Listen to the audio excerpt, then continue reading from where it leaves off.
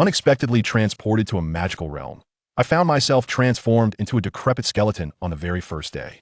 Leveling up, evolving, allocating attributes. From a fragile low-tier skeleton that crumbles at a mere touch, I metamorphosed into a robust skeleton, ultimately fusing with the horns of a bone dragon to evolve into an elemental skeleton, gradually ascending through levels, merging, evolving, and growing, until I became the mightiest of skeletons, starting from the lowly beginnings of a mere skeleton. Chapter 1. Skeleton and the Otherworld. A desolate darkness enveloped me, instilling a sense of dread. Have I perished? Li Xiaoman's hazy consciousness grappled with thoughts. On the first day of traversing this foreign world, he was slain by the breath of a bone dragon. Perhaps he was the most unfortunate of all travelers. No, he would not accept such a fate. Having crossed into a realm of magic and fantasy, how could it end in such a manner? Ding! Consciousness beginning to awaken. In the darkness, a faint glow illuminated a line of text. Subsequently, as if igniting a chain reaction, more shimmering characters emerged from the shadows, akin to countless fireflies. Ding! Your race has been transformed into a low-tier skeleton. Name was Xiaoman Pond. Race low-tier skeleton. Level LV1/LV10. The upper limit for low-tier skeletons is LV10. Occupation none. Strength 4/10. Constitution 4/10. Spirit 8/10. Evolution requirement. Achieving maximum points in strength, constitution, and spirit will enable racial evolution.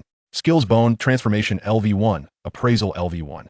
Status enslaved, subjugated by the malevolent bone dragon Pond. Bone deterioration. Deprived of the sustenance of a living body, the bones begin to deteriorate. Over time, constitution and strength points diminish. Experience 0 out of 100. Description: a frail, terrifyingly dilapidated skeleton. Even the once handsome visage has vanished. A mere pawn enslaved by the malevolent bone dragon Pond, likely to collapse within a year. The darkness was illuminated. Unfamiliar sights flooded his vision. At the dim bottom of a canyon, grotesque and terrifying skeletons wandered, reminiscent of a hellish landscape. Have I been resurrected? Li Xiaoman raised his hand, only to find not a flesh and blood body, but a pair of withered, darkened bony arms. The arms bore pits and cracks, with missing bones, as if they might shatter at any moment. I have become a skeleton. Startled, Li Xiaoman's body trembled, his mind swirling in chaos. After a while, he calmed himself, sitting upon the ground, contemplating the skeletons surrounding him. Though transformed into a skeleton, he retained his consciousness and intellect. Compared to outright death, this outcome seemed somewhat acceptable. At the very least, he was alive, and with life came hope. Regaining his composure, he began to assess his situation. He opened a panel that resembled a game interface, a feature that accompanied him upon his arrival in this world. It was his greatest secret and support. Having been transformed into a skeleton, at least this panel remained, granting him an opportunity for resurgence. He suspected that his ability to retain memories and consciousness as a skeleton was due to this panel. His name now bore the surname Pond, likely a change brought about during his transformation by the bone dragon Pond. Additionally, his status now included enslaved and bone deterioration. Upon achieving a score of 10 in strength, constitution, and spirit, he would gain the chance for evolution. In summary, his current objective was to level up, evolve, and enhance his strength. To level up, I must first acquire experience, correct? Does this mean hunting other monsters? Li Xiaoman cast his gaze upon the other skeletal creatures around him, attempting to activate the appraisal skill on one of them. The void beside the skeleton flickered to life, revealing several lines of glowing characters. Name: Pond's low-tier skeleton. Level LV3. Skills: hardbone LV1. Status: enslaved, bone deterioration. Description: a low-tier skeleton enslaved by the wicked bone dragon Pond, with remarkably hard bones, likely to last another 2 years before crumbling. In simple terms, he was outmatched. However, being outmatched did not equate to being outwitted. The skeletons here, apart from him, possessed no intelligence, having lost their minds entirely. He stealthily trailed behind this particular skeleton. When its status bar indicated fatigued, it collapsed to the ground. Shortly thereafter, a sleep appeared in the status bar. Ensuring that no other skeletal companions were nearby, he quietly lifted a large stone, positioning it near the slumbering low-tier skeleton's head. After confirming the skeleton's state once more, he raised the stone high. Due to insufficient strength, his bony arms trembled slightly. He swung the stone fiercely, aiming for the sleeping low-tier skeleton's head. The sound of impact resonated loudly in the cavern, causing the eerie blue flames in Li Xiaoman's eye sockets to flicker. Cracks appeared on the skeleton's skull, and its status shifted from sleep to stunned. This was akin to entering a deeper state of slumber. Without hesitation, he summoned his strength again, the bones in his arms creaking as he lifted the stone once more. Bang! A second strike. This time, the skeleton's skull shattered, collapsing inward. Ding! Low-tier skeleton slain. Experience 30. Li Xiaomon raised his head, cautiously surveying his surroundings, particularly the direction of pond. He speculated that the death of the skeleton would not attract Pond's attention. However, speculation remained mere conjecture. Time quietly passed in anticipation, and as silence lingered, Li Xiaomon gradually felt at ease. Observing the immobile skeletal remains on the ground, it was evident that they were in far better condition than his own pitiful form. Li Xiaomon crouched down, removing the right arm of the skeletal figure beside him for examination. After weighing a couple of times, he detached his own tattered, withered, darkened right arm. As a skeleton, devoid of pain receptors, he only felt a tugging sensation as his right arm was pulled away. Next, he aligned the right arm of the other skeleton with the shoulder and activated bone transformation. The two connected seamlessly. This arm was slightly smaller than his original, but for Li Xiaomon, endowed with bone transformation, it posed no challenge. Adjusting the skeletal arm, it quickly matched the size and shape of his original. A faint surge of energy flowed from the connection point of the right arm. Ding, acquired skill, Hardbone LV1. Constitution 1. A radiant light enveloped his entire being, the dark hue noticeably fading, and some minor cracks mending. He had actually acquired a skill. The flames in Li Xiaomon's eye sockets flared up intensely, a dangerous thought surging within him. To escape the clutches of the malevolent bone dragon pond, he required patience, timing, and above all, strength. The myriad skeletons transformed by the bone dragon pond were countless, many possessing exceptionally powerful skills. This was no mere dragon's lair. It was a veritable treasure trove of skills. By acquiring sufficient skills and biding his time, he could break free from Pond's control. At that moment, the world would be his to traverse freely. Once he escaped this den of skeletal dragons, he could once again revel in the grandeur of his otherworldly journey. Li Xiaomon lifted his head in the pitch-black cavern. The eerie blue flames within his eye sockets blazed with fervor. Chapter 2. The pursuit of the skeletons. The flames flickering in Li Xiaomon's eye sockets seemed imbued with an uncanny intelligence, sweeping through the profound valley as they surveyed the myriad skeletons. Yet, those skeletal figures, devoid of sentience, remained blissfully unaware of the scrutiny directed at them. Wandering aimlessly in the absence of any command from Pound, Li Xiaomon's criteria for his targets were rather modest: low level, proficient skills, and solitary. However, in this dragon-esque lair, discovering a skeleton that matched his level proved to be a formidable challenge. After all, a level 1 skeleton could be aptly described as rare. Most skeletons were above level 5, and those below level 5 were few and far between. As of now, apart from himself, he had yet to encounter a single level 1 skeleton. Nevertheless, with determination, he believed that anything was possible. During his vigilant patrol, fortune smiled upon him as he stumbled upon a skeleton that piqued his interest, a level 3 skeleton possessing the skill of swiftness. He was captivated by its long, white legs, as smooth and beautiful as jade. Enthralled, he trailed behind the skeleton, his azure flames burning fervently in his eye sockets, fixated on those exquisitely long, ivory limbs. Oblivious to the presence of Li Xiaomon, the skeleton continued its aimless stride. He bided his time, waiting for an opportune moment when the skeleton would be alone. The wandering of skeletons lacked any discernible pattern. Patience was key, and he was certain this delightful skeleton would eventually find itself isolated. At that juncture, it would be his moment to strike. Moreover, skeletons required rest, and once this particular skeleton fell into slumber, that would present yet another opportunity for him. Transformed into a skeleton, Li Xiaomon had cultivated a newfound patience, akin to a hunter lying in wait for its prey. As time passed, he seized the moment.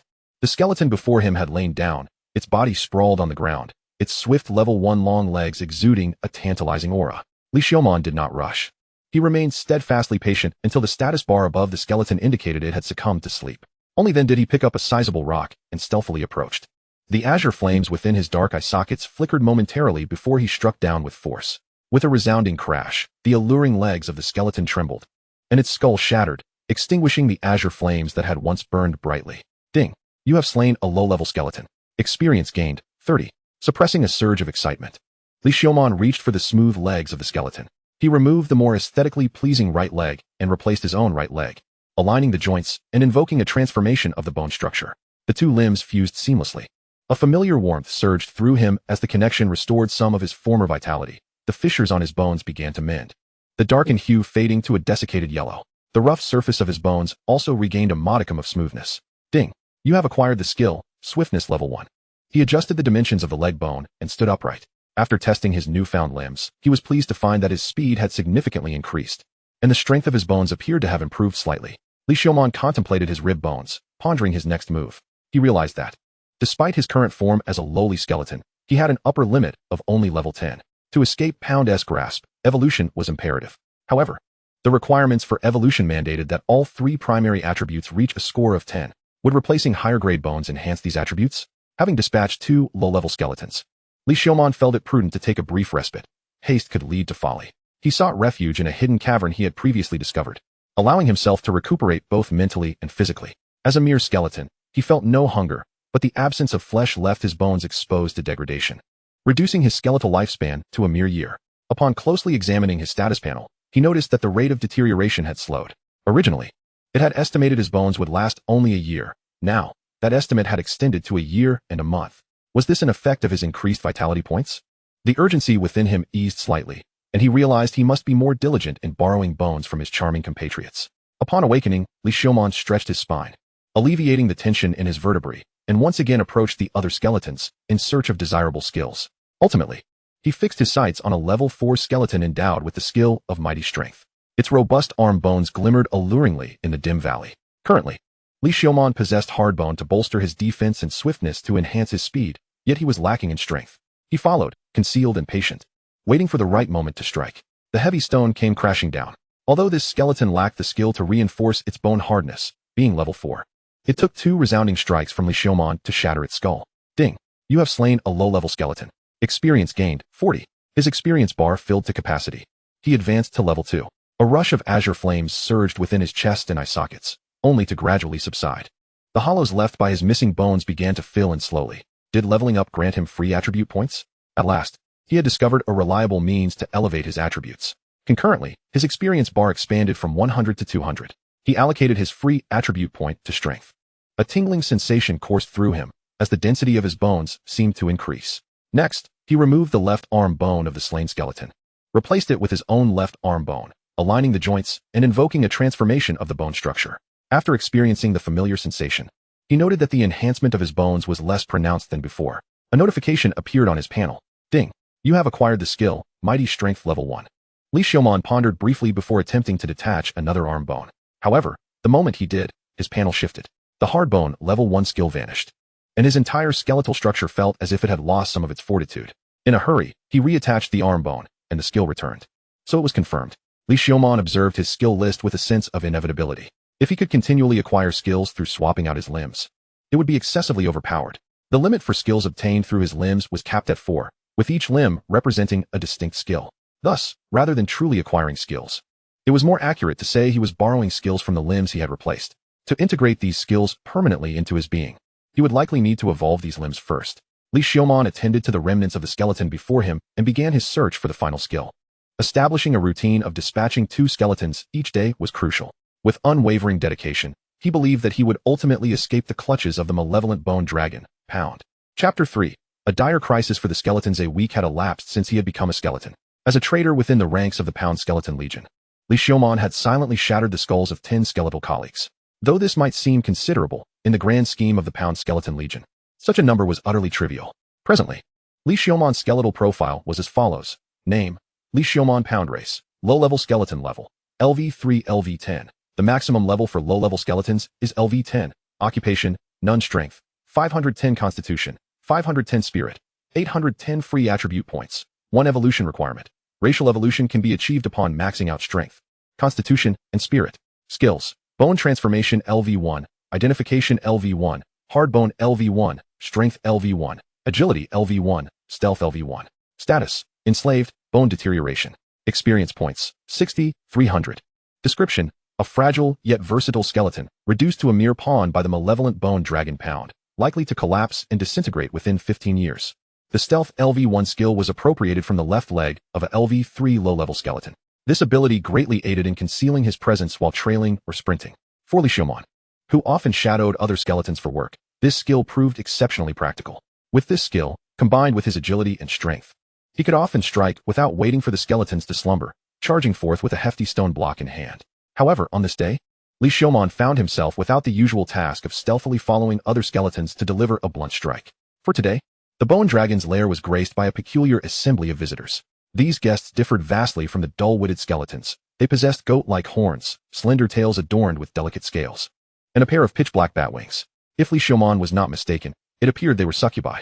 These succubi flitted through the air, their eyes scanning the skeletons as if appraising merchandise. Li Xiaoman was all too familiar with that gaze, having employed it just 3 minutes prior to observe his fellow skeletons. Cursing under his breath, he shrank back, hoping to remain inconspicuous amidst the throng of bones. Yet, the talented skeleton could not help but exude a certain distinct, disconcerting charm. His smooth, white bones seemingly broadcasting his uniqueness to the world. This was largely thanks to the hygiene standards imposed by one particular skeleton, compelling him to maintain his cleanliness. Li Xiaoman was soon singled out by one of the succubi.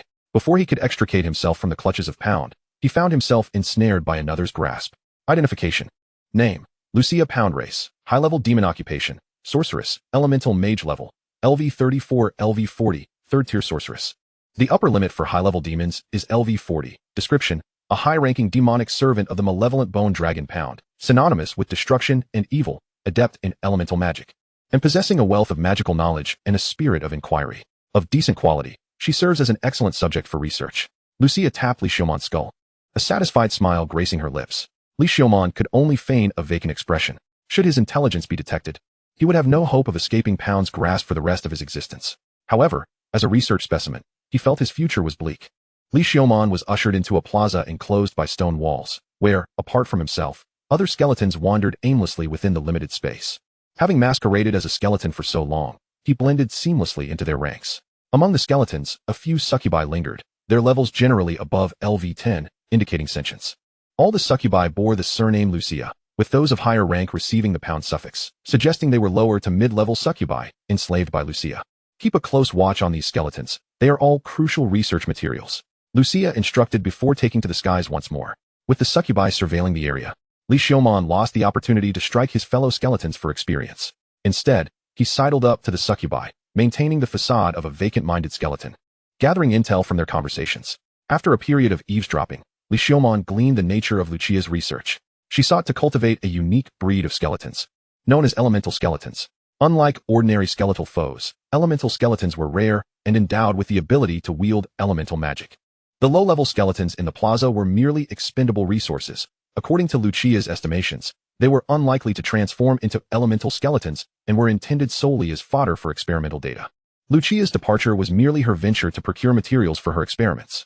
The first trial with this batch of skeletons was scheduled for 3 days hence. In the blink of an eye, the inaugural experiment loomed.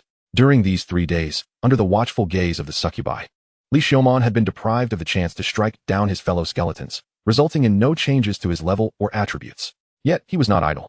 Seizing the opportunity while several of his more endearing colleagues slumbered, he incapacitated them and stealthily swapped out their limbs. The unsuspecting skeletons remained oblivious to their alterations.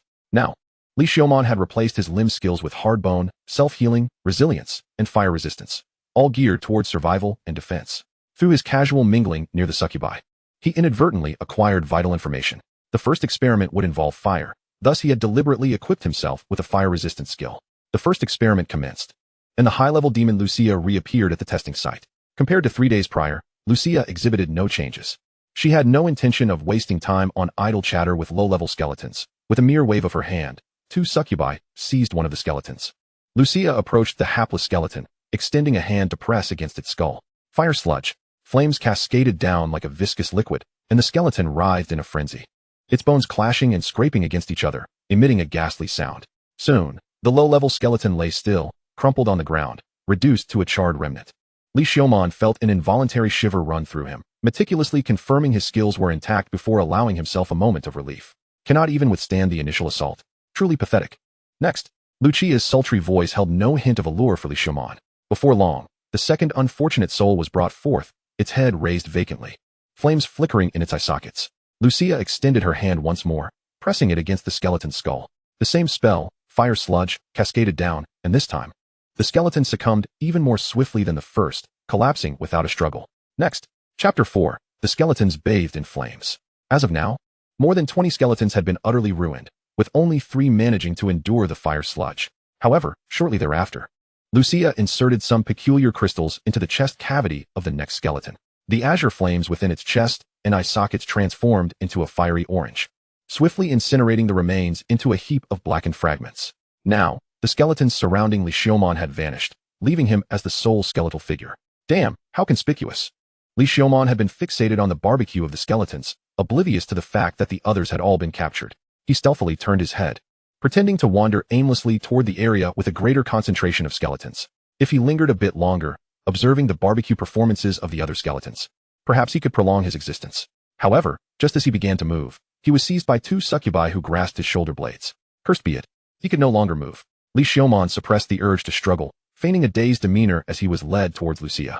He must not betray any sign of intelligence. Otherwise, his demise would be inevitable.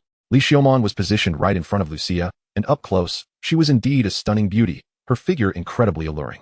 Her horns, tail, and bat wings added an extra layer of charm.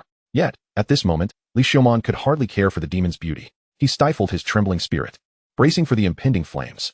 Lucia scrutinized Li Xiaomon for a moment, not concerning herself too much, for to her, these skeletons were mere instinctual beings, indistinguishable from wild beasts or insects. Her right hand pressed against his smooth skull, and her voice echoed in his ear. Magma. Magic energy began to weave a spell in her palm, and soon, the energy surged forth, pouring molten flames over his skull, cascading down. It enveloped every inch of his skeletal frame, as if draping his bones in a fiery membrane. This was the first time Li Xiaomon felt pain since becoming a skeleton. The azure flames flickered wildly within his chest cavity and eye sockets, trembling. His throat emitted bizarre sounds, akin to the creaking of bones grinding against one another. Crack, crack, crack. His bones were continuously charred and then healed. The flame's endurance significantly diminished the effect of the magma, allowing him to endure until its conclusion. At this moment, his skeleton faintly radiated a soft red glow, emanating steam, as if it were a perfectly tempered iron ingot, freshly forged. Such a feeble breath. And yet he survived the magma. Lucia regarded him with some surprise. Then, the two succubi hoisted him once more. This time not with their hands, but with invisible hands formed by magic. After all, the temperature of his bones was extraordinarily high now. I hope you can still surprise me, Lucia mused, retrieving a crystalline shard. Perhaps it was Li Xiaomon's illusion.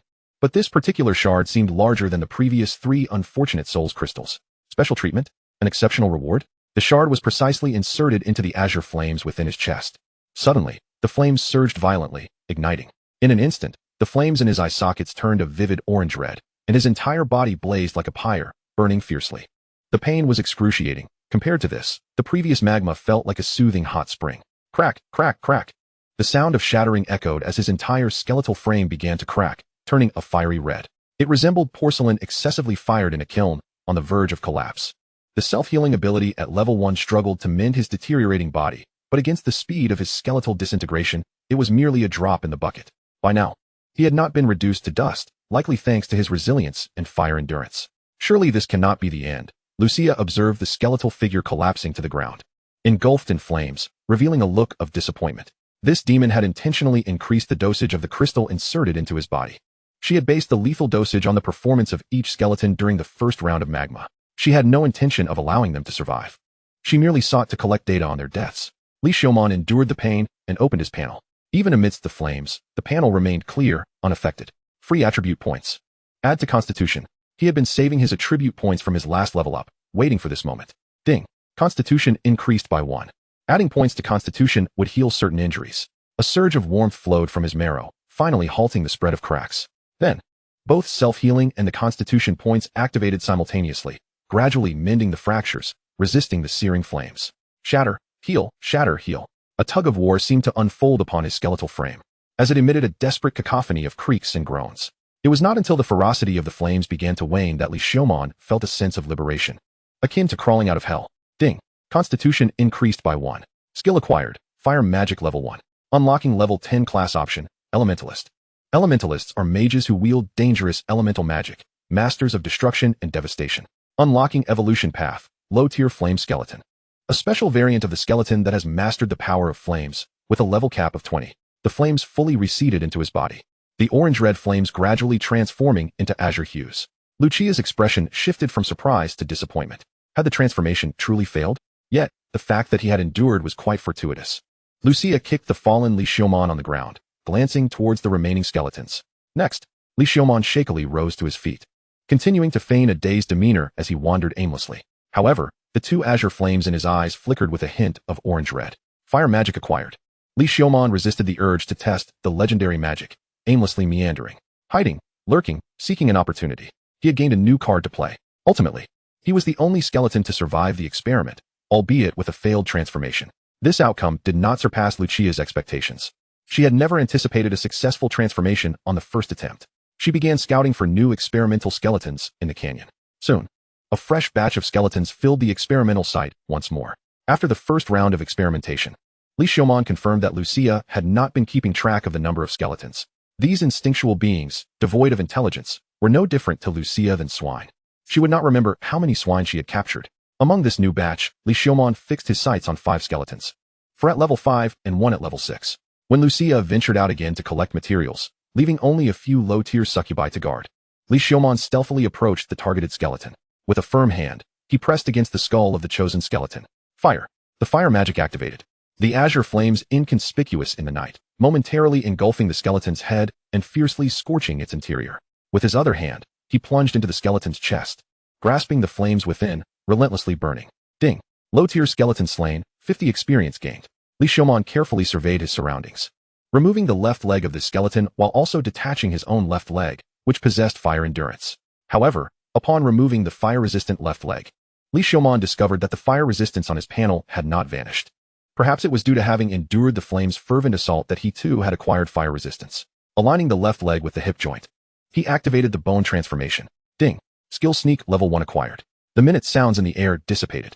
Subsequently, Li Xiaomon meticulously dismantled the remaining remnants into various sized bone fragments, carefully enveloping them in flames, reducing them to powder, which he scattered on the ground. Once all the bones had been thoroughly processed, a wave of mental fatigue washed over Li Xiaomon. Was magic related to mental points? He felt fortunate that his mental points were reasonably satisfactory, and soon fell into a deep slumber. Chapter 5. The Skeleton's Miscalculation. Li Xiaomon did not forget to glean information from the low-tier succubi during the day. Understanding the nature of Lucia's next experiment was of paramount importance to him. It was only by learning that the previous experiment was related to fire that he had been able to acquire the corresponding skills, which helped him endure the torment inflicted by that demon. Through his diligent inquiries, he finally uncovered the details of the upcoming experiment. This time, it was not fire but earth. He could retain the self-healing skill of tough bones for continued use, but he now needed to find earth resistance. At long last, he discovered an adorable level 6 skeleton endowed with earth resistance and immense strength. Possessing 2 skills was quite rare among low-tier skeletons. He decided against rushing to claim it, for he needed to continue utilizing his sneak for several more nights to gather enough experience for leveling up.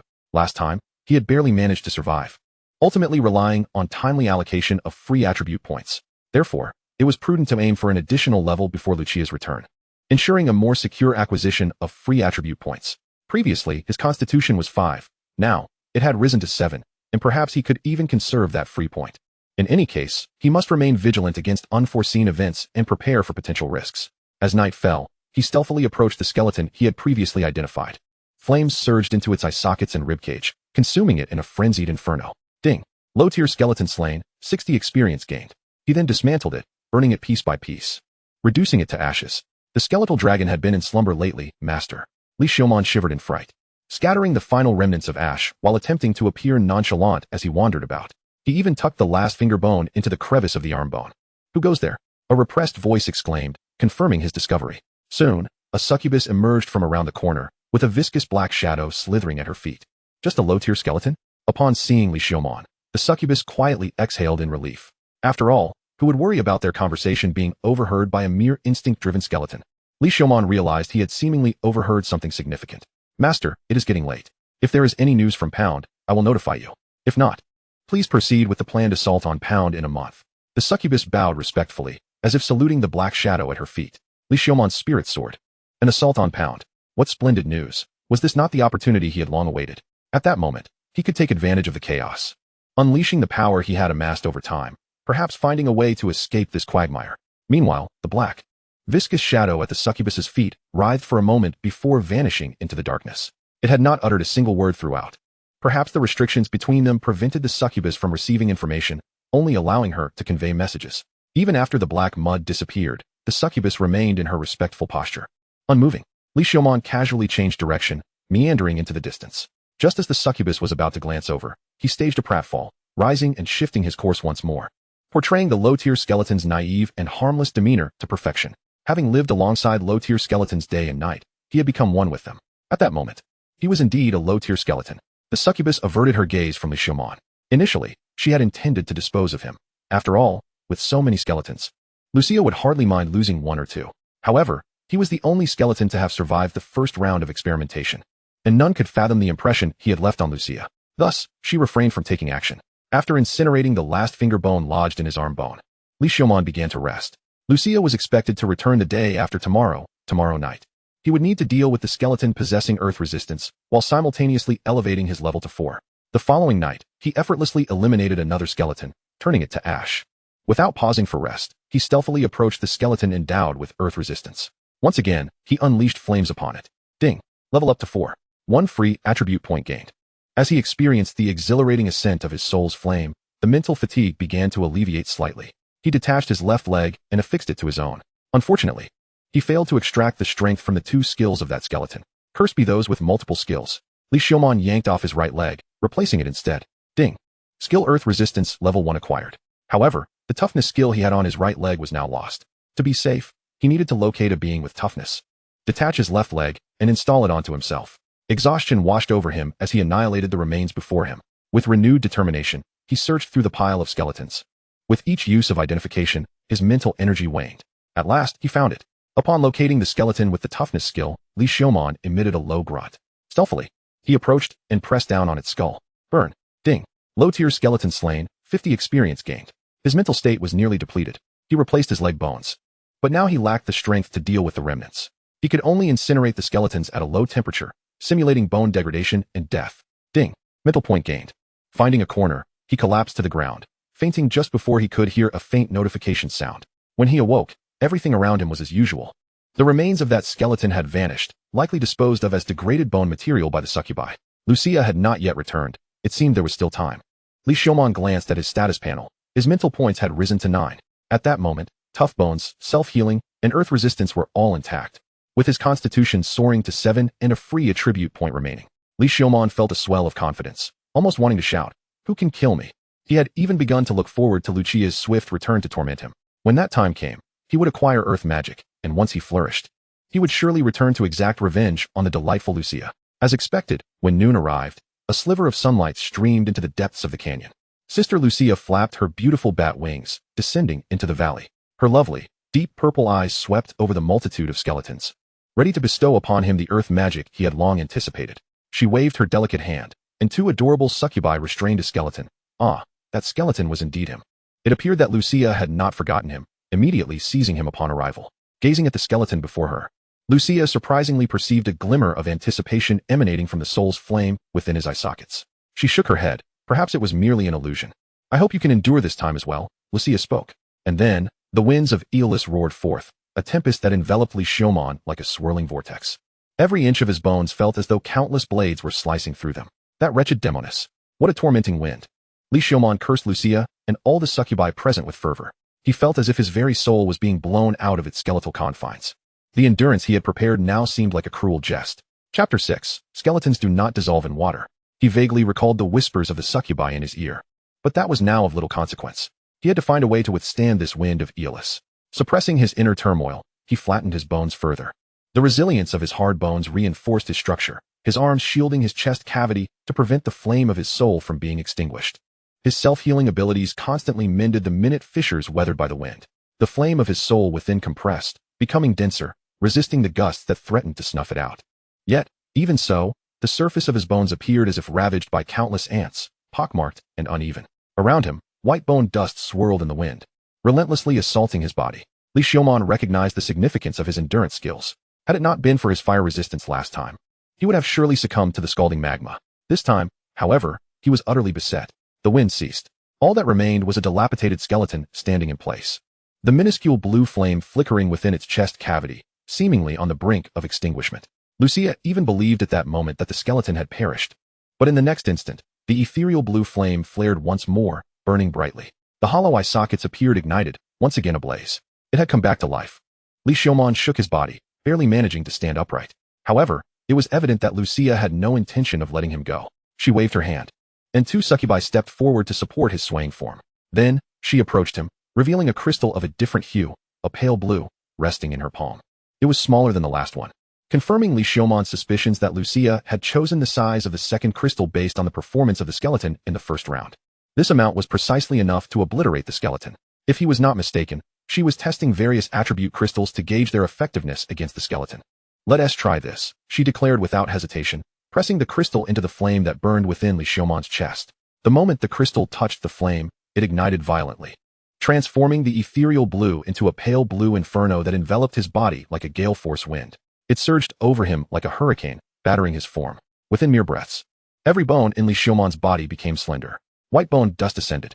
Perhaps this was the retribution for the colleagues he had turned to ash a few nights prior. He mused bitterly. Before long, his teeth began to fall from their bony sockets, and his skull was reduced to a mere shell, riddled with holes of various sizes. Within those openings, the ethereal blue flame danced defiantly, refusing to be extinguished. His ribs snapped one by one, detaching from his body. His arm and leg bones were reduced to the thickness of a pinky finger, with phalanges falling away like autumn leaves. His entire being teetered on the brink of collapse. Yet, Li Xiumon's consciousness remained alert. As his body approached the point of disintegration, he activated his control panel and allocated his free attribute points to his constitution. The combined effects of self-healing and the boost to his constitution sounded the call for counterattack. His bones radiated a luminous glow, continually mending the fractured remnants of his structure. Meanwhile, Lucia watched with wide eyes, intently observing the self-healing of Li Xiumon's skeletal frame. Just like last time, is this skeleton's extraordinary healing ability a unique talent? Lucia mused, stroking her smooth chin. She then diverted her gaze, having determined that the remaining force would not be sufficient to shatter this skeleton. Thus, she ceased her scrutiny. The healing prowess of this skeleton was impressive, but not worth her further concern. Next, Li Xiumon finally withstood the wind's assault, collapsing to the ground as he gazed at the floating panel before him. Ding. Constitution 1. Acquired skill, wind resistance, LV1. After a prolonged wait, he did not see the wind magic LV1 that he so eagerly desired. Cursed be the wind magic. How could he be denied such a grand spell? Though discontented, Li Xiumon surmised the reason. Lucia must have used a crystal too small for his current stature. Yet, had she chosen a larger one, he would likely be deceased by now. Cursed be his misfortune. If only he had wind resistance, he would not have been so thoroughly beleaguered. Li Xiumon rose from the ground, feigning ignorance as he wandered in a daze. The elemental attributes were divided into 4 types: fire, water, earth, and wind. Lucia had already experimented with fire and wind, so the next trials would likely involve earth and water. To be safe, should he gather resistance to both earth and water to prevent any mishaps? When the experiments concluded, Li Xiumon found himself the sole survivor amidst the wreckage. It was a rare occasion to have colleagues, and he silently mourned for those amiable companions. They were all competent repositories of skills, and he felt honored to know them. The gazes of the succubi swept over Li Xiumon, perhaps marveling at his remarkable survival. Having endured 2 rounds of skeletons, fate had favored him. The 3rd round of skeletons was swiftly replenished. Li Xiumon, now more adept, skillfully sought out a stealthy skeleton, exchanging his resilience for stealth. Under the cover of night, he stealthily dispatched his unsuspecting colleagues. 2 on a single night, sometimes 3. The rhythm of his actions growing smoother with each encounter. The succubi who had previously scattered in fear now seemed disinclined to fly, as if sensing the high-altitude particles tainting the air. Li Xiumon's level rose to LV5, nearing LV6. However, he decided against further actions that night, having grown too brazen recently. He had overheard the succubi during the day discussing how the number of skeletons seemed diminished, and the plaza felt rather spacious. The succubi showed no suspicion regarding skeletons attacking their own kind. Li Xiumon felt a swell of pride at their trust. He had managed to earn the confidence of his enemies. The following day, Lucia returned once more. Li Xiumon had replaced his skills with earth resistance, water resistance, resilience, and self-healing. After all, he no longer fully trusted the information provided by the succubi. Lucia once again commanded the succubi to pull Li Xiumon from the heap of skeletons. Cursed be this demoness. She was truly eager to end his life. He had intended to let his colleagues take a few more risks. Now, it's water attribute. You must endure, Lucia remarked, gazing at the skeleton before her with a smile. Although her tone was gentle, she unhesitatingly unleashed a skill capable of bringing about his demise. Streams of water coalesced from the void, enveloping Li Xiumon in a buoyant, spherical prison of liquid. The pressure of the water steadily intensified, relentlessly washing against his body. One by one, his bones began to bend under the relentless force. However, bolstered by his resilience, Li Xiumon managed to endure the watery confinement with relative ease. Thanks to his constitution of 9 points, Lucia displayed a glimmer of excitement, retrieving a deep blue crystal larger than the previous fire attribute stone, and thrusting it into the skeletal chest cavity where flames flickered. Another wave of torment washed over him, yet he persevered, bolstered by additional points to his constitution. Chapter 7. The skeleton encounters the enemy. Ding. Constitution increased by 1. Acquired skill, water magic level 1. A new evolutionary path has been unlocked, low-tier ocean skeleton. The ocean skeleton, born of the seas, possesses the ability to manipulate water currents. How delightful it is to be alive. Observing Li Xiumon, who lay unchanged upon the ground, Lucia's expression shifted from anticipation to disappointment. She delivered a swift kick and called for the next. Li Xiaomon clambered back to his feet, meandering around, secretly reveling in the demise of his new colleagues, each death adding to his repertoire of skills. It must be admitted that witnessing the deaths of other skeletons from a safe distance proved to be a rather amusing diversion. How detestable, he thought, to have become a pervert. Just moments ago, newly transformed into a skeleton, he had been too timid to venture outside the skeleton den. Yet now, he found himself in this ghastly predicament. Could this be termed as descent into depravity? After bidding farewell to yet another batch of colleagues, the succubi regarded him with increasingly peculiar looks. In the days that followed, it was no longer Li Xiaomon seeking the succubi. Rather, they flocked to him in droves. As they approached, they would chant, "Blessed skeleton, grant me ascension to mid-tier succubus. Blessed skeleton, may I encounter a charming youth on my next outing. Blessed skeleton, help me break free from adversity and achieve a double gold streak." Very well, the last wish was indeed Li Xiaomon's own. How unfortunate it was to be ensnared by superstitions. These succubi severely hindered Li Xiaomon's efforts to recruit colleagues. It was only upon Lucia's return that he barely managed to reach level 6 and acquire the vital attribute points for survival. His constitution had now risen to 11 points, meeting the evolutionary requirements, yet his strength remained a mere 5, an alarming imbalance. This time, without a doubt, it would be an experiment with the earth attribute. Li Xiaomon prepared the skills of earth resistance, toughness, hardbone, and self-healing. Once more, Lucia selected Li Xiaomon from the pile of skeletons and unleashed a spell, deterioration. This time, it was a skill that countered skeletons most effectively. The degradation of bones through the use of earth was an exceptionally potent technique against skeletons that bore the curse of bone degradation for years. Yet, with a constitution of 11 points and possessing earth resistance, Li Xiaomon stood resolute against the deterioration. The earth attribute crystal now resembled a pigeon's egg in size. Instantly, Li Xiaomon was engulfed in earthy flames, layer upon layer of his bones disintegrating into the soil. In that moment, he felt as if he were returning to the earth, becoming a slumbering relic within its depths. His body continued to decay, merging with the land, and not only was his corporeal form disintegrating, but his consciousness began to unravel as well. What a perilous situation, Li Xiaomon reflected inwardly.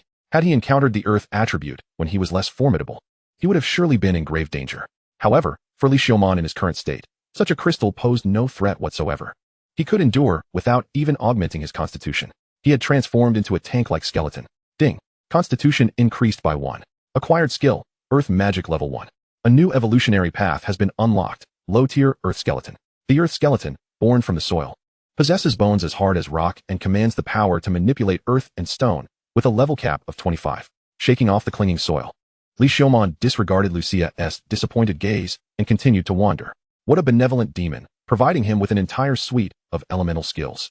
Truly an angel investor on his path to freedom. He vowed to make her demise a tad easier in the future, though the outcome was favorable. This demon harbored intentions to eliminate him, without a doubt. Following that, the fourth batch of colleagues met their demise one after another. Now, only one super skeleton, Li Xiaomon, had survived 4 rounds of experimentation. Then, Li Xiaomon was released.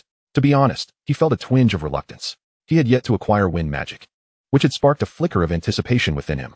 Before departing, a group of succubi had plucked his finger bones, as it was rumored that each bone, belonging to the lucky skeleton, bore a fortune-enhancing effect. Under the supervision of Principal Lucia Pound, Li Xiaomon returned from the Succubi Academy brimming with confidence. He now felt capable of delivering a dimensional strike against his foolish peers. He swiftly donned an entire set of divine attire. Swift level 1 for the right leg, Stealth level 1 for the left leg, Swordsmanship level 1 for the right arm, and Mighty Strength level 1 for the left arm.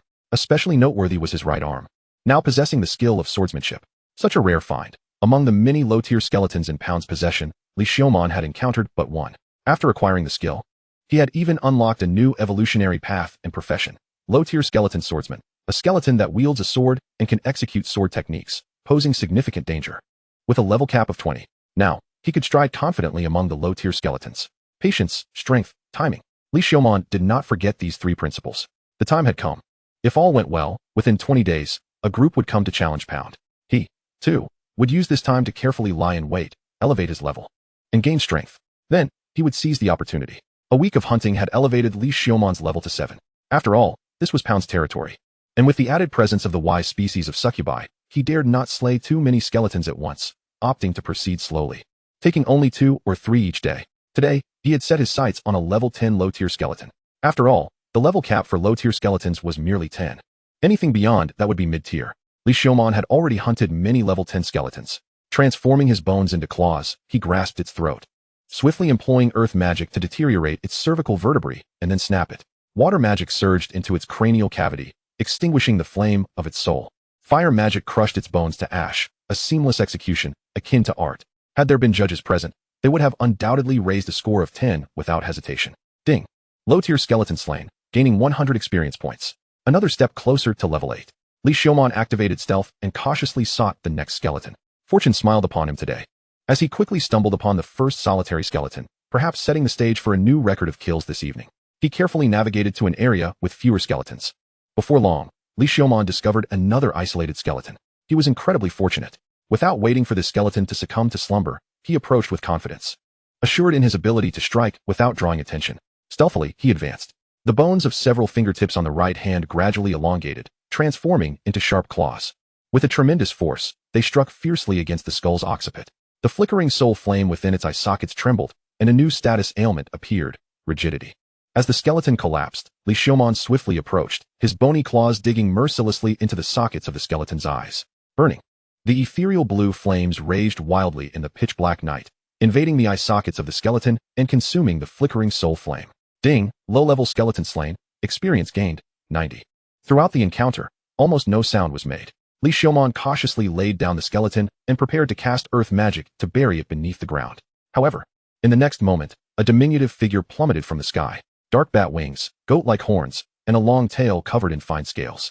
Indeed, it was a succubus, known as Trelucia Pandahyut, a low-level demon of the dark mage profession, level LV14, LV20, described as an assassin mage lurking in the shadows, capable of wielding the forces of darkness.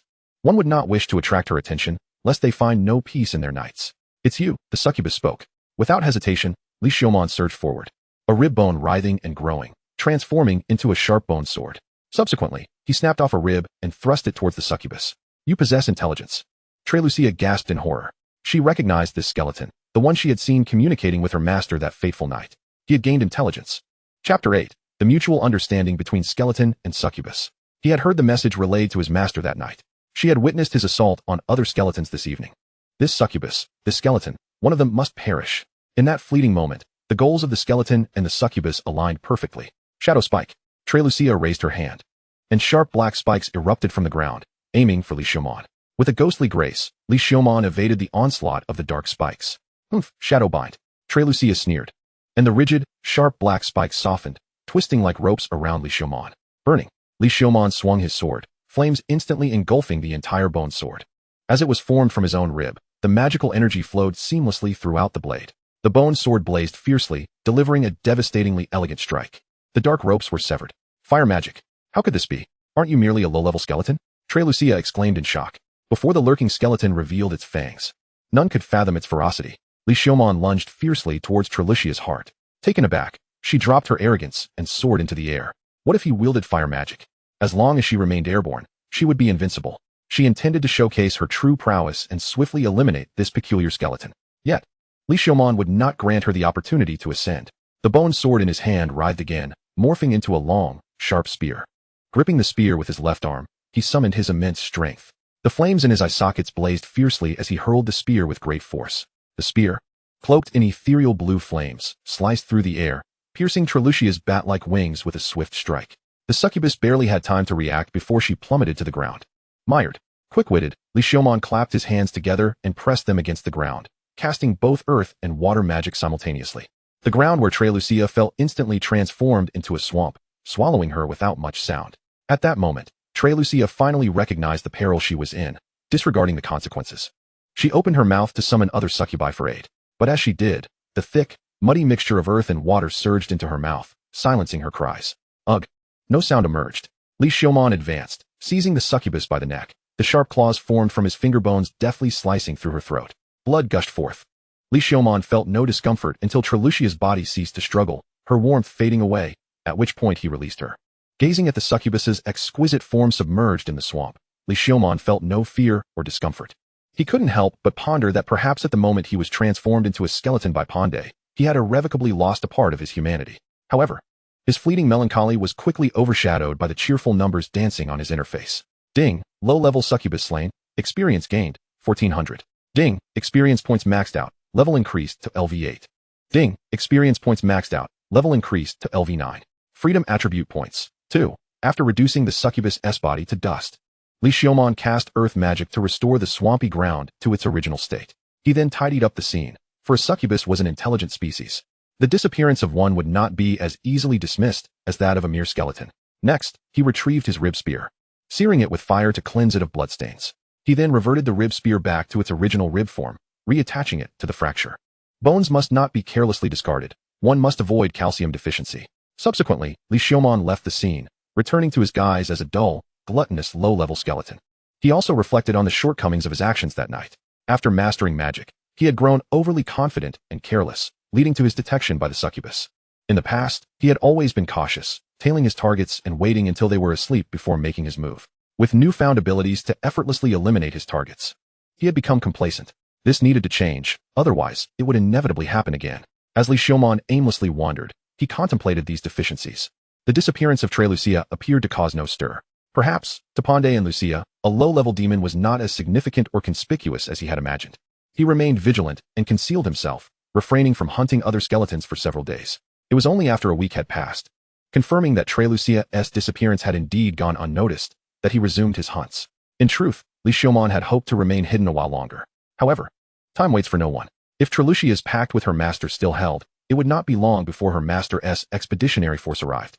This was the opportunity he had been waiting for. Should he miss it, he knew not when such a chance would come again. Thus, to seize this fleeting opportunity, necessary risks were paramount. Yet, with risk came the need for greater caution. Li Xiaomon meticulously selected skeletons to hunt, managing to maintain a quota of 2 to 3 skeletons slain each day. At last, on the third day, he reached LV10. Name, Li Xiaomon Pandey.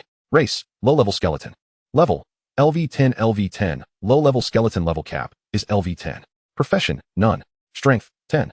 Constitution, 13. Spirit, 10. Freedom attribute points, 0. Evolution necessitates the attainment of maximum strength, constitution, and mental fortitude before one can undergo racial transformation. The evolutionary paths include the low-tier earth skeleton, skeleton swordsman, and low-tier ocean skeleton. Skills encompass bone transformation LV1, appraisal LV1, titan strength LV1, agility LV1, stealth LV1, swordsmanship LV1, elemental resistance LV1, fire magic LV1, water magic LV1, and earth magic LV1. Current status reveals enslavement and skeletal degradation. With experience points totaling 1, 120, 100, evolution and subsequent class selection are prerequisites for level advancement. The narrative describes a low-tier skeleton adept in magic, possessing basic elemental resistance and rudimentary swordsmanship. Underestimating him could lead to dire consequences, and he may endure for an additional 8 years before collapsing. Li Xiaomon does not possess skills at level 2. Based on his observations, only mid-tier skeletons and succubi above level 10 wield level 2 skills. Such abilities are on par with first-tier magic, unattainable by low-tier skeletons below level 10 without a class. Li Xiaomon remains unhurried to evolve and select a profession, pondering the potential alterations to his appearance post-transformation. Should he evolve without cause, it would be evident to all that he is otherworldly, and no one would believe it was without reason. Even if he were to accept his evolution in daylight, such attention could deepen the enslavement and scrutiny he faces. He certainly does not wish to labor eternally for a bone dragon. Chapter 9. The Skeleton's Rebellion. The following morning, the entire canyon trembled as countless rocks cascaded down from the canyon's mouth. In an instant, several skeletons were caught unaware, shattering into fragments. The azure flames in Li Xiaomon's eyes flared momentarily as he raised his gaze, fixated on the rear of the canyon. In what seemed a response to his anticipation, a barrage of orange-red fireballs shot forth from the canyon's entrance. The opportunity he had awaited had finally arrived. A darkness deeper than the abyss brewed, concocting a forbidden magical brew from the fruits of shadow, to be offered to the exalted lord of the abyss, the king of darkness. The 7th-tier magic, dark sacrifice, manifested as swirling black magic circles erupted from the ground, ascending from the canyon's depths toward its mouth, shrouding the sky. At the heart of this magical array, in the canyon's most profound shadows, the bone dragon named Pound extended its neck, chanting its 7th-tier spell.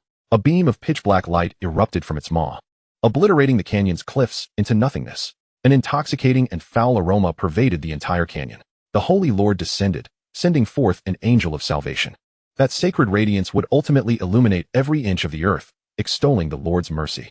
The 7th-tier magic, divine judgment of the celestial angel, resonated with the chant. As golden beams cascaded from the heavens, it was as if a golden curtain descended from paradise, suffused with sacred light. A faint silhouette of an angel appeared, and before this spectral figure stood a missionary draped in splendid robes, raising his golden staff in song. Accursed humans who worship the goddess of light. Do you wish to bear the wrath of the bone dragon? Pound? Pound unfurled its massive skeletal wings, sending a gust that scattered numerous nearby skeletons. But it paid them no heed, soaring towards the missionary's figure. Although Li Xiaomon found it perplexing how Pound's bony, drafty wings could lift its form. The very notion of scientific rationale in a magical realm was inherently absurd. Pound charged at the missionary, only to be intercepted mid-flight by a figure clad in heavy purple armor. This slender form, dwarfed before the dragon, wielded a colossal sword to block the furious, imperious Pound. A high-level warrior of the fighter class, Li Xiaomon deemed it prudent to disregard the celestial confrontation above. His priority was to seize the opportunity to escape Pound's clutches. Should Pound perish here at the hands of the missionary and warrior, it would be an even greater boon, as Pound was obstructed by the two divine figures. Other adventurers and soldiers eagerly surged down the canyon. The ranged magic users stationed at the canyon's edge began chanting spells, unleashing magic upon the canyon's depths. The skeletons, no longer sluggish, surged towards the humans with newfound vigor. Even Li Xiaomon felt an overwhelming impulse to obliterate the invading humans. He quickly recognized this as Pound's influence. Had he been his former self, he would have been unable to restrain his rationality, succumbing to Pound's commands to charge at the humans. Yet now, he could suppress the urge and evade Pound's control. To avoid detection, Li Xiaomon blended into the ranks of low-tier skeletons, cawing as he charged towards the humans. He mingled among them not for any other purpose but to deliver the killing blow. Should the humans severely wound a skeleton, Li Xiaomon would not hesitate to stealthily strike, claiming the kill. When a skeleton was on the verge of dispatching a human, he would recklessly leap forward, pushing aside the combatants to land a decisive blow. In essence, it was all about securing those final strikes, edging toward the battlefield's periphery. Watching the experience points soar on his screen, Li Xiaomon could barely contain his grin. How infuriatingly accommodating this other world was to outsiders. Yet, he still concealed his true prowess, lying in wait for the opportune moment. In a world where one could not be the strongest, one must instead become the most concealed. On this battlefield, both allies and foes far surpassed Li Xiaomon in strength. As the humans pressed their assault, the skeletons suffered considerable losses. The succubi had already flown to the canyon's mouth, attacking the mages stationed there. The mages, compelled to defend themselves, could not retaliate against the skeleton legion. Seizing the chance, the skeletons began to counterattack, leveraging their numerical superiority. At the same time, high-tier skeleton mages entered the fray, casting necromantic spells. Corpses of fallen humans rose once more, turning against their former comrades. Hidden among the humans, a priest stepped forth, chanting in unison, "O benevolent goddess of light, may your merciful radiance cleanse every inch of filth within your divine realm." The incantation resonated as golden light enveloped the battlefield. Clearly, the opposing side had prepared thoroughly for this assault. In the illuminated domain of golden holy light, the reanimated corpses crackled and emitted wisps of smoke, collapsing once again. Even the skeletons began to falter. Li Xiaomon felt a wave of agitation and powerlessness wash over him, but he shook his head, dispelling the sensation. Observing the low-tier skeletons around him deteriorating in spirit, he feigned their malaise convincingly. Lurking, biding his time, he muttered to himself. Once more, the humans surged forward, brandishing their weapons in a fervor. The skeleton's numerical advantage clashed with the humans' momentum, resulting in a fiercely contested battlefield once more. Li Xiaomon cared little for the conflict. He continued to feign weakness, striking when the opportunity arose, inching toward the battlefield's edge. Lurking, biding his time, he kept murmuring. Beneath the earth, dormant bones emit a low murmur, brewing the most fragrant of calamities in the darkness. First-tier magic, the lament of the skeletal remains. A familiar voice resonates. It is Lucia's voice. At this moment, she leads a cadre of succubi in incantation, as a purplish-red magical circle unfurls beneath her feet, sending ripples that sweep over the battlefield of bones. The flames flickering within the ribcages and eye sockets of the skeletons ignite with fervor, as if provoked, surging with renewed vigor. One by one, the skeletons screech in excitement, rushing forward with wild abandon. The advantage shifts to the skeletal horde, and the humans begin to retreat. Li Xiaomon feels a fervent heat within his soul's flame, an insatiable urge to pounce upon a human and feast upon their blood, soaking his bones in crimson. Alarmed, he hastily douses his soul's fire with a spell of water, regaining his composure. Damn it, patience, patience. Li Xiaomon continues to stealthily navigate the fringes of the battlefield, only dispatching humans as he goes, wary of alerting his dim-witted kin, lest they extinguish this traitor. Cursed be his rebellious nature, yet he finds himself powerless against it. Chapter 10, The Skeletal Aversion to Buffs. The Lord's Seraphim treads upon the earth, scattering his benevolence. First-tier magic, blessing of the Seraphim. The prayers of the priests rise in unison, merging into a harmonious chorus. In an instant, the weapons of the humans are cloaked in a radiant holy light, slicing through skeletons as though they were butter, sending shivers down Li Xiaomon's spine. How interminable this is. The buffs keep coming without pause. Li Xiaomon feels as though the edge of the battlefield is an unattainable distance. He contemplates a reckless charge, overwhelmed by the incessant barrage of buffs.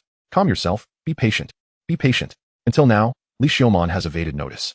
As long as he can reach the battlefield's edge and lie in wait, opportunities will arise to escape the clutches of his captor. His experience has already surpassed 2,000. Should he survive this skirmish, he might leap several levels upon his evolution.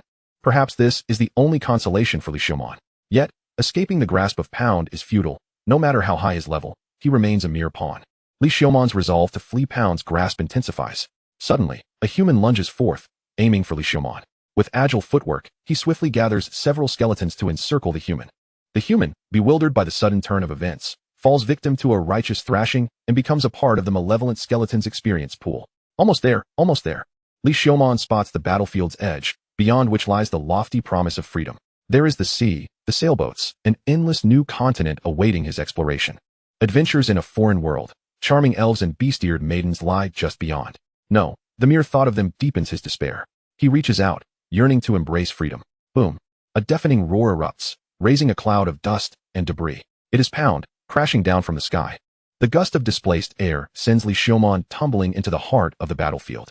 Freedom, gone in an instant. At that moment, Li Xiaomon's hatred for Pound, the preacher, and the armored warrior reaches its zenith. Pound's descent sends a shockwave that scatters both skeletons and humans, creating a vacuum in the battlefield. The armored warrior, wielding a colossal sword, brings it crashing down. The blade's light weaves an enchanting silver curtain in the air. As Pound attempts to evade, a massive golden spear descends from above, piercing through the gaps in Pound's ribcage and pinning him to the ground. Immediately after, the great sword descends towards Pound's head. Roar.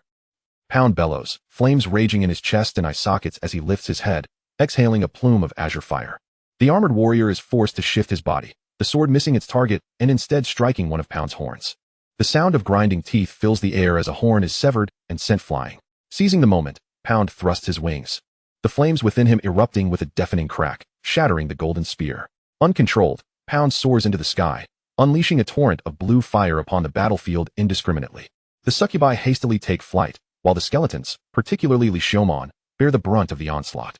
In this moment, he yearns to curse every being capable of comprehending his grievances. Perhaps this is what they call existential malaise. Yet, in his fury, Pound, now bereft of reason, unleashes a merciless wave of devastation.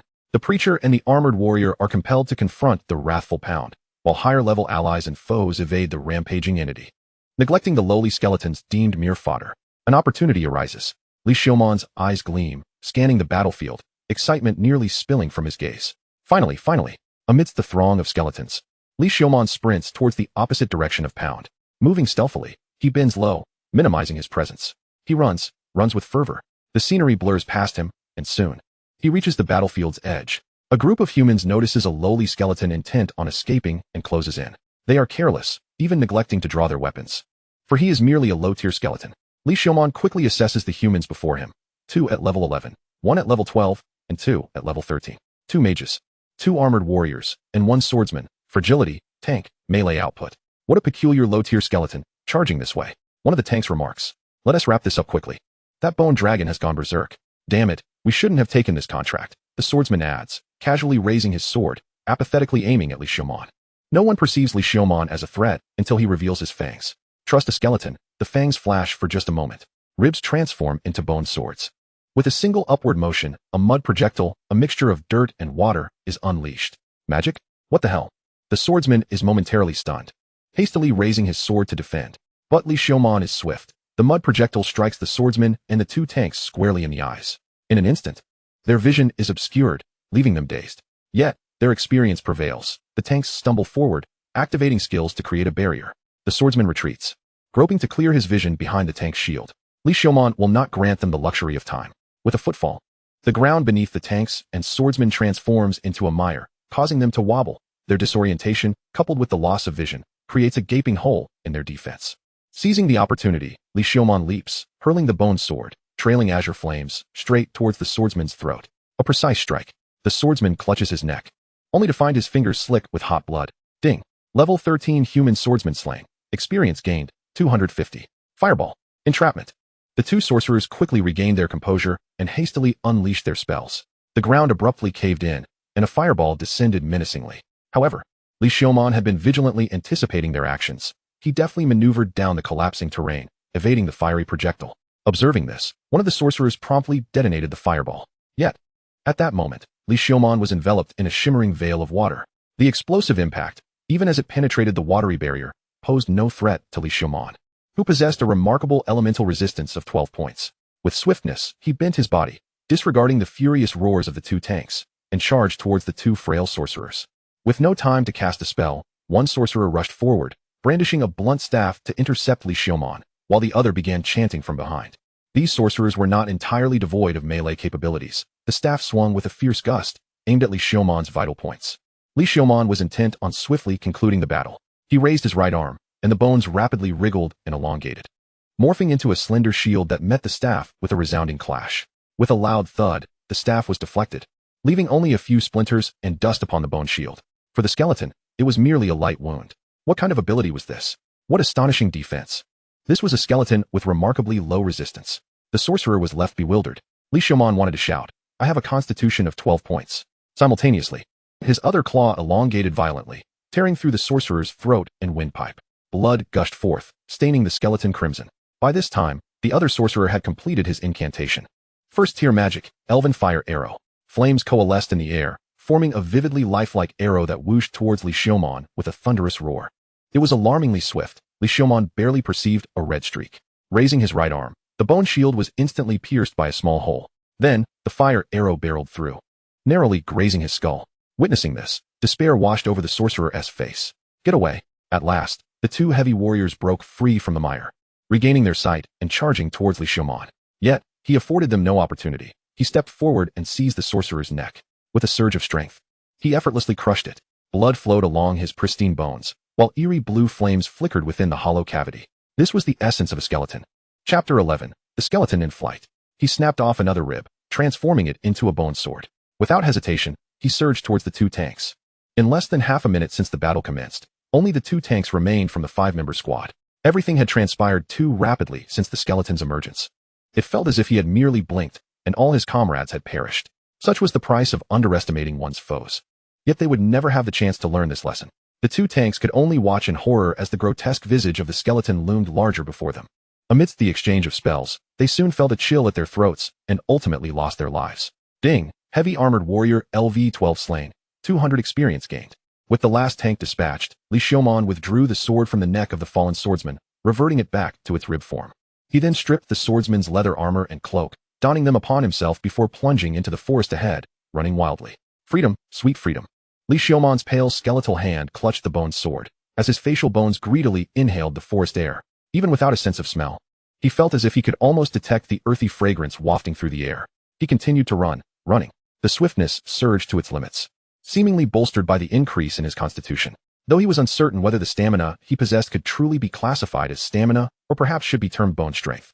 As he dashed through the woods, Li Xiaomon stumbled upon a depression, reminiscent of a meteorite crater, with freshly overturned soil. At the very center of this pit lay a massive white rock. The rock looked oddly familiar. Wait, this isn't just a rock. It's the severed horn of Pound, the purple heavy-armored warrior. I must leave this place quickly. Who knows if that guy has a penchant for collecting baby teeth and might come to retrieve this broken horn. Hold on, could this horn be affixed to me? Pound's horn is certainly sturdier than the limbs of these low-tier skeletons. Li Xiaomon gazed at the horn before him, unable to suppress his thoughts. However, whether by system or size, this horn didn't seem to fit him. But what if? Even a small attachment would be a gain. The more he pondered, the more feasible it appeared. If it could be attached, the thrill would be exhilarating. Having solidified his thoughts, Li Xiaomon approached the horn without hesitation, pressing his skull against it. Bone transformation activated. The skull and horn began to merge, intertwining gradually. Ding! Skill acquired. Wind Magic LV1. Skill acquired. Bone Growth LV1. Skill acquired. Bone Wings LV1. New evolution path unlocked. Low-tier half-dragon skeleton. The low-tier half-dragon skeleton is a unique skeleton that transforms after the death of a half-dragon. Endowed with the might of a dragon, a natural warrior capable of wielding a fraction of dragon magic, with a level cap of LV30. Wind Magic LV1, Fire Magic LV1, Earth Magic LV1, Water Magic LV1, all amalgamated into Elemental Magic LV1. In a single moment, he gained 3 skills along with a new evolution path. However, this connection cannot be removed. This horn is far larger than him. As for cutting a piece off, that is even more impossible. The hardness of this object is akin to that which would fall from a LV-70 bone dragon. He could never hope to sever it. He must devise another plan. An epiphany struck Li Xiaomon. If his head were to merge with this item for evolution, would it not become part of himself and perhaps evolve alongside him? The more he contemplated, the more plausible it seemed. Could it be that he was the legendary genius? With his head affixed to the horn, he began to search the panel for the evolution section. Damn, the collected evolution paths had become rather overwhelming, making selection quite challenging. In truth, he was quite eager to evolve into an elemental skeleton. A skeleton adaptable to all elemental magic, capable of casting elemental spells without incantation. After all, a skeleton could not learn faith magic, only elemental and necromantic magic. An elemental skeleton was truly a dream come true. Acquiring Wind Magic LV1 unlocked a new evolution path, Low-Tier Sky Skeleton. The Low-Tier Sky Skeleton is a skeleton that roams the skies, mastering the mysteries of the heavens and the power of the winds, a perilous assailant descending from the skies. Among the evolution paths, Low-Tier Fire Skeleton, Low-Tier Ocean Skeleton, Low-Tier Earth Skeleton, and Low-Tier Sky Skeleton culminate into the Low-Tier Elemental Skeleton.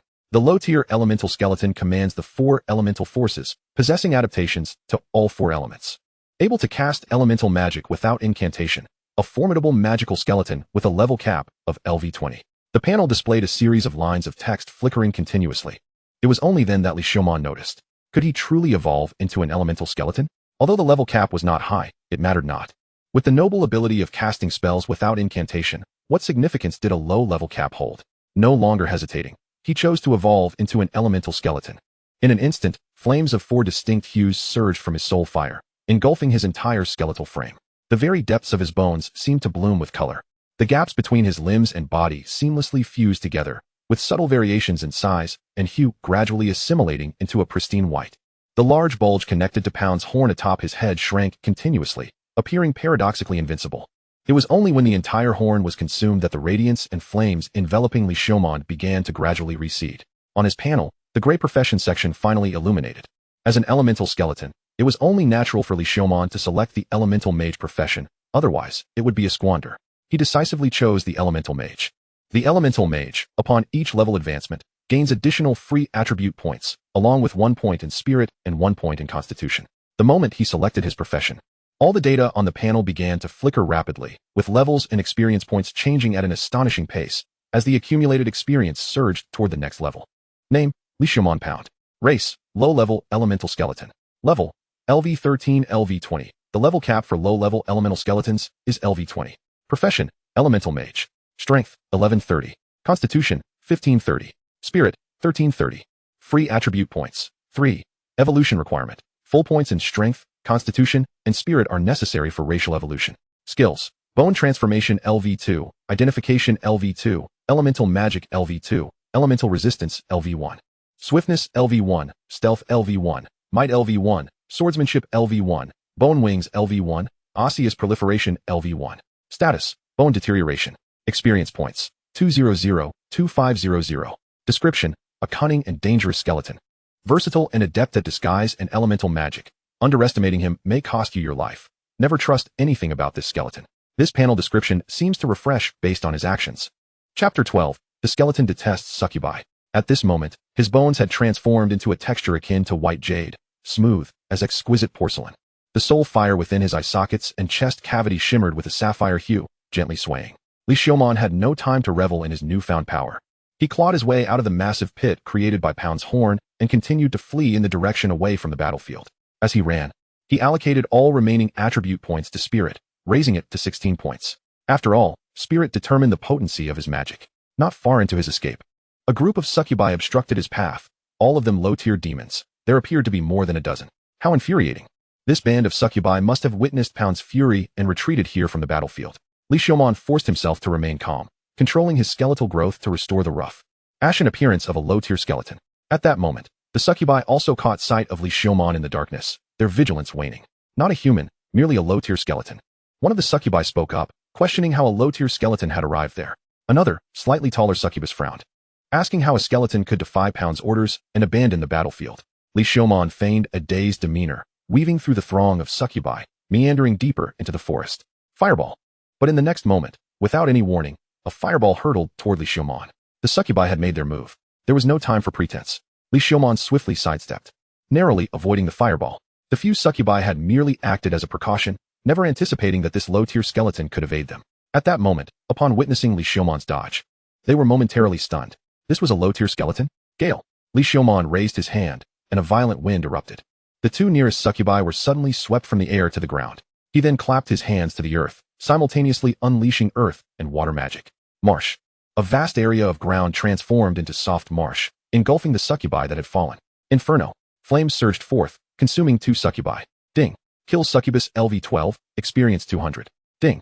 Li Xiaomon was already LV13, mastering elemental magic LV2, theoretically a first-tier elemental mage. Yet he had never learned magic and could not wield first-tier spells.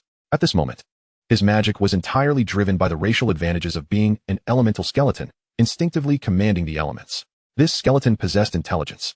In an instant, two succubi fell, and the lead tall succubus cried out. Amidst her shout, all the succubi snapped back to reality and began to counterattack. Li Xiaomon rapidly retreated, stomping his foot forcefully against the ground. The mud from the marsh erupted violently, splattering muck and momentarily hindering the airborne succubi. Li Xiaomon then plunged into the depths of the forest. You two, go inform Lady Lucia of what has transpired here. Perhaps Lucia's experiment has succeeded, and this skeleton has merely concealed its intelligence. The tall succubus waved her hand, swiftly allocating the remaining forces. Two succubi flapped their wings, heading back toward the battlefield, while the rest pursued Li Xiaomon's fleeing form. In the forest, branches and thorns scraped against his bones. Yet Li Xiaomon dared not pause, hunching over and fleeing desperately. However, the few succubi in the sky relentlessly trailed behind him. He had to eliminate these succubi, otherwise, escape would be impossible. The scapula on his back gradually elongated, connecting with his spine and ribcage, growing toward the rear. Soon, a pair of menacing bone wings unfurled behind him, conforming to the skeletal structure of his back.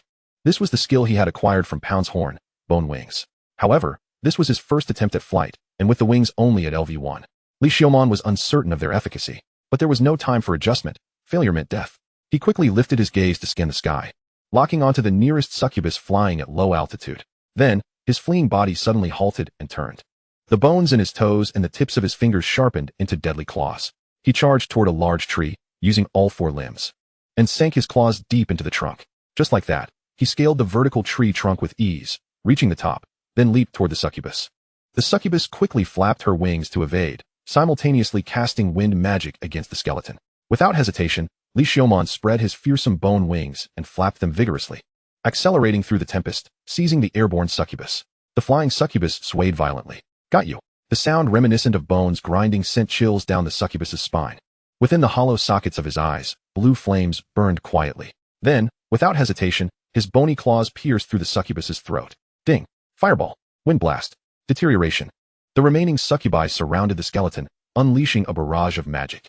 Li Xiaomon used the corpse of the succubus plummeting from the sky as a springboard, spreading his bone wings.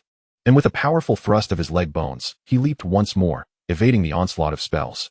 Three succubi, upon witnessing the unfolding chaos, unfurled their wings and transformed their hands into obsidian claws, charging towards Li Xiaomon. They embodied the warrior class of the succubi. The trio danced through the air, their claws slicing through Li Xiaomon's bones with deft precision. Meanwhile, the remaining spellcasters provided remote support, bombarding Li Xiaomon from a distance. Li Xiaomon, however, showed no mercy. He forcefully extracted one of his rib bones, transforming it into a skeletal sword, which was instantly engulfed in azure flames. Subsequently, he clenched his left arm, its bones writhing into the form of a slender bone shield. The sight of an elemental mage adopting a warrior's stance left several melee succubi in utter disbelief. Utilizing elemental magic to adjust his aerial posture, he abruptly flapped his wings and propelled himself towards the nearest succubus with a gust of wind magic. As the succubus swung her claws, Li Xiaomon raised his left arm to deflect the blow with his bone shield. With his other hand, he swung the long sword, flames scorching the air and producing a thunderous crack. The succubus's claws faltered, her sharp talons easily deflected by the bone shield. The hardness of the skeleton exceeded the succubus's expectations, leaving her momentarily disoriented as a flurry of wind magic combined with the bone sword pierced her neck. Seizing the lifeless form of the succubus by the neck, Li Xiaomon unleashed immense strength, hurling her body towards the two succubi behind him. Curse him!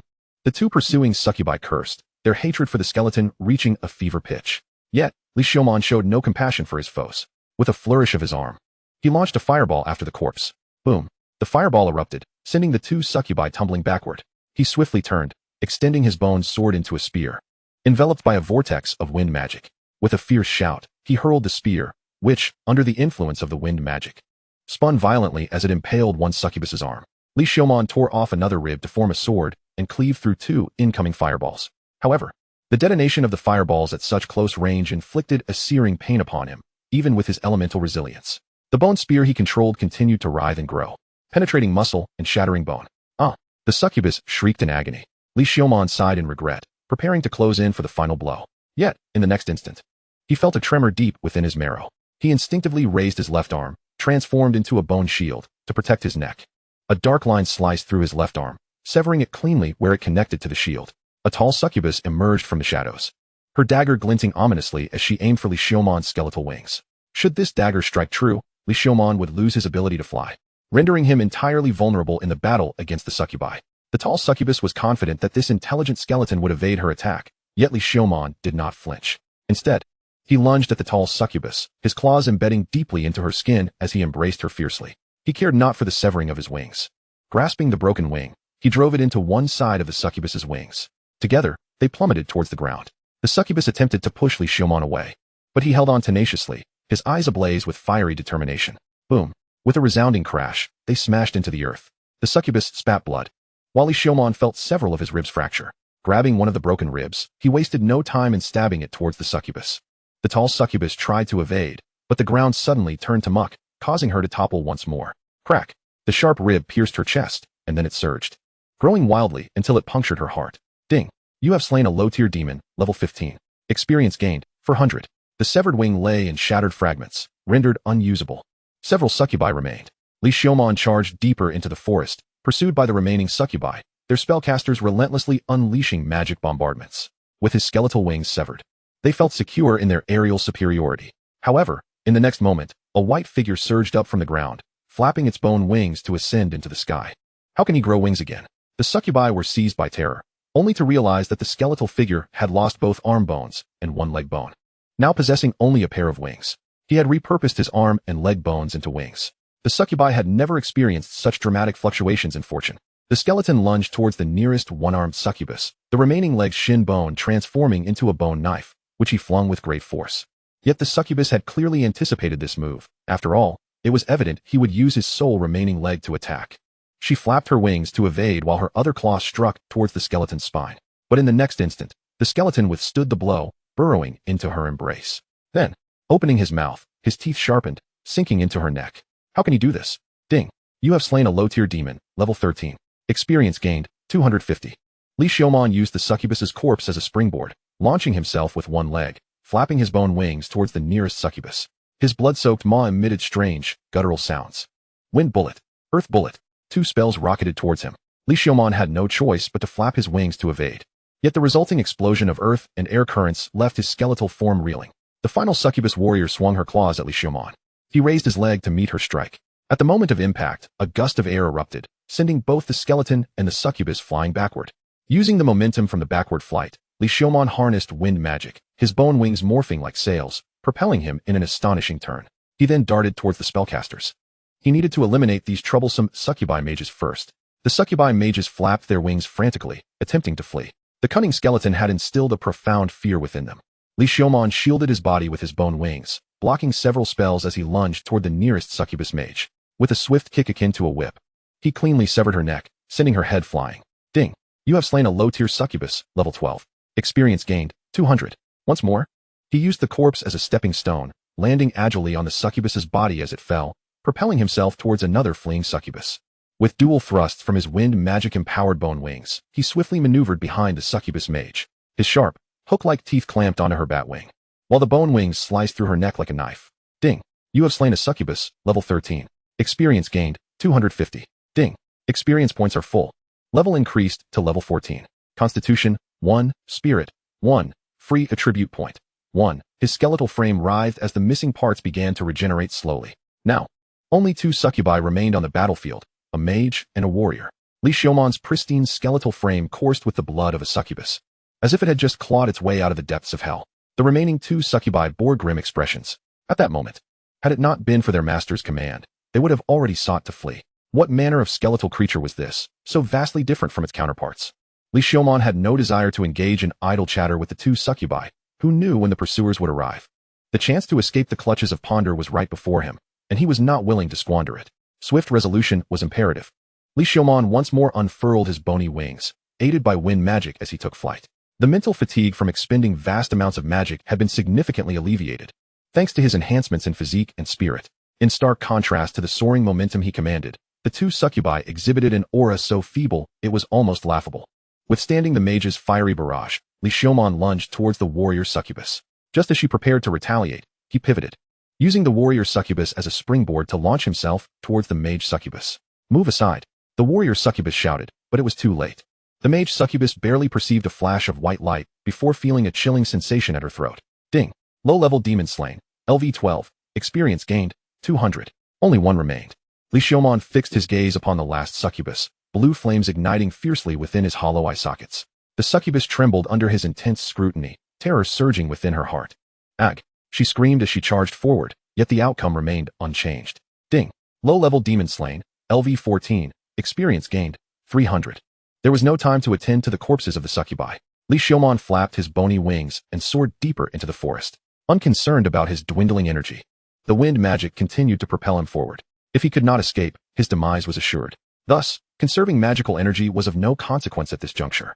Moments after Li Xiaomon departed from his original position, several shadows emerged from afar. Leading the pack was Lucia, accompanied by a cadre of mid-tier succubi, all above LV20. Gazing upon the multitude of corpses, the succubi were incredulous. Was it truly that skeletal being? That seemingly dull and unremarkable skeleton? They had all been vanquished. Splendid. Indeed. He was an elemental skeleton. The transformation had succeeded beyond expectations. Moreover, this skeleton possessed intelligence. How had she misjudged him? Lucia's countenance radiated excitement. She would retrieve her wayward pet. "Yes, my lady Lucia. Little skeleton, you cannot escape my grasp." Chapter 14. The Just Actions of the Skeleton. Time seemed to stretch indefinitely, as Li Xiaomon felt an overwhelming fatigue envelop him, nearly causing him to plummet from the sky. However, to avoid capture, he persisted in flapping his bony wings, striving to distance himself further. The farther he went, the lesser the chance of being pursued. Ultimately, Li Xiaomon could fly no longer. He was compelled to lower himself to the ground. Yet, a profound sense of insecurity lingered. This was the lair of skeletons, and the memories of being tormented by Lucia weighed heavily upon him. Merely contemplating it filled him with unease. However, he lacked the strength to continue moving and had to devise another plan. Upon reflection, it seemed entirely reasonable for a skeleton to be buried in the earth. Without hesitation, Li Xiaomon reclined upon the ground, employing earth magic to sink his body into the soil. "I am now a corpse. I am now a corpse." He repeated this self-hypnosis. Gradually, within the embrace of self-induced slumber, Li Xiaomon drifted into a deep sleep, akin to a lifeless body lying motionless beneath the soil. In the depths of his slumber, the fragmented bones of his body began to mend and regenerate. As Li Xiaomon had previously surmised, as long as he could assemble limbs to evolve, the skills embedded within those limbs would become wholly his own. Even if the limbs housing the skills were lost, the abilities would remain usable. Thus, with each evolution, he could exchange skeletal limbs and amalgamate skills. When Li Xiaomon's consciousness reawoke from his earthen sanctuary, it was the cacophony of voices that roused him. Initially, he feared it was the succubi under Ponder's command, paralyzing him with terror. "I am a corpse. I am a corpse. I am a corpse." He continued to hypnotize himself. However, it soon became evident that these were not the succubi of Ponder. The voices were coarse and loud, reverberating even through the earth. The cries of succubi, even in their dying moments, were laced with allure and grace. Hence, these were not succubi. Moreover, he discerned faint feminine voices, trembling in trepidation. "Do not come any closer," Tedra exclaimed, retreating. "Do not be so frightened. We merely wish to befriend you and have some fun," one of the burly men said, disregarding Tedra's warnings as he advanced. Flanking him were two other robust men, one clad in leather armor and the other shorter, garbed in linen. Tedra found it impossible to trust such claims. Drawing a dagger from her waist, her petite form wielded the weapon with little intimidation, eliciting only laughter from the men. Despair washed over Tedra's eyes, and with a steely resolve, she pointed the dagger at her own throat. "Step back, unless you wish to play with my corpse." Her words evidently struck a chord, as the men halted their advance, yet they did not retreat. "Miss, we simply wish to play. There is no need for such tension." "Step back," Tedra insisted, her grip on the dagger trembling uncontrollably. All right, we shall back off. Just be careful not to mar that lovely neck." The leading burly man feigned retreat. Appearing momentarily subdued, Tedra breathed a sigh of relief, but to her astonishment, the man suddenly lunged forward with remarkable agility, seizing her wrist and wresting the dagger from her grasp. "What would a young lady like you be doing with a dagger?" Tedra struggled to free her wrist, but his grip was ironclad. "You bastard," she cursed, delivering a swift kick to his groin. "Oh, feisty, aren't we?" he taunted, easily deflecting her kick. "You too. Come here and hold her down. I'll have a look at what we've got." The remaining two men seized Tedra's arms, pinning her in place. Just then, A peculiar sound echoed from beneath the earth. The soil shifted as if something were about to emerge. What is that? The three men turned their attention, intrigued. Suddenly, a skeletal hand clawed its way through the dirt. How could there be a skeleton here? The burly man drew a short sword from his waist. Forget it. I'll handle this. Hurry up, boss. We can't wait to see such high-quality merchandise. He waved his hand and approached the skeleton, believing it was merely a low-level skeletal being, incapable of posing any threat. But in the next instant, a torrent of mud erupted from the ground, transforming into a muddy arrow that aimed directly at the robust man's eyes. In an instant, his vision was snatched away. The skeletal figure, driven solely by the desire for victory, paid no heed to the principles of martial ethics. What the hell? The muscular man exclaimed in shock, brandishing his sword in an attempt to defend himself. Yet, in the very next moment, he felt a chilling grip around his neck, as it was mercilessly crushed. Captain! The remaining two men finally reacted, their faces pale with terror. They disregarded Tydella and drew their short swords, charging toward the skeleton. The skeletal entity turned its skull, its hollow eye sockets fixated on the two advancing men. The ground transformed into a mire in an instant, causing the two men, who were running atop it, to plunge directly into the abyss. Damn it! The furious cries posed no threat to the skeleton. It morphed into a white specter, severing the throats of the two men with ease using a sword fashioned from its own rib. For Li Xiaomon, eliminating these level 10 weaklings was a trivial task. However, the experience they offered amounted to merely a few dozen points. He paid no mind to the lifeless bodies and instead turned his attention to the woman who sat on the ground, resembling a duck. As she noticed Li Xiaomon approaching, she hastily brandished the dagger she had previously held. After all, she had no expectation that a skeleton would spare her. Yet, within Tydella's heart, there was a flicker of gratitude towards the skeleton. Had it not been for this unexpected intervention, her fate would have likely been far more tragic. The skeleton approached Tydella. She suppressed her trembling body and lunged with the dagger. Li Xiaomon effortlessly grasped the incoming dagger with his bony hand. Caw. I cannot caw. Damn. This is difficult to articulate.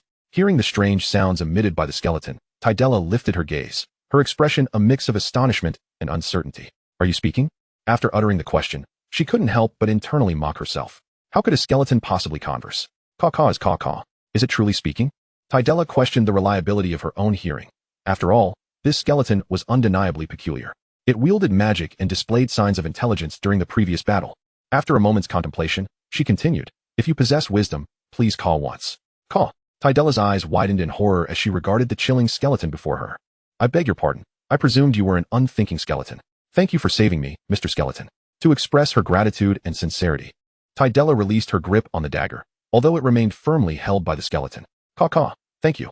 No need to caw thanks. As Li Xiaomon spoke, he adjusted the growth of his throat bones. Based on the principle of sound transmission through vibrations, he grew a thin bone plate in his throat, allowing it to resonate and produce sound. From the very beginning of his speech, he had been fine-tuning the dimensions and thickness of the bone plate, gradually rendering his voice clearer. Caw red carp and green caw. He turned to begin attending to the corpses, all the while reciting tongue twisters and adjusting the bone plate in his throat. Chapter 15. The skeleton was filled with curiosity. Tydella gazed at Li Xiaomon, who was occupied with the corpses, her expression a blend of fear and intrigue. A skeleton endowed with wisdom, capable of speech and communication. Li Xiaomon employed water magic to cleanse the garments he had stripped from the corpses, donning them to conceal his ghastly skeletal form. At the same time, he draped a cloak over his skull and cervical vertebrae before approaching Tydella once more. Now, it is time to discuss the compensation for saving you. Li Xiaomon began, revealing that his intervention was motivated not only by a sense of justice, but also by a desire for assistance. However, he was a skeleton, a race inherently positioned in opposition to humanity, making it implausible for him to trust a mere human easily. He would not entrust his life and well-being to a woman he had just met, regardless of her beauty, for looks do not equate to virtue. Emerging from the lair of succubi, Li Xiaomon was acutely aware of this truth. Of course, Tydella swallowed hard and continued. I am a merchant and understand the principle of equivalent exchange. Li Xiaomon discerned her reluctance. Now, you have two choices. He extended two bony fingers. First, you may offer me a sum of money that you deem equivalent to your life, and then depart, severing all ties between us. Second, you can assist me in infiltrating human society. However, should you choose this path, your life must remain in my hands for my peace of mind. Li Xiaomon's speech was slow, his voice hoarse, as he had only just mastered the art of speaking.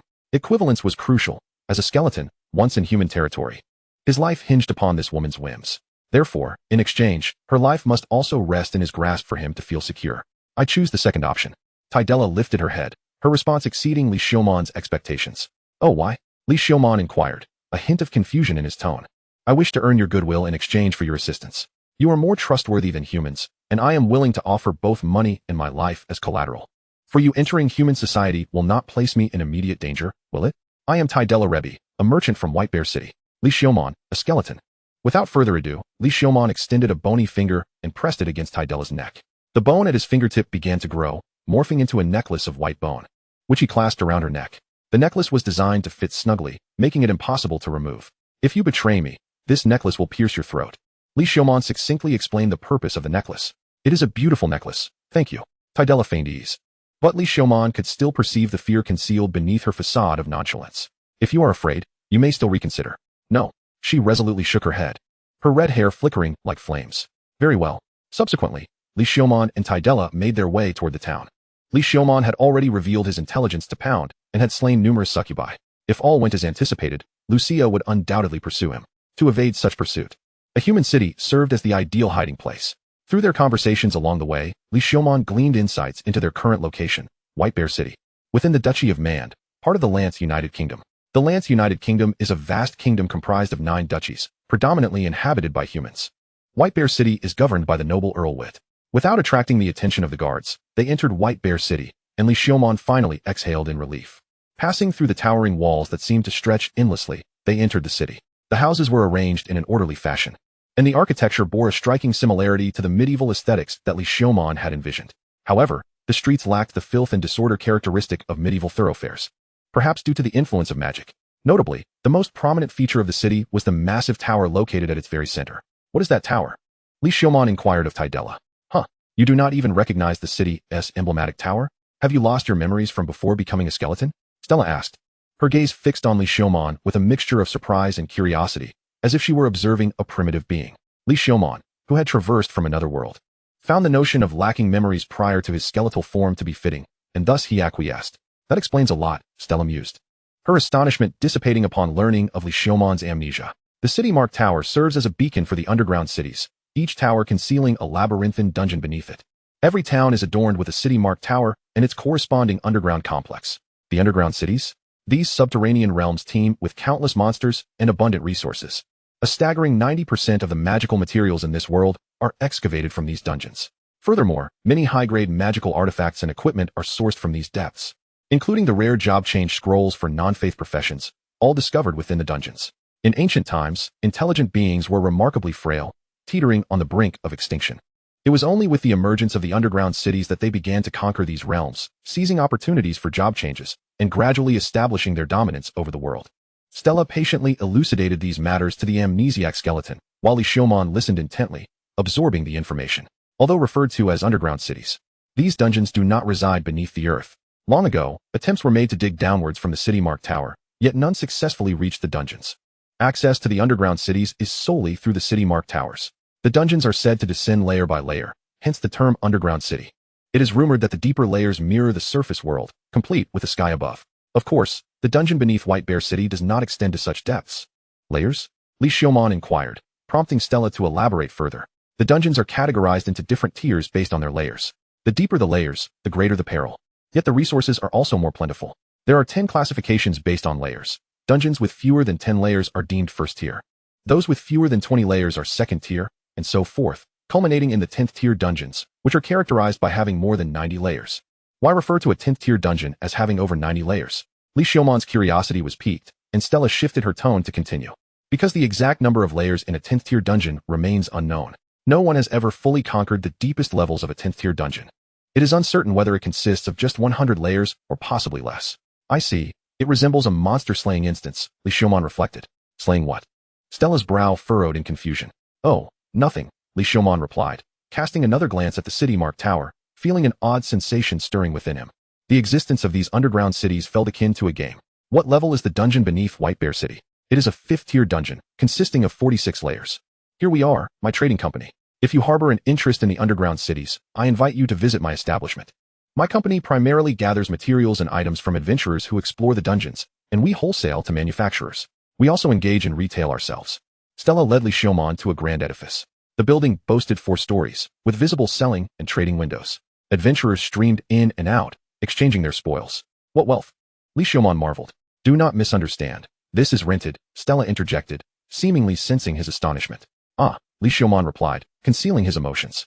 as they entered the trading company. The staff greeted Stella warmly, their eyes sweeping over Li Xiaomon, undoubtedly speculating about his identity. So, with your status, how is it that you venture out alone? Li Xiaomon pondered aloud. I have been schemed against, Stella admitted, her body trembling slightly. Moreover, my status is hardly remarkable. In White Bear City, adventurers and merchants like myself are abundant. The truly exalted are the nobility. They ascended to the 4th floor, where the president's office awaited. She took her place in the president's chair, regarding Li Xiaomon with an air of authority. Chapter 16, The Lucky Color of the Skeleton. I intend to continue observing this city, Li Xiaomon stated as he found a seat for himself. Would you care for some tea? Stella inquired. Rising to prepare a cup for Li Xiaomon, her gaze fixed upon him. Ah, my apologies, I forgot, she exclaimed, suddenly recalling that her companion was, in fact, a skeleton beneath the cloak. Li Xiaomon had kept his hood drawn, and his demeanor was no different from that of a regular person, causing her to momentarily forget the true nature of her guest. The atmosphere grew quiet, the tension palpable. Would you like to change your attire? Stella broke the silence, realizing she needed to take action. Yes, that would be helpful, Li Xiaomon replied, rising. Master, here are the garments you requested. Shortly thereafter, a cat-eared maid delivered several outfits. Stella watched Li Xiaomon intently, showing no inclination to avert her gaze, despite the earlier nudity. However, the sudden request for him to undress before her was somewhat awkward. Is there a changing room or a partition available? Li Xiaomon inquired. Oh, indeed there is, Stella responded. The newly donned clothing was thicker, and the heavy cloak obscured Li Xiaomon's face, allowing only a shadowy silhouette to be seen in the mirror. In the darkness of night, one might catch a glimpse of fiery eyes glowing through the shadows. This ensured that Li Xiaomon's modesty was preserved. Stepping out of the changing room, he found Stella waiting outside. It suits you well, she remarked. Thank you. I shall be stepping out for a while. Here is some money for you. Please exercise caution. She handed him a gold coin, which could be exchanged for 10 silver coins, each of which was worth 100 copper coins. Stella offered her advice before Li Xiaomon exited. Without diverting to other locations, Li Xiaomon made his way directly toward the city-marked tower. Although he remained within the city, he could not shake a sense of unease. It was only through his strength that he would find true security. After all, one may evade danger temporarily, but not indefinitely. If the formidable Pound were to attack this city, how could he possibly hide? The underground city represented a trial where he could swiftly acquire power. Moreover, the notion of conquering an underground city was indeed a romantic pursuit. Upon reaching the base of the city-marked tower, its imposing presence became even more awe-inspiring from close proximity.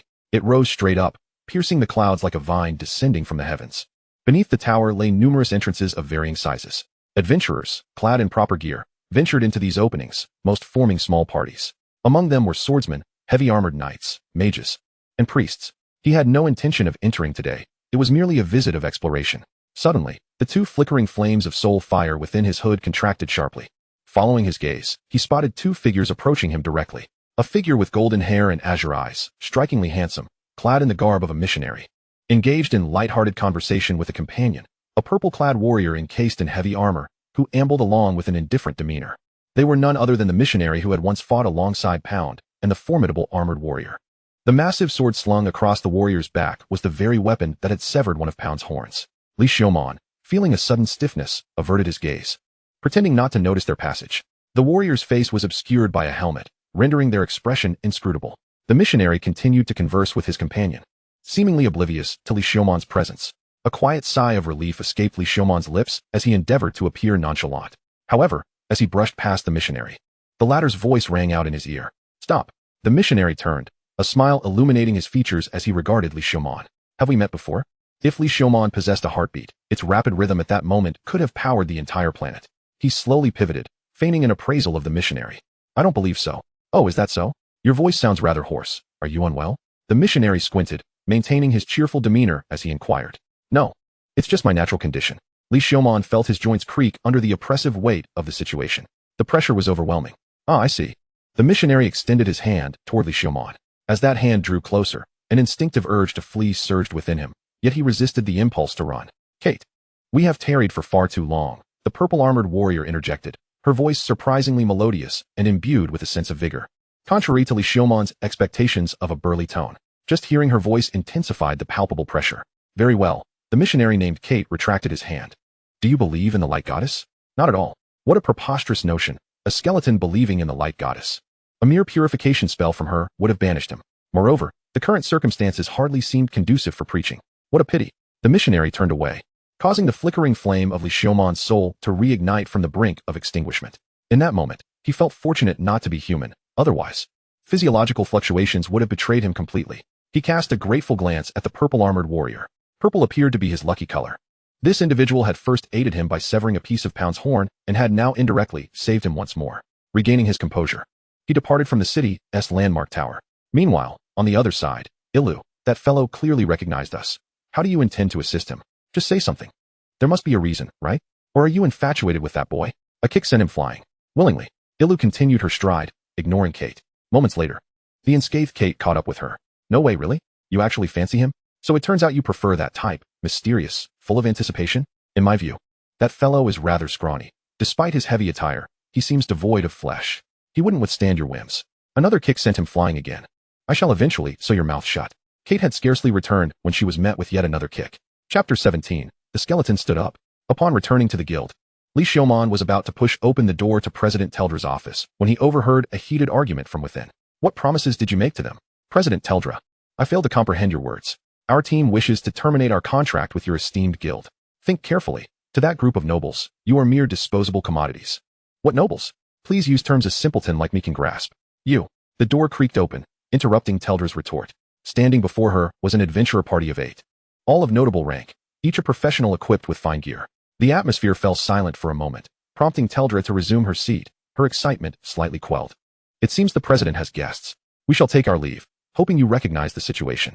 The 8 adventurers brushed past Li Xiaoman at the entrance. Who are they? Li Xiaoman attempted to inquire. They are an adventurer party with a long-term contract with the guild, primarily responsible for gathering materials. However, they now wish to dissolve their contract. I have invested considerable resources to support their party. Teldra's voice trembled with agitation. According to the contract, terminating it should incur a penalty, correct? Li Xiaoman interjected. Indeed. But the guild recently received a substantial order for materials, with an exorbitant offer. Should they withdraw, the guild's capacity will diminish significantly, jeopardizing the completion of this order and leading to bankruptcy. Teldra gritted her teeth. I suspect this is all orchestrated by that individual behind the scenes. This order for materials was likely bait laid out by him. The events outside today were no coincidence either. A chill ran down Teldra's spine. Then came a series of knocks. Come in. Master, no adventurers outside are willing to accept your task. Increase the price. Master, it has already been raised to the maximum. Further increases may lead the guild to collapse. The cat-eared maid's ears twitched as she explained. Teldra slowly sank into her chair, feeling as though an invisible hand was meddling with her fate, carelessly tugging at the strings. For him, this was merely a simple game, and she might very well be the prize for his ultimate victory. The door swung open once more. Teldra regarded the newcomer without the slightest hint of surprise. The opulent attire did little to conceal the prominent belly, and Li Xiaoman wagered that the tailor must have endured considerable hardship to craft such a garment. If his guess was correct, this was likely the noble Teldra had spoken of. Is this amusing? She inquired. Teldra, what are you saying? I heard of your guild's predicament and rushed over immediately. If you desire, I can assist you in overcoming this crisis. And then what? All you need to do is become my lover. Huh. Or, should the guild go bankrupt and you be reduced to slavery, I could purchase you back. That way, you would lose your dignity. The noble before her exhibited no concealment of his desires, a truly unabashed individual. This level of threat may lead to my bankruptcy, but it will never reduce me to slavery, Teldra replied coldly. Haha, trust me, I possess more than 100 ways to make you a slave. I admire you and wish to preserve your dignity. Otherwise, you would already be a slave. So it was indeed you who instigated the events today? Tadella suppressed her fury and spoke. Have you truly thought this through? Is becoming my lover such a disgrace for you? Merely a commoner? If you were to bear the noble bloodline of my lineage, it would indeed elevate your family's status. Tadella had already resigned herself to silence. The mere thought of sharing the same air with this swine was nauseating. Li Xiaoman, on the other hand, remained mute. Stand out. Such ostentation was hardly suited for a mere skeleton. He had only recently made Tadella's acquaintance, and being her benefactor did not make her his benefactor. To him, Tadella was merely a convenient tool, easily replaceable, though perhaps not as effective as she was. While he held a degree of admiration for her, it was not sufficient to warrant defending her honor. Offending a nobleman was hardly a prudent endeavor, despite the fact that this particular noble was indeed revolting. And who might you be? I don't recall having seen you before, the noble swine remarked, turning his attention to Li Xiaoman. How infuriating. He had deliberately diminished his presence. Yet here he was, being scrutinized. In truth, the nobleman merely found Li Xiaoman's aura discomforting, akin to that of a monstrous entity. Such an aura was typically possessed only by true adventurers, excluding monsters. Therefore, if we dismiss the possibility of him being a monster, his identity becomes rather obvious. Li Xiaoman was grappling with how to respond. After all, he felt quite repulsed at the idea of engaging in any dialogue with this individual. Ah, I see. You are the adventurer summoned by this wretched woman, are you not?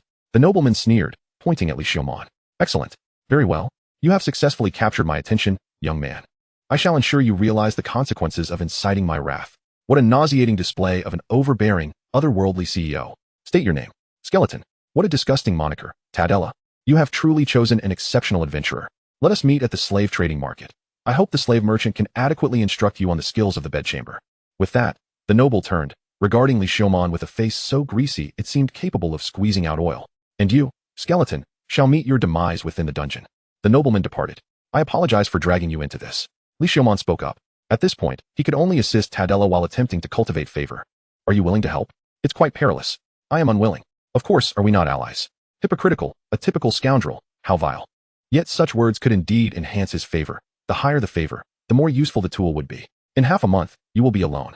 Do not force yourself. If it becomes too difficult, retreat. I have other avenues.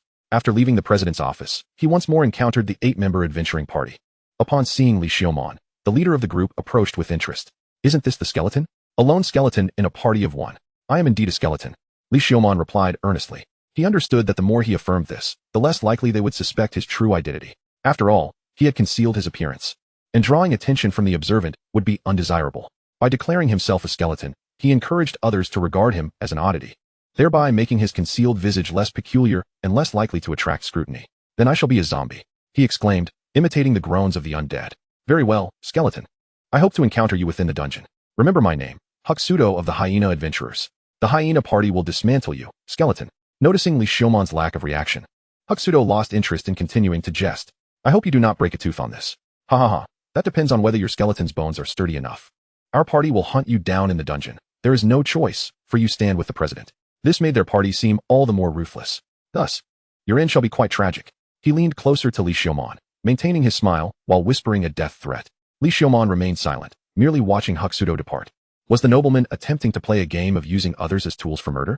Next, he felt a tug at the hem of his garment. Turning his head, he saw the cat-eared maid tugging at his clothing. How vexing. From this angle, the cat ears were simply irresistibly adorable. Thank you for standing by my master. Li Xiaomon shifted his gaze away from the maid's ears. What guilt could a skeleton harbor? The skeleton merely wished to cultivate favor. Chapter 18. The Skeleton in the Dungeon. Clad in leather armor, vital areas reinforced with a special magical metal that offered magical defense. On his back, he carried a slender, straight metal staff, its top adorned with a pale blue magic gem. This staff was his most valuable possession, the most prized equipment from the Rebbe Trading Company. While the staff's performance was rather mundane, lacking even the most basic enhancements for short enchant and magic conduction, it could amplify magical effects and was incredibly durable. Crafted from some of the world's hardest metals, it immediately captured Li Xiaomon's attention. Be cautious, do not overexert yourself. Li Xiaomon would never push himself too hard. He always prioritized his own life above all else. Without hesitation, he plunged into the dungeon. A lengthy passage leading downward appeared before him. The passage's ends glowed with a dim blue light, casting an ethereal ambience. He scanned the stone walls, retrieved his staff from his back, and pressed onward. Thus commenced his inaugural foray into the dungeon. After traversing the long corridor, he officially entered the first level of the catacombs. It resembled a vast cavern, where he could observe other adventurers milling about, peddling their wares. Creatures were scarcely visible. After all, this level was populated only by level 1 monsters, all having been cleared by adventurers. He didn't even need to consult his map. The walls were lined with directional markers. Following the indicators, he effortlessly navigated through the first level of the maze, encountering merely a few murky level 1 slimes, each contributing a single experience point. The first level of the maze was interconnected with countless passages to the second level. Li Xiaomon randomly selected a cliff and leaped into the second level. He then unfolded his map, locating a hidden river that would lead him directly to the 8th level of the dungeon. Levels 1 through 10 were interconnected, while between the 10th and 11th levels lay a singular passage that required traversal. Li Xiaomon had initially assumed he would need to defeat a boss to gain entry, but that was not the case. After the 30th level, a dungeon boss would appear to allow passage to the next level. Before that, there were no bosses, only special varieties wandering the tiers. These special varieties were unique forms of ordinary monsters, significantly more powerful. However, they were challenging to encounter. As for their appearance, they bore horns. In the dungeon, these horns resembled crowns. Ordinary monsters would not grow horns. Only special monsters and bosses would. Li Xiaomon emerged from the hidden river. Now at the 8th level, he waved his staff and cast fire magic to dry his clothes. Grr. A green-skinned dwarf charged at Li Xiaomon. With a large nose and long ears, it was none other than a goblin. Species, goblin. Level, 8. Class, none. In the realm of the arcane. one often encounters the most commonplace of adversaries, monsters that, despite their inconspicuous nature, possess a certain degree of potency. It is prudent not to underestimate them. Seizing the opportunity to hone his skills, Li Xiaomon clasped his wand tightly, channeling immense force as he swung it down with great fervor, striking the goblin squarely upon its head. In an instant, the creature's skull was shattered, its body propelled backward to collide with the stone wall, then rebounding into the ground, where it twitched briefly before falling still. Ding. Goblin, LV. 8. Slain. Experience gained, 20. What a splendid wand this is. Li Xiaomon reveled in the moment, waving the wand with delight, producing a satisfying whoosh with each motion. He felt confident that this wand would serve him well for an extended period without the need for replacement. With determination, he stepped over the lifeless goblin and ventured deeper into the labyrinthine maze, intent on leveling up. Before long, he encountered a second goblin. With swift precision, he advanced and delivered a powerful punch that sent the creature sprawling. The goblin writhed in a frenzy, but Li Xiaomon paid it no heed. He firmly planted his foot upon the goblin's neck while raising his wand aloft. With a resounding crack, he brought it down, crushing the creature's arm. He then lifted his foot, allowing the goblin to escape, and stealthily followed it, intent on tracing the source of its kind and eradicating them entirely. The prospect of vanquishing an entire nest of goblins was a noble endeavor indeed. The goblin ahead maneuvered through the maze with deftness, turning left and right. Yet, Li Xiaomon soon sensed something amiss. It appeared that the goblin was leading him in circles. By the time he realized the trap, he found himself surrounded by clusters of green lights in the depths of inky darkness. He had been ambushed by goblins. How foolish of me to underestimate them. Li Xiaomon mused, reflecting on his miscalculation. It was the same hubris that had led Pound and Lucia to their errors, allowing them to slip away. Was he not guilty of the same folly, underestimating the goblin's cunning? The goblin in front halted, emitting a series of harsh cackles before a horde of goblins surged forth from the shadows. Li Xiaomon gripped his wand tightly. Despite recognizing his earlier mistake, he remained unperturbed even in the face of the goblin ambush. Quagmire, he exclaimed, thrusting his wand into the ground, the tip of the magical stone glowing with an ethereal blue light. In an instant, the earth around him collapsed, transforming into a mire that ensnared all the goblins, rendering them immobile. The magical stone embedded within his wand was a high-grade water stone, granting substantial enhancements to his water-based spells. However, Li Xiaomon found himself unable to move in the confined cavern, with stone walls on either side preventing him from spreading his bone wings to take flight. Thus, he stood firm, raising his wand. Fireball. A miniature magic circle formed at the tip of his wand, launching a fireball that accurately struck a goblin, ending its life in a single blow. Fireball. He swiftly redirected his wand to target the other goblins, unleashing a barrage of fireballs one after another. Yet, it was not long before some goblins adapted to the mire and began advancing toward him. Li Xiaomon remained calm, dispatching each approaching goblin with a decisive swing of his wand, shattering their skulls with each strike. Soon, the ground around him lay strewn with the bodies of goblins. Although they offered little experience individually, their sheer numbers allowed Li Xiaomon's experience bar to swell at a remarkable pace. The cacophony of goblin cries echoed throughout the cavern, and Li Xiaomon's wand-wielding speed intensified. Given the cave's structure, the ground was merely a thin layer of soil atop solid rock, rendering the mire shallow. Increasingly, goblins adapted to the quagmire, charging toward Li Xiaomon with fervor. Faced with the overwhelming onslaught, he found himself slightly flustered, his magical reserves running low. It was clear that he needed to break free from the encirclement. Selecting a direction, he gathered his strength and leapt into the air. His bone wings unfurled behind him, and with the aid of wind magic, he glided a short distance before landing atop the mire. A swarm of goblins descended upon him. Drawing a ribbed sword from within his cloak, he ignited it with fire magic, enveloping the blade in flames. With one hand wielding the sword and the other brandishing his wand, he broke through the encirclement with sheer force. The surrounding goblins emitted frantic cries of distress. Ding. Experience points maxed out. Level increased to LV 15. Constitution 1, Spirit 1. 1 free attribute point awarded. He promptly allocated the free attribute point to Spirit, retaining the remaining point from his last level up for future emergencies, an investment in survival. As he fled, he did not neglect to hurl fireballs behind him, listening to the notifications echoing in his ears, knowing that the fallen goblins served as stepping stones to his growth. How tragic, he lamented. Chapter 19. The descent of the skeleton. Continuing his descent, Li Xiaomon, being a skeleton, was impervious to hunger, thus requiring no sustenance beyond brief rests. Upon reaching the passage between the 10th and 11th levels, he resolved to pause for a moment. The previous skirmish with the goblins had drained a considerable amount of his magical energy, necessitating a period of recuperation. However, instead of resting, he retrieved a tome from his possession and leaned against the stone wall, engrossed in its contents. The flames flickering in his eye sockets fluctuated, as if deep in contemplation. The book he perused was titled Detailed Exposition of First-Level Elemental Magic, obtained from the Merchant Guild. It cataloged a variety of commonly encountered first-level spells. Although Li Xiaomon was an elemental mage among first-level magic users, he did not possess the ability to cast first-level spells in the traditional sense, relying instead on his racial affinity for primal elements. At this moment, he was studying the Fireball spell, the most fundamental first-level incantation typically mastered first by elemental mages. While it may seem ubiquitous, its practicality rendered it so. The incantation was brief, and the spell was swift and impactful. Reciting the ancient magical language for Fireball sufficed, making it the most frequently employed spell among first-level elemental mages. Typically, elemental mages would specialize in a single element due to energy constraints. But Li Xiaomon chose to explore all 4 elements without neglecting any. So this is how the magic circle is constructed. I see. The connections here and here indeed amplify the effect, he murmured softly.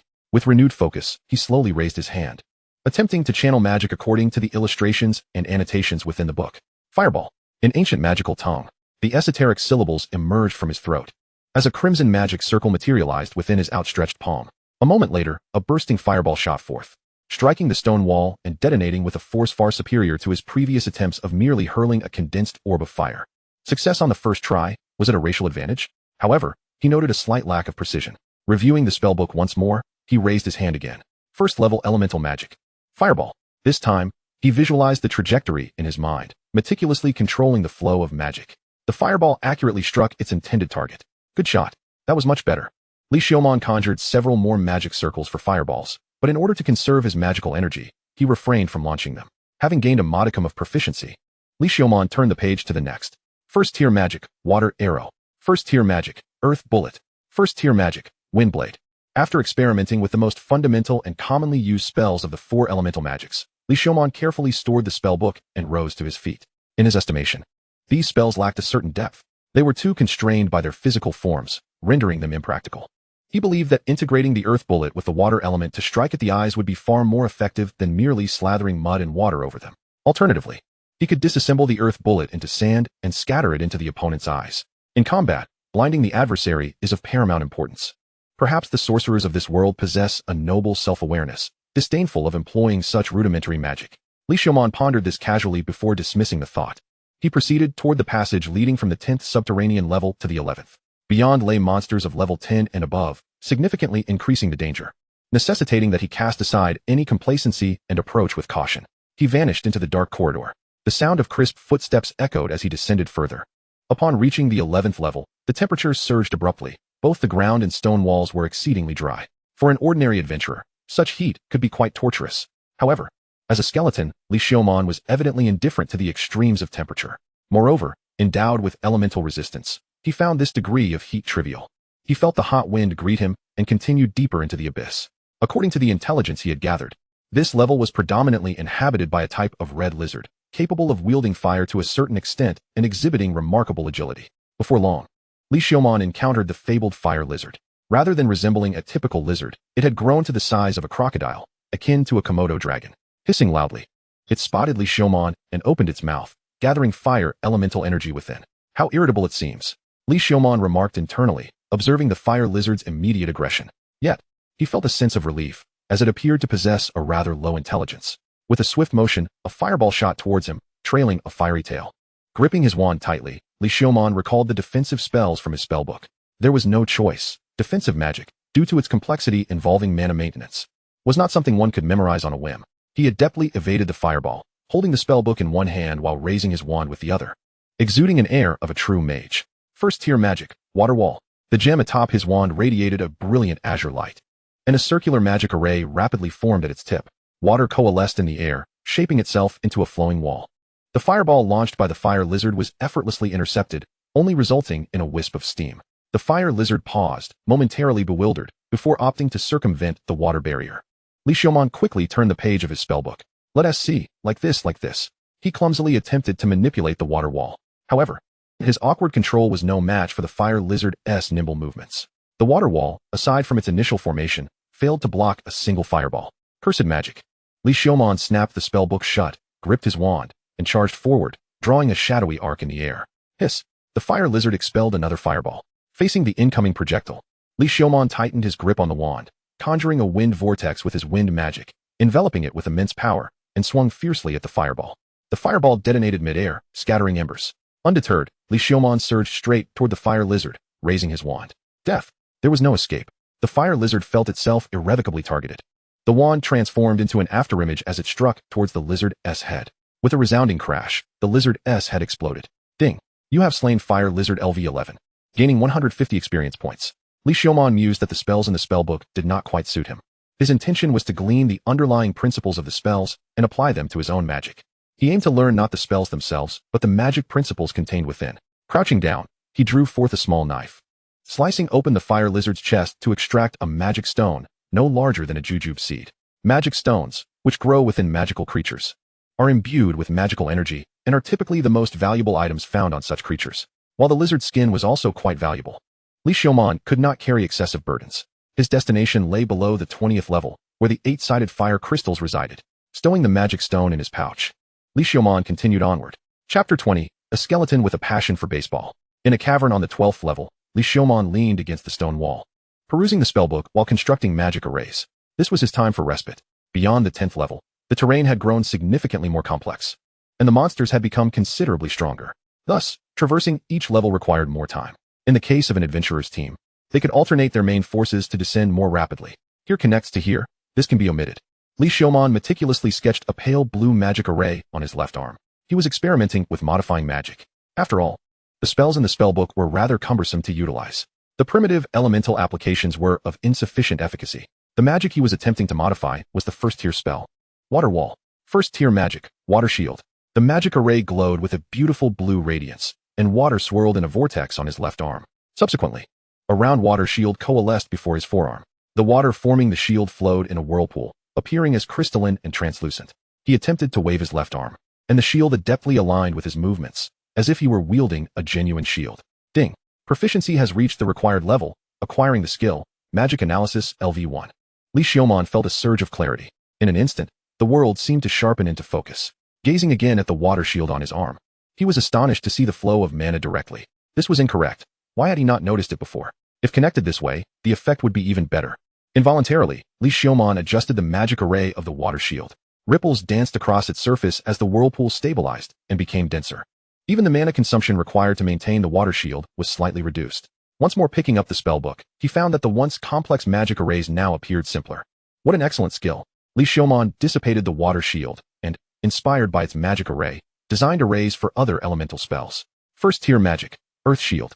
First-tier magic, Fire Shield. Oh dear, it's on fire. First-tier magic, Wind Shield. All 4 elemental shields were successfully designed. The Earth Shield bore no difference from a conventional shield. The Wind Shield could deflect and redirect attacks to a certain extent, while the Fire Shield, albeit flashy, should be capable of incinerating incoming arrows and similar projectiles. Having familiarized himself with these new magic arrays, and with his mana nearly restored, Li Xiaoman exited the cavern and proceeded to the 13th level. The moment he stepped into the 13th level, a poisoned arrow hurtled toward him. Li Xiaoman raised his staff, igniting a shower of sparks as he deflected the projectile. Fortuitously, a mage had arrived. That wand appeared to be of considerable value. It seemed he would reap significant rewards this time. Yet, there was no time for idle chatter, allowing him to cast his spells would spell trouble. For warriors approached, 2 heavily armored knights, a swordsman, and an archer. One was level 16, 2 were level 15, and 1 was level 14. Without further ado, the 2 heavy knights charged forward, seemingly intent on disrupting Li Xiaoman. The swordsman maneuvered behind the armored giants, poised to strike at the opportune moment, aiming for a lethal blow. The archer, positioned at the rear, loosed 2 more shadowy arrows. Earth Shield.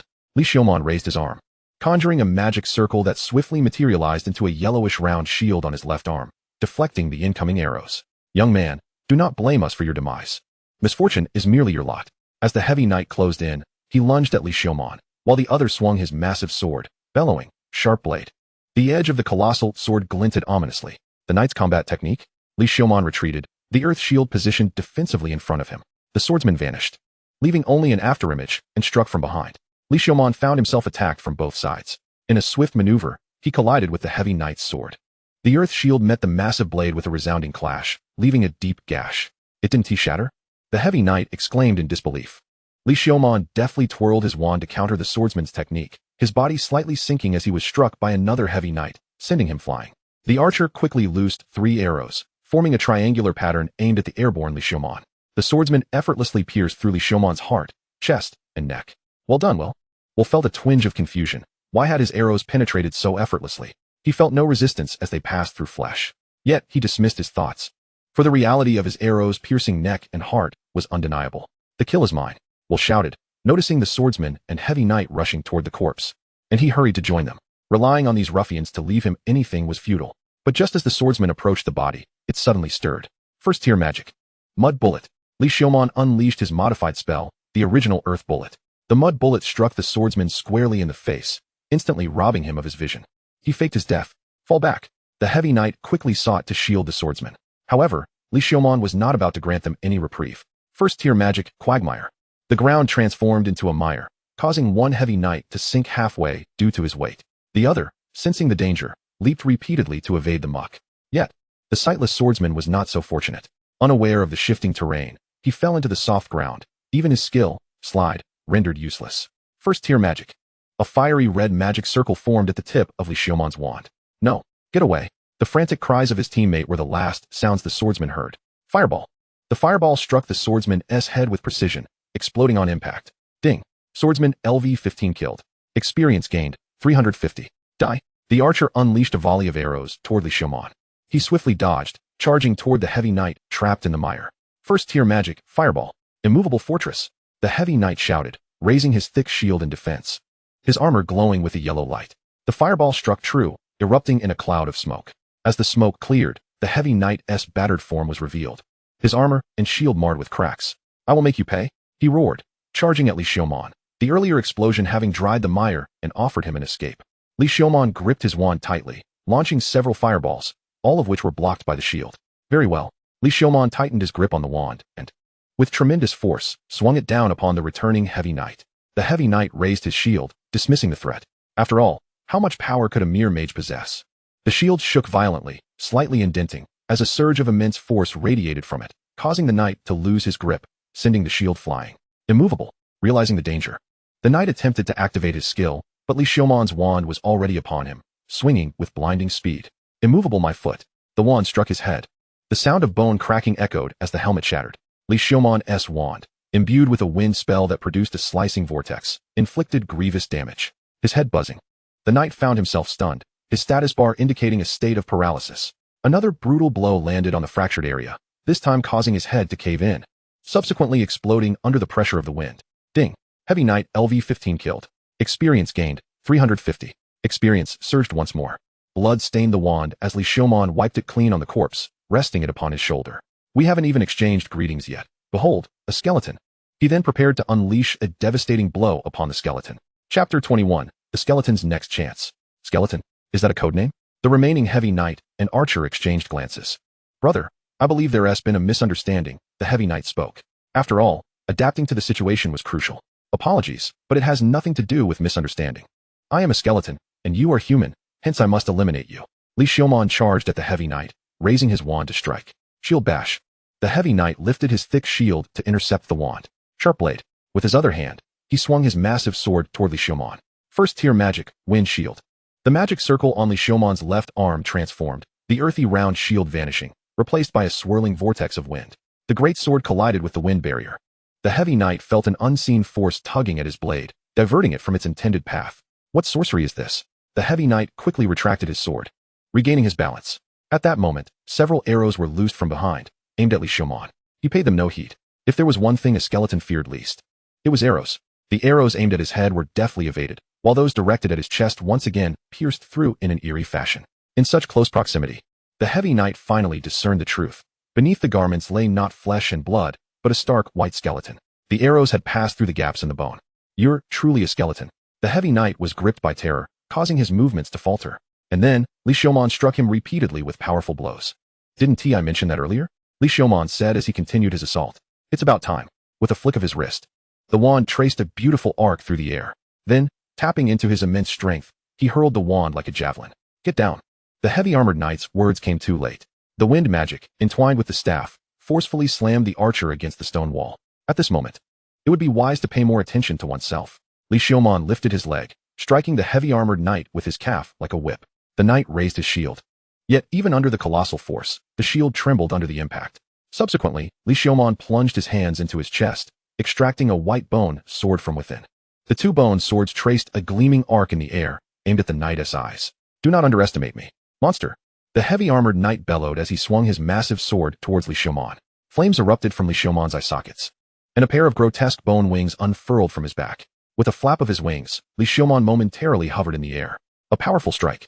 The knight's great sword slashed upwards. Li Xiaoman pivoted, a magical array opening at his calf. First-tier magic, wind shield. A circular vortex emerged, kicking out at the descending great sword. The sword veered off course, causing the knight's body to lurch forward. This is bad. The knight quickly relinquished his great sword, gripping his massive shield to brace against the impending blow. Unyielding fortress.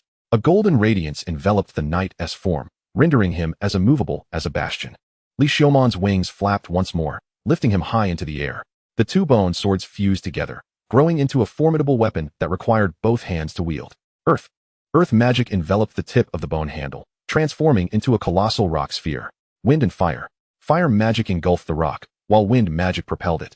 Utilizing gravity for a second acceleration, a devastating strike descended upon the knight. Boom. The air burst forth in a violent wave, producing a thunderous roar. The knight's eardrums shattered instantly, blood streaming from his ears. His armor fractured inch by inch, and the stones beneath his feet could no longer bear the weight, cracking and collapsing radially around him. It was only when his knees sank entirely into the rock that the massive hammer shattered. Cough, cough. The knight had no time to wipe the blood from his lips. Li Xiaoman brandished his elongated bone spear, offering him no respite, as he lunged for the knight's throat. Quagmire. His feet, ensnared in the rock, were consumed by mud, rendering him incapable of evading. Thud. The sound of flesh being pierced echoed. Warm blood gushing from the knight's throat, staining his armor crimson. Ding. You have slain heavy-armored knight LV-16, gaining 400 experience points. Pulling out the bone spear and shaking off the blood, Li Xiaoman turned his attention to the last archer. The archer, impaled against the wall, had vanished, leaving only a bloodied staff behind. How uncooperative. Li Xiaoman approached the staff, retrieving it, and following the trail of blood. Soon, he caught up with the heavily bloodied, staggering archer. Do not kill me. I was forced into this. They made me do it. I have plenty of money outside. I can give it all to you. Just please don't kill me. The archer, eyeing the approaching Li Xiaoman, retreated in a frenzy, desperation etched in his eyes. Li Xiaoman tightened his grip on the bone spear, piercing the archer's throat, pinning him to the ground. Ding. You have slain archer LV-14, gaining 300 experience points. Enough of this prattling. Let us be decisive, shall we? Experience points are maxed out. Level has increased to LV-16. Vitality 1, Spirit 1. 1 free attribute point. Allocating the free attribute point to Spirit, Li Xiaoman crouched to search the corpse. Soon, he discovered a pouch of coins. As for other items, they were too cumbersome and not worth taking. Returning to the original spot, he scoured the other bodies, acquiring a substantial amount of gold coins. Indeed, the path of violence and arson brings wealth swiftly.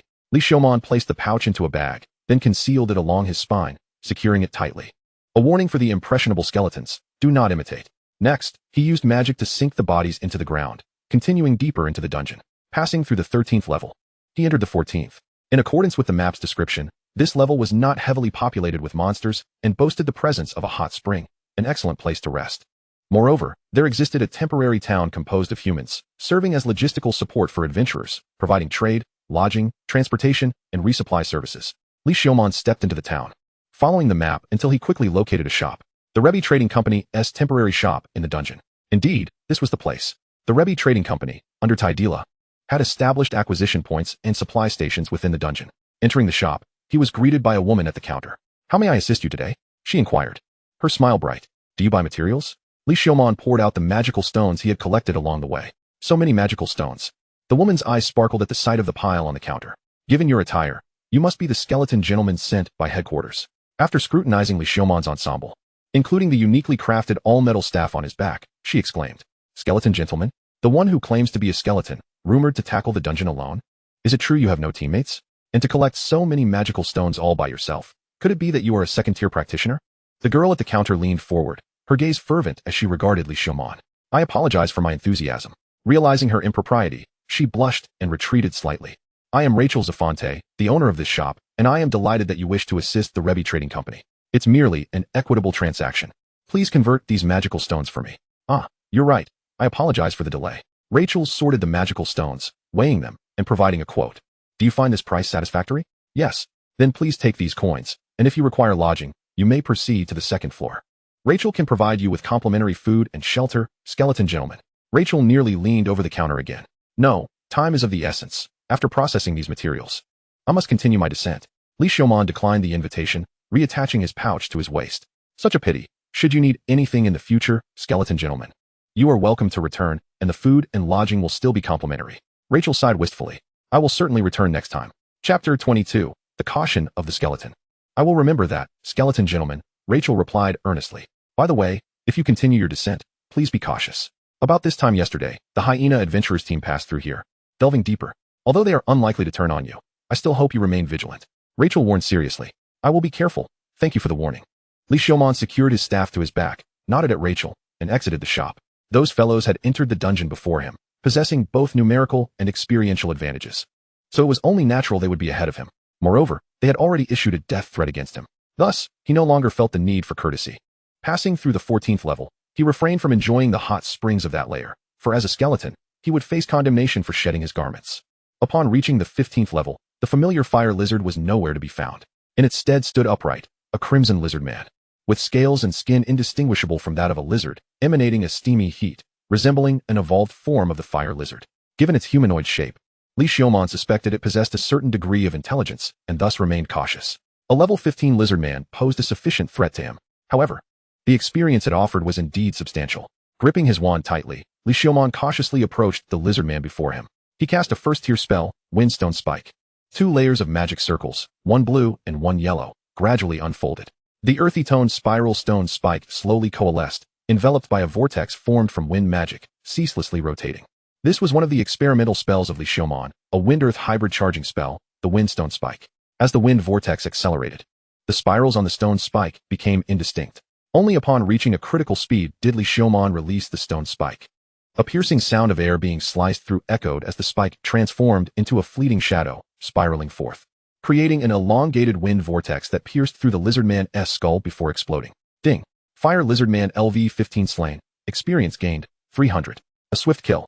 Li Xiaoman gently lowered his wand and retrieved a blank notebook from his ribcage. This was a notebook he had obtained from Rachel, intended for recording and refining the spells he had developed and modified. This included the Shield series, the Meyer series, and the current Hybrid Magic series. High in power, yet demanding in consumption and requiring an extensive charging time. His goal for improvement was to shorten both the charge time and consumption. He closed the notebook and returned it to his ribcage, advancing towards the fire lizard man. Drawing a small knife, he sliced open the chest, retrieving the magic stone and placing it into his waist pouch. Clang. What sound was that? Li Xiaoman raised his head, alertly scanning his surroundings. Silence enveloped him, devoid of any disturbances. Was it an illusion? Gripping his wand tightly, he stood up, remaining vigilant. Clang. It was no illusion. It sounded like something shattering. Where was the source? Li Xiaoman surveyed his surroundings. Stone walls, stone walls, stone walls. No sign of movement. His spine trembled slightly. This place was ill-suited for prolonged stay. He activated his stealth and swiftness, darting towards a location. Clang. This time the sound was clearer. It emanated from below. Li Xiaoman leaped upward, his skeletal wings unfurling from his back, embedding into the stone wall above. Suddenly, the earth split open. Roar! A fiery red figure erupted from the ground. A massive body engulfed in flames. A pair of elongated, crimson horns protruded from its head, resembling a magnified version of a typical fire lizard man. It was a special variant of Lizardman, the Lizardman King. Level 20. Class, Monster Warrior. Description, a perilous variant of the Lizardman, the King of Lizardmen, possessing the strongest physique. Magical prowess, an exceptional affinity for flames, with a level cap of 20. Its fiery red eyes scanned the surroundings, locking onto Li Xiaoman, who hung inverted from the stone wall. Roar! The deafening roar surged towards Li Xiaoman. This was dire. Li Xiaoman transformed his hands into sharp claws, gripping the stone wall and scuttling deeper into the labyrinth like a giant spider. The Lizardman King raised its hand, summoning fireballs that circled around its body. With a flick of its hand, the fireballs launched towards Li Xiaoman. He could only leap down from the wall, landing on the ground, just where he had been. The fireballs exploded, sending debris flying and clouds of smoke billowing. Amidst the smoke, a figure, moving on all fours, burst through the haze, lunging at Li Xiaoman. Meyer. His wand plunged into the ground, creating ripples that transformed into a vast expanse of mire. The Lizardman King sank into it instantly. Yet, in a mere moment, flames ignited around its body, evaporating the moisture within the mire. Then, it sank slightly before leaping up, its jaws agape. The fire element gathered in an instant, spitting forth a column of flame. First-tier magic, water wall. Faced with the surging fire column, the water shield felt inadequate. The magic circle was drawn in an instant, torrents of water converging from all sides to form a wall before him. Sizzle. The steam erupted, engulfing the entire space. Seizing the opportunity, Li Xiaomon retreated.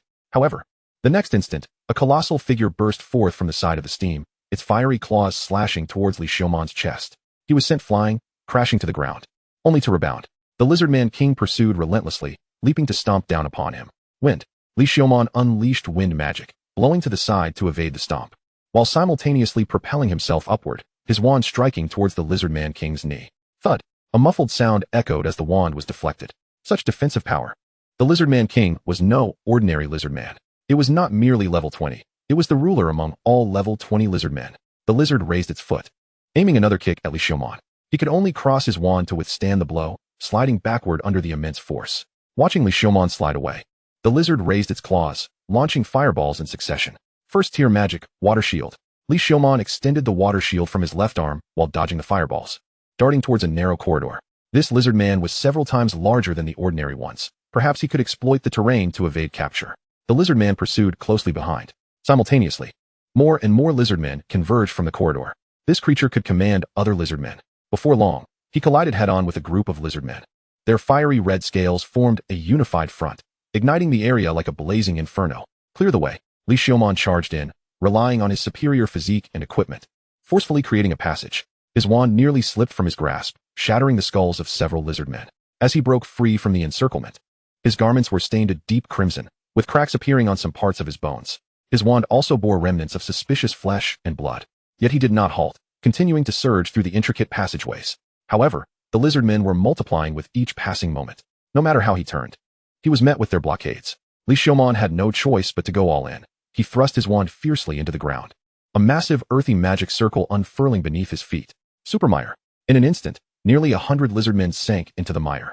Such a wide-ranging spell drained a significant portion of Li Xiaomon's magical power, causing the flame of his soul within to diminish. Fly for me. His skeletal wings unfurled as he concentrated more than ever, summoning wind magic towards the ground. In the confined corridor, he flapped his wings. With precise control over his wind magic, he barely avoided crashing into the stone wall. A moment's lapse in concentration would have sent him hurtling directly into the wall, plunging into a mire of mud and lizard folk. As he navigated the twisting passage, he narrowly missed colliding with the rocky surfaces on several occasions, each time yanked back by the force of his wind magic. Once again, he broke free from the encirclement. Li Xiaomon vowed that if he were to repeat this ordeal, he would undoubtedly crash against the wall. Ahead loomed a sheer cliff. Behind him, the lizard folk pursuers drew ever closer. There was no time for hesitation. He plunged headlong into the abyss. His plan was simple: descend to hide until the lizard folk above had departed, then ascend once more. Below the cliff, sharp stone spires jutted out menacingly, and Li Xiaomon deftly maneuvered his skeletal wings to evade them. He had no idea how deep he had descended. When he finally landed, darkness enveloped him. He folded his wings and raised his wand, channeling a modicum of magical energy. The gem at the tip emitted a soft blue glow, illuminating his surroundings. The rough stone walls vanished, replaced by walls of exquisite crystal that shimmered with an ethereal luster under the azure light. Where was this place?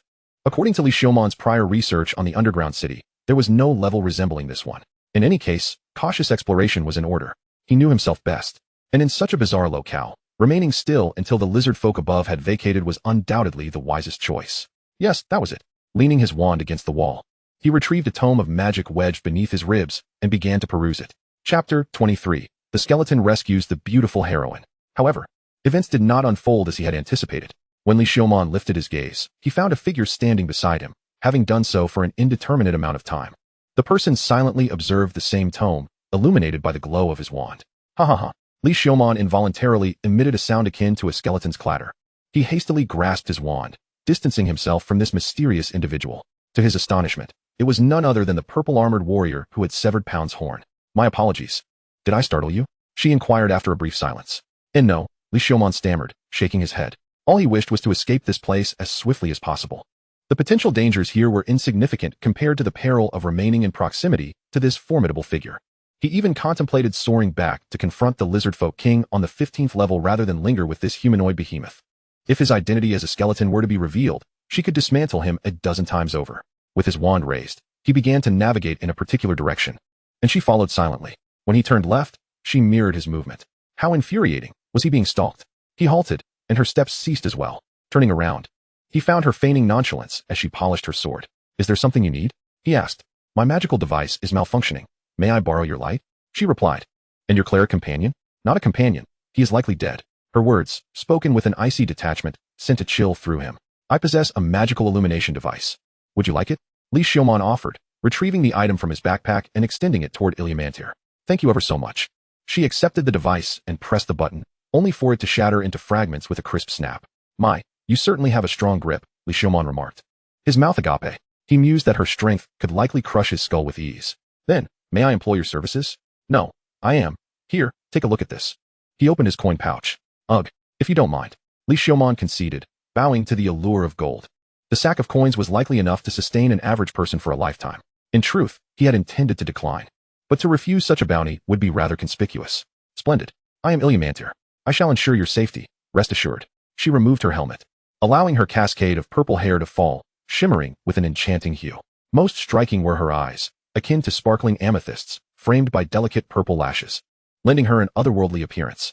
Her alabaster complexion bore no blemish, reminiscent of exquisite porcelain. Adorning her right ear was a sapphire earring that glimmered with magical radiance. A high-quality magical artifact. This visage was breathtaking, transcending ordinary beauty. It was not that no human could surpass her in allure, but rather that her beauty evoked a sense of the extraordinary. You should don your helmet again, Li Xiaomon insisted, forcibly diverting his gaze from her face. Why? You are too beautiful. It makes me feel ashamed.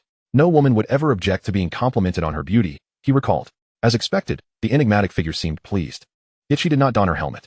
The two fell into a comfortable silence, with Li Xiaomon playing the role of a living lantern, following Illumantir's directions as she sketched a map on a canvas. He observed that her drawings were remarkably precise and clear. After an indeterminate amount of time, Illumantir spoke up. We've explored enough. Let us take a break. Very well. She then guided him into a cavern where they could kindle a campfire. By the way, do you know where we are? This underground city bears no resemblance to any known level. Li Xiaomon inquired, perplexed as they gathered around the fire. Are you unaware of how you arrived here? Illumantir seemed astonished. I fell in while being pursued by a special breed of lizard folk king from the 15th level. He replied candidly, feeling no need to conceal the truth. I am unsure whether to deem you fortunate or unfortunate. This is a hidden special maze, Illumantir elucidated, addressing his question without further inquiry as she began to roast the meat she had hunted earlier, seasoning it liberally before offering him a skewer. I'm not particularly hungry. Very well. Illumantir devoured the roasted meat with gusto, unabashed in her consumption, which stirred a long-forgotten hunger within Li Xiaomon. Once they finished, she casually wiped her mouth with her cloak and produced a cup. Do you have water? Oh yes. Li Xiaomon extended his hand, conjuring a stream of water that coalesced from the air, flowing into Illumantir's cup. A silence settled between them. After quenching her thirst, Illumantir rose and began to remove her heavy armor. Li Xiaomon instinctively averted his gaze. Once she had shed the armor, she commenced cleaning and maintaining it. Li Xiaomon's curiosity got the better of him, and he glanced at her figure beneath the armor, noting that she wore appropriate clothing beneath. It would have been odd to be overly concerned about such matters. Standing at over 1.7 meters tall, she possessed long, shapely legs adorned with taut muscles.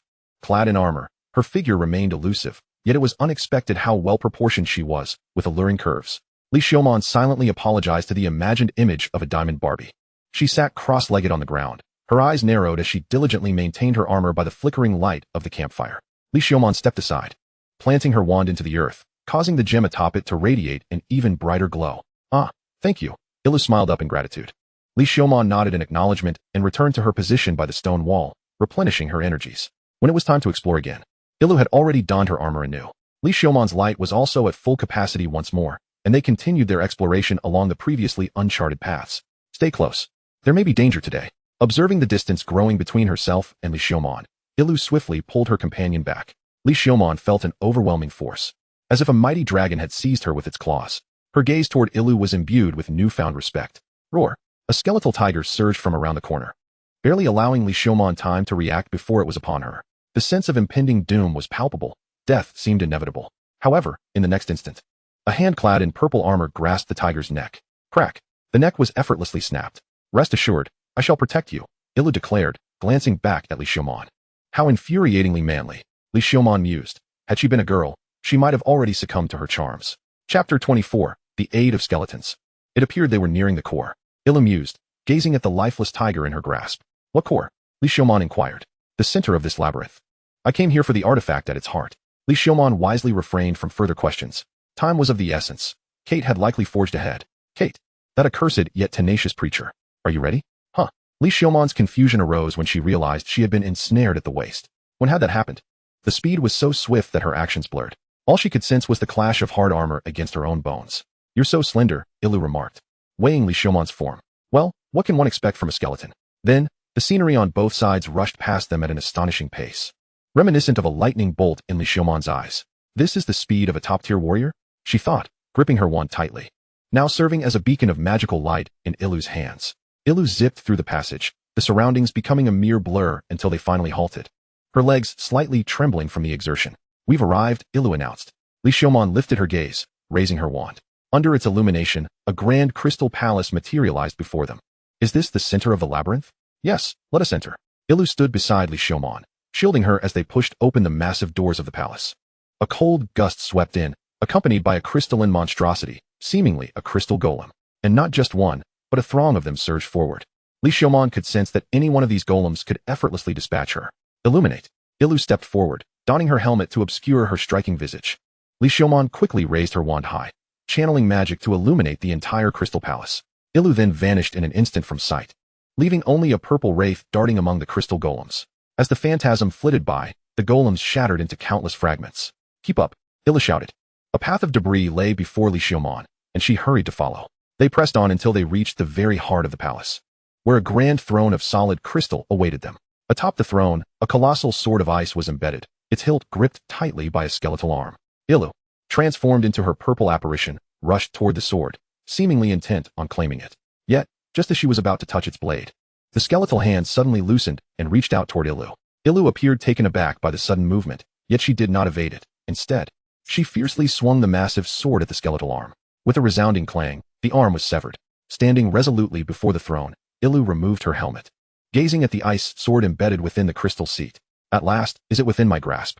She set the great sword aside and reached for the hilt of the ice sword. A chilling wind erupted from its position, swirling outward. Frost rapidly enveloped her gauntlet, and her violet hair danced in the frigid breeze. The frost crept up her arm, soon covering her entire armor. Yet, Ilu did not relent. She tightened her grip on the hilt and gradually pulled the ice sword free.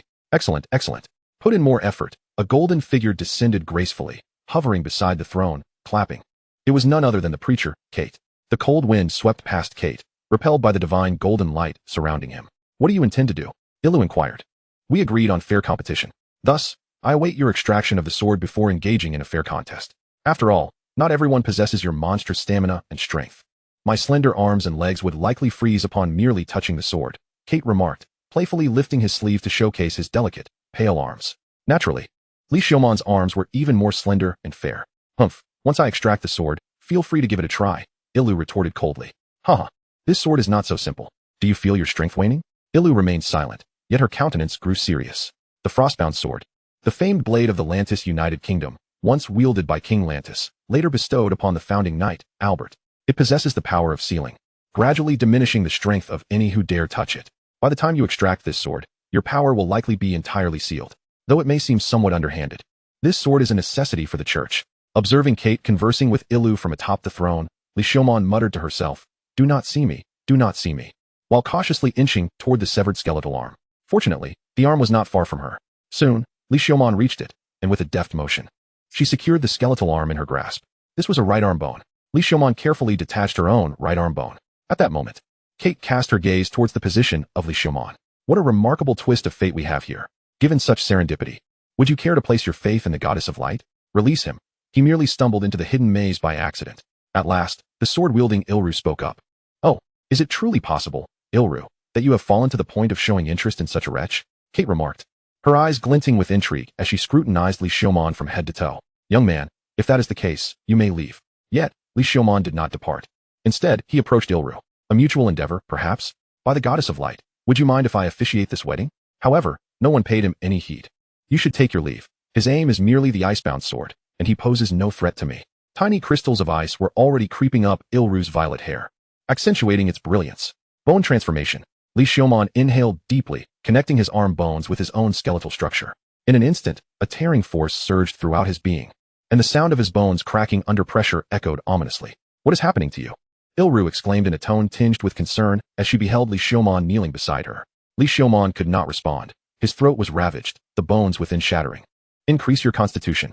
With great difficulty, Li Xiumon opened his status panel, allocating his precious points to bolster his vitality. In that moment, A surge of power erupted from the depths of his body, mending his fractured bones. Just barely, he managed to hold himself together. Li Xiaomon staggered to his feet, extending his hands to cover Ilru's. Then he spoke, "Draw your sword." The two exerted their strength simultaneously, unleashing a tempest of frosty energy that intensified violently, as if multiplying exponentially. To their astonishment, the icebound sword was drawn forth by a considerable length. By the goddess of light, what has transpired? A miracle of love? Kate stood dumbfounded. Ilru, too, was bewildered by the sudden turn of events, but recognized that Li Xiaomon was there to aid her. The power within her arms found an outlet at last, ceasing its torment upon Li Xiaomon's body. Yet, a frigid gale swept towards them, coating Li Xiaomon and their entwined hands in a layer of frost, as if his bones were on the brink of shattering from the cold. Ilru, like a hen protecting her chicks, pulled Li Xiaomon into her embrace, shielding him from the biting wind, thus providing him with a moment of respite. Chapter 25. The Great Elevation of the Skeleton. Ding. Strength 5, Constitution 5, Spirit 5. Acquired skills, Swordsmanship LV2, Titan Strength LV2, Hardbone LV1. At last, the system's notification chimed in his ears. His right arm settled into a state of calm. A continuous flow of power surged from the depths of his being, transforming his bones into more resilient, smooth, and alabaster-like structures. Simultaneously, his strength saw a significant increase, and the flame of his soul became more solid and vigorous. In simpler terms, he felt his body brimming with power. He even fancied that he could arm wrestle with Pound. Then, as the cold wind blew, he instinctively curled closer to Ilru. What a frigid breeze. The increase of 5 points in constitution feels utterly negligible. Alas, he remained the same weakling. With Li Xiaomon's assistance, the icebound sword appeared to sense a familiar essence, yielding less resistance as it was drawn forth further. Meanwhile, Kate, sensing the urgency of the moment, began to chant spells, buffing herself with divine enhancements. Divine power, magical armor, heightened agility, enhanced stamina, fortified defense, the protection of the goddess of light. Each incantation resonated with the reverence of the great goddess of light. "Oh, goddess, I am your faithful devotee." Li Xiaomon mused that if he were the goddess of light, he would have certainly given this rascal a slap across the face. "Do not annoy me without cause." As the buffs accumulated, his body began to radiate with a kaleidoscope of colors, resembling a lavishly adorned character from a heavily monetized online game. Various flamboyant pieces of equipment threatened to overflow from his inventory. Whoosh! The cold wind ceased. The ice sword emerged, its blade shimmering with a brilliant luminescence. Firmly grasped by Ilru, the legendary sword of Lance, the icebound sword, was drawn forth at that moment. "I apologize, but that sword belongs to the church." Kate charged forward, unleashing a massive sphere of holy light. Ilru bent her knees slightly and raised the icebound sword, meeting the descending holy sphere head-on, cleaving it in two. Without losing momentum, she charged straight at Kate. Kate, with both hands extended toward the void, summoned the holy light, transforming it into a radiant sword of divine luminescence. The clash between the ice sword and the light sword sent both combatants reeling, their strengths evenly matched. However, Kate was visibly rattled. "How is this possible? Even with that wretch's assistance, you should have had a portion of your power sealed," he exclaimed. "That is precisely why I exerted this womanly strength, feeling utterly drained." Ilru retorted, Li Xiaomon, redefining womanly strength and utter exhaustion. The two men, both metaphorically womanly, shared an incredulous glance with the skeleton. "Surrender the icebound sword. It is rightfully mine." Once more, their swords clashed together, blades colliding repeatedly, golden holy light and icy blue sword energy scattering in all directions, nearly demolishing the crystalline palace around them. Li Xiaomon found himself ducking for cover, fleeing the chaotic scene. He barely made it out of the palace before it crumbled behind him. Then, a stream of purple and golden light surged upward, colliding repeatedly. When the gods clash, why am I always present? Li Xiaomon felt as though he had returned to the battlefield. It was as if the allies who once stood united were now embroiled in conflict. Boom!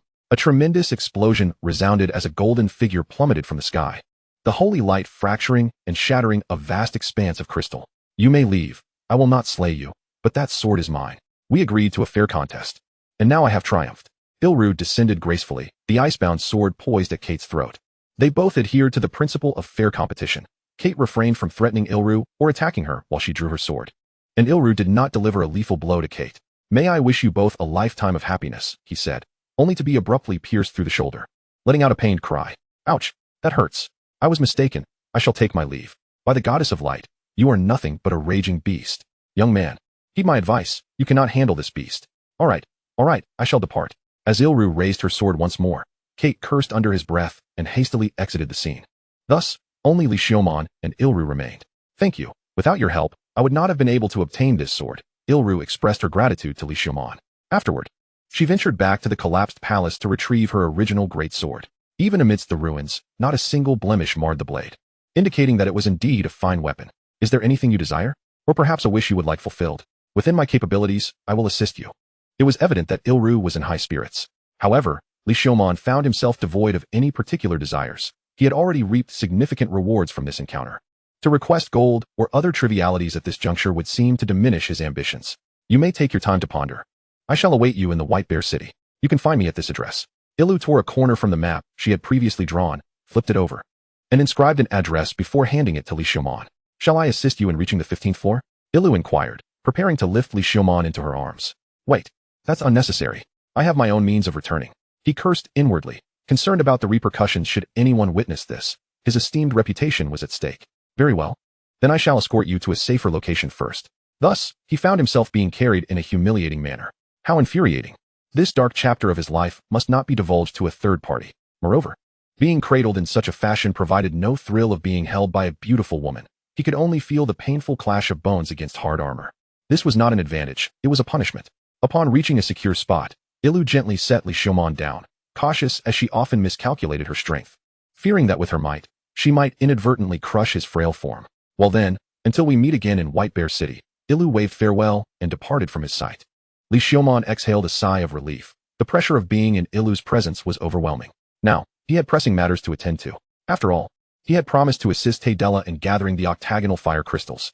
He should have asked Illu to accompany him to the 20th floor for some quick gathering, which would have resolved everything directly. How frustrating. He regretted taking the longer route. He had once possessed the opportunity and failed to cherish it. Nevertheless, he reminded himself that he had descended into the dungeon with the intent of leveling up, and utilizing Illu as an external aid would counteract his goal of honing his skills. Unfurling his bony wings, he soared towards the location of his earlier plunge. After a brief flight, he arrived at the precipice from which he had jumped. Only a few lizardmen roamed about, with no sign of the Lizardman King or the rest of the lizardmen. It appeared that the Lizardman King had departed, leaving behind a handful of lizardmen to guard the area. This meant he could gladly accept the experience points. With a swift motion, Li Xiaomon flapped his wings and darted towards one of the lizardmen, drawing forth his bone sword and stabbing it into the creature's neck. The blade sank in with precision, and hot blood gushed forth as he withdrew the sword. Ding! Killed Fire Lizardman LV-15, experience 300. Before the remaining lizardmen could react, Li Xiaomon thrust his wand into the ground. Quagmire!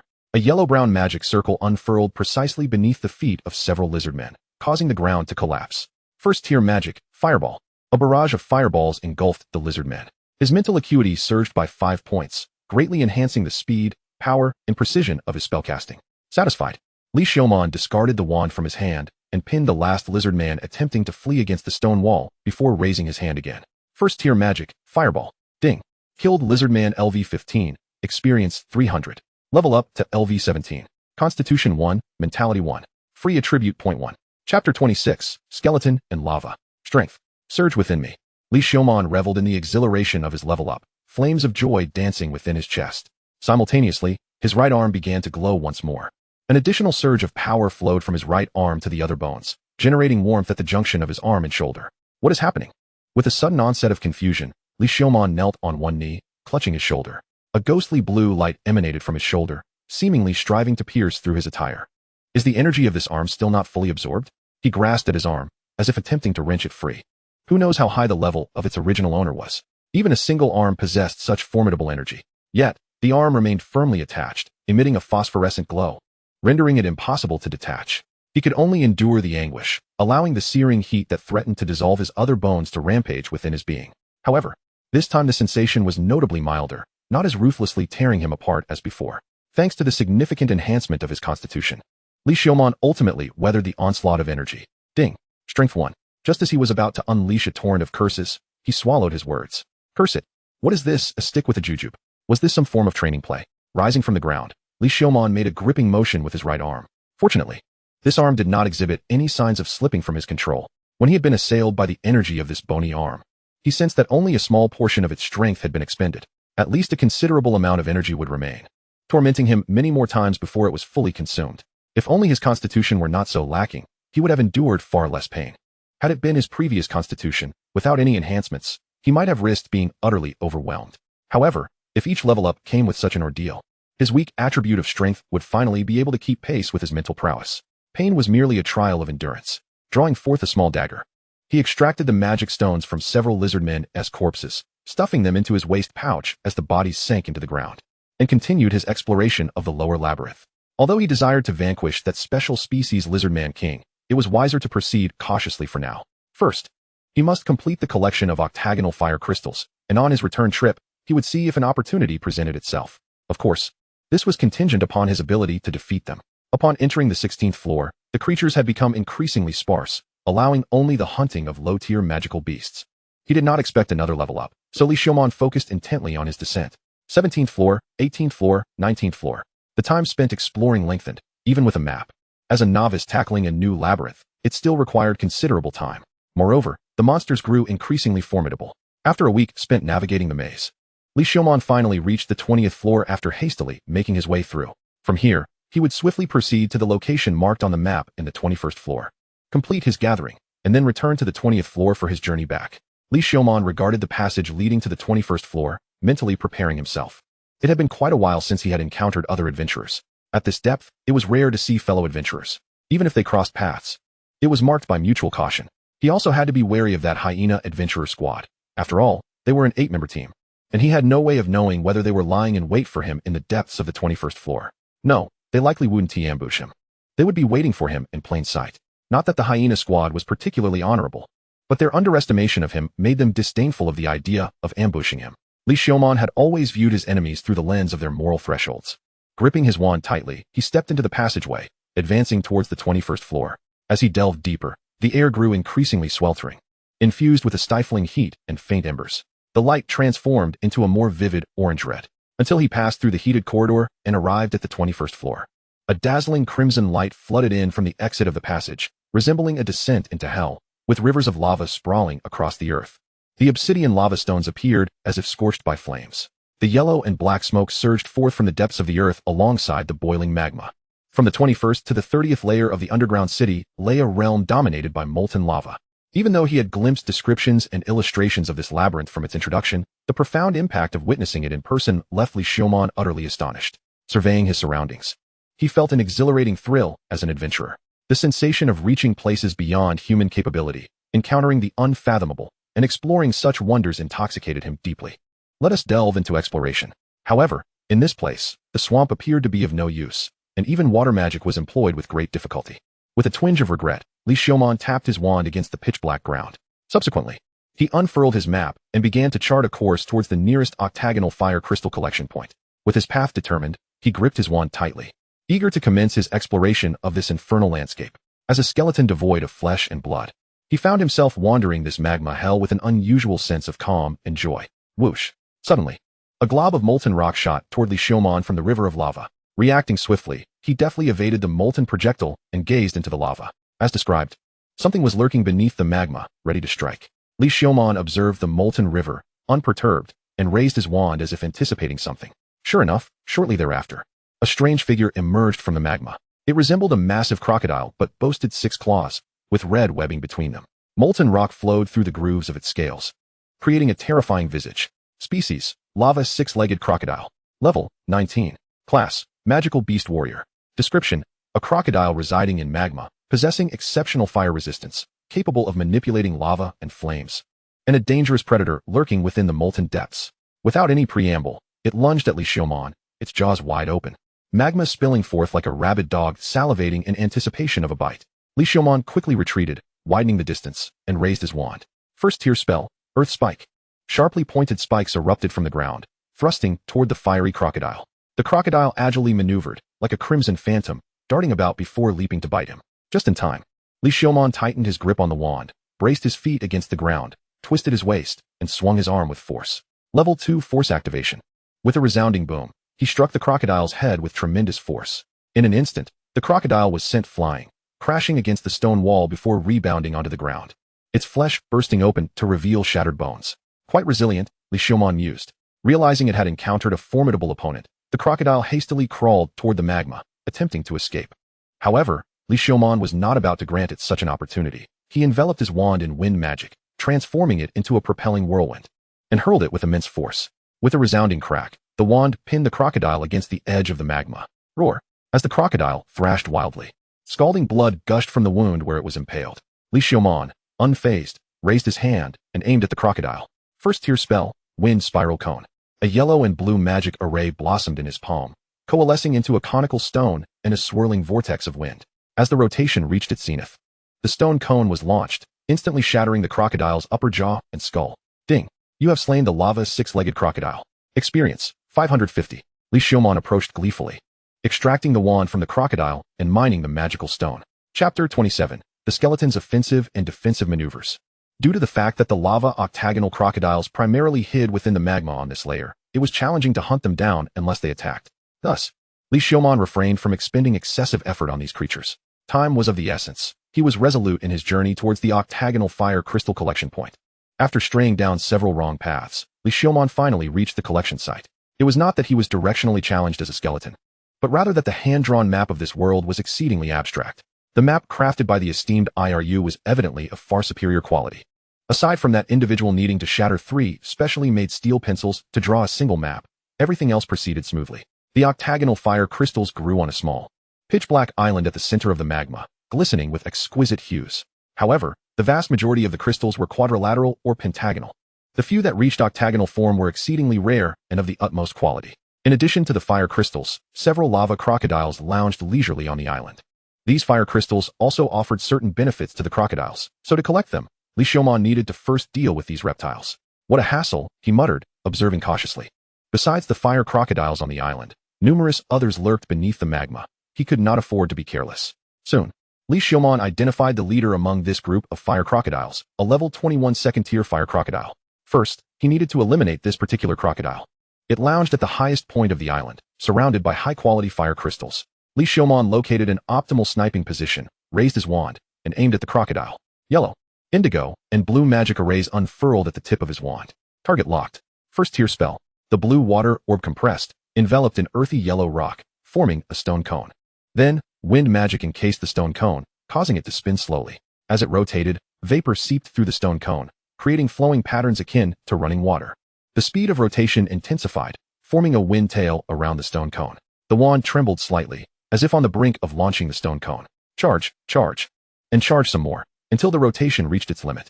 Water flow wind spiral cone. The water-laden stone cone sliced through the air with a soft whistle, shooting straight toward the fire crocodile. It struck true, rotating as it pierced the crocodile's neck. The water orb within exploded inside the crocodile, dousing its scales and producing a sizzling sound, enveloping it in a cloud of white mist. The temperature of the crocodile plummeted as its magma-like blood rapidly cooled and solidified within its body. Ding! You have slain the lava six-legged crocodile. Experience, 800. The experience bar surged dramatically by 500 points. Before the remaining fire crocodiles could react, Li Xiaomon flapped his skeletal wings and leaped into the air, soaring toward the island. The open expanse of this layer finally allowed him to exploit his aerial advantage. Hovering in the air, he raised his wand, targeting the remaining fire crocodiles. First-tier spell. Once more, he channeled his magic. This time, facing other first-tier fire crocodiles, he opted not to use the elemental wind spiral cone, merely unfolding 2 magic arrays. Wind spiral cone. The stone cone, propelled by wind magic, spun through the air with a whoosh, aimed at one of the fire crocodiles. Once again, it struck accurately, claiming the life of a level 18 fire crocodile. Next, he ascended higher, evading a barrage of molten fireballs, and repeated his maneuver, raising his wand once more. First-tier spell, Wind Spiral Cone. Growing increasingly adept, Li Xiaomon gradually enhanced his proficiency with this spell amidst the chaos of battle. As Li Xiaomon struck down the 4th fire crocodile, the remaining creatures seemed to sense the impending danger and retreated into the molten lava, evading his attacks. Whenever Li Xiaomon flew low, a crocodile would emerge from the magma to unleash fireballs at him. Have these crocodiles developed some intelligence? Li Xiaomon couldn't help but comment as he observed this group of creatures hiding in the lava. However, his objective was not to engage in a futile battle with them. He had no intention of exhausting himself. He landed on the island, searching for the octagonal fire crystals. Upon seeing this, the fire crocodiles cautiously made their way toward the island. In response, Li Xiaomon ascended once more, casting a wind vortex. The crocodiles, sensing the threat, scuttled back into the molten lava. After several back-and-forth encounters, 2 more fire crocodiles perished. Yet Li Xiaomon did not mind prolonging this exchange. He was simply leveling up. Eventually, the surviving fire crocodiles learned from the fate of their fallen companions and refrained from approaching the island. Li Xiaomon then began his swift search for the octagonal fire crystals. While other adventurers might take time to gather the required quantity, Li Xiaomon efficiently identified each crystal. quickly amassing more than enough before departing the small island without a glance back. Task accomplished. It was time to return. However, he still had not encountered that hyena adventurer team. Could it be that they did not believe they could ascend to the 21st level and were waiting for him on the higher floors? If that were the case, the roles of hunter and prey had now reversed. He had completed his mission, and they had squandered their best opportunity to ambush him. Now, it was his turn to hunt them. After all, they had threatened his life. They were enemies. And enemies must be eradicated. Returning to the passage, he re-entered the 20th level. Li Xiaomon took his time, searching for traces of the hyena adventurer team. After a day of fruitless searching, he had only hunted a few lizard men. Thus, he abandoned his search on this level and descended to the 18th. There, he finally found them. Lucky. The flames of the soul in Li Xiaomon's eyes flickered with excitement. The 8-member team was well organized, skillfully exploring their surroundings. 2 heavily armored warriors, 2 swordsmen, 1 archer, 2 mages, and 1 priest. The heavily armored warriors flanked the front and rear of the formation, while the swordsmen occupied the left and right flanks, with the remaining members at the center. The team leader, Zayukiduo, a mage positioned at the core of the group, commanded from a place of protection. It would be challenging to execute a decisive strike directly against Zayukiduo. Any action taken would necessitate facing the entire team. Such a tactic would be ill-advised. He needed to bide his time and seek the right opportunity. Li Xiaomon activated his stealth, trailing the team from a distance. Do not expect mercy from a skeleton. It possesses no semblance of a heart. The heavily armored warrior at the front of the hyena team could not resist voicing his complaint. They had scoured each layer without encountering the skeleton's presence. Let us finish searching this layer first, Zayukiduo replied, maintaining his caution. Come on, Captain, not again. The skeleton is probably dead in some corner. You don't actually believe that thing can reach the 21st level and collect fire crystals, do you? The archer, burdened with his large bow, chimed in with a similar complaint. The team's morale had plummeted, and Zayukiduo furrowed his brow at their lack of motivation. Yet, as the leader, he had to prioritize team cohesion. Let us find a place to rest for the night, he finally conceded. The skeleton, following closely behind, gleamed with anticipation. Chapter 28. The skeleton is a demon. Finding a secluded cave, the hyena adventurer team lit a campfire and retrieved their rations.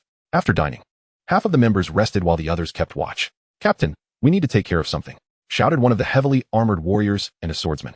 Just handle it in your pants. This is a dungeon, for heaven's sake. Zayukiduo glanced over, replying nonchalantly. The 2 teammates visibly bristled.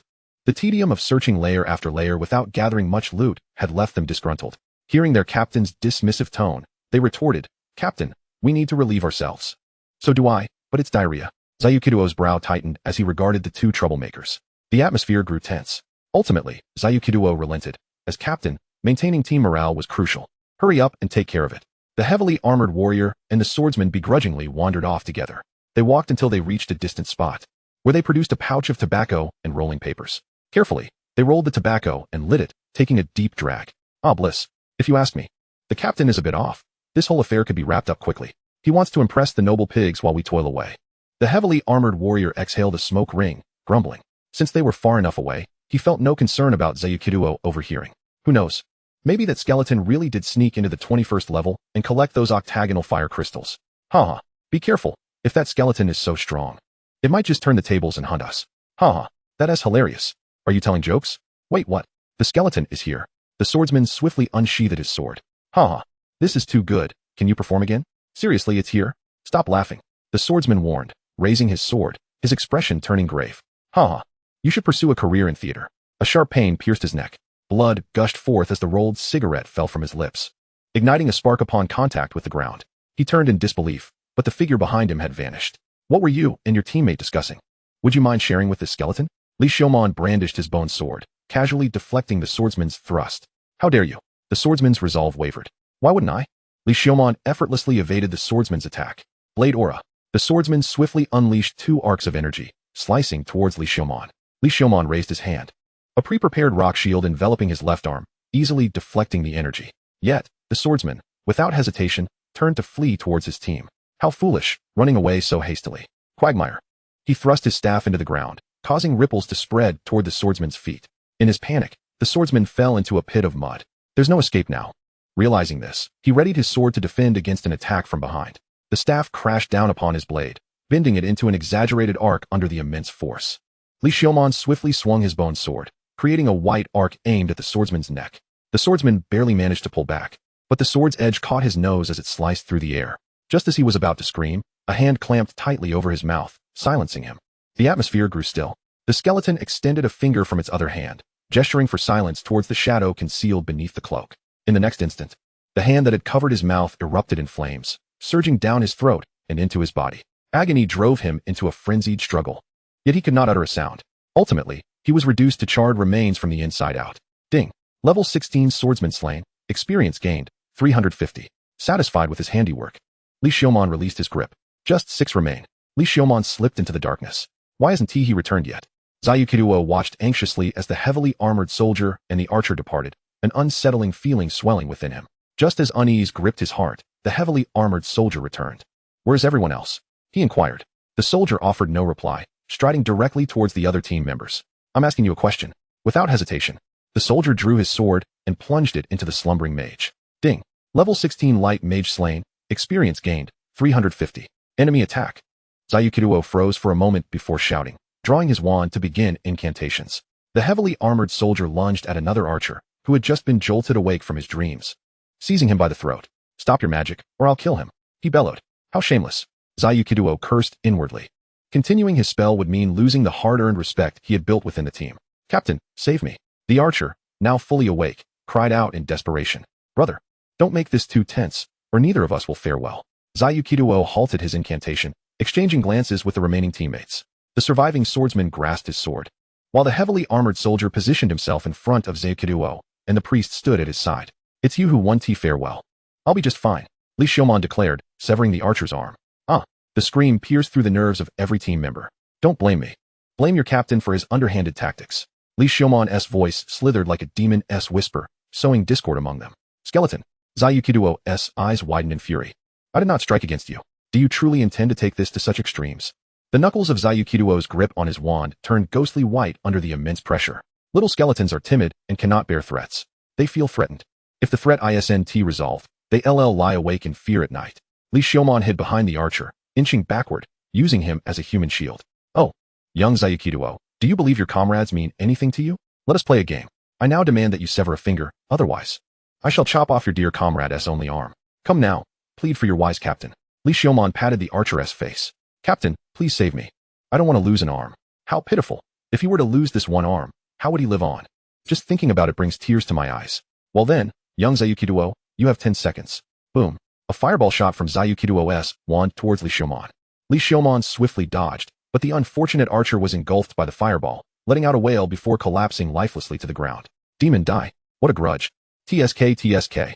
Killing his own teammate, yet unable to sacrifice even a finger. Li Xiaomon shed his heavy armor, agilely leaping and dodging, evading arrows and fireballs. This is your esteemed captain. Why not abandon the darkness and join the light? Come with me, Li Xiaomon shouted. Yet, none paid him heed, and he did not mind. Such words would only grant him more experience. Chapter 29, The Malevolent Skeleton. Demon, I shall kill you 1,000 times. Zayukiduo, forgetting his incantation, unleashed fireballs relentlessly. Li Xiaomon reveled in this. The loss of reason in this man was the best possible outcome. Dealing with a deranged mage was far simpler than contending with a lucid one. As it stood, only a swordsman and Zayukiduo remained as primary damage dealers. The heavily armored soldier and healer were no longer a threat. Captain, calm down. Damn it, great goddess of light. Let your holy light guide the lost. The first tier spell. Calm the mind. The priest raised his wand, aiming at Zayukiduo. Golden holy light cascaded down upon Zayukiduo, permeating his skin. Gradually, his distorted expression softened, and his mind regained a semblance of stability. Skeleton, you will pay dearly for this. Behind the armored knight, the swordsman advanced, with the priest providing support, maintaining formation to retreat from the dungeon. Regaining his composure, Zayukiduo swiftly assessed the situation. They were down to 4 members, with only 2 capable of inflicting significant damage. The tide had turned. Their only option was to withdraw from the dungeon and wait for an opportunity. Once on the surface, they would be in the nobility's domain. The skeleton wouldn't last long. Captain Zayukiduo, do you not even care for the bodies of your comrades? If they knew of this in the afterlife, how heartbroken they would be. To be honest, Li Xiaomon found himself rather despicable. Indulging in such wickedness was far too exhilarating. A parting gift. Empowered by calmness, Zayukiduo remained unfazed, directing his team to retreat in an orderly manner. Li Xiaomon remained unperturbed, lingering at the back of the group, continuously using magic to harass them, offering no respite for the hyena squad. Meanwhile, the heavily armored soldier at the rear became increasingly sluggish, his wounds accumulating. Zayukiduo too grew more haggard, even with magical enhancements. He began to feel agitated and hysterical. The atmosphere within the team grew increasingly dire, coupled with Li Xiaomon's taunts about Zayukiduo's lack of support. Surrendering will spare your life. Those who bring me Zayukido's head shall not have their property confiscated, nor will their freedom be hindered. The morale of the team wavered. The desire for battle waning. Zayukido was tormented within. He could sense his companions gradually swaying toward Lee Shiomon's side. That fiend was nothing but a puppeteer of human hearts. Not even human. Zayukido, why are you so far from your comrades? Are you afraid the others will kill you? Do you not trust your teammates at all? How can you fear those you've spent so much time with? Do you not owe them your trust? Lee Shiomon's relentless words morphed into even more chilling taunts. No, it's not like that. That demon is sowing discord. If you kill me, he won't spare you either. Zayukido hastily attempted to clarify his stance. Oh dear, he is panicking. Did you hear that? He is threatening you not to kill him because he believes you would. Sighing, how cruel humanity can be. Lee Shiomon's devilish words sent a chill down Zayukido's spine. Shut up. You shut your damn mouth. You shut the hell up, you bastard. With his frayed nerves snapping, Zayukido brandished his wand and hurled several fireballs at Lee Shiomon. Naturally, Lee Shiomon evaded them effortlessly. Captain, remain calm, urged the priest, stepping forward in an attempt to cast a calming spell on Zayukido. However, with his crimson eyes glinting with wariness, Zayukido dodged, eyeing the approaching priest with suspicion. The atmosphere shifted palpably. Look, he is on guard against you, Lee Shiomon interjected timely. No, don't listen to him. Don't heed his words. Anxiety began to churn within Zayukido. He glanced at his comrades, for the first time feeling the chasm that separated them. When was it? When did it happen? Tell me. Among our team, who do you wish to kill most? It must be Zayukido, right? But why is he trying to pull you back with him? Why? Upon reflection, wasn't he it to enlist your aid against me? Lee Shiomon's demonic voice echoed in everyone's ears. No one moved. If he were truly so selfless, scattering to save himself in this labyrinth, who besides him could I pursue? Silence. Be silent. Zayukido's panic escalated. Captain, stay away from me. Don't any of you dare come near me. Zayukido brandished his wand. Look, this is your trusted captain. He has betrayed your trust. Kill him, and together, let us slay that demon. Then we shall return to the surface, indulging in feasts and showering ourselves with gold. Zayukido attempted to command the others once more. Run. That heavily armored fellow, you've been relegated to the rear guard for so long. You must be weary. You wear a helmet. I don't even know your name or what you look like. Once you dive into the labyrinth, remove your helmet and change your armor. I won't recognize you anymore. What are you, a mere meat shield? Aren't you tired? Lee Shiomon seduced the heavily armored soldier, who shifted slightly. Foam duo Taimant. Hold the front. Zayukido bellowed. TSK. Look at your good captain. He has sold you out in an instant. But I can't hear anything at all. You may leave. I won't stop you. Lee Shiomon continued to manipulate. Zayukido bit his lip, nearly snapping his wand in half. At that moment, he longed to shred Lee Shiomon into 1,000 pieces. Captain, let us part ways. The heavily armored soldier spoke, then dashed toward a side passage without looking back. Fireball. Zayukido hurled a fireball at the soldier's retreating figure. The soldier, focused on Lee Shiomon, was utterly unprepared for his former captain's attack. He turned back in disbelief, gazing at Zayukido. Ah, what a splendid fireball. Captain Zayukido's hand is indeed steady, tracing a beautiful arc. ID rated a 10. The remaining priests hurriedly distanced themselves from Zayukido, while the swordsman warily positioned himself to face both Lee Shiomon and Zayukido. Heed my commands. That demon has been toying with us from the beginning. He will not spare any of us. He is a thoroughgoing bastard demon. Zayukido shouted. Ah, what are you doing now? Are you raising your wand to shoot at your comrades again? Killing 2 isn't enough for you. What a cruel heart you possess. Seeing Zayukido lift his wand again, intent on aiming at himself, Lee Shiomon quickly exclaimed. The remaining 2 teammates panicked, watching Zayukido with caution. I'm aiming at that demon. Trust me, Zayukido hastily explained, bewildered as to why he could not even move his wand. Chapter 30. The nature of skeletons is evil. He is aiming at that demon. I believe those words because I am the most innocent. Captain Zayukido, if no one else believes you, I do. Lee Shiomon asserted resolutely. Zayukido gambled that he had never felt so constrained or enraged in his life. If the demons of hell were to walk among humans, it would likely resemble this. Enough. It's about time to resolve the remaining issues. From now on, no more surrenders will be accepted. Lee Shiomon finally emerged from the shadows, transforming into a swift black figure, charging toward the swordsman. Sword chi slash. The swordsman swiftly unleashed 2 arcs of sword energy, crossing toward Lee Shiomon. Lee Shiomon easily deflected the attack with his left shield and raised his wand, stabbing it into the ground. Quagmire. The ground collapsed instantaneously. The swordsman staggered, narrowly avoiding the quagmire's grasp. The noble elements burst forth, radiating dazzling light, while fire spirits danced amidst it. First-level magic, fire prison. Flames erupted from the ground. The quagmire's surface was instantly parched. Twisting flames surged toward Lee Shiomon, seeking to engulf him. The swordsman seized the opportunity, executing years of honed sword techniques, slashing toward Lee Shiomon. In the ensuing moment, A vulnerability appeared at Li Xiumon's chest. The swordsman, of course, did not let the opportunity slip by, thrusting his sword into Li Xiumon's heart. Yet, the blade met an emptiness. The sword that pierced his chest felt as though it had struck nothing at all. Seizing the chance, Li Xiumon's hands clutched the swordsman's neck, slicing through his throat.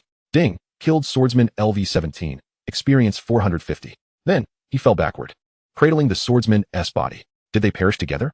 Zayukiduo, observing from a distance, found it hard to believe. Is this it?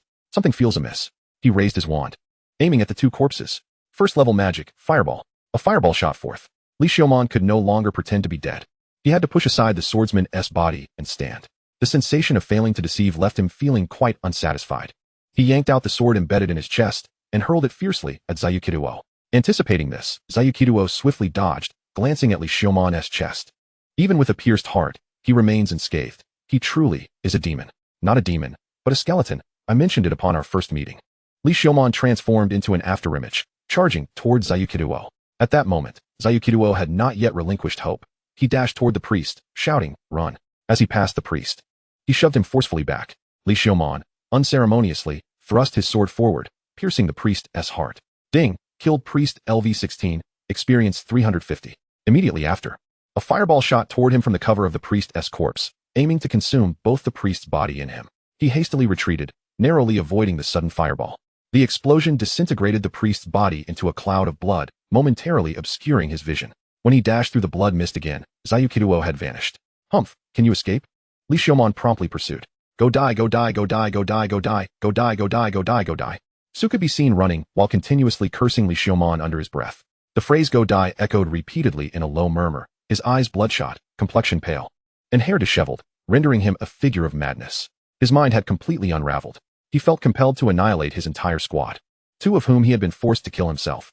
Although he still harbored a will to escape and had not entirely succumbed to insanity, his resolve was unwavering. Yet, he meticulously plotted the most brutal methods of torturing Li Xiumon to death from the inside out once he was free. First, he would ruin that bastard Taydella before killing her, and then he would deal with the Rebbe Corporation from top to bottom. Anyone associated with that skeleton must be exterminated. He reveled in his frenzied thoughts. However, the moment he heard a voice near his ear, his psyche shattered instantaneously. Got you. You really managed to collect them all. This was nothing short of a miracle. Rachel gazed at the small pile of octagonal fire crystals before her, becoming utterly incoherent. Were the quality and quantity sufficient? Yes, indeed. Each piece was of exceedingly high quality, even among the octagonal fire crystals. If it weren't for the urgent need at headquarters, I would truly like to express my gratitude to you properly. With that, Rachel leaned further over the counter, pressing against him. So close. Li Xiumon could detect her intoxicating fragrance. He took a step back. Well, without further ado, I must trouble you to deliver these fire crystals to headquarters as soon as possible. Rachel carefully repackaged the octagonal fire crystals and handed them to Li Xiumon. Remember to come here next time you dive. The offer of free lodging still stands. I will definitely return. Li Xiumon accepted the fire crystals and, under Rachel's watchful gaze, departed the shop, heading toward the 13th floor. Speaking of which, the hyena adventurers had yet to return. Had they encountered some trouble? Rachel couldn't help but recall the scent of blood she had detected on Li Xiumon, and a thought surged into her mind. But then she shook her head. How could that be? The hyena adventurers were seasoned 8-member teams. Even the skeleton couldn't possibly take on 8 at once. She dismissed the thought, cradling her face in her hands. However, that skeleton was quite dashing, charging into the dungeon and returning laden with spoils. He truly resembled a hero, ascending through the labyrinth. The monsters grew weaker, and as Li Xiumon became more accustomed to the maze, his speed increased. He did not deliberately hunt magical beasts. Whenever he encountered one, he would dispatch it effortlessly, accumulating a considerable amount of experience along the way. After 2 days, he finally reached the first floor. Passing through the first level, he finally beheld the long mist sky and genuine sunlight. He stood in a daze for a moment, seemingly hearing someone call out to him, before snapping back to reality. Mr. Skeleton. Mr. Skeleton. In the distance, he spotted Taydella's cat-eared maid rushing toward him. The gloom experienced in the maze dissipated by half, for the maid's allure was simply overwhelming. What are you doing here? Upon seeing the maid approach, Li Xiumon couldn't help but inquire, as he had not informed her of his return. I was sent by the master a few days ago to fetch you. The master is very worried about you. And so am I. As she spoke, her cat tail swayed behind her. Thank you for coming to get me, Li Xiumon said, reaching out to stroke the maid's head, only to suddenly realize he did not know her name. He had been so preoccupied with her prominent cat ears that he had overlooked everything else. What is your name? How could you, Mr. Skeleton, call me by this slave's name? It would only tarnish your ears. What nonsense custom is that? Just tell me. Lol. Louder, please. Ramen to Ruby. Romanter? That sounds quite pleasant. How could it possibly tarnish my ears? Li Xiaomon patted Romanter's head again to mask his true intention of stroking her ears. The surrounding people cast curious glances, causing Romanter to feel somewhat embarrassed and timid, yet Li Xiaomon remained unfazed. Let's go. We must return and not keep Taydella waiting. Li Xiaomon patted his satchel. Did you collect the octagonal fire crystals? Romanter looked at Li Xiaomon in disbelief. Of course. Li Xiaomon tossed the package to Romanter. She opened it, gasping in astonishment, her eyes sparkling with excitement. Then she carefully cradled it in her arms, her cat ears trembling nervously, her tail standing rigidly upright, as if afraid someone might snatch it away. Mr. Skeleton, you are too careless. Such precious items. How could you just throw them to me? You should keep them safe. Don't be so anxious. It's quite sturdy. Even a knife can't shatter it. You can drop it as you please. Whoever dares to take it from you, I will deal with them. Chapter 31. Skeleton renting a house. Upon returning to the guild with the startled catgirl Romanter, she transformed into a jittery little cat, her tail and ears standing erect. Any slight noise made her jump, clutching the package tightly. Once they arrived at the guild, they found Taydella in the lobby on the first floor. It was evident that the guild's situation was dire. Taydella was bustling about, dark circles forming around her eyes. Upon seeing Li Xiaomon's figure, her eyes lit up. You're back. Although she tried to suppress it, Li Xiaomon could still see the excitement in her gaze. Master, Mr. Skeleton has collected them. When the catgirl Romanter exclaimed this, the bustling hall suddenly fell silent for a moment. Then it erupted into a buzz. Is that true? This person really ventured alone into the 21st level of the dungeon and brought back octagonal fire crystals. No way. Surely they must have had a team. No. I saw him enter the dungeon alone at the City Mark Tower. Is he a second-tier professional? Perhaps. There aren't many adventurers from White Bear City who can dive over 20 levels alone. I think he calls himself Skeleton, using that as his code name. What a peculiar fellow. The crowd regarded Li Xiaomon as if he were a rare treasure. Meanwhile, Romanter seemed to realize she had misspoken, her tail instinctively tucking in and her ears drooping. I'm sorry, I let it slip, she said cautiously, appearing fearful of reprimand. It's fine. It was bound to be revealed eventually. Li Xiaomon reassured her, stroking the catgirl's head, unable to resist comforting her when he saw her downcast demeanor. Well, as long as you brought it back, that's what matters. I will give you the proceeds from selling it later. Although it was a substantial sum, Taydella was already content to have saved the guild. Moreover, Li Xiaomon was a benefactor to her. However, according to that fellow's methods, it wouldn't be easy for you. Li Xiaomon offered a warning. That noble could easily dismantle a small guild in White Bear City. They would have to take it one step at a time and deal with whatever came their way. Tessera found herself in a state of exasperation. She could not fathom why that merchant was so persistently fixated on her. Although she possessed a modicum of charm, there were certainly others in White Bear City who surpassed her in beauty. If you could deliver those octagonal fire crystals, a portion of the profits could be invested in your merchant guild as shares, Li Xiaomon suggested casually. Oh, Tessera's eyes sparkled with excitement. This was indeed a splendid proposal. Following their recent venture into the underground city, Li Xiaomon had demonstrated his formidable prowess. Aligning with such a powerful ally would undoubtedly yield great benefits for the merchant guild. You need not concern yourself with my feelings. Your strength would surely be valued more highly by the larger merchant guilds, Tessera replied, suppressing the allure of profit and shaking her head in refusal. You are well aware of my circumstances. I am destined not to join those larger guilds. Li Xiaomon shook his head in response. It suddenly dawned on Tessera that the figure before her was not human, but rather a genuine skeleton. His demeanor was so human-like that she often subconsciously overlooked this fact. However, she felt a tinge of disappointment. It seemed that Li Xiaomon was not genuinely inclined to bind himself to her guild, but rather making a reluctant choice. Nonetheless, I am not entirely without options. Your guild is sufficiently liberated. I see potential in your guild, and consider it an investment, Li Xiaomon added, seemingly having discerned her thoughts. Was her thought process so transparent? Could this skeleton truly peer into the depths of her heart? Shortly thereafter, Li Xiaomon departed from the guild. Their expedition into the underground city had yielded a substantial treasure of gold coins, a significant portion of which was remuneration from Eru. In total, he acquired 330 gold coins, 20 silver coins, and an assortment of copper coins. In this world, a single copper coin could purchase half a large loaf of bread or a bowl of corn chowder. Half a loaf would suffice to satiate an average person's hunger, indicating a relatively strong purchasing power. Typically, an ordinary individual would require approximately a quarter of a gold coin for a month's sustenance, equating to 2.5 silver coins. When factoring in housing, an additional quarter of a gold coin would be necessary. Li Xiaomon's current objective was to rent a residence. Living in the guild's guest quarters was rather inconvenient for a skeleton and excessively cramped. He desired a quiet abode, complete with a spacious bathroom, ideally with a small courtyard and a basement. Clearly, such requirements would not come cheaply. Yet, buoyed by newfound confidence, he boldly declared that he was not lacking in funds. In fact, he boasted quite a considerable fortune. The weighty gold coins instilled an unprecedented sense of assurance within him. Following Tessera's recommendation, he located a rental agency. Upon mentioning Tessera's name, the staff greeted him warmly and arranged for someone to accompany Li Xiaomon to inspect the properties he had selected. Soon, Li Xiaomon found a charming little house in a suburban area, just 3 streets away from the Rebbe Merchant Guild. This quaint 2-story building featured a fenced-in yard. Given the sparse residential presence in the suburbs, the owner indicated that he could extend the fence around the yard if desired. The house contained 2 rooms, an attic, and an impressively large bathroom comparable in size to the rooms themselves. The living room was spacious and open, complemented by a separate kitchen and an outdoor lavatory. Well, the latter 2 would not be of much use to him. While it remained uncertain whether the fairy required such facilities, the skeleton certainly did not.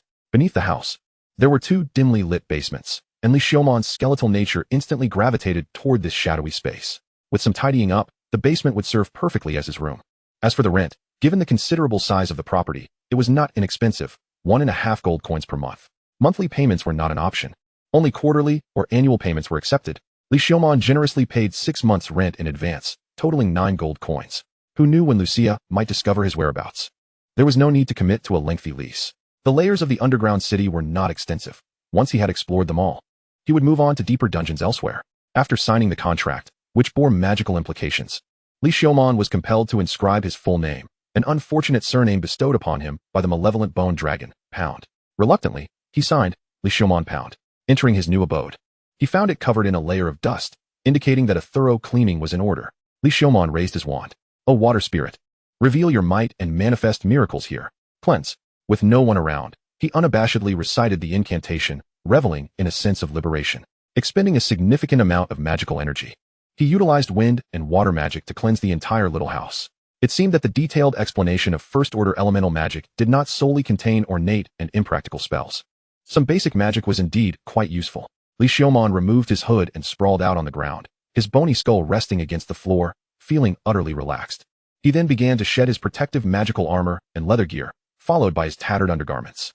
They were so damaged that they were fit for disposal. Finally, he sat cross-legged on the ground in just his loose shorts. The magical armor was precious and sturdy, showing no signs of damage. The leather armor bore some wear, but it remained far from ruined. Its battle-worn appearance added an air of rugged charm. He donned a well-preserved short-sleeved shirt and slipped on a pair of sandals. Clad in shorts, a short-sleeved shirt, and sandals, he epitomized the essence of a relaxed skeleton. Living alone, he had no one to impress, and it felt absolutely liberating. Having spent considerable time in the underground city, he now craved a well-deserved rest. Unfortunately, as a skeleton, he could not indulge in food, or else he would have treated himself to a delightful feast. Chapter 32. A Skeleton's Moment of Leisure. After a full day of rest, Li Xiaomon suddenly recalled that he had promised to meet Eru. Having secured his residence, he had become so ensconced in his leisure that he had entirely forgotten this important engagement. He smacked his forehead in frustration and began rummaging through his belongings. However, Eru had written down the address for him. He searched left, right, above, and below. Nothing. Nothing. Li Xiaomon meticulously scoured every nook and cranny of his skeletal frame, his skull, ribs, pelvis, and leg bones. Yet he found nothing. Wait a moment. Let him think carefully about where he had placed that note. Yes, he had to trust his memory. Li Xiaomon furrowed his brow in contemplation. Oh, in the inner pocket of my tattered shirt. Fortunately, he had remembered. He patted his forehead and set off in search of that worn-out garment. Where's that tattered shirt? He exclaimed, oh no, I must have thrown it away. Li Xiaomon gasped in shock, seizing the cloak from the hanger and bolting out of the house, glancing toward the trash bin outside. He flung open the lid. Empty. Just like his mind, void of any thought. Damn it. Was it really necessary for the magical world to be so efficient in cleaning? Li Xiaomon cursed inwardly. This is a predicament. What was the address written on that note again? Ma Malu Street. Or was it Wenlu Street? Ma Wen something Street. Darn it. I can't recall at all, let alone the more detailed address. In that case, I might as well abandon the effort. Li Xiaomon expressed that this was beyond his control. However, he truly could not remain idle at home any longer. It was time to venture outside. Upon returning home, he hung his cloak back on the rack, removed his short sleeves, and slipped into the bathroom. Before heading out, he decided to indulge in a bath. Water and fire. The dual-layered magic circles of red and blue unfurled in his palms, intertwining streams of water and flames cascading into the tub. The bathtub was crafted by Li Xiaomon using earth magic. Testing the water temperature, he found it just right and submerged himself into the tub. He could feel the water flowing over his ribs, pelvis, and spine. As he submerged his head, the water rushed into his skull, filling it momentarily before bubbling out from his eye sockets. The flames within his chest and eye sockets burned undeterred in the water, swaying pleasantly. After all, it was the fire of his soul, formless and impervious to such water. After soaking for a while, Li Xiaomon exited the tub. The red and indigo magic circles spread above his head, and the wind magic, heated by fire, blew downwards, drying the moisture from his bones. He then donned his garments one by one, leather armor, light armor, and finally his cloak. A long wand was secured to his back. Pushing the door open, he departed from his skeletal abode. Today, he intended to visit the Adventurers Association in Bear City. The Adventurers Association primarily engages in the coordination of adventurers. Their tasks include dungeon exploration, repelling wild magical creatures, hunting dangerous monsters, and even warfare. They typically operate on a system of task postings and rewards, categorizing tasks by difficulty to effectively mobilize adventurers. In Bear City, the three main forces for dungeon raids are the Nobility, the Adventurers Association, and the Merchant Guild. Li Xiaomon aimed to process some paperwork at the Adventurers Association. Ordinary residence permits, Lord Citizen certifications, and Kingdom Citizenship certifications were all beyond his reach. However, the Adventurer's certificate might still be attainable. This would greatly assist him in masquerading as a human and infiltrating the human world. He could not remain in Bear City indefinitely. Eventually, he would need some form of identification when traveling to other cities. The purpose of renting a place was also to facilitate the acquisition of this Adventurer's certificate. To obtain the Adventurer's certificate, one typically requires a residence permit or similar identification. Yet, Li Xiaomon lacked such documentation.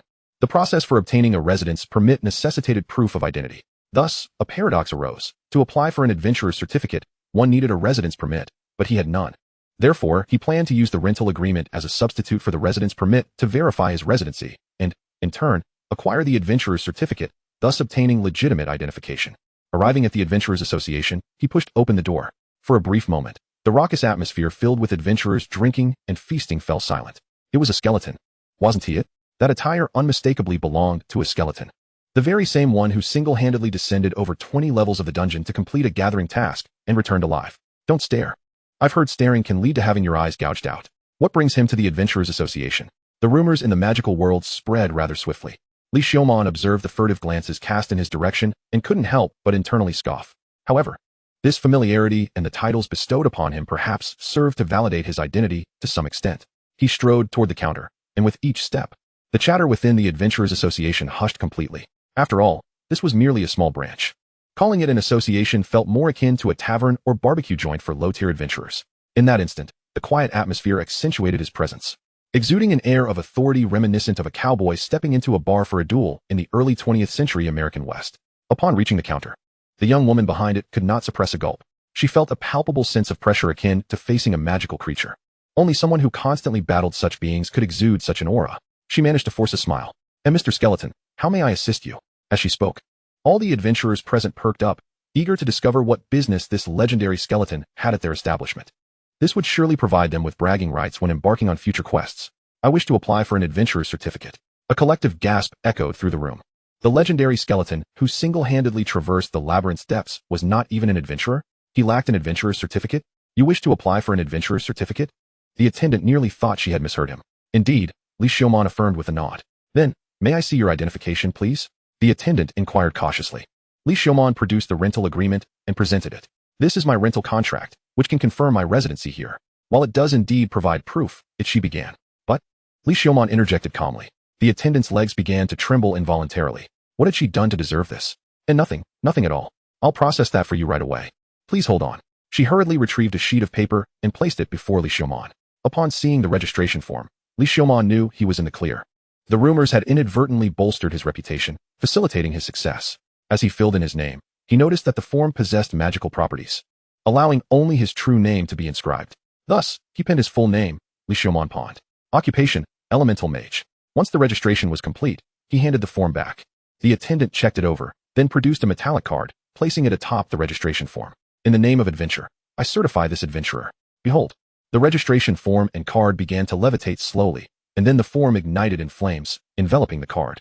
As the flames subsided, the registration form drifted back onto the counter, now adorned with intricate lines and text. The card's edges were surrounded by flame-like designs, while the center displayed text denoting his name, occupation, and adventurer level. On the reverse side, the adventurer's emblem was etched, feathers symbolizing freedom encircled a longsword, a legendary blade representing adventure and the unceasing pursuit of glory, the eternal sword. Chapter 33. The skeleton remains unperturbed by defamation. "Thank you." Li Xiaomon secured the adventurer's certificate. "Do you need to accept a quest?" the attendant inquired. "A quest?" Li Xiaomon glanced at his adventurer level on the certificate. Adventurer Apprentice. Apprentice Adventurer, Junior Adventurer, Intermediate Adventurer, Senior Adventurer, Elite Adventurer, Legendary Adventurer. He cast another glance at the task board, scrutinizing the assignments available for apprentice adventurers. Pulling weeds? You wish for me to pull weeds? No, no, no. It is a grave oversight for the Adventurers Guild to assign a formidable being such as yourself to such trivial tasks. According to the Guild's regulations, a renowned warrior of your caliber is entitled to undertake a promotion quest commensurate with your prowess. Should you consent, I shall facilitate the application for you. Li Xiaomon nodded in agreement. Since direct elevation was an option, he had no desire to squander time ascending step by step from the beginning. Given your capability to infiltrate the dungeon beyond the 20th level alone, I believe it most fitting to apply for the Intermediate Adventurer assessment. The tasks for Intermediate Adventurers are as follows. You may select from this array. The clerk presented a lineup of task listings. Defeat a second-tier troll. Assist in conquering the labyrinth's 27th level. Hunt the special species of the second-tier dungeon, the Lizard Man King. Hunt the Lizard Man King? Li Xiaomon pointed to the task involving the Lizard Man King. Precisely, my Lord Skeleton. Within the second major tier of the dungeon, specifically from levels 11 to 20, the special species known as the Lizard Man King has appeared, inflicting considerable losses upon the Adventurers Guild. The bounty is set at 80 gold coins. Successful completion of the task requires the return of either the Lizard Man King's horn or a magic stone as proof. You may choose to keep the horn and magic stone or sell them to the Adventurers Guild, which will offer you a satisfactory price. The clerk stated, the Lizard Man King. You say? Li Xiaomon had encountered it before. Thus, the prospect of hunting it was not devoid of opportunity. Moreover, both the Lizard Man King's horn and magic stone were rare and valuable items. What is the deadline? The task must be completed within 1 month of acceptance, returning the proof to be considered successful. However, this task is a public quest open to all adventurers, and others may also take it on, the clerk reminded. Competition, then. I shall accept this task. Very well, I will proceed with the necessary formalities for you to undertake this quest. Wishing you a prosperous adventure, my Lord Skeleton. Safeguarding the adventurer's certificate, Li Xiaomon departed from the Adventurers Guild. A multitude of eyes watched him leave, and the moment he closed the door, a cacophony of murmurs erupted. The skeleton has accepted the task of hunting the Lizard Man King. I always thought that was a team task. I never imagined it could be undertaken solo in front of the esteemed skeleton. This is splendid news. Our party has been too terrified to enter the 11th level due to the Lizard Man King, and our earnings have plummeted. Yet, the aura of the skeleton is truly fearsome. When he walked in, I thought a monster had entered the city. At this moment, Li Xiaomon strode away from the guild, heading towards the Revi Trading Company. Within a day, Tadala should have prepared the octagonal fire crystals for delivery. After all, they were his harvested crystals, and to protect his interests, he deemed it essential to check on the situation. Entering the Revi Trading Company, he found the octagonal fire crystals meticulously packaged, filling an entire large box. Although Li Xiaomon did not understand why a mere bundle of crystals warranted such excessive packaging, it seemed to him an instance of overindulgence in packaging. How is it going? Upon entering the president's office, Li Xiaomon inquired. Thus far, everything has been proceeding smoothly. According to the contract, even that individual should not dare to defy the laws of the kingdom. The laws of the kingdom? Li Xiaomon's brow furrowed slightly. The laws of this era have never been a restraint upon the powerful. Rather, they serve to restrain the weak, facilitating their management and exploitation. Perhaps to validate Li Xiaomon's suspicions, the next moment, a frantic knocking echoed at the door of the president's office. Come in. President, there's grave trouble. The guards have surrounded the trading company. Romantiel shouted in panic. How could this be? Tadala rose from her chair and approached the window to gaze outside. At that moment, guards had encircled the trading company inside and out. Among the guards, that noble swine was watching her with a smirk, an expression that conveyed a sense of complete control, akin to a cat playing with a mouse. How dare he, a mere noble, defy the laws of the kingdom? Tadala's expression shifted from pale to flushed. While brazenly defying the laws was indeed out of the question, subterfuge and twisting the truth was second nature to such individuals. Given the circumstances, it was best to descend and see what he had to say. The two descended the stairs to the trading company's hall. Li Xiaomon surmised that this noble was likely not targeting Tadala, but himself. After all, he had just entered the trading company, and the guards had promptly surrounded it thereafter. What a coincidence. He likely intended to eliminate him as a threat first. The hall was now filled with guards, all clad in armor and wielding weapons, exuding an imposing presence. Upon spotting Li Xiaomon and Tadala descending, the guards surged forward, surrounding them. The captain of the guards stepped forward, gazing at Li Xiaomon, and proclaimed his crimes. Adventurer Skeleton, you have slain fellow adventurers in the dungeon and seized the octagonal fire crystals. To trample upon life is to trample upon the laws of the Lantis United Kingdom and the Duchy of Mand. According to the laws of the kingdom, you shall be sentenced to death. The stolen goods, the octagonal fire crystals, will also be confiscated. A wave of astonishment rippled through the crowd. Tadala trembled in fury. The one who blatantly tramples upon the law is now slandering others for doing the same. Furthermore, They wield the law as a weapon against others. Li Xiaomon, however, was not taken aback. The accusation of slaying adventurers was not unfounded. How dare you so brazenly defame me? Do you not possess even a shred of conscience as a human being? Tadala exclaimed, filled with righteous indignation. I know you will attempt to argue. Under the light of the goddess of justice, we shall not slander any citizen of the kingdom. Please, bring forth witnesses. Following this, several guards carried in a pitiful adventurer into the trading company.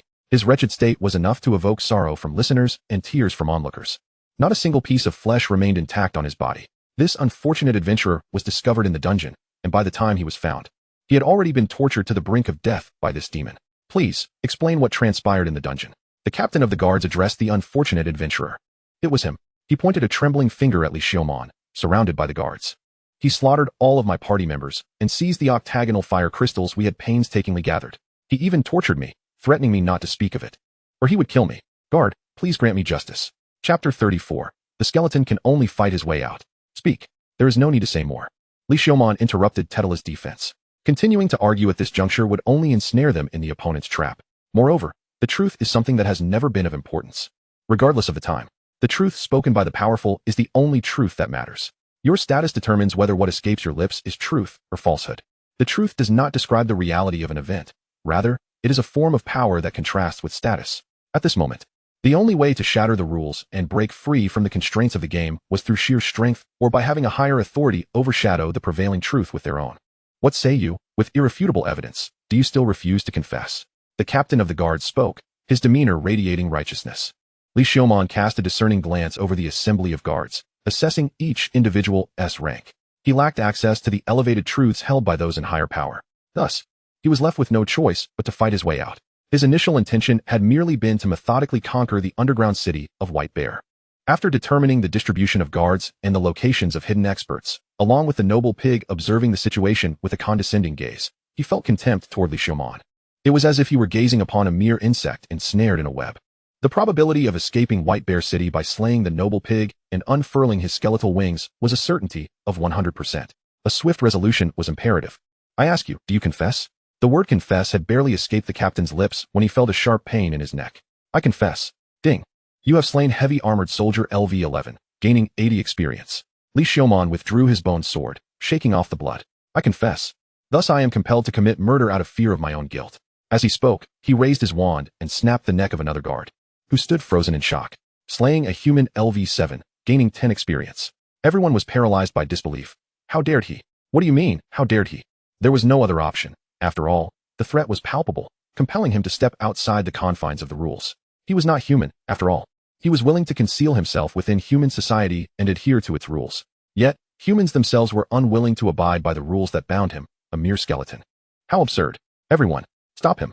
Kill him, kill him. The noble pig trembled with fat quivering. He had never encountered someone like this. How could he act with such brazen ferocity?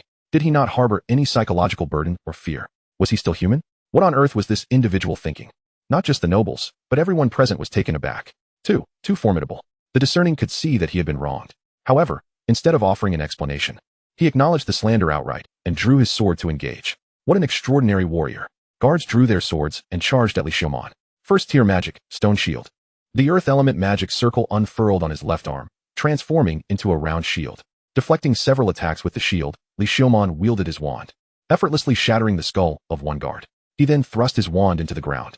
Quagmire. The mire sprang forth effortlessly, centering on him. Guards engulfed by the muck found themselves immobilized, desperately struggling. Yet Li Xiaomon would not grant them an opportunity to escape. He raised his wand, aiming toward the direction with the most guards. A crimson magic circle blossomed at the tip of his wand. Halt. First tier magic, super fireball. The fireball swirled and swelled, transforming into a massive orb ablaze and ready to explode. The fireball launched forth, rolling across the ground toward the ensnared guards, who could only watch helplessly as it bore down upon them, incinerating them into ashes. In an instant, several charred corpses lay strewn in the mire. At that moment, hidden professional guards converged, their murderous intent unmistakable. Li Xiaomon swung his wand, parrying two swordsmen's attacks, then kicked away a heavy armored soldier attempting to grapple him, deflecting a distant fireball with a swift motion of his shield. First tier magic, earth spikes. Spikes erupted one after another, intertwining to form a cage that ensnared the advancing heavy armored soldier. Two swordsmen flanked him, unleashing their sword techniques, their shimmering blades gleaming as they lunged at Li Xiaomon. Li Xiaomon raised his shield with his left arm to absorb the thrusts, while his right hand grasped one of the swords, emerging unscathed. After all, this right arm had withstood Ilu's formidable strikes without so much as a scratch. How could it possibly be harmed by mere swordsmen? With a powerful grip, he snapped the sword in two.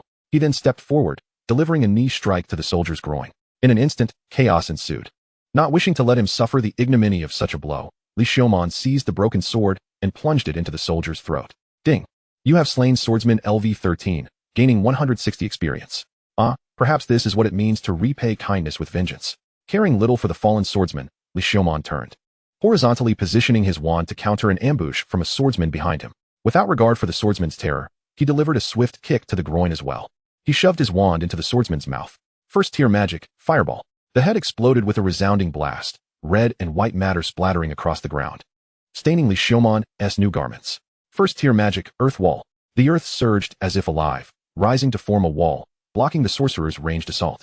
He then charged toward the ensnared heavy armored soldier. Unmoving bastion. The heavy armored soldier was taken aback, hastily activating his strongest defensive skill. Yet Li Xiaoman remained unfazed, raising his wand. First-tier magic, exploding fireball. The fireball shot forth from the tip of his wand, striking the unmoving bastion with tremendous force. The golden radiance dimmed sharply, armor cracking inch by inch, his body sustaining extensive burns, yet he held firm. First-tier magic, super fireball. Following closely, another massive fireball materialized. This time, it was evident. He could not withstand it, being crushed and ignited into charred ding. You have slain heavy armored soldier LV-14, gaining 220 experience. Li Xiaoman fixed his gaze on the remaining guards. Clang, clang. They all retreated in unison, none daring to advance. Li Xiaoman, disinterested in these insignificant foes, turned his attention toward the noble pig. Under Li Xiaoman's scrutiny, the noble pig had lost all semblance of his earlier composure and disdain. Struggling to maintain his calm while concealing his fear, he hesitated no longer and charged toward Li Xiaoman. The noble pig's last shred of composure evaporated. Everyone get him. Stop this murderer. He bellowed frantically. Li Xiaoman waved his wand. Under the immense force, any guard that approached was met with a shattered skull. His speed accelerated, leaving behind a dark red afterimage as he closed in on the noble pig. The two heavy armored guards who had always stood by the noble pig were compelled to intervene, positioning themselves before him. Li Xiaoman clenched his wand, simultaneously invoking wind and earth magic, as the wind element propelled the earth magic to form a colossal hammerhead atop his wand. The Might LV2 was activated, amplifying his strength to 17 points, swinging the enormous hammer with an unstoppable force. Unmoving bastion. The two heavy armored soldiers activated their defensive technique simultaneously. The massive hammer crashed down. The earth cracked and sank, visible air currents lifting debris and scattering it in all directions. Shields splintered inch by inch, the golden light rapidly fading, and the heavy armored soldiers collectively coughed up blood. Witnessing this, the noble pig was struck with terror, abandoning the heavy soldiers and scrambling to escape. Upholding the principle of not wasting, Li Xiaoman harvested the two incapacitated heavy armored soldiers. His experience points were nearly maxed out, filling him with delight. Do not depart, noble lord. You still have yet to condemn me. As he observed the fleeing noble swine, Li Xiaoman cast his wand, pinning the writhing creature to the ground. Oh, such wails akin to those of a slaughtered pig. How dare you? I am of noble blood. You, a mere commoner, have the audacity to strike against a noble? What do you take the laws of the Rance kingdom for? I am not a commoner. I am merely a skeleton. With that, Li Xiaoman crushed the noble swine's skull, leaving the onlookers in stunned silence. Without a moment's hesitation, he executed the act. What madness is this? Li Xiaoman straightened, and at the sight of him, all present averted their gazes, trembling slightly. The experience of nobility does not exceed that of commoners, it seems. Chapter 35, The Skeleton and the Princess. Although he wished to bask a little longer in the limelight, it was evidently not the appropriate time. This noble swine was merely an ordinary lord from White Bear City, possessing little power. The true aristocrats were beyond the reach of Li Xiaoman's current capabilities. It was paramount to flee before attracting their attention. He unfurled his skeletal wings, propelled by wind magic, stirring up a cloud of dust as he transformed into a streak of light, racing toward the city's outskirts. The sound of his passage drew the gazes of many commoners. Yet, Li Xiaoman had underestimated White Bear City. In the city center, a dazzling magical array was raised. From its core, yellowish magical energy quickly coalesced into a long spear of rock. Li Xiaoman immediately felt a sense of being targeted. It was high-level long-range magic. O slumbering earth's spirit, your faithful disciple prays for the miracle of stone, that it may manifest as a spear of pursuit. Third-tier magic, earth elemental spear. Li Xiaoman twisted his body, gripping his wand tightly. First-tier magic, wind wall. First-tier magic, earth wall. First-tier magic, fire wall. First-tier magic, water wall. The gem atop his wand radiated a beautiful blue glow, as layers of elemental magic arrays unfolded simultaneously at its tip. Then, in the void, the four elements transformed into a whirlwind, solid earth, blazing fire, and flowing water, coalescing into formidable walls. Whoosh! The sound of something slicing through the air echoed. The long earthen spear shot straight toward Li-Xiaomon. The three layers of walls were penetrated one after another, reaching the final water barrier. The surface of the water rippled, momentarily halting the spear, yet it was ultimately pierced through. The sharp tip, still bearing residual force, lunged toward Li-Xiaomon. Li-Xiaomon extended his right hand, and the earth elemental magic array unfurled in his palm, forming a circular stone shield. Bang! Under the immense force, the stone shield shattered, and the earth spear lunged unimpeded toward his wrist bones. With the simultaneous activation of Strength LV2, Hardbone LV1, and Elemental Resistance LV1, his physique of 25 points nearly rivaled that of a heavy-armored warrior of the same tier. He forcefully halted the spear, grasping it in his hand. As he gazed at the incoming fireball, he raised his hand and, under the influence of Strength LV2, hurled the earth spear back. The spear collided with the fireball, resulting in a tremendous explosion. Rocks and flames erupted, creating a splendid display of fireworks over White Bear City. Li-Xiaomon did not look back, empowered by wind magic. He continued soaring toward the city walls. It seemed he had evaded the range of the third-tier magician's attack, as no further high-level magic was directed at him. Boom! A golden pillar of holy light descended upon him. Li-Xiaomon was taken aback, hastily flapping his skeletal wings to narrowly evade the strike. Although he possessed elemental resistance, he lacked holy resistance. Such divine attacks were particularly effective against a skeleton like him. This was intolerable. He must devise a way to address this critical vulnerability. Before him appeared two golden-robed clerics hovering in the air. Their ranks were Light Priest LV24 and Light Priest LV26. He had to fight with all his might.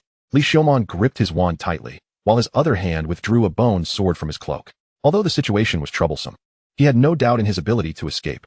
O goddess of light above, grant judgment upon this heretic before me. Second-tier magic, holy judgment. Two beams of golden light surged toward Li-Xiaomon.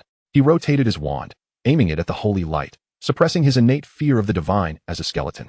But in the next moment, a violet figure darted forward, a smooth palm directed at the holy light beams. The beams were deflected effortlessly, causing no damage whatsoever, akin to a flashlight's beam being cast upon a mirror. This display left everyone present astonished. How infuriating! The figure turned to face Li-Xiaomon. It was none other than Illu. However, she was not clad in her purple heavy armor, but rather in a loose, neutral top paired with form-fitting black trousers. On her feet were sleek black-heeled boots, exuding an air of confidence, her graceful figure accentuated. They slander me, but there is little I can do. My anger does not stem from that, but from your failure to keep our appointment. So this was the source of her ire. I inadvertently lost the address you provided. Is that so? In that case, there is little that can be done. Illu turned once more to regard the two serious clerics. And you are? One of the clerics inquired. You are not yet worthy of knowing. Come with me to find the lord of this place. I shall assist you in seeking justice. As Illu spoke, she prepared to lift Li-Xiaomon. He quickly recoiled. What nonsense! With so many people in White Bear City, if I am seen, what will become of my fearsome reputation as a skeleton? I can walk by myself. Very well. They entered the lord's fortress at the center of White Bear City. Count Wit was already awaiting them in the reception room. I have met Her Highness the Princess, Count Wit said. A princess? This fellow is a princess? Li-Xiaomon recalled Illu devouring meat in the dungeon, wiping her mouth with her cloak. It was impossible to reconcile that image with the title of princess. Count, it seems your territory is rather corrupt, Illu remarked, her imposing presence suffusing the space with a palpable tension. Count Wit felt a cold sweat trickle down his spine and hurriedly spoke. It is my dereliction of duty that allowed such vermin to fester below. Forgetting the honor of being a noble, I have already stripped that vermin of his title as a warning to other nobles. I must express my gratitude to Her Highness for her astute judgment, which has enabled this gentleman to cleanse the dreadful pests among the nobility. I shall commend this gentleman's courageous actions as lord. Such a farcical truth. The nobles toyed with the reality, shaping it as they pleased. The truth was being distorted. Li-Xiaomon's rampage could be reinterpreted as a noble act of pest extermination. I hope you can keep your nobles in check. Do not allow such incidents to occur again. Illu cautioned Count Wit, rising to take her leave. It is an honor for White Bear City to host Her Highness the Princess. I shall prepare a banquet in her honor, if you would allow. As Wit observed Iru departing, his eyes darted, and he hastily spoke, eager to forge a connection. It was as if the unpleasant events that had just unfolded were mere figments of his imagination. I have no interest, and I am no noble. Do not expect any political assistance from me. With that, he left alongside Iru, leaving Li-Xiaomon momentarily at a loss for words. A princess. For the first time in 2 lifetimes, he beheld a living princess. Your Highness, do not call me princess, Iru interjected. Instantly, Li-Xiaomon's mind conjured an 80-episode tragic royal drama. For the sake of the kingdom, you must marry him. Father, do you see only the state? When have you truly regarded me as your daughter? You are a princess. You must fulfill your obligations as a member of the royal family. A princess, akin to a caged bird. Ah, how she longed for true freedom. Step outside this castle, and never think of returning. Chapter 36. The skeleton toyed with by the princess. Do not overthink it. I am not a true royal princess. You seemed concerned that Li Xiaomon might misunderstand. In truth, Li Xiaomon's thoughts had already drifted to an episode where the princess eloped on the eve of her wedding, with the king dispatching troops in pursuit. Not a true royal princess? Li Xiaomon pondered. The title of Sword Princess, bestowed by the kingdom, was merely that, an honorary title. No noble rank, no fief. And she did not heed royal summons. This clarified much. Li Xiaomon recalled that Mantilde was not of any noble lineage from duchies or kingdoms. Besides, the notion of a princess was too delicate for him. He yearned for the honor of being a legendary knight. How blind the king was. This was indeed a rebellious thought. Watching the princess condemn the king for his blindness was thrilling to Li Xiaomon. Have you thought it through? What is your wish? You shifted the topic back to the matter at hand. This. After I dropped the note, I haven't thought about it, Li Xiaomon replied honestly. He truly desired nothing more than power, the kind of power that would not be governed by anyone. Being forced into a murderous rampage by a petty noble was a clear indication of his inadequacy. Otherwise, if he could just eliminate everyone in White Bear City, wouldn't all troubles vanish? Let me rewrite the address for you. I plan to stay in White Bear City for a while. If you encounter any issues, feel free to seek me out. And do share your address to avoid losing it again. The two exchanged addresses. Upon returning to the guild, he reported his safety to Tedara, noting that the issues had been resolved by the passing purple-haired princess who embodied justice. Subsequently, he assisted in restoring the disheveled guild and received compensation dispatched by the lord. Finally, he returned home to indulge in a long slumber. As for the venture into the dungeon, that could wait until he had sufficiently rested. Early the next morning, a knock echoed through the air. Who could be knocking at such an early hour? Donning his cloak, he opened the door to find Iru standing there. Have you thought of your wish today? Are you some kind of Aladdin? It was evident that Iru was a woman of action. For her, an unfinished task left her feeling uneasy. The assistance he provided in drawing forth the sword of ice made him her benefactor in her eyes. Thus, she was eager to repay her debt swiftly, seeking solace in doing so. What an upright individual she was. Li Xiaomon felt a certain radiance emanating from Iru. I truly have no wishes, he confessed. Feeling a slight headache. Let me help you practice your swordsmanship. Consider it interest on my debt of gratitude. It seemed you possessed some foundational sword skills during yesterday's skirmish, albeit rather unrefined. Indeed, the skills he acquired from other skeletons were not honed through personal effort. They required combat to fully adapt. Yet, to Iru, the notion of his swordsmanship being merely foundational at level 2 seemed rather reasonable, given her own prowess. Please wait for me a moment. Li Xiaomon led Iru to the living room before entering his bedroom to don his leather armor and light gear. Otherwise, with Iru's extraordinary strength, his body would hardly withstand a few blows. After all, even magical items forged of steel could not endure her might. Clad in armor, Li Xiaomon and Iru stepped into the small courtyard. Are you ready? I shall commence. Iru raised her sword, sheathed in its scabbard, this time without the sword of ice. Li Xiaomon unsheathed his bone sword and wand, nodding in affirmation. Let us begin. In an instant, Iru vanished from view, reappearing before him, executing a simple yet powerful strike. Li Xiaomon swiftly raised his bone sword wand to parry, but Iru suddenly thrust her leg forward, delivering a kick to his chest. He was sent hurtling backward, crashing to the ground. Do not fixate solely on the sword. I am not limited to just using it, Iru cautioned. Rising from the ground, Li Xiaomon heard her voice once more. Here it comes. This time, she aimed a horizontal slash, and Li Xiaomon lifted his wand to counter the blow. The sheer force of the strike caused him to stagger, and as Iru followed through with a spinning high kick aimed at his head, he barely managed to retreat to evade the attack, thrusting his bone sword at her chest. Too slow. Iru seized his wrist, closing in with a knee strike to his chest. Do not rely solely on your wrist for thrusting. What of your waist and shoulders? Li Xiaomon rose again, swinging his wand toward Iru. She raised her hand, effortlessly deflecting the wand with her massive sword, which seemed as light as a toy in her grasp as she swung it toward his neck. First tier magic, wind shield. He swiftly raised his left arm to absorb the impact of the massive sword, the wind shield slightly altering its trajectory. Seizing the opportunity, he lowered his body and dove into Iru's embrace, aiming his bone sword at her neck. Iru arched her back at an impossible angle, bending as if in a dance, her waist becoming momentarily visible, causing Li Xiaomon to lose focus for a fleeting moment. In that instant, her foot struck his wrist, sending his bone sword flying, and the massive sword pressed against his neck before he was kicked away. Losing focus in battle was a grave error. He had to continue. Time and again, he was sent sprawling, feeling like a mere plaything at Iru's mercy. By the time their sparring concluded, he felt as though his bones were on the verge of disintegration. In stark contrast, Iru appeared unfazed, as if merely warmed up. Li Xiaomon silently mourned for this future man shaped like a towering figure and gathered himself from the ground. You performed admirably. Though somewhat slender, you possess considerable strength. Being praised for strength by someone capable of effortlessly tossing him aside was hardly gratifying. Moreover, as an elemental mage, she had ventured into the realm of combining swordsmanship with magic, a first. However, the path ahead is fraught with challenges. Be prepared, you kindly warned Li Xiaomon. Indeed, with each level he ascended, his points were allocated to vitality and spirit. Even though he currently gained power points from the right arm bone, the reserves would eventually deplete with further leveling. At that juncture, his strength would lag behind other warrior classes, leaving him at a disadvantage in close combat. Perhaps it is necessary to seek out additional bones in order to devise a method to augment my power points. Would you care to join me for a meal? My treat. No, I am not hungry. Li Xiaomon declined the invitation. After all, he is but a skeleton. Moreover, Ilyalu's appearance attracts attention wherever she goes. Being seen together could lead to misunderstandings. Given her status, such misconceptions could potentially cause her trouble, and likewise, trouble for him. Very well then. I shall return to find you tomorrow. Oh, will you really? Do you not welcome me? The aura of the dragon exudes an unspoken pressure. No, rather. It is sheer delight. Chapter 37. The Skeleton's Thirst for Knowledge. In the subsequent period, he visited the webcommerce guild, primarily to return books and borrow new tomes on magic. He had already finished reading A Comprehensive Guide to First-Level Elemental Magic. Eager to elevate his magical prowess, he intended to borrow additional magical texts. Mr. Skeleton, perhaps you ought to refrain from perusing these books, remarked Tidala, seated in the guild president's chair, as she observed Li Xiaomon searching for magic tomes on the shelves. Why is that? The volumes I have collected are rather unremarkable.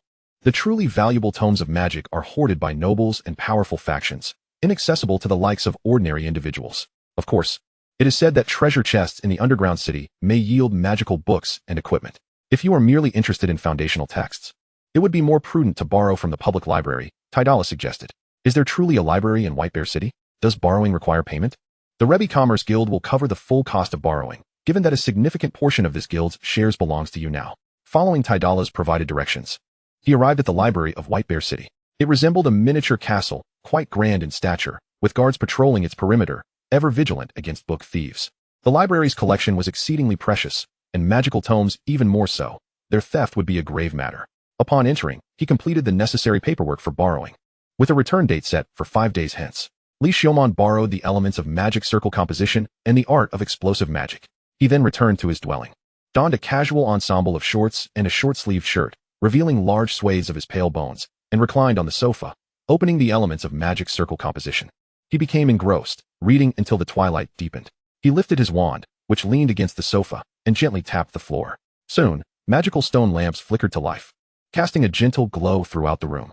Illuminated by their light, he continued reading into the late hours, finally marking his place in the book and setting it on the table. Afterward, he indulged in a bath before leaping onto the large bed in the basement, clad only in his shorts. The following morning, he was once again roused by the sound of knocking. Hey, have you decided on a wish for today? Ilyalu asked, her back adorned with a great sword, her outfit different from the previous day, yet still leaning towards a masculine style. With her striking demeanor and ethereal beauty, she likely captivated all who beheld her in the streets. No, then let us continue practicing swordplay. She relentlessly struck him until noon. Despite the punishment, Ilyalu simultaneously corrected his stances and shortcomings, causing his swordsmanship to improve rapidly. After their training concluded, Ilyalu took her leave. Li Xiaomon then dedicated the remaining time to finish the magical tome he had begun the previous day, reading until the night deepened. He leaned over his desk, opening the book he had authored, The Skeleton's Grimoire, applying and refining the magic designed for practical use in the underground city. Late into the night, he finally set down his quill, pausing his writing. In the darkness, the eerie flames of ghostly fire flickered within his skeletal frame as he sat in his chair. An unsettling figure. Time for a wash and then sleep. The next day, knock knock knock. Do you have a wish? No wish. Then let us continue. The skeleton endured another morning of playful torment. However, the integration of his modified new magic with swordplay caused Ilyalu to break a slight sweat, her cheeks flushing, her violet hair clinging to her forehead, presenting a captivating allure. It appeared to have warmed her up and stirred her excitement. The following day, she adeptly adapted to the modified magic, playfully toying with the skeleton once more. By afternoon, Li Xiaomon finished the elements of magic circle composition. For the book was not particularly lengthy. While he had read it in its entirety, he had yet to fully grasp its nuances. Setting aside the elements of magic circle composition, he opened the art of explosive magic. This tome primarily elucidated explosive magic and the foundational theories surrounding it. The author's passion and affection for explosive magic resonated through the text. Li Xiaomon read attentively, retrieving manuscript paper to sketch out a magic circle.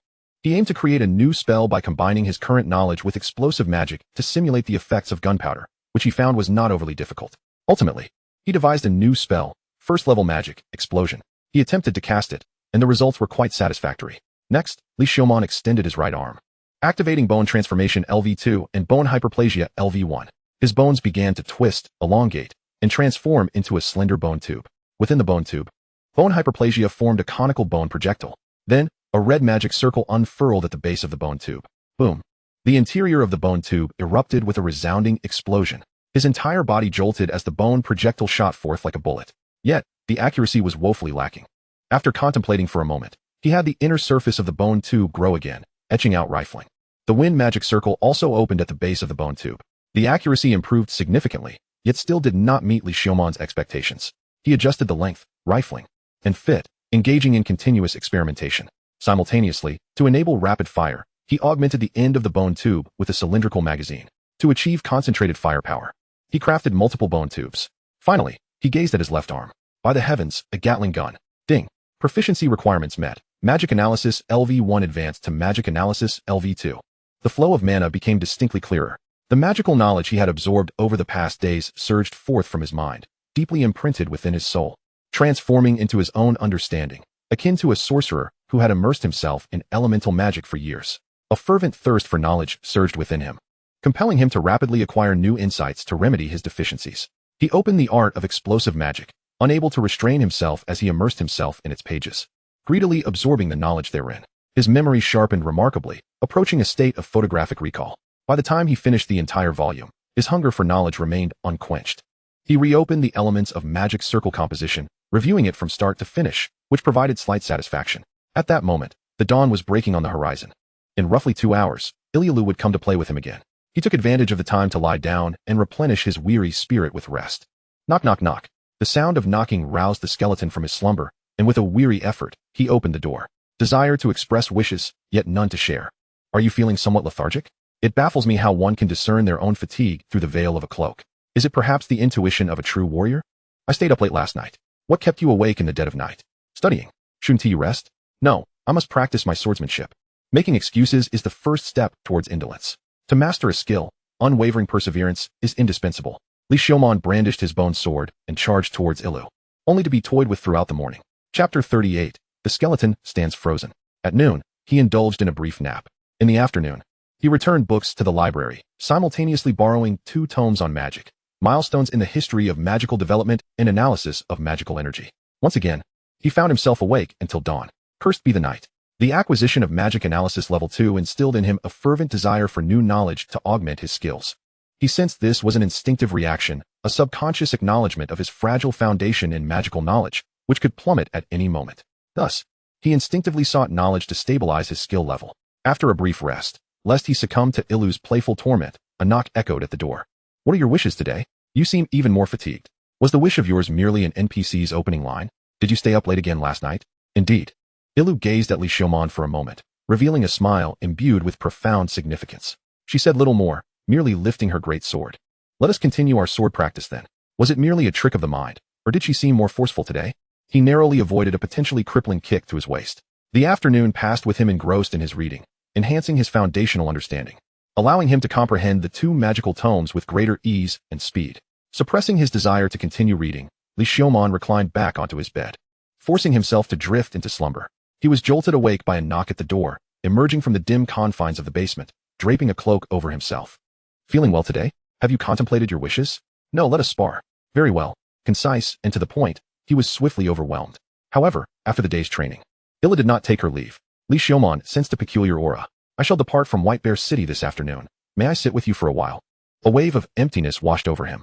He invited Ilu into his home, brewing a cup of exquisitely expensive red tea, whose impressive name eluded his memory. After all, she was his swordsmanship mentor, and he felt it inappropriate to offer her merely water, so he procured the tea specifically for her. Her slender fingers wrapped around the teacup, and she took a delicate sip before setting it down. Where do you plan to go? To a place rife with dungeons and monsters. Ceasing combat would dull a warrior-esque blade, Ilu replied casually. The atmosphere fell into a brief silence. It has always been me inquiring about your wishes. Would you care to hear mine? I aspire to become a sword saint, the most formidable hero among warriors. Quite an impressive dream, Li Xiaomon commended. I expected you to laugh. Ilu regarded him with surprise. Why? To be the strongest in one's domain is a commendable goal. Only the weak, who dare not tread the path towards their aspirations, resort to envy and mockery. Li Xiaomon stated earnestly. Then, does that mean you and I are both strong? No. I am merely a self-aware weakling. Besides, I fear that if I laugh, you might retaliate. Ilu pondered whether she had been too harsh on Li Xiaomon over the past few days. Now that I have shared my wish, what of yours? Even if it remains unfulfilled, simply voicing it suffices. Li Xiaomon contemplated seriously. Letting go of restraint, he found himself with many ambitions to realize extraordinary power. The restoration of flesh, indulgence in revelry, and endless nights of celebration. Truly, he was a wicked skeleton. He observed Ilu, whose strength was undeniable, with a determined goal. She marched forward, adhering to her path, one that must have garnered ridicule from many. Yet she pressed on, unwavering, even amidst mockery. Such was Ilu. As radiant as her exterior, captivating to behold. Li Xiaomon pondered his own wish. I wish to become a sage, the most powerful among wizards, a legendary title. In that instant, he caught the glimmer in Ilu's eyes.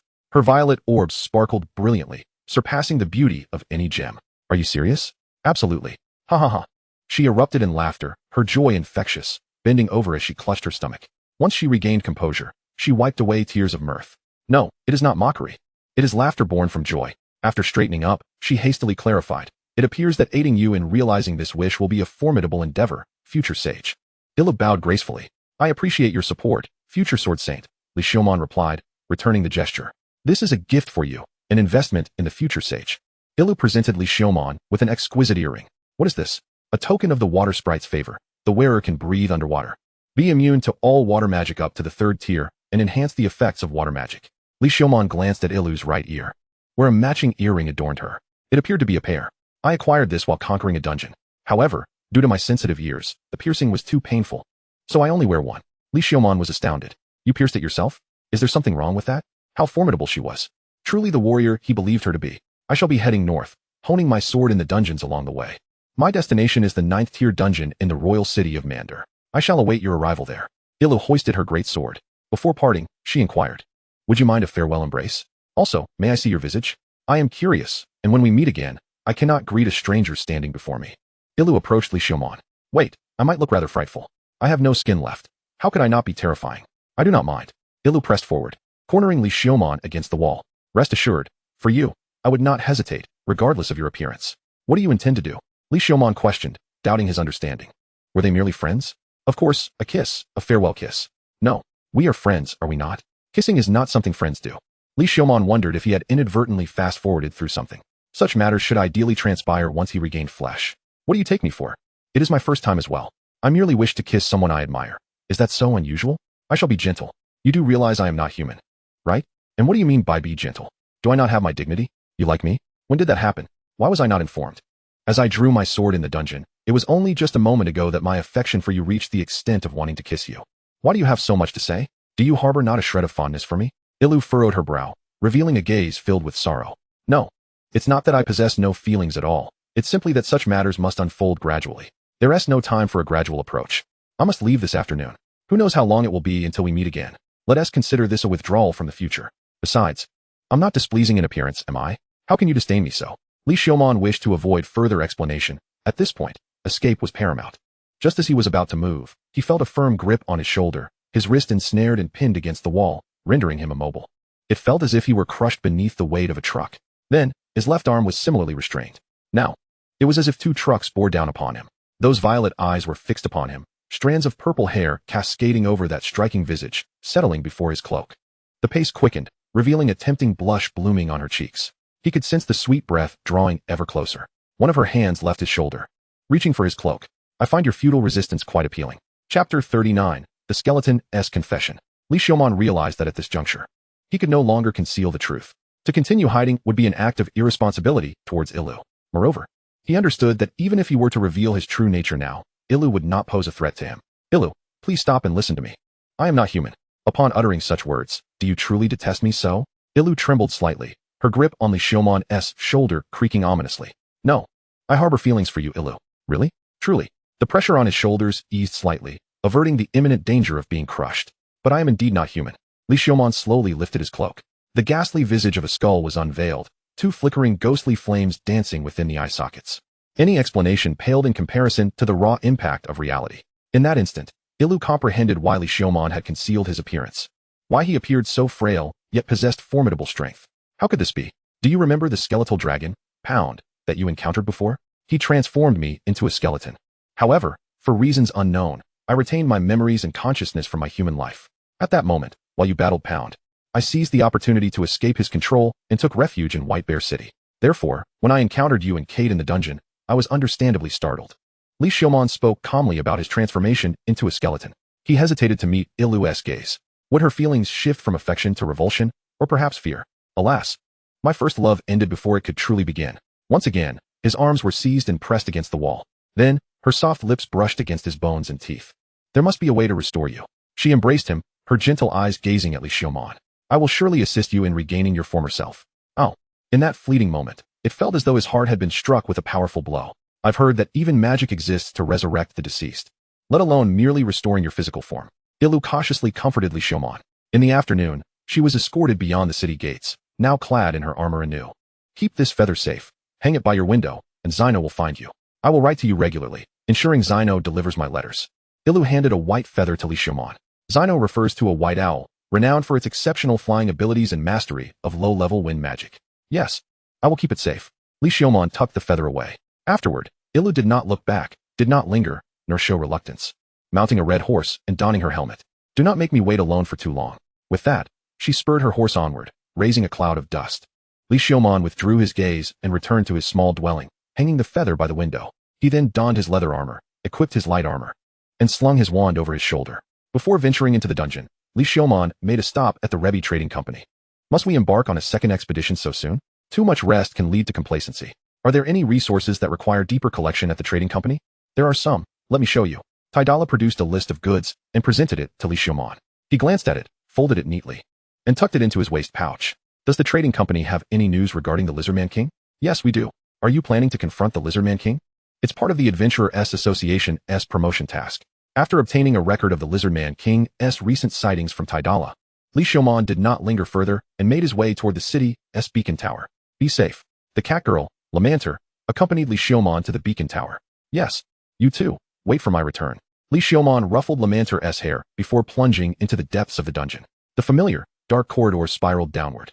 But this time it felt less foreign. He lowered his head and charged deeper within. The monsters of the first level could not impede his swift progress. The bone sword and wand in his hands unleashed phantasms, sending low-tier monsters to their demise with but a touch. Thanks to Ilu's training, his swordsmanship had improved dramatically. He was no longer the novice he once was. Before long, Li Xiaomon arrived at the junction between the 10th and 11th labyrinths. He dashed into the 11th level, slowing his pace to commence a purposeful search. After all, the Lizardman King primarily roamed between the 11th and 20th levels. It was a dual-purpose endeavor. As he sought to level up along the way, with his experience nearing its limit, it did not take long for a notification window to appear before him. Ding! Experience points are maxed, level increased to LV18. Constitution 1, Spirit 1. Free attribute point 1. Subsequently, a surge of warmth flowed through the interface in his right arm. It felt as if molten lava seeped into his bones, and Li Xiaomon could not help but tremble, the hand gripping his wand creaking under the strain. Yet, compared to the previous occasion, this time was somewhat more bearable. At least he did not experience the sensation of impending death. With the increase in constitution points, he would eventually adapt. Gritting his teeth, he persevered until the pain subsided, finally exhaling a long breath. Though he had no lungs to exhale with. What a hellish joke. Strength 1, Constitution 1. This time brought unexpected joy. Not only strength, but also Constitution had increased by 1 point. He allocated the additional free attribute point to Constitution, bringing both Constitution and Spirit to an equal height of 28 points. He felt that if he did not bolster his Constitution, he might not withstand Ilu's playful torment upon their next encounter. Moreover, considering the attribute points gained from leveling up twice, he was well on his way to meeting the evolution requirements by LV20. Having thoroughly searched the 11th level, he found no sign of the Lizardman King. After resting for a night, he stealthily descended into the 12th level. Thus, he continued plunging down to the 14th level, yet still found no trace of the Lizardman King. On the 14th level, he sold all the materials he had collected to the Rebi Trading Company. Skeleton, I have heard of the happenings above. How remarkable. Alas, I was in the dungeon at the time and could not witness your magnificent slaughter of the nobility. Rachel, with stars in her eyes, gazed intently at Li Xiaomon from her shop on the 14th level. Do you know what the adventurers of the dungeon call you? The bloodthirsty skeleton, the skeleton reaper. As she spoke, Rachel leaned closer, her ample form nearly pressing against him. Li Xiaomon took a slight step back. Were it not for his current lack of ability, he would certainly take the opportunity to impart some life lessons to this girl. Does Mr. Skeleton require lodging this time? Still complimentary. Naturally. I can also provide special services for Mr. Skeleton. Though he was curious as to what special services she could possibly offer a skeleton, polishing and waxing bones, perhaps? Definitely next time. You said the same last time. Well, next time may not be certain either. Li Xiaomon had no desire to expose his bones to any acidic environments. After all, he had yet to rid himself of the negative effects of bone deterioration. It was essential to take good care of his bones. Well then, until we meet again on the return journey. Tossing the coin pouch in his hand, Li Xiaomon waved goodbye, departing from the guild without a backward glance, leaving Rachel pouting in a faux display of anger. Upon entering the 15th level, the monsters were markedly fewer. Following the information provided by the guild, Li Xiaomon searched each sighting location of the Lizardman King one by one. At last, he discovered fresh signs of destruction and footprints at one of the locations. Gripping his magic wand, he remained vigilant of his surroundings. He followed the footprints and scratch marks. After traversing a distance, he stumbled upon a gaping pit, peering into it. It appeared to lead to the 16th level. Li Xiaomon waved his wand, summoning a magic circle. First tier magic, Wind Shield. Chapter 40. The skeleton slays the Lizardman King. Cautiously, he descended into the pit. Before long, he reached the bottom, unexpectedly arriving directly at the 16th level. A Lizardman station nearby seemed to have been provoked, charging at Li Xiaomon with claws ablaze. Li Xiaomon instinctively leaned back to evade. Following the momentum, he spun and delivered a powerful kick to the Lizardman's chest. With the might of level 2 giant strength, his 18 points of power caused the Lizardman's chest to cave in, sending it crashing against the wall and then bouncing onto the ground. Just as it struggled to rise, a fireball struck, engulfing it in an explosion. Ding! Lizardman LV-15 slain. Experience gained, 270. Extracting the Lizardman's magic stone, Li Xiaomon continued to follow the trail on the ground. Along the way, the number of Lizardmen significantly increased. Li Xiaomon realized he was indeed on the right track. He cautiously dealt with each Lizardman in his path, hastening his pursuit. Finally, he found his target on the 16th level, the Lizardman King. As before, its physique was immensely robust, with explosive muscles beneath its fiery red scales. A pair of elongated horns signified its royal status. Surrounding it, Lizardmen stood like loyal sentinels, unwavering in their vigilance. Li Xiaomon stealthily concealed himself in the shadows. He found a secluded vantage point atop a cliff, climbing up to observe the Lizardman King. Raising his wand, he aimed at the Lizardman King. Swish, swish, swish. A tricolor magic circle of red, yellow, and indigo unfurled at the tip of his wand. Fire elements converged, earth elements enveloped, and wind elements propelled, spinning rapidly. This was the hybrid magic Li Xiaomon had refined over time. Now, as he cast it, the process flowed seamlessly. First tier magic, lava wind spiral cone. Boom. The wand vibrated violently for a moment. The lava wind spiral cone shot forth, following its predetermined trajectory towards the Lizardman King. The Lizardman King quickly sensed the impending danger. However, amidst its distraction, the wind spiral cone approached rapidly. It swiftly closed its eyelids, yet its flesh was still torn apart, and its eyeball exploded into a mist of blood. Roar! The agony elicited a roar from the Lizardman King, and in that moment, those Lizardmen closest to him suffered misfortune, being inadvertently harmed by their enraged leader. Seizing the opportunity, Li Xiaomon unfurled his bony wings and dove towards the Lizardman King from the cliff. The Lizardman King recognized this detestable figure, the same one that had escaped its grasp before. It roared, swiping its claws in an attempt to shred this loathsome foe. Li Xiaomon drew his bone sword, focusing intently as he fixated on the claws aimed at him. At the very moment the claws were about to strike, he raised his left arm. The claws crashed heavily against the wind shield, deflecting their trajectory, allowing Li Xiaomon to sidestep just in time to avoid the claws. Then, he lunged forward, stabbing with the bone sword. Under Ilu's guidance, this thrust had been honed to perfection, piercing through flesh and eliciting a burst of blood. Swiftly, he dodged another claw, raising his wand. Fireball. The fireball shot forth, aimed directly at the Lizardman King's face. The Lizardman roared in fury, seemingly incredulous that this human had dared to wound it. It swatted away the approaching fireball and opened its gaping maw. A fiery breath erupted forth, surging towards Li Xiaomon. Li Xiaomon plunged his wand forward. First tier magic, wind wall. A whirlwind materialized into a barrier, standing resolutely before him. The flames collided, instantly splitting in two and veering to either side. Accept my magic's debut wholeheartedly. Li Xiaomon raised his left arm. Bones erupted, each tubular structure extending outward, forming a circular array. First tier magic, Gatling Rain. Bang, bang, bang. Explosive magic and wind magic arrays illuminated his arm. Then, bone-crafted bullets shot forth relentlessly, resembling a torrential rain of fire, piercing through the flames and hurtling straight towards the Lizardman King. Instantly, the Lizardman King's exterior erupted in showers of blood. All were superficial wounds. The bone bullets barely managed to penetrate its scales.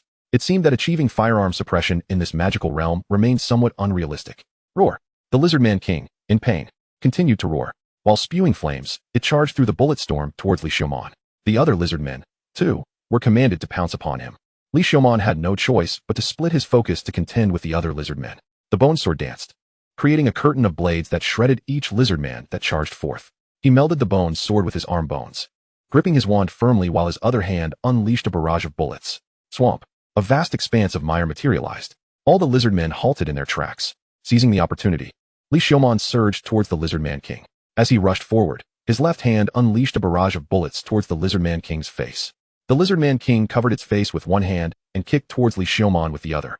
Li Xiaoman concentrated, sending sharp earth spikes towards the lizardman's soles. Next, he swept his wand upward toward the lizardman's groin. The lizardman shattered the earth spikes with a kick, retracting its thigh to block the wand's path. With its other hand, it conjured an explosive fireball, hurling it towards Li Xiaoman's body. The insidious tactics of Li Xiaoman had been unveiled, yet he remained unperturbed. The bones in his left arm began to regenerate once more, morphing into a Gatling-like structure, pliable as if crafted from modeling clay, transforming into a colossal bone shield that enveloped half of his body.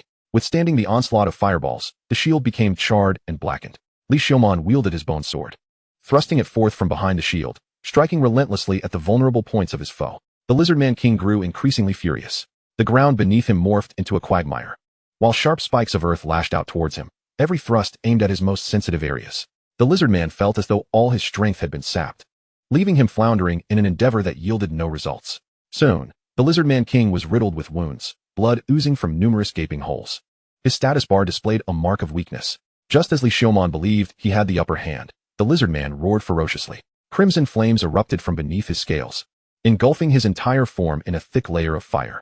The rocks beneath his feet melted into magma. His fiery gaze fixated on Li Xiaoman. Boss phase 2. Li Xiaoman prepared to distance himself. However, a devastating fiery punch descended upon him, sending him hurtling away. The bone shield shattered under the immense force, scattering fragments in all directions. First-tier magic, Waterbind. A blue magic circle unfurled at the tip of his wand. Streams of water coalesced from all directions, resembling tendrils as they ensnared the Lizardman King, binding him tightly. Yet, before Li Xiaoman could breathe a sigh of relief, the flames enveloping the Lizardman surged once more. With a sizzling sound, the water transformed into billowing steam. First-tier magic, Water Shield. First-tier magic, Water Layer. 2 consecutive magic circles activated. Water coalesced into a shield that hovered before his left arm, while a thick layer of liquid encased his entire body. Grasping the wand in his left hand and the sword in his right, he charged resolutely towards the Lizardman King. Water and flames collided incessantly. Streams flowed from the tip of his wand, replenishing the watery veil that cloaked him. The Lizardman King sustained even more wounds as Li Xiaoman's own body bore cracks. Yet through his elemental resistance, he persisted in unleashing one strike after another against the searing flames. His swordsmanship, honed by Ilu, revealed its sharpness as he thrust with precision at the Lizardman King's vital points, seamlessly interweaving magic into his combat style. Ultimately, he leapt into the air, disregarding the cracking bones that were ablaze, and plunged his sword into the Lizardman King's neck. With a swift twist of his left hand, the wand followed suit, penetrating the gaping wound. First-tier magic, Water Explosion. Ding. Defeated elite monster, Lizardman King. Experience gained, 1000. Obtained green treasure chest. The green treasure chest from defeating an elite boss may contain special items. Opening it carries a chance of acquiring magical artifacts, spell books, job change scrolls, or special items. Ding. Unlock special feature, Quality. Items will now be marked with quality levels, ranging from low to high. White, green, blue, purple, red, orange, gold, and rainbow. Li Xiaoman landed on the ground, observing the flurry of notifications that popped up on his screen. A game? Chapter 41. The skeleton grinds levels. With a murmur of exasperation, Li Xiaoman struggled to rise. A cacophony of cracking bones echoed through his body, as if they might shatter at any moment. He paid no mind to the lizardmen still floundering in the mire. Severing the lizardmen's horns and magic stones, Li Xiaoman swiftly vacated the scene, turning left and right. He squeezed into a cave marked on his map.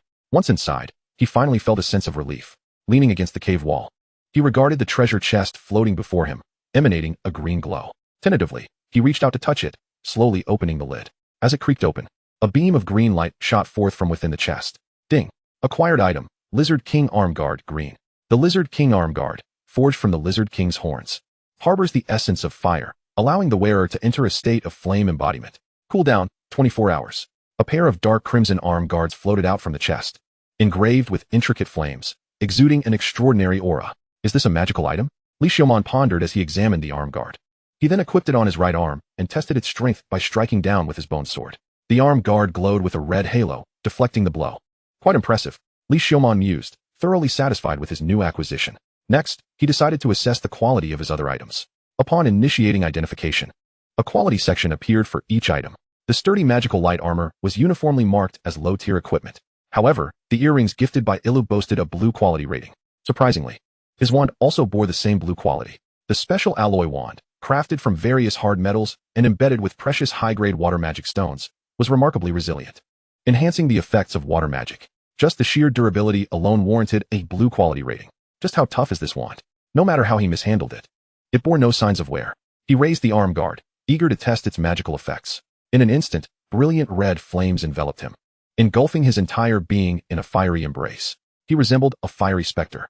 Raising his hand, he effortlessly conjured a fireball, the flames within him seemingly inexhaustible. This was indeed the state of the Lizardman King during its second phase. In other words, he had now acquired the abilities of the Lizardman's second phase. Testing the power of the fireball, he found it comparable to his own. After approximately 3 minutes of burning, the flames dissipated, and the arm guard entered its 24-hour cooldown. It could serve as a devastating finisher. Afterward, Li Xiaomon waited quietly for his magic and body to recover before exiting the cave, delving deeper into the abyss. This time, his objective extended beyond merely defeating the Lizardman King. He aimed to conquer as many floors as possible and elevate his level to 20 before evolving. On the 4th day of his descent into the dungeon, Li Xiaomon advanced to the 21st underground level. The landscape remained littered with magma and charred rocks. He gripped his wand in one hand while carrying the Lizardman King's crimson horn on his back. Due to the horn's size, it wouldn't fit in his bag, thus rendering his appearance particularly conspicuous. To expedite his leveling process, he extracted the Lizardman King's magic stone, infusing it with mana to attract the magma-dwelling lava crocodiles. Soon, fiery projectiles erupted from the molten depths. 3 fire crocodiles emerged from the magma, coordinating their assault against Li Xiaomon. Excellent, they appear lively, Li Xiaomon thought as he unsheathed his bone sword, charging forward. He deftly dodged the fireballs and raised his wand. Water flow. The magic circle illuminated, and water surged forth like a whip, ensnaring the nearest fire crocodile. With a swift leap, he brought his bone sword crashing down. The crocodile, ensnared by the water, had nowhere to evade as it reared back to unleash a fireball. The remaining 2 fire crocodiles darted forward, jaws agape. Too slow. Earth spike. Sharp spikes erupted from the ground, momentarily ensnaring the 2 fire alligators. A fireball hurtling towards them was cleaved asunder by a bone sword, which then forcefully pierced through the skull of one alligator, pinning it to the ground. Ding! You have slain a lava 6-legged alligator, level 19. Experience gained, 600. A decisive blow. Li Xiaomon stepped upon the head of the alligator, withdrew the bone sword, and brandished his magic staff. Enveloped in a swirling gale, the staff shattered a fireball that was aimed at him, while the scorching flames wrapped around his body without inflicting any harm. Roar! Roar! The 2 remaining alligators prowled menacingly, emitting low growls of threat, their fallen companion's carcass a stark reminder of the danger they faced. As they advanced, flanking him, they unleashed torrents of lava in unison. Seizing the opportunity, Li Xiaomon extended his bone wings, exerting force in his legs to leap skyward while simultaneously raising his staff. First-tier magic, Wind Spiral Cone. A yellow indigo magic circle unfurled, summoning earth elements that coalesced into a spiraling stone cone, propelled by wind magic. With a piercing shriek that ripped through the air, the stone cone traced a phantom in the sky, striking one of the fire alligators. However, due to the charge-up time, it failed to hit its target precisely, merely severing its tail. The pain contorted the creature, igniting its ferocity. It roared and unleashed a barrage of fireballs. Li Xiaomon flapped his bone wings to evade the incoming projectiles while raising his staff once more. First-tier magic, Water Shield. A torrent of water coalesced into a vortex, enveloping his left arm. He raised his arm to deflect the unavoidable fireball as he dove towards the alligator.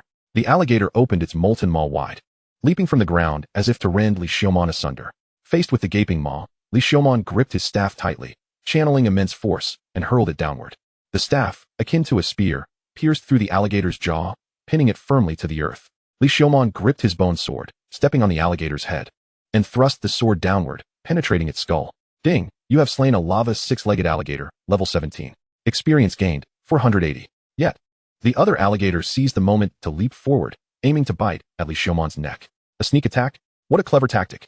Li Xiaomon marveled, leaning back and executing a swift kick, a maneuver reminiscent of how Ilu had once toyed with him. His foot struck the alligator's jaw, sending it flying. Great water spirit. Reveal your arrogance. First tier magic, water spirit's arrow. A blue magic circle illuminated before his outstretched palm. Water transformed into an arrow, departing from the magic circle, trailing a blue tail as it shot towards the alligator's head. The molten skin atop the alligator's head was punctured, congealing at the breach. The remaining alligator, now aware of its peril, turned and fled towards the lava. Li Xiumon's bone sword swiftly elongated, transforming into a sharp bone spear. Swift whirlwind, may you grant precise blessings. First tier magic, precision.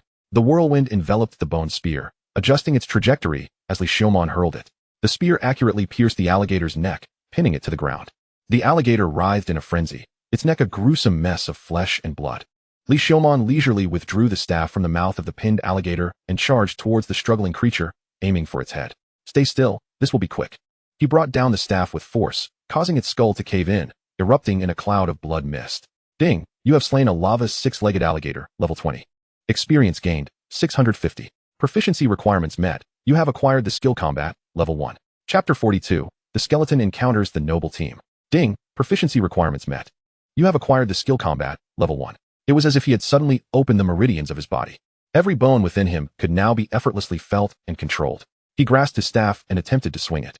With a whoosh, the sound of slicing air that once required all his strength was now effortlessly produced. The swordsmanship and combat fundamentals taught by Ilu resurfaced in his mind, imprinted deep within his soul. Had he truly grasped and integrated those combat techniques through practice? Li Xiumon stood upon the neck of the alligator, withdrawing the bone spear from its throat, sending a spray of blood into the air. He then extracted the magic crystals from all three alligators and skinned the one of the highest level. He snapped off a finger bone, which grew into a bone needle, and stitched it together simply, draping it over himself. After all, his current attire was tattered, barely concealing his bones. Moreover, the alligator's hide possessed exceptional fire resistance, withstanding molten lava unharmed, making it ideal for crafting a fire-resistant garment. He fashioned a belt and leg guards from another alligator's hide, tightly securing the alligator's skin with the belt before continuing on his journey. After locating a suitable ambush point, Li Xiumon retrieved the magic stone from the fire lizard king, preparing to employ the same tactic once more, when he heard a cacophony of footsteps drawing near. Judging by the sound, it was somewhat chaotic. It must be an adventurer team. Li Xiumon swiftly activated his stealth and nestled into a crevice of the stone wall, concealing himself. After acquiring the combat skill, his bodily coordination had significantly improved, making these skills much more adept. As for why he hid, being alone in a labyrinth often led to being devoured when encountering adventurer teams. Soon, a 6-member adventurer team came into view. It was a genuine team led by a second-tier professional. After some inquiries, Li Xiumon had memorized the names of renowned adventurers and teams within White Bear City. He recognized this adventurer team as well, the Vance Adventurer Team, an adventurer team under the banner of the Viscount Vance, often referred to derogatorily as the Noble's Hounds by disgruntled adventurers. Of course, this was largely a sentiment of envy from failed adventurers.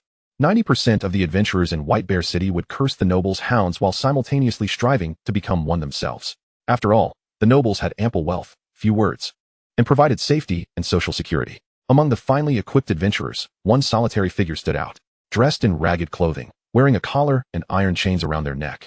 They appeared timid, keeping their head down while walking barefoot upon the scorching rocks of the 21st layer. A slave? What purpose does one have in raiding a dungeon with a slave? Li Xiumon felt a twinge of confusion. He did not advocate for the abolition of slavery or the equal treatment of slaves, nor did he espouse respect for slave rights. To voice such sentiments in this era could lead to severe consequences, even under King Lance's rule. Li Xiumon, with his skeletal form, could not withstand such repercussions. Moreover, as a skeleton, he was not particularly inclined to engage in such grave matters. However, it seemed the slaves sensed something amiss. Raising their head to glance in Li Xiumon's direction, hidden in the shadows, Li Xiumon locked eyes with the slave for a fleeting moment. He discerned the slave's face.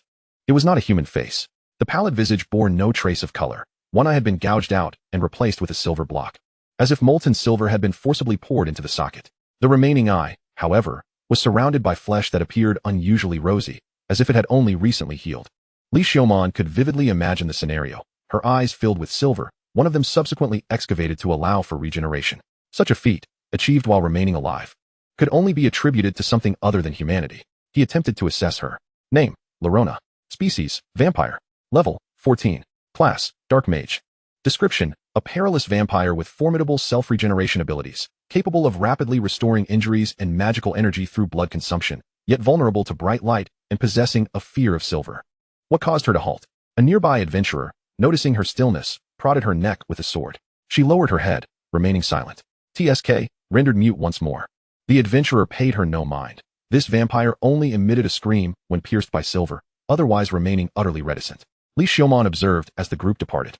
The vampire slave had not divulged his presence, for which he felt a sense of gratitude, albeit not to the extent of rescuing her. To act out of a furious passion for a beauty? Admitting such would be somewhat inappropriate. It seemed he was the one captivated.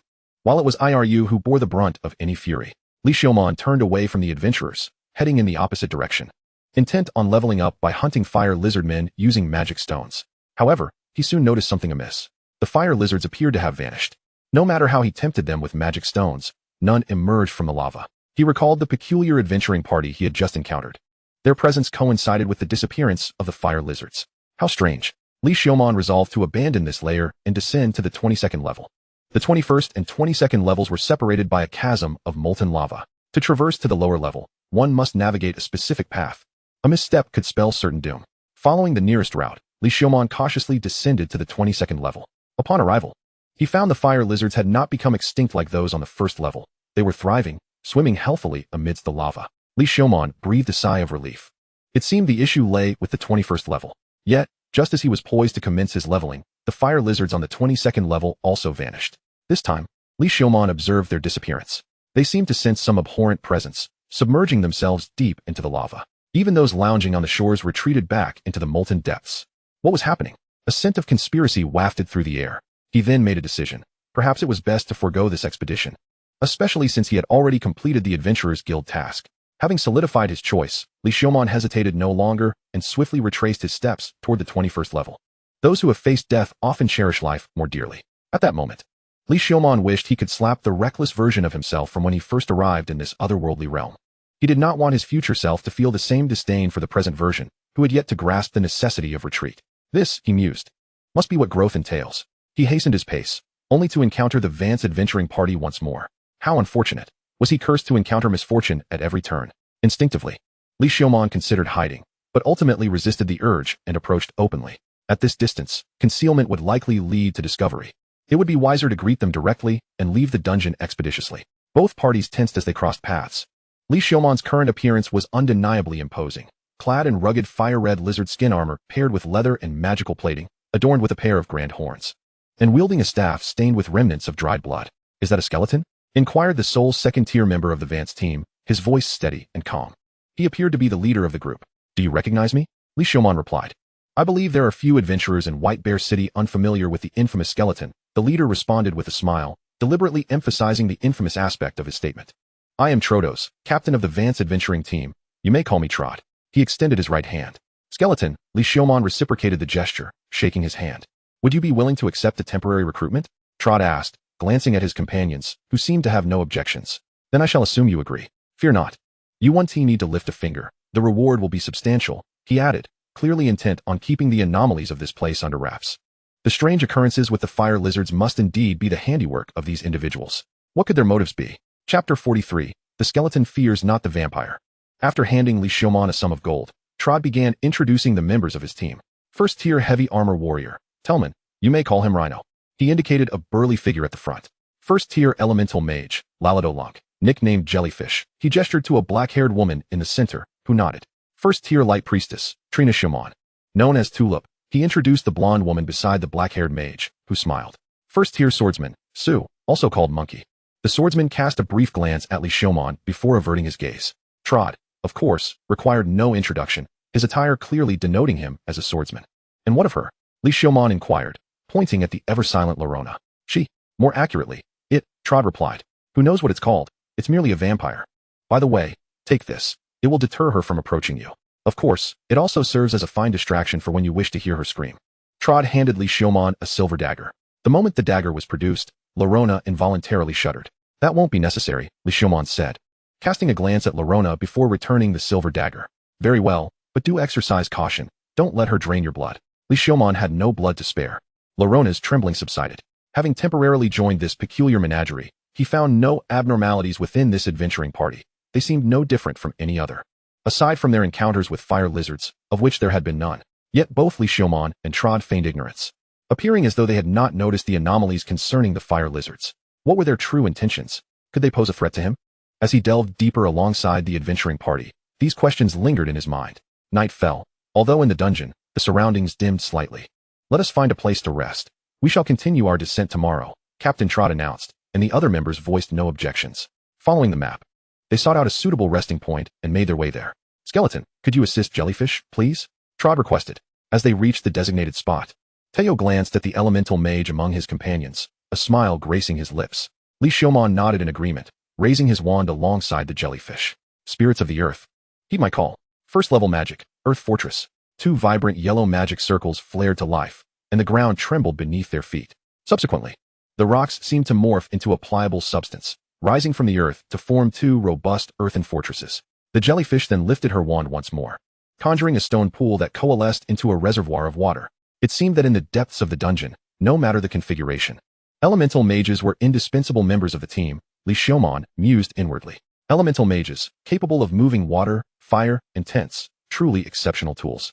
As night fell, Li Xiaomon leaned against the stone wall, clutching his wand, his eyes closed in contemplation. After all, he was not so careless as to fall asleep under such circumstances. He harbored a desire to slip away quietly once everyone else was asleep. However, Ra was evidently cognizant of this, assigning the heavily armored individual known as Rhino to keep a vigilant watch over him.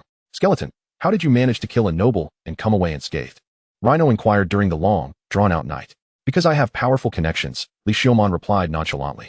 The noble lord, wise and just, could not bear to see his subjects wronged. I am eternally grateful to Count White for restoring my honor and innocence. Li Xiaomon boasted freely, for what harm was there in embellishing the truth? Indeed, the noble lord was benevolent and virtuous, lamenting the abundance of vile individuals who slandered in the shadows. Alas, it seemed he had encountered a formidable rival in boasting. Indeed, I share your sentiments. The noble lord has always treated us with sincerity. We should respond in kind. Their exchange became a tacit duel. Ultimately, history attests that only under the leadership of noble bloodlines can we commoners aspire to greatness. But was this fellow serious? Observing Rhino's fervent expression, he felt a twinge of confusion. Are you jesting? You cannot be serious. Suddenly, anguished cries pierced the night. Li Xiaomon furrowed his brow and rose to investigate. Outside the earthen fortress, a vampire was wailing in agony, while the swordsman known as Monkey was mercilessly slashing at the vampire's face with a silver sword. Blood oozed from the gashes, creating a grotesque scene. Isn't he mute? Why then does he scream so? Monkey, stepping on the struggling Relona's neck, continued to carve with his dagger. Li Xiaomon approached. Is there a problem? Monkey glanced up, casting a scornful look at Li Xiaomon. Your noise is disturbing my sleep. Oh really? Monkey seized Relona's hair and plunged the dagger into her ear, blood gushing forth. A more harrowing scream followed. My sincerest apologies. Is it? Li Xiaomon gripped his wand tightly, and, without further ado, struck Monkey's face. Blood erupted, accompanied by the crack of bone, and several teeth flew from his mouth. I too apologize. You bastard, you struck me. Regaining his senses, Monkey fumed and drew his sword to retaliate against Li Xiaomon. Unperturbed, Li Xiaomon deftly parried the incoming blade with his wand and delivered a ruthless kick toward Monkey's groin. Yet, just as the kick was about to land, Monkey was seized by the neck and yanked backward, evading the blow. Skeleton, what do you mean by this? Rot glared at Li Xiaomon, displeased. I told you. He is disturbing my rest. Captain, kill that bastard. Why is he still alive? If he escapes, the consequences here smack. Rot swiftly slapped Monkey across the other side of his face, jolting him back to reality. I apologize. Monkey hastily offered his contrition to Rot. Skeleton, if you were wise, you would understand. Rot ignored Monkey, fixing his gaze on Li Xiaomon. I simply find it too noisy. I prefer tranquility. Do you not? Li Xiaomon waved his hand dismissively, feigning ignorance. Well, I too appreciate silence. Rot's stern demeanor instantly transformed into a warm smile, an artful display of shifting expressions. That is splendid. Li Xiaomon turned, his gaze sweeping over the vampire, who was now cowering in the farthest corner, her chains preventing her from straying too far. She curled up, clutching her legs, as the wounds on her face, inflicted by the silver dagger, began to heal gradually. The moment their eyes met, she quickly lowered her gaze, avoiding contact. Chapter 44. The skeleton discovers an anomaly. The following day, the atmosphere within the party grew peculiar. Monkey's injuries had been tended to by Tulip, the light priestess. Yet he harbored no hidden resentment, fixating his gaze on Li Xiaomon. The other members of the team subtly isolated Li Xiaomon, feigning ignorance of his inquiries, maintaining a distance. As a fragile mage, he found himself relegated to the fringes of the group. Though, with Li Xiaomon's formidable physique, he might well rival even the heavily armored warriors. Now, among the 7-member team, Li Xiaomon and the vampire walked side by side in isolation. To them, allowing Li Xiaomon to walk alongside a creature akin to livestock seemed the utmost insult. Yet, Li Xiaomon remained unfazed, taking an inquisitive interest in the legendary being by his side. He attempted to strike up a conversation, but upon hearing his voice, Relona trembled involuntarily, unable to respond. His peculiar behavior drew odd glances from the others, as if they were observing a heretic or something vile, especially from Tulip, whose disdain rivaled that of Monkey, who had laughed heartily the previous night. The Church of the Goddess of Light exhibited a palpable aversion to aberrant beings. As the state religion of the United Kingdom of Lance, the populace held varying degrees of belief in the Goddess of Light. It was clear that his identity as a skeleton must remain concealed, otherwise, the repercussions would far exceed the plight of this vampire.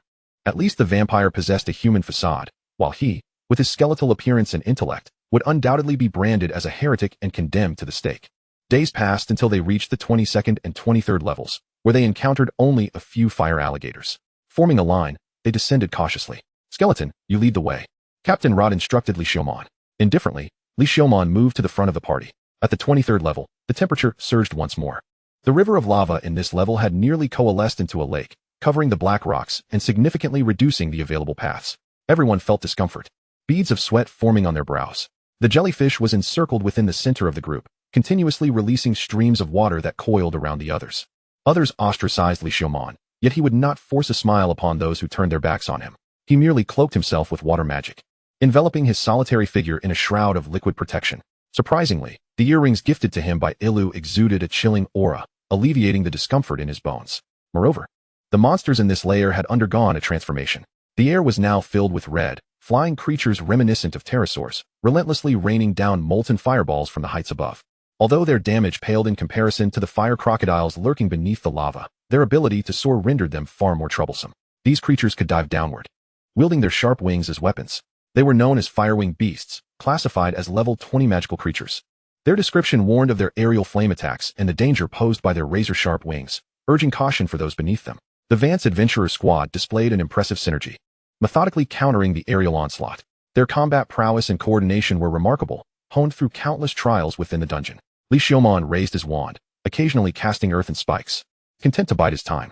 With a stroke of luck, he might even land a decisive blow, which was rather gratifying.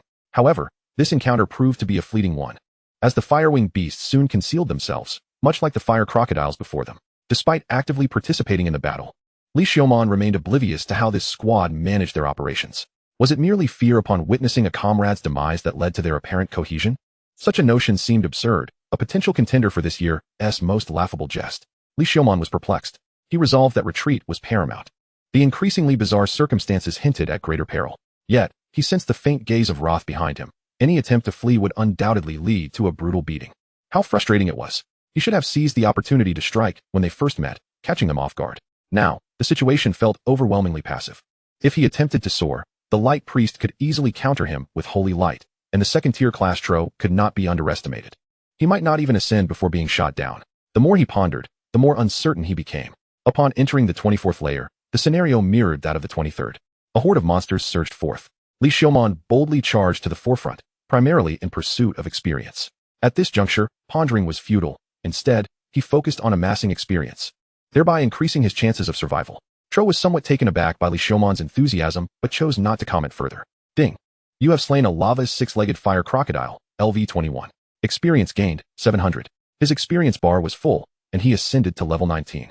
He received 1 point in Constitution and 1 point in Spirit, along with 1 free attribute point. Subsequently, a familiar energy coursed through his right arm, accompanied by the sensation of fire flowing through his body. Without hesitation, Li Xiaomon allocated his free attribute point to Constitution. The pain subsided slightly, allowing him to maintain his composure. After a brief, stiff walk, the discomfort faded. His attributes now stood at Strength 1920, Constitution 3030, Spirit 2930, and 1 free attribute point. With another level gained, he would once again have the opportunity for evolution. The previous level cap of 20 could be surpassed. Following this encounter, as Li Xiaomon had anticipated, they faced no further monster attacks. The atmosphere within the team gradually shifted to one of fervor, as if they were fervently advancing towards a sacred pilgrimage. It seemed they were drawing ever closer to their goal, reflecting on the rhino's expression of bloodline superiority and the fervent belief in nobility. Li Xiaomon could hardly dismiss the notion that this squad had been brainwashed by the illustrious Viscount Vance. He pondered the term Death Soldiers. Had this group received orders from Viscount Vance to infiltrate the dungeon, with no intention of returning alive? Li Xiaomon sought to retreat to the back of the squad. Skeleton, you lead the way, Tro said, placing a hand on the hilt of his sword. Instantly, everyone raised their weapons, turning their gazes upon Li Xiaomon.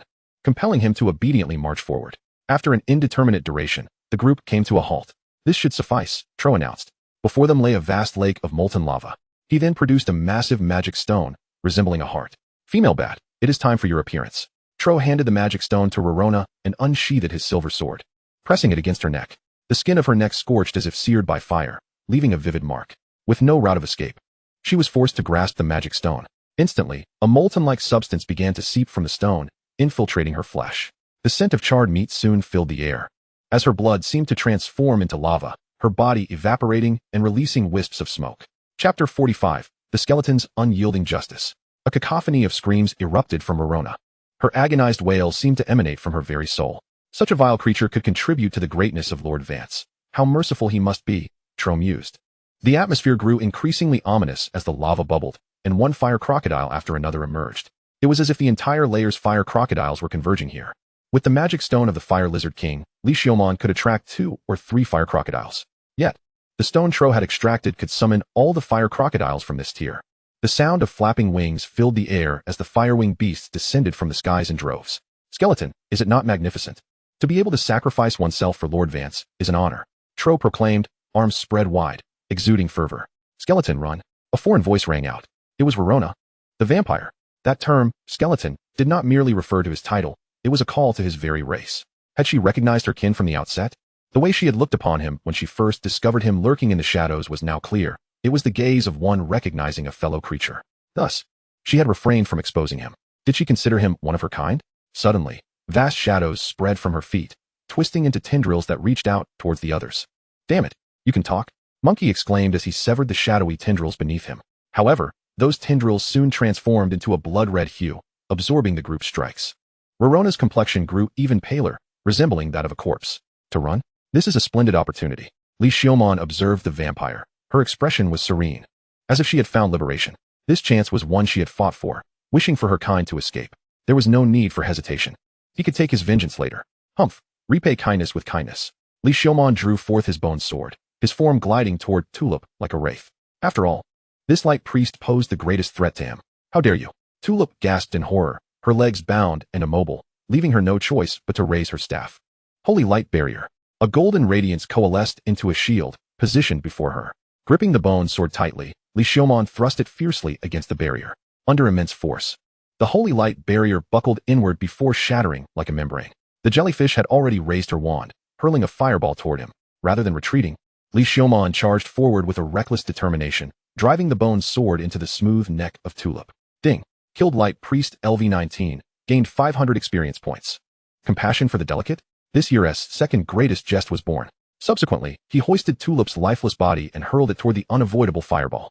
Utilizing the corpse as a shield, he endured the impact. Tulip's body was instantly reduced to charred remains, then shattered into fragments. Skeletons. The remaining allies gaped in fury, particularly the jellyfish, whose delicate features blazed with rage. As the explosion propelled him backward, Li Xiaomon created distance and raised his wand. First-tier magic, stone shield. Rock formed into a shield, coalescing before his left arm. Rorona's binding was nearing its limit. Li Xiaomon had no choice but to unleash his most potent single-target attack. A tricolored magic circle of red, yellow, and indigo unfurled from the tip of his wand. Fire elements compressed, encased in rock, as a whirlwind spiraled forward, until the lava stone cone spun to its utmost limit. First-tier magic, lava whirlwind cone. The mixed element spell shot forth a straight red tail, emitting a piercing sound as it hurtled toward Rote. Damn it, Rote bellowed, gripping his long sword tightly. Minor strength boost. Minor reaction boost. Minor defense boost. Heavy slash. Rote's muscles bulged, veins standing out on his hands gripping the sword hilt. A myriad of colored lights shimmered across his skin. The sword blade continuously exhaled crimson sword energy, rising high as if accumulating power, ready to strike down with the force of an avalanche. At the moment the lava cone struck, the sword light cleaved downward, precisely hitting the tip of the spinning stone cone. A chunk shattered off the blade, tearing Rote's palm, sending shockwaves through his arms, yet he managed to split the lava cone in two. The bifurcated lava cone erupted, debris and molten rock exploding into fiery chaos. Thero could no longer withstand the force, hurtling backward, his equipment charred and tattered, his exposed flesh scorched in patches. At this juncture, the others had also freed themselves from Rorona's bindings, forming a line and charging toward Li Xiaomon. The rhinoceros led the charge, the monkey flitted about, and the jellyfish followed, while Tero tended to his wounds. Heavy armor charge. The rhinoceros exclaimed, golden light enveloping his heavy armor as he charged at Li Xiaomon. The monkey followed closely, using the rhinoceros as a shield against Li Xiaomon's attacks. First-tier magic, earth spikes. Li Xiaomon thrust into the ground, and a multitude of spikes erupted from the rocks ahead. Yet the rhinoceros did not flinch, relying on his heavy armor to shatter the spikes. Li Xiaomon had no intention of being courteous. His bone wings unfurled from his back, flapping as he evaded the jellyfish's onslaught and soared into the sky. Then he raised his left hand, his skeletal arm twisting and elongating into a series of circular bone tubes. First-tier magic, Gatling. As the barrels rotated on his left arm, bone bullets rained down like a tempest. The concentrated firepower suppressed the group, leaving them unable to raise their heads. What kind of sorcery is this? Is it a magical artifact? Amidst the barrage of Gatling fire, Li Xiaomon raised his other hand, wand in tow. First-tier magic, lava wind spiral cone. Repeating a previous tactic evidently bore no fruit. This spell required too long to charge, making it difficult to hit moving targets. Time was running short. The fire crocodile and fire-winged beast were gaining speed, and desperation loomed. Li Xiaomon glanced at his right arm, gripping his wand tightly. He activated the magical artifact, Fire Lizardman King's Gauntlet. In an instant, flames surged from within, enveloping Li Xiaomon in a fiery guise. He raised his hand, conjuring a multitude of fireballs that rained down. Akin to a meteor shower, he surged forth along with the descending fireballs, aiming for the jellyfish who remained shielded behind the others. Eliminating the ranged threat was paramount. Not on my watch. The heavy armor soldier swiftly positioned himself before the jellyfish, raising his large shield. The monkey also lunged with his longsword. Yet Li Xiaomon did not flinch. He braced himself against the thrust, the blade piercing through his heart's location. Ah, this move has never failed me. A lesson from the skeletons. Flames twisted and devoured as they surged toward the heavy armor soldier. The heavy armor soldier staggered under the combined force and flames, revealing the jellyfish behind him. In the astonished gaze of all, Li Xiaomon, with the longsword embedded in his chest, advanced, seizing the jellyfish by the throat and lifting her high. Apologies, my heart has always been on the right side. The flames consumed the jellyfish along his arm. Ding. Killed Elemental Mage LV20, gained 600 experience points. Chapter 46, Skeletons Battling in Lava. Bastard. Rote glared at Li Xiaomon, who had unhesitatingly incinerated the jellyfish, disregarding his own still-healing wounds, as he charged forth with his longsword raised. Li Xiaomon, making full use of the charred remains of the jellyfish, hurled them toward the oncoming Rote, kicking the lifeless body at the rhinoceros's armor, causing it to slide backward. Monkey. Rote dodged the thrown corpse, shouting out. The monkey drew his spare short sword from his waist, his form glowing red. Swift. In midair, he left behind an afterimage. His short sword ruthlessly aimed at Li Xiaomon's head. Li Xiaomon raised his left arm, deflecting the stab, and swung his wand, casually conjuring a fireball. He hurled it at the monkey. The monkey swiftly evaded, using the momentum to deliver a spinning kick to Li Xiaomon's chest. Fire shield. The flames engulfing his body coalesced at his chest, forming a solid fire shield that absorbed the impact of the kick. The monkey attempted to retract his leg, but it was too late. Li Xiaomon seized the monkey's leg, pinning it under his arm, and with his right foot ablaze, he kicked the other leg. The monkey lost his balance, crashing to the ground. Earth spikes. Li Xiaomon swiftly unleashed his magic. A yellow-brown magic circle unfolded on the ground, erupting a sharp earth spike. The monkey fell directly onto the spike, impaled through his chest, spitting out a mouthful of blood. Seizing the opportunity, Li Xiaomon stepped down hard on the monkey's head, crushing it with a resounding pop, fragments of skull and brain matter scattering everywhere. Ding.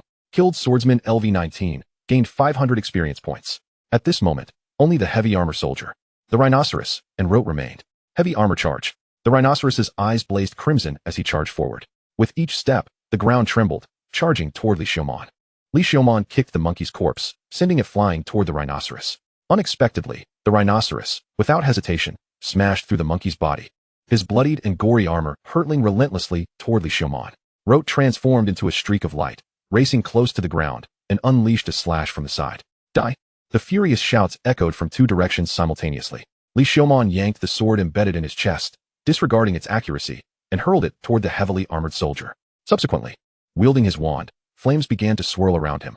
A first-tier spell, Sea of Fire. As the wand struck the ground, a surging sea of flames erupted, radiating outward from Li Xiaomon. Move, heavy armor. The rhino shimmered with golden light once more and charged headlong into the sea of flames. Rote, meanwhile, cleaved through the fiery curtain, launching a counterattack aimed at Li Xiaomon's neck. Li Xiaomon raised his wand to deflect the sword strike, but he staggered backward as the rhino collided forcefully with him, sending him flying.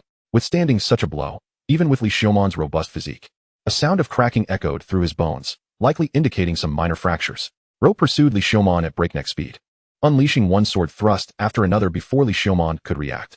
Li Xiaoman swung his left arm, employing a stone shield to block the relentless strikes. However, as the sword strikes became increasingly swift, one after another, the stone shield finally succumbed to the pressure and shattered into countless fragments. A long sword pierced through the remnants of the shield, glinting ominously as it aimed for Li Xiaoman's throat. Li Xiaoman managed to cross his wand in a narrow escape, deflecting the blade, yet a deep gash was carved into his spine, nearly severing his head from his body. The second-tier practitioner was undeniably formidable. Limit break. Road activated his skill once more. A crimson glow enveloped him, his muscles bulging against his skin, his eyes bulging blood red, veins visibly throbbing. He struck with greater speed, each swing of the blade accompanied by a devastating force. Even before the blade reached its target, the cutting wind made Li Xiaoman's bones itch. In an instant, Li Xiaoman's defending left arm was severed. So swift, Li Xiaoman wielded his wand like a sword, countering the blade. The excruciating friction rang out as the rocks beneath his feet crumbled into dust under the overwhelming force. As Rote prepared to strike again, Li Xiaoman summoned every ounce of fire within him, channeling it all toward Rote. The inferno surged toward Rote, causing him to stagger, sustaining several burns in the process. Li Xiaoman quickly distanced himself, launching fireballs one after another. Rote's form dipped as he swung his longsword, conjuring illusory trails of light. The fireballs were successively cleaved by the sword light, dissipating into flickering embers. As he unleashed the last fireball, he left behind an afterimage, his true form thrusting forward alongside the sword light toward Li Xiaoman. Gripping his wand tightly, Li Xiaoman's flames spiraled around it.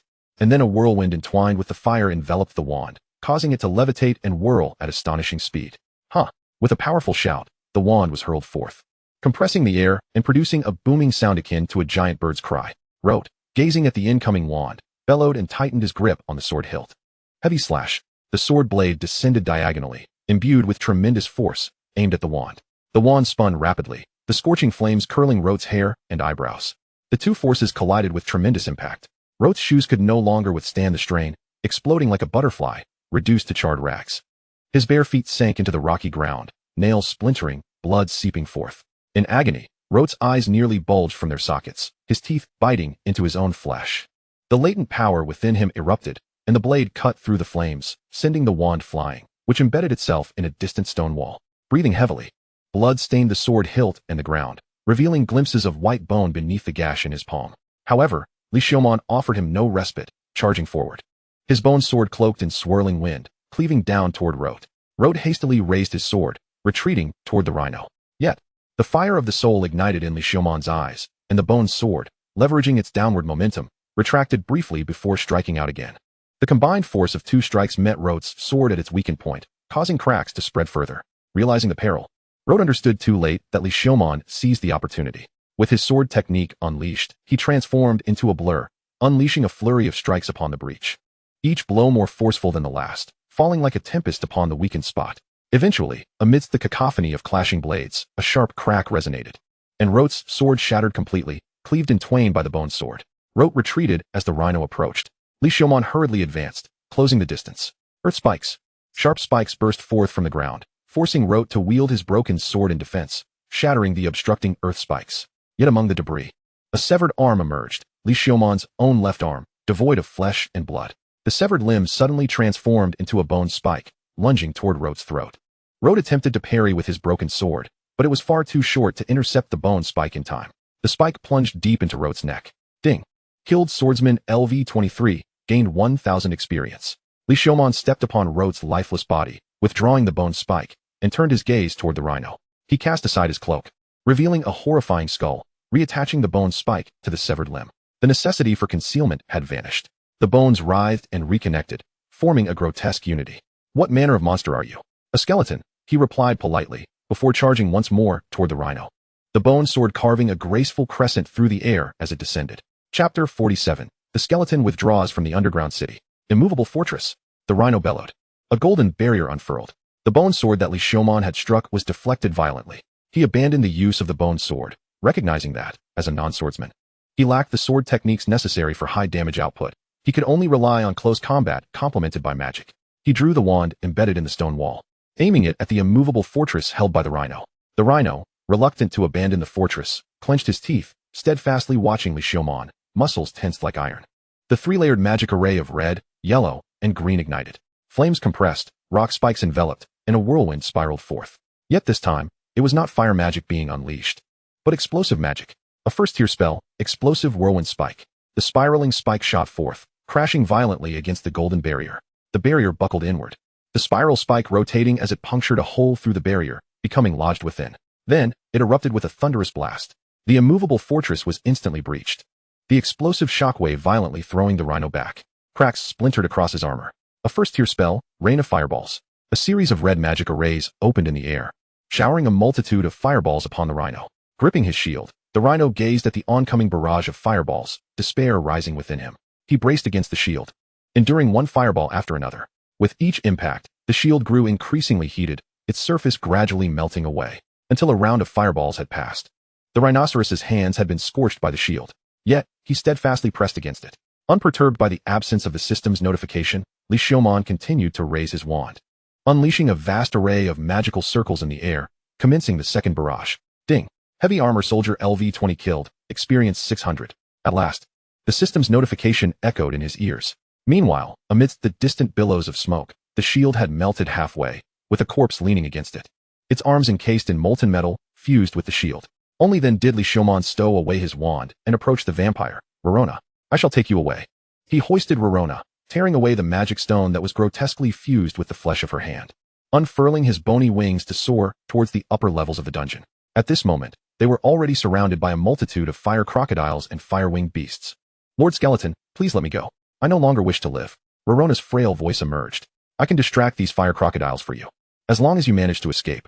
It is not yet time for despair. Should a situation arise where I must abandon you, I will do so, Li Xiaomon retorted, conjuring another wind magic array behind him, propelling himself forward with great force. It is reassuring to hear you say that, Lord Skeleton. After enduring torment at the hands of humans for so long, merely encountering you has brought me enough joy. How infuriating. This fellow has begun to utter death declarations.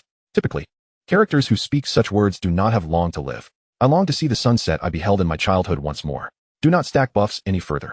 If you do, even the goddess of light would meet her end here today. Li Xiaomon gripped his wand tightly, conjuring another wind magic array and soaring further. He collided head-on with a fire-winged beast. Drawing forth his bone sword and raising his wand, he faced the roaring creature without flinching. Mud Bullet. The yellow-blue magic array unfurled simultaneously, the mud bullet striking the fire-winged beast's eye with precision. Subsequently, he wielded his wand imbued with wind magic, dispersing the incoming fireballs. The two sides were within arm's reach. Li Xiaomon lifted his bone sword, skillfully thrusting it through the beast's skull. Scalding blood splattered over him. Ding! Fire-winged beast LV-19 killed. Experience 500. Ignoring the notification before him, he kicked aside the beast's corpse, flapping his wings as the wind magic surged, dashing towards the 23rd floor. The colossal lava waterfall, viewed from below, was truly a magnificent sight. The scorching heat assaulted Li Xiaomon, causing his flying form to sway, the heat searing his face. Rorona swiftly conjured a layer of dark barrier, shielding Li Xiaomon from the heat. Yet, she herself remained exposed to it. What about you? As long as you are unharmed. That is enough. I am a vampire. Even if injured, I can recover. Dying for you would bring me satisfaction. Rorona managed a strained smile, no longer indulging in distractions. He charged towards the waterfall, the wind magic tirelessly generating an upward draft, rising higher and higher, distancing themselves from the lava, the temperature escalating, until they surged entirely into the 23rd level. However, the fire crocodiles and fire-winged beasts surged up in a frenzy, refusing to relent in their pursuit. My lord, we must destroy that magic stone to quell this rampage of monsters. Otherwise, they will continue to ascend and breach the dungeon. Can we discard it? Li Xiaomon gazed at the heart-shaped magic stone in his satchel. I apologize, my lord, but if it is not destroyed, discarding it would be futile. Li Xiaomon attempted to shatter the magic stone, yet its hardness was beyond his capacity to break. Lord Skeleton, I can merge the magic stone into my body. Then you can cast me into the magma to destroy it. Rorona proposed. That is a last resort. There must be another way. Li Xiaomon rejected the suggestion. Lord Skeleton, you are the only one who does not despise me and treats me kindly. Before meeting you, I endured relentless suffering and torment. Screaming would only invite further agony. If it is for your sake, then death would no longer be painful. There is no other option, Lord Skeleton. Prolonging this will only bring about your demise. And I cannot leave this world without closure. Rorona extended her hand towards Li Xiaomon's waist, attempting to seize the magic stone and leap into the abyss. Stop. I said there is another way. Li Xiaomon was resolute in his intent to survive atop the corpses of enemies, but not on the remains of comrades. The solution. How to destroy the magic stone. How to destroy the magic stone. A spark of inspiration ignited in Li Xiaomon's eyes as he turned to Rorona. Can a vampire regrow an arm if it is severed? Yes, Rorona replied. In that case, could you not integrate this magic stone entirely into your left arm bone? If you deceive me, I will forever loathe you. How abominable! What a juvenile declaration. Have I truly descended to utter such phrases? Yet for Rorona in her current state, that declaration bore a significant weight. Very well, but that would merely alter the form of the magic stone. Even if my arm were severed and cast into the magma, the magic stone would not be destroyed, Rorona cautioned. Not in that manner of destruction, but through digestion. Li Xiaomon handed the magic stone to Rorona. You must follow my orders from here on out. Do you understand? Li Xiaomon enjoined her with utmost seriousness. Chapter 48. The skeleton inserts new bones. Rorona accepted the magic stone with her left hand, inhaling deeply as she gripped it tightly. Blood began to seep from her palm into the stone. The heart-shaped magic stone pulsated as if it were a living heart. Rorona gritted her teeth, enduring the pain. She contemplated whether to take this opportunity to merge the stone into her entire body and then leap into the magma. Trust me, by merging the magic stone into your arm, we can both survive. Li Xiaomon observed Rorona's hesitant expression, speaking calmly. At that moment, the fire crocodiles and fire-winged beasts were nearing this level, climbing against the lava waterfall. Yes, Lord Skeleton. Ultimately, Rorona decided to place her faith in Li Xiaomon. Beginning to absorb the energy of the magic stone, integrating it into her arm bone. The skin on her left arm began to dissolve gradually, followed by the muscle. As though her entire arm were submerged in concentrated sulfuric acid, Rorona could not suppress a cry of agony. The magic stone pulsated, diminishing in size as it penetrated flesh and blood, seeping into Rorona's arm bone. Li Xiaomon held his breath, encouraging Rorona. As the magic stone vanished entirely, the flesh and blood of Rorona's arm dissolved, transforming into a ruby-like arm bone. The energy within the arm bone began to corrode the flesh atop her shoulder. Without hesitation, Li Xiaomon swung his bone sword, swiftly severing the arm bone. Lord Skeleton, did I do well? Rorona's breath grew weaker, her eyes pleading as she gazed at Li Xiaomon. Indeed, you performed admirably. Then, that is sufficient. Rorona breathed a sigh of relief, seemingly troubled by her own inadequacies. Leave it to me, she said. Li Xiaomon gazed at the left arm bone in his hand, realizing that success or failure hinged on this pivotal moment. With a swift motion, he tore off his left arm bone and pressed the ruby-hued shard against his shoulder. The arm bone from the frozen sword had nearly torn him apart. Only through the fusion of its energy did he manage to draw the sword without being obliterated. His physical constitution had improved significantly since then. With a robust 30 points in vitality, he should be able to endure this, and he still had a few free attribute points to bolster his strength in a crisis. As the transformation commenced, his bones began to grow and merge with the left arm bone. A crimson energy surged through his body, and from the point of connection, his once pristine white bones rapidly took on a vivid red hue. In an instant, his scapula and several ribs were tinged with a pale crimson. The searing pain caused Li Xiaomon to sway mid-flight, nearly plunging directly into the molten lava below. Lord Skeleton, this is too perilous. Give the arm bone to me. The little vampire exclaimed anxiously at the sight of the unfolding chaos. No, once something enters my mouth, I shall not regurgitate it. Li Xiaomon stubbornly shook his head, resembling a child who, having stolen a piece of scalding braised meat, refused to spit it out despite the blisters forming in his mouth. I can endure this much. The crimson energy continued to spread from the left arm bone to the other bones, though the blood-red hue of the arm bone seemed to slightly fade, as if diluted. Struggling against the pain, he continued to fly, now with his spine and most of his ribs stained a faint red, while patches of crimson began to appear on his facial bones. Rorona, clinging to his shoulder, fidgeted anxiously like a little kitten, scratching at his bones. The pain intensified rather than dissipated over time, and now the left side of his body was completely transformed into a pale red, the color deepening further. Yet, the hue of the left arm bone had notably lightened. Just as Li Xiaomon thought he might endure, an unexpected turn of events occurred. The red energy audaciously began to creep into his right arm bone. His right arm bone, though unassuming, housed the dormant power of a slumbering dragon. The latent energy, which only trickled out during his level-ups, was enough to stabilize his strength at one. Provoked by this crimson energy, it was as if a powder keg had been ignited. In an instant, an overwhelming force surged from the right arm bone, a magnitude several times greater than what he typically experienced during a level-up.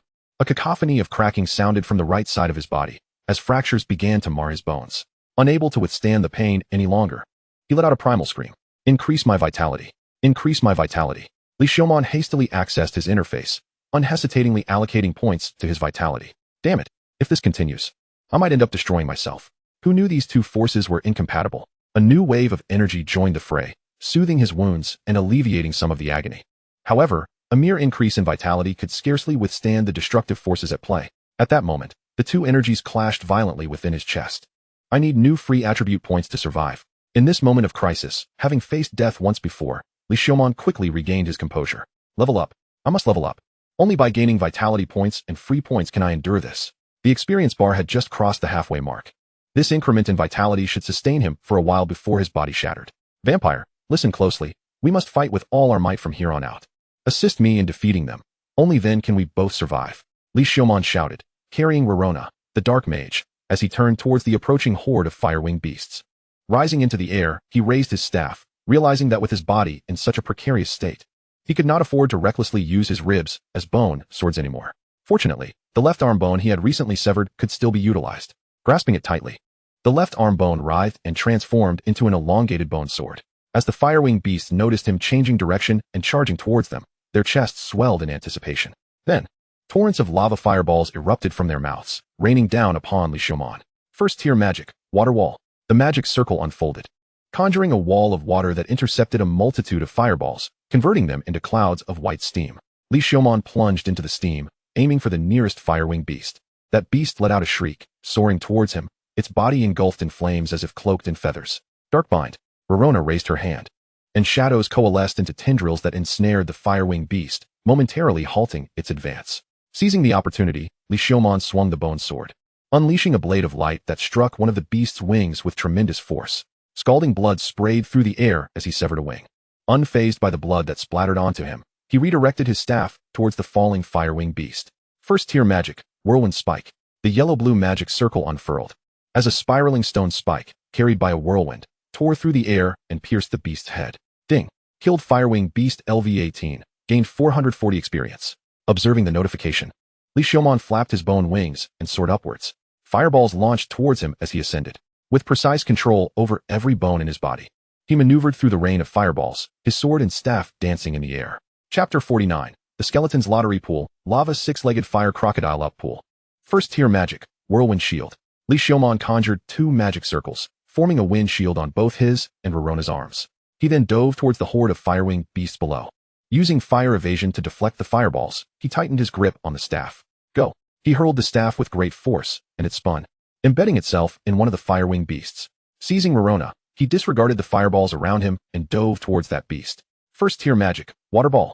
The magic circle opened, and water coalesced into multiple orbs that collided with the fireballs hurtling towards him. With a swift kick to the fire-winged beast's head, its flesh burst apart. Rorona extended her hand, shadows morphing into tendrils that retrieved the staff embedded in the beast. Li Xiaomon grasped the staff and thrust it into the beast's mouth. First-tier magic, water burst. The water within the beast's head expanded explosively. Ding! Killed fire-winged beast LV-19, gained 500 experience. Grabbing the beast's wing, he hurled its massive body behind him. A deluge of fireballs rained down upon the carcass. Yet, some fireballs penetrated the remains and surged towards Li Xiaomon. With a fierce swing of his staff, he dispersed the fireballs, but his body remained scorched and in agony. Rorona's condition worsened, her body suffering extensive burns. As they attempted to ascend higher, several fire-winged beasts blocked their path, unleashing a torrent of fireballs. Water wall. Li Xiaomon hastily raised his wand, conjuring a water barrier to deflect the fireball, then swiftly altered his trajectory and dove downwards. Utilizing the cover of steam, he flipped his wand, unleashing a vast yellow magical array. First-tier magic, earth spike. The earth spike pierced through the steam, hurtling towards the descending fire-winged beast. First-tier magic, water whirlwind cone. A tricolored magical array unfurled as the amalgamation of water, earth, and wind attributes began to charge, aiming at the steam. Rorona extended her hand as well. The first shadow penetrated the steam. Dark binding. Materialized shadows coalesced into chains, ensnaring the fire-winged beast. In perfect synchrony, Li Xiaomon released the charged water whirlwind cone, producing a piercing sound as it accurately struck the beast's head, penetrating it instantly. Ding! Fire-winged beast LV-19 defeated. Experience gained, 500. With a successful strike, Li Xiaomon promptly continued his flight into the distance, though a wave of excruciating pain surged through his body, causing him to stumble. A barrage of fireballs approached once more. He quickly suppressed the pain, adjusted his wand, and unfurled a watery veil. Yet, a fire-winged beast erupted from the molten lava below, its body draped in flowing magma, opening its massive maw to bite at Li Xiaomon. An ambush? Li Xiaomon's heart raced. Gripping his bone sword, he prepared to plunge down, ready to fight with all his might. However, at that critical moment, Rorona unfurled a pair of tattered bat wings from her back. The damaged wings, pinned with silver spikes, flapped, tearing open more gaping holes. Gritting her teeth, she and Li Xiaomon flapped their wings in unison, pulling him out of the beast's biting range. Li Xiaomon swiftly regained his stance, directing his bone sword towards the fire-winged beast's eye while pressing his wand against its forehead. First tier magic, water explosion. Ding. Firewing Beast LV18 defeated, experience gained, 450. The water exploded, obliterating the beast's head and causing its carcass to plummet back into the magma. Almost there. A few more kills and his experience points would be maxed out. However, the recent pain was a stark reminder that he was on the brink of physical collapse. The magma erupted like waves. A gigantic fire crocodile burst forth from the lava, snapping at Li Xiaomon and tearing off one of his left leg bones. It bore a pair of crimson horns. Indeed, it was a special breed of monster, the lava six-legged fire crocodile. Name, lava six-legged fire crocodile. Level, LV30. Type, monster. Description, a perilous creature residing in lava, the king among lava six-legged fire crocodiles, immune to low-tier fire magic, its skin as tough as steel, extremely dangerous. A special breed. How could such a creature appear here? Li Xiaomon knew he stood no chance against it. Flee. He must run. It could be a failure. Lord Skeleton. I am already satisfied with what you have enabled me to achieve. Just let me die? No, there is still a way. Li Xiaomon glanced at his body, recalling the torment he endured at the hands of Lucia. Back then, he had gathered various resistance skills from other skeletons to survive Lucia's experiments. However, it might be a bit cruel to Relona. No, it was far too cruel. As a vampire, Relona possessed the racial skills of self-healing LV2 and regeneration LV2. Regeneration LV2 was a racial skill exclusive to vampires, but self-healing LV2 could be acquired independently. He felt somewhat embarrassed to ask. To suggest that she lend him a leg for his own use was utterly grotesque, reminiscent of a villain's actions. In fact, villains rarely stooped to such depravity. The special breed Fire Crocodile King was still pursuing him, along with the Firewing beasts. This was not the time for hesitation. Just as Li Xiaomon was contemplating how to phrase his request for a leg, he spotted an even more appealing target. A lava six-legged crocodile possessing the self-healing LV2 skill. Previously, due to their flesh and blood, Li Xiaomon had never considered these creatures as suitable candidates for new bones. The recent success in attaching Relona's arm made him realize that perhaps, as long as the flesh was removed, he could also install limbs from these creatures. This one had 6 legs, while Relona had only 2. The margin for error was significantly increased. After all, the fire crocodile's skill set still included numerous abilities. If he misassigned a skill on his first attempt, he would have 5 more chances to try again. The fire crocodile's skill set resembled a gacha pool, with the coveted skill being self-healing LV2. With 6 legs to work with, he had 6 opportunities to draw from the pool. The fire crocodile possessed 7 skills, giving him a 17 chance of success each time. Although the fire crocodile's legs were somewhat short, he had the ability to alter and enhance bone structure. Once connected, the new legs could take whatever form he desired.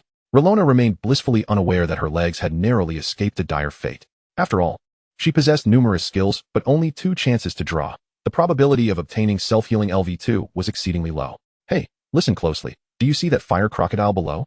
I will dive down, swiftly eliminate it, and then cut off all 6 of its legs. You will use your shadows to retrieve them all. The Fire Crocodile King and Firewing Beast were still in pursuit. He needed to act quickly. Thus, he must not touch the ground. Resolving to eliminate the target in an instant and then flee with the legs.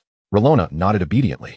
With that, Li Xiaomon gradually descended towards the fortunate Fire Crocodile. Gripping his bone sword tightly, it was time to strike. He cleaved through the molten fireball expelled by the crocodile. Shadow binding. The shadows beneath the crocodile twisted, transforming into ropes of darkness that ensnared its body. With a surge of power granted by his wand, he forcefully hurled it, piercing through the crocodile's body. Then, he drove his bone sword deep into its skull and brain. Ding! Lava six-legged fire crocodile LV18 defeated. Experience gained, 450. The Fire Crocodile King was nearly upon him, and other fire crocodiles continued to leap from the lava. He swiftly severed the 6 legs from the defeated crocodile and soared into the sky. Relona cast her shadow magic, transforming shadows into ropes that ensnared the severed legs and the wand embedded in the crocodile. First tier magic, Gale. A fierce wind blasted from behind, propelling him forward and allowing him to evade the pursuing Fire Crocodile King. Chapter 50. The Bone Sword of the Skeleton. Lord Skeleton, your wand and legs. Relona's spirit stirred as 4 shadow ropes dangled before Li Xiaomon, entwining the fire crocodile's legs and wand. Please hold this for me. Li Xiaomon retrieved one of the legs, specifically a left claw. His left leg had been bitten off by the Fire Crocodile King and was now vacant, making it the perfect candidate for attachment. Carefully, he burned away the flesh with flame, ensuring not to damage the bone. Gazing at the short fire crocodile leg before him, Li Xiaomon inwardly prayed, "May Lady Luck grant me a golden opportunity." Grasping the diminutive limb, he positioned it where his left leg had been and activated his bone transformation. Ding! Acquired skill, crawling LV1. In an instant, a surge of impulse to crawl across the ground filled Li Xiaomon, and he felt confident that his crawling speed would rival anyone. Where there is a single instance of gold extraction, it is merely a commonplace occurrence. Li Xiaomon detached his diminutive limb, causing his crawling ability at level 1 to vanish, along with his fervent desire and confidence to crawl. As for his second left leg, a notification chimed, acquired skill, bite LV2. He was not fond of this skill, for his humanoid skull lacked the prowess in biting that a fire crocodile possessed. He decided to exchange it. Upon receiving his third claw, another notification echoed, acquired skill, resilience LV2. To his surprise, a skill he once held had now manifested as a level 2 version. He could sense a significant enhancement in the resilience of his bones, as the speed at which they shattered and fragmented had considerably slowed. He retained this skill. Using his abilities for bone transformation and hyperplasia, he elongated his short limb, restoring it to its normal state. Subsequently, he removed his right leg and gazed at the remaining 3 right legs, determined to extract something valuable. The first one yielded crawl LV1 once more. What a jest! Li Xiaomon swiftly discarded the short limb and retrieved the next one. This time, he acquired skill, self-heal LV2. A warm sensation enveloped him, akin to submerging his bones in a hot spring. The fractured parts of his bones began to mend gradually. The acquisition of both self-heal LV2 and resilience LV2 significantly enhanced Li Xiaomon's skeletal quality. However, he could not withstand the destructive speed of both forces. Had it not been for the delicate balance maintained by 2 energies, several times greater than the energy during his upgrade, he would have truly been obliterated into a cloud of bone confetti. Amidst the ongoing clash of energies, a rib, frequently transformed by Li Xiaomon into a bone sword, slowly began to change under the relentless erosion of both forces. This rib appeared to undergo mutation, gradually devouring the energy of the magic stone and the bone of his right arm. The red energy from the magic stone was consumed bit by bit, forming delicate crimson patterns. Likewise, the energy from the bone arm was also being absorbed, causing its rounded edges to become increasingly flat and sharp. Simultaneously, as it absorbed energy, it faced constant destruction yet continuously healed, perpetually repeating this cycle without ceasing its consumption. What is happening? Li Xiaomon felt taken aback by the transformation of the rib. Nevertheless, this was fortuitous. Should this rib succeed in absorbing sufficient energy, he would no longer need to fear being overwhelmed. He directed his bones, maneuvering the rib toward the epicenter of the energy collision, eager for it to absorb more energy. In his struggle for survival, he employed every conceivable tactic to quell this force. However, he lacked a clear understanding of the situation. The rib only exhibited a slight mutation, scavenging a trickle of dissipated energy at the edge of the energy clash. Ultimately, it was thrust into the heart of the energy collision. The absorption and healing could not keep pace with the rate of collapse. Within mere moments, it was riddled with cracks. Panic surged through Li Xiaomon. This rib was his hope for survival. He glanced at the bone sword formed from the bone of his left arm, as well as the severed right leg bone. Without concern for their utility, he thrust both pieces into his chest, initiating bone transformation to connect them with the rib as a filler to mend the collapsing sections. This barely allowed the hope embodied in that rib to remain intact, striving to maintain balance. With the filling of bone material, the mutated rib gradually adapted to the 2 energies, continuously consuming them. The rate of absorption began to rise. Meanwhile, Lorona remained vigilant on Li Xiaomon's shoulder, observing their surroundings to prevent any ambush while he focused on his bone manipulations. She could not comprehend his various actions, but based on her limited experiences, she judged that typical skeletons would never behave so absurdly. The bone material quickly depleted, and soon the portion of the arm bone was consumed, leaving only the leg bone to fill the void. The rib's absorption rate had increased to double its initial speed. Yet, once the bone material was exhausted, it would still be easily destroyed at the epicenter of the energy collision. Li Xiaomon resolved that as soon as the bone material was depleted, he would swiftly relocate the rib from the center of the energy clash and rely on its absorption to endure the remaining energy. In that moment, they soared between the 23rd and 22nd floors, approaching a grand waterfall. At Lorona's urging, Li Xiaomon had to divide his attention significantly to cast spells and control their flight, leaping over this colossal waterfall. Fortunately, the external energies within his body, the healing force, the consuming force, and the filling of bone material, had reached a state of balance, enabling him to gradually digest the energy without constant vigilance. He flapped his bony wings vigorously, propelling himself with wind magic. Lorona extended her tattered, bleeding bat wings, disregarding the pain from the silver nails embedded in them, and flapped to assist in leaping over the lava waterfall. Eventually, through their combined efforts, they successfully soared over the waterfall, returning to the 22nd floor.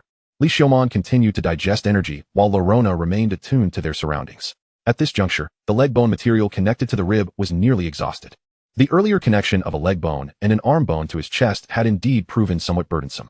Now, the mutated rib's absorption rate had tripled from its original speed. Its appearance had undergone significant alteration. It was somewhat flattened, with sharp edges and entwined with crimson patterns. Moreover, it shimmered with a green light on the panel, revealing an introduction to a magical item, the skeleton rib sword. An unexpected magical item formed from the rib of a low-tier elemental skeleton possessed the power of absorption, capable of consuming life energy during slaughter, granting an additional 5 experience from kills and a 5 reduction in elemental damage.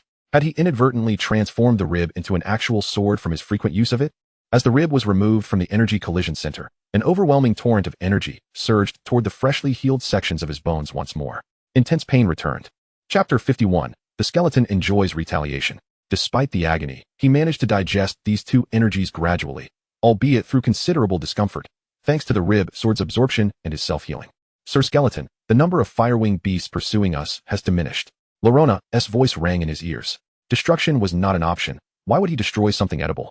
Enduring the pain coursing through his body, Li Xiaomon articulated his understanding, which was centuries ahead of this magical world. Do all skeletons consume like you do, Sir Skeleton? Larona inquired. To Li Xiaomon's knowledge, he was the only skeleton that engaged in such consumption. Regarding skeletons, it is best not to inquire further. He propelled the wind magic forcefully, drawing elegant arcs through the air, distancing himself from the pursuers behind. Perhaps it was due to the gradual digestion of the magic stones on his person, causing his presence to diminish. The fire crocodile king, having pursued for a distance, flicked its tail and submerged into the magma, departing. Li Xiaomon retrieved his map and marked the location of the fire crocodile king's disappearance. A gentleman does not forget his grievances. Moreover, Li Xiaomon could hardly consider himself a gentleman. He was merely a skeleton. Thus, the fiery crocodile king, harboring a deep-seated vendetta, was determined to exact revenge. Moreover, the unique species had the potential to yield treasure chests upon defeat, compelling him to embark on a path of enmity against all such exceptional beings. The crimson hue on Li Xiaomon's left arm had faded to a delicate pink, while the coloration across the rest of his body gradually returned to its pristine white. Only the residual energy lingering in his right arm continued to wreak havoc within him, though it was merely a matter of time before it was absorbed. As anticipated, shortly thereafter, the residual energy in his right arm was gradually siphoned away, granting his battered form a much-needed respite and enabling a slow but steady recovery. Notifications popped up on his interface, displaying characters that danced like fireflies. Ding. Constitution 4. Strength 3. Spirit 2. Free attribute points 2. Acquired skills. Lifesteal LV1. Golem LV1. Lifesteal LV1 accelerated the healing of his wounds, while Golem LV1 allowed for the creation of artificial beings from soil or ore, boasting immense strength and formidable defense. The quality of the golem depended on the materials used, mage level, and skill level. He felt invigorated, a sensation that nearly surpassed the ecstasy he experienced when he first became the master of the icebound sword within the hidden labyrinth. The sudden influx of points left him momentarily disoriented, causing him to sway erratically through the air. However, he swiftly regained control, adapting to the new interface with the finesse cultivated through his combat skills. Concurrently, the acquisition of these 2 abilities began to exert an influence over his physique. The lifesteal skill elongated and sharpened his canines, instilling within him an urge to sink them into something. Meanwhile, the golem skill sparked an impulse to mold clay and acquire knowledge related to golems. He recognized this feeling. The acquisition of unfamiliar skills invariably impacted his subconscious, much like when his magic analysis improved, igniting a thirst for knowledge that was only alleviated after perusing a portion of magical tomes. Li Xiaomon stifled these impulses and continued his flight while contemplating the origins of these 2 skills. The lifesteal ability likely stemmed from Larona, considering that he had merged with a magic stone and incorporated Larona's arm bone, which was intertwined with the stone. The golem skill was presumably a gift from the magic stone itself. He continued to peruse the notifications, eventually encountering the final alert. Acquired new evolution pathway, Dragonblood Skeleton. The Dragonblood Skeleton, a skeletal being imbued with dragon's blood, possessed the ability to partially transform into a dragon, wielding formidable strength and the capacity to unleash dragon's breath and transform its subordinates. With a level cap of LV35, this evolutionary path grants strength modifications, adding 1 strength with each level up. Dragonblood Skeleton. Li Xiaomon fixated on the new evolution pathway, particularly the strength modification. The dream of becoming a melee mage suddenly glimmered with hope. By evolving this skeleton, he would no longer need to fear being outmatched by a warrior's raw power. Suppressing the impulse to evolve immediately, he glanced at his left arm, which still bore a faint red hue, indicating that the power within had yet to be fully digested. It appeared that, like the right arm, a portion of the energy would be drawn out and absorbed during his level-up process. It seemed that future upgrades would necessitate the digestion of 2 energy sources. If possible, he hoped they could be processed sequentially. Tackling them simultaneously would be excessively intense and potentially detrimental to him. At this moment, Li Xiaomon had digested the majority of the magic stone, with only a small remnant of energy lingering in his left arm. The pursuers behind him had dwindled significantly, and Li Xiaomon no longer felt urgency. allowing the remaining few firewing beasts to trail behind him. Since they continued their pursuit, he resolved to eliminate them all at once. Slaying these beasts would suffice to elevate him to LV20. After leveling up, he would seek a safe place to evolve. This expedition into the dungeon would thus be deemed highly fruitful. Prepare yourselves. We shall return and deal with the remaining few. Li Xiaoman declared to Lorona perched on his shoulder. Naturally, Lorona had no objections to Li Xiaoman's resolve. Consequently, he flapped his skeletal wings, altered his trajectory, and charged toward the 4 remaining firewing beasts that followed closely behind. Drawing the skeletal sword formed from his own rib, Li Xiaoman aimed for the closest firewing beast. Eager to test its effectiveness, a fireball hurtled toward him. He did not evade. Instead, he swung his sword to cleave the fireball in two. The silky sensation of the blade slicing through it cleanly, causing it to explode on either side. Witnessing its fireball neatly severed, the firewing beast lost its composure. Emitting a shrill cry as the others spread their wings, gliding toward Li Xiaoman, seemingly intent on slicing him in half with their sharp appendages. Li Xiaoman wielded his wand and summoned a magical circle. First tier magic, water barrier. A spherical barrier of water enveloped him. One by one, the firewing beasts flew through the barrier, sizzling as their overheated bodies generated steam that obscured the view.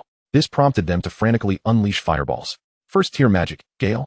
Li Xiaoman swiftly cast his second spell, the gale propelling the fireballs in all directions, producing even more steam. He quickly identified the nearest firewing beast. As it prepared to call out to its companions through the mist, Li Xiaoman would not allow it the opportunity. Lorona raised her hand. A shadowy figure resembling a colossal octopus extending its tendrils to ensnare the firewing beast. Li Xiaoman dove down, driving the ribbed sword into the beast's eye, piercing its brain. Water burst. Water coalesced at the tip of the ribbed sword before erupting violently, toppling the firewing beast's skull. Ding. Killed firewing beast LV20. Experience gained. 55027. The steam began to dissipate, revealing a clearer scene. Time was of the essence. He needed to eliminate another beast quickly. Flapping his wings, Li Xiaoman spotted a shadow amidst the steam and charged forward without hesitation. Lorona had honed her coordination, binding the firewing beast in shadow the moment it became visible. First tier magic, water ball. The magical circle opened, and several water balls shot forth, intercepting the fireballs from the firewing beast and exploding into clouds of steam. Observing this, the firewing beast hastily broke free from the shadow's grasp and retreated, releasing a molten fireball. Yet, it was met with a wand wrapped in a whirlwind, which pierced through the lava fireball and struck unyieldingly into its right eye, blood gushing forth. With a pitiful wail, the firewing beast cried out. Li Xiaoman disregarded its lamentation and aimed for the creature's right side, its blind spot. He then thrust his sword toward the beast's neck, slicing through it. Blood gushed forth like a fountain. The firewing beast thrashed wildly, and Li Xiaoman flapped his wings, lunging for its right eye and gripping his wand. Water burst. Once more, he detonated its head. Ding. Killed firewing beast LV20. Experience gained. 60030. Chapter 52. The skeleton escapes unscathed. The steam had finally cleared, leaving only 2 firewing beasts. They were entirely within reach of annihilation, rendering the presence or absence of steam irrelevant. The remaining 2 firewing beasts, having sensed the imminent peril, hovered in place. Reluctant to approach, Li Xiaoman found himself in a state of elation. His primary vocation as a mage had always been complemented by a penchant for close combat, albeit out of necessity rather than preference. After all, managing a solo team made it exceedingly challenging to find an environment conducive to optimal damage output. Thus, he was compelled to wield his staff in melee combat. However, the current scenario of remote bombardment was precisely the endeavor befitting an elemental mage. Li Xiaoman raised his staff, aiming it at the 2 firewing beasts. First tier magic, water arrow rain. The magical array unfurled, and torrents of water coalesced into arrows, cascading upon the firewing beasts like a deluge of projectiles. The creatures hastily expelled flames and flapped their wings in a desperate attempt to evade. Yet, Li Xiaoman had no intention of allowing them respite to endure the onslaught of water arrows. He continued to elevate his staff. First tier magic, whirlwind cone. A vortex enveloped the spiraled stone cone, spinning with rapidity, while another wind magical array was conjured. First tier magic, precision. He locked onto one of the firewing beasts and released the magical array. In an instant, the stone cone pierced through the beast's wing, sending it spiraling downwards. First tier magic, water flow whirlwind cone. Li Xiaoman directed his staff at the plummeting firewing beast. The water compressed, encasing the stone as the whirlwind surged forward. With a fierce thrust, it penetrated the head of the now helpless creature. Ding. Killed firewing beast LV18. Experience gained. 45,023. Only 1 firewing beast remained. Li Xiaoman raised his staff once more, and a series of circular magical arrays manifested. Stone cones, water spheres, and wind projectiles rained down upon the firewing beast, ultimately obliterating the unfortunate creature. Ding. Killed Firewing Beast LV20. Experience gained 60,030. Experience points maxed. Level increased to LV20. Constitution 1, Spirit 1. Free attribute point 1. Your level is maxed. Please raise your level cap to continue. Ignoring the notification, Li Xiaomon descended to the ground. 2 surges of energy, which had recently subsided, surged forth once more. Indeed, they had come together. With this upgrade, he now possessed 3 free attribute points, ensuring he wouldn't falter. The energies surged through his arms. But the pain was less pronounced than before. Having endured the previous torment, Li Xiaomon's constitution had markedly improved, significantly enhancing his pain tolerance. He even managed to excavate several magical stones from the Firewing beasts while bracing against the impact of the energies. Additionally, he skinned the highest level Firewing beast, securing its pelt. With that, he and Lorona hastened towards the 21st floor. During their sprint, the 2 energy surges dissipated. Spirit 1, Strength 1. Observing his left arm, he noted that the color had indeed faded slightly. It appeared the remaining energy would be fully absorbed shortly. Ascending alongside the lava waterfall of this layer, they reached the 21st floor. Now that his level was maxed, Li Xiaomon had no desire to engage with the fire crocodiles of this level and headed straight for the passage leading to the 20th floor. When encountering lava, he flew over, traversing the map almost in a direct line until he quickly arrived at the passage. Upon passing through, entering the 20th floor, Li Xiaomon finally felt at ease. He retrieved the map that had been lodged between his pelvis and spine, making his way toward the nearest marked cavern. Entering the cavern, Li Xiaomon sat down against the stone wall, exhaling a long sigh of relief. He felt no need to express gratitude for his own respite. Visually, it appeared as though his entire skeletal form was on the verge of disintegration, sprawled against the wall and floor. Though severely injured, Lorona stood steadfast, hesitant to sit. Evoking a sense of sympathy. "What is your name?" Li Xiaomon inquired, lifting his skeletal head towards Lorona. Although he had acquired her name through appraisal, he deemed it appropriate to ask formally, so he could address her directly in the future. "May I truly allow you to address me by my name, my lord?" Lorona nervously clutched her tattered garment. "Just say it." "Lorona," she whispered. "Lorona, what are your plans once you leave?" "Plans? Am I not your slave now?" she replied, bewildered. "When did this happen?" Li Xiaomon questioned, suspecting that these individuals from another world possessed somewhat peculiar mentalities. Previously, Ilu had inexplicably declared her affection for him. In reality, she believed they were already in a romantic relationship, unbeknownst to Li Xiaomon. Now, another had inexplicably referred to herself as his slave. "My lord, you saved my life." "A mere slave, so naturally. You are my master," Lorona explained, both earnestly and tentatively. "Should I have misinterpreted your intentions? And if you deem someone like me unworthy of being your slave, I would have no grievances, even if you were to slay me or cast me away." "I have not. Do not make baseless claims," Li Xiaomon retorted. "Are all individuals from this realm so adept at overthinking? I have no inclination to keep slaves. Previously, humans claimed tormenting me and listening to my cries was an entertaining pastime. You could try it, as long as you do not expel me," she said, provoking his ire. "How depraved do you think I am? Regardless, let us address your injuries and those silver shards." Li Xiaomon indicated towards Lorona's right eye. The silver had filled her eye, hindering its healing.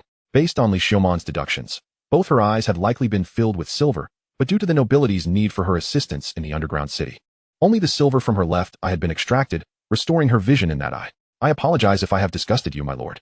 Lorona quickly covered her right eye, bowing her head. Please refrain from overthinking. Although the situation was undeniably unsettling, he himself had no grounds to judge others. Occasionally, when gazing into a mirror, he questioned how he could bear to see his own ghastly visage, yet Ilu had not given up on him. What kind of terrifying resilience must the XP system possess? "My lord, could you avert your gaze? It may frighten you shortly," Lorona pleaded, perhaps simply wishing to shield Li Xiaomon from her pitiful appearance. "That is acceptable, but do not refer to me as my lord on your own accord." "Very well, my lord."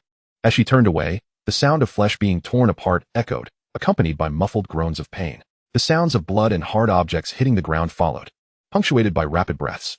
Who could possibly achieve the feat of pouring silver into her eyes? After a moment, her breathing calmed. "All done, my lord."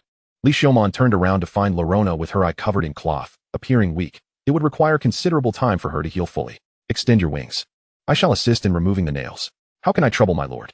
The blood will soil you." "Do not call me my lord so casually, and besides, I am already stained with the blood of the Firewing beasts."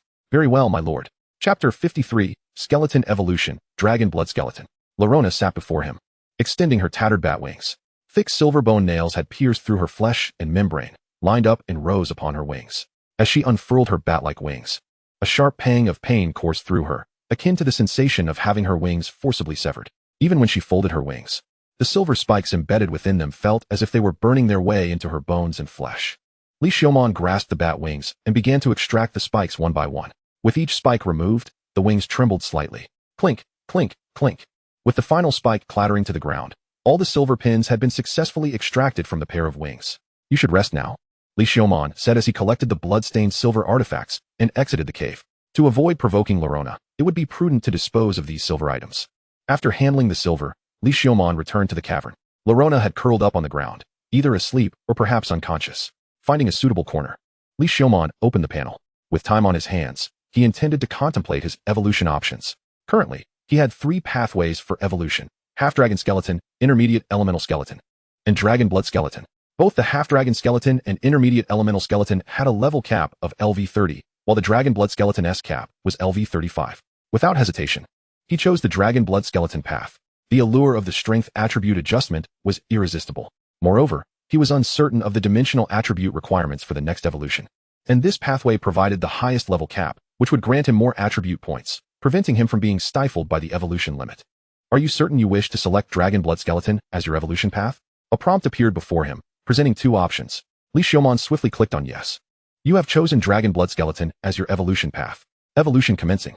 The bones within him began to warm, rubbing against each other and expanding. Soon, the phalanges of his toes and fingers sharpened, resembling the emergence of vicious claws. His bones thickened one by one, and his form gradually grew taller. Before the robust bones could continue to expand, an energy compressed them, making them denser. During this compression, the surface of the bones underwent a wondrous transformation. Patterns resembling scales emerged on the surface of the bones, akin to dragon scales formed from bone fragments. The soul fire within his chest cavity and skull swelled, almost enveloping the entirety of his bones from the inside out. His tail vertebrae rapidly grew, morphing into a tail of white bone that extended from his back. Each segment of the tail was razor-sharp at the edges, resembling a long bone whip. At his forehead, white bone sprouted into a pair of bony horns extending from his skull. Sharp bone spurs grew at the smooth joints of his wings, and the wing surfaces, composed entirely of white bones, became flat and sharp, resembling a row of bone blades. When the transformation ceased, the azure soul fire gradually retracted into his body, quietly burning within his skull and chest. Ding! Evolution successful. Your level cap has been raised to LV35. Your profession has advanced from first-order elemental mage to second-order elemental mage. Strength 1, Constitution 1, Spirit 1. Skill: Bone Transformation LV2 upgraded to Bone Transformation LV3. Skill: Appraisal LV2 upgraded to Appraisal LV3. Skill: Elemental Magic LV2 upgraded to Elemental Magic LV3. Skill: Bone Wings LV1 upgraded to Bone Wings LV2. Skill: Elemental Resistance LV1 upgraded to Elemental Resistance LV2. Acquired new skills: Dragon Transformation LV1, Familiar LV1. Dragon Transformation LV1 enhances dimensional attributes upon use. Familiar LV1 consumes experience and mana to transform targets into your familiar or kindred. Currently, the transformable races are low-level skeletons and low-level elemental skeletons. Higher races and levels require greater mana and experience costs. Ensure sufficient experience to avoid the risk of demotion. A multitude of prompts suddenly filled Li Xiaomon's vision. He hastily dismissed the alerts and meticulously examined the details on the panel. The current panel read as follows. Name: Li Xiaomon. Race: Dragon Blood Skeleton. Level: LV20, LV35. Dragon Blood Skeleton level cap is LV35. Profession: Elemental Mage, Second Order. Strength: 2550. Constitution: 3660. Spirit: 3560. Free attribute points: 3. Evolution requirements: full points in Strength, Constitution, and Spirit for racial evolution. Skills: Bone Transformation LV3, Appraisal LV3, Elemental Magic LV3. Elemental Resistance LV2, Giant Strength LV2, Swordsmanship LV2, Bone Wings LV2, Magic Analysis LV2, Hardbone LV2, Self-Healing LV2, Resilience LV2, Life Drain LV1, Golem LV1, Agility LV1, Stealth LV1. Bone Hyperplasia LV1, Combat LV1, Familiar LV1, New. Dragon Transformation LV1 New. Status: Bone Degradation. Experience points: 0100000. Description: a treacherous and cunning skeleton, proficient in a multitude of skills. Skilled in disguise, melee combat, and elemental magic. Do not underestimate the price he has paid, for it is more than just the cost of life. Do not trust any aspect of this skeleton. It is expected to last another 30 years before crumbling. Lifespan doubled. Degradation collapse time extended to double, reaching 30 years. The name had undergone yet another transformation. Originally, Li was his name and Pound his surname. Now, Li had overtaken Pound. Although Li was indeed his surname, the panel had not previously separated it, categorizing it within his given name. He no longer hoped to eliminate Pound. Through his recent studies of magic, He had come to understand the significance of true names in this magical realm. Having been transformed into a skeleton by Pound, the surname was one he could not shed. Was it due to acquiring the familiar skill? Li Xiaoman pondered. If he were to gather familiars, they would inherit the surname of their true names. At that point, Pound would no longer be applicable. Thus, when he acquired familiars, would he use Li as the surname? Indeed, it would be Li. A sense of inexplicable exhilaration and conquest washed over him, akin to planting his flag on uncharted territory, leaving footprints on the pristine white snow after the first winter snowfall. However, he needed to remain cautious of the fact that acquiring familiars would consume experience. Then, Li Xiaoman controlled his body and reverted to his original form. His tail and horns retracted, and the scales on his bones melded back into them, leaving only faint, imperceptible patterns on the pristine white bones. Chapter 54, The Preservation Plan for Skeletons. Afterward, Li Xiaoman decided to experiment with other recently acquired skills. First, he attempted Golem. Grasping his wand, he pointed it at the ground and cast the skill. The rocky surface began to undulate like clay, forming a small golem about calf height. It appeared crudely made, lopsided, with disproportionately thick arms. Name, Golem Li. Level, LV1. Profession, none. Skills, Giant Strength LV1, Combat LV1. Status, Degradation, estimated to dissipate in 24 hours. Description, a golem created by Li Xiaoman, remarkably feeble, resembling a hastily assembled toy. Exercise caution, despite its apparent fragility. How pathetic. Li Xiaoman continued to infuse the golem with an abundance of magical energy. A yellow magic circle unfurled beneath the creature's feet, as rocks flowed like water, continuously merging into its form. The golem's body swelled significantly, soon towering over Li Xiaoman. Its arms, unusually long and robust, dangled towards the ground, resembling that of a colossal gorilla. Its fists, composed of stone, appeared remarkably solid. Atop its rocky head, a pair of luminous blue eyes shone brightly. The creature was named Golem Li, boasting a level of 11 and the profession of warrior golem. Its skills included Giant Strength, LV2, Resilience, LV2, Hard Rock, LV2, and Fighting, LV1. However, its condition was deteriorating, with an estimated 3 days until collapse. This golem, crafted by Xiaoman, possessed formidable strength, yet the craftsmanship was rudimentary, with the joints, neck, and waist being its vulnerabilities. Thus, he advised caution and vigilance. Li Xiaoman had expended nearly half of his magical energy to create this golem. The low skill levels and his lack of understanding regarding golem anatomy, coupled with the inferior quality of materials, contributed to the creation of such a flawed entity. Observing the golem's rough and uncoordinated form, which was unevenly proportioned, he reflected on its potential. This skill held promise for future development. Stay alert outside, he instructed, patting the golem's massive arm. The golem tilted its large head, displaying a somewhat foolish yet endearing demeanor. After a brief delay, as if comprehending Li Xiaoman's command, it awkwardly maneuvered towards the cave entrance. Its lopsided gait caused it to hobble, with fragments of stone falling off with each step. It seemed only capable of grasping simple commands. Rubbing his chin thoughtfully, Li Xiaoman muttered to himself. With the golem on guard, he reclined back against the stone wall, embracing his staff as he drifted into slumber. Upon awakening, he felt utterly refreshed. Stretching his spine and adjusting his pelvis, he luxuriated in a hearty yawn. Master, I have prepared breakfast for you. Would you care to partake? The eager tone of Rorona, his companion, brought a smirk to his face. I appreciate your diligence. But do I appear in need of sustenance? He replied, feigning annoyance. I apologize, master. Once you have eaten, we must continue our journey. Li Xiaoman reattached the Lizardman King's horn to his back, grasped his staff, and exited the cave. By the way, here's the firewing beast hide for you to cover yourself. Once we reach the 14th floor and find a shop, I shall procure you new attire. He draped the hide over Rorona's head. With the elevation of the level cap, Li Xiaoman consciously hunted lizardmen as he ascended the levels. After all, the experience required for his current upgrade had significantly increased, necessitating a diligent accumulation of experience. Moreover, with Rorona employing dark magic in tandem, their hunts became notably more efficient. As a tool, Rorona proved to be an exceptionally effective vampire. Thus, after 3 days of deliberate hunting, they traversed from the 20th to the 14th floor. Li Xiaoman's experience bar, initially at 10,000 points, was now half full. His satchel brimmed with magical stones, compelling him to fashion a makeshift backpack from firecroc hide to accommodate the gems. Rorona's eyes and left arm had healed, and aside from her pale complexion, she appeared indistinguishable from any ordinary girl.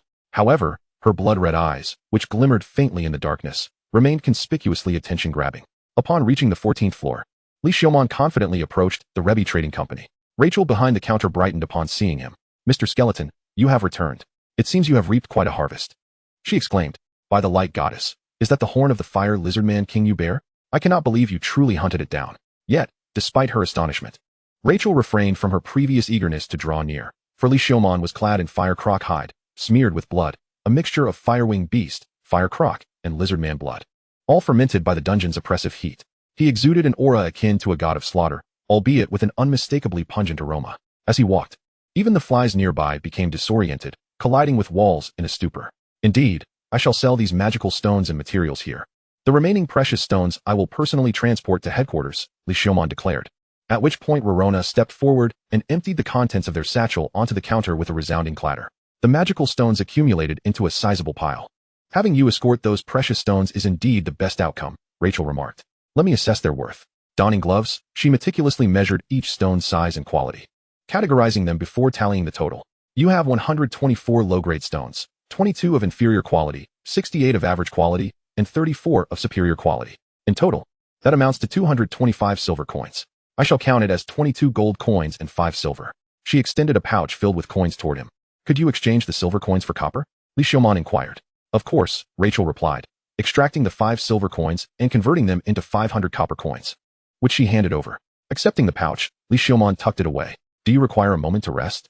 This level's hot springs are truly exquisite, and it seems you have yet to experience them, my lord.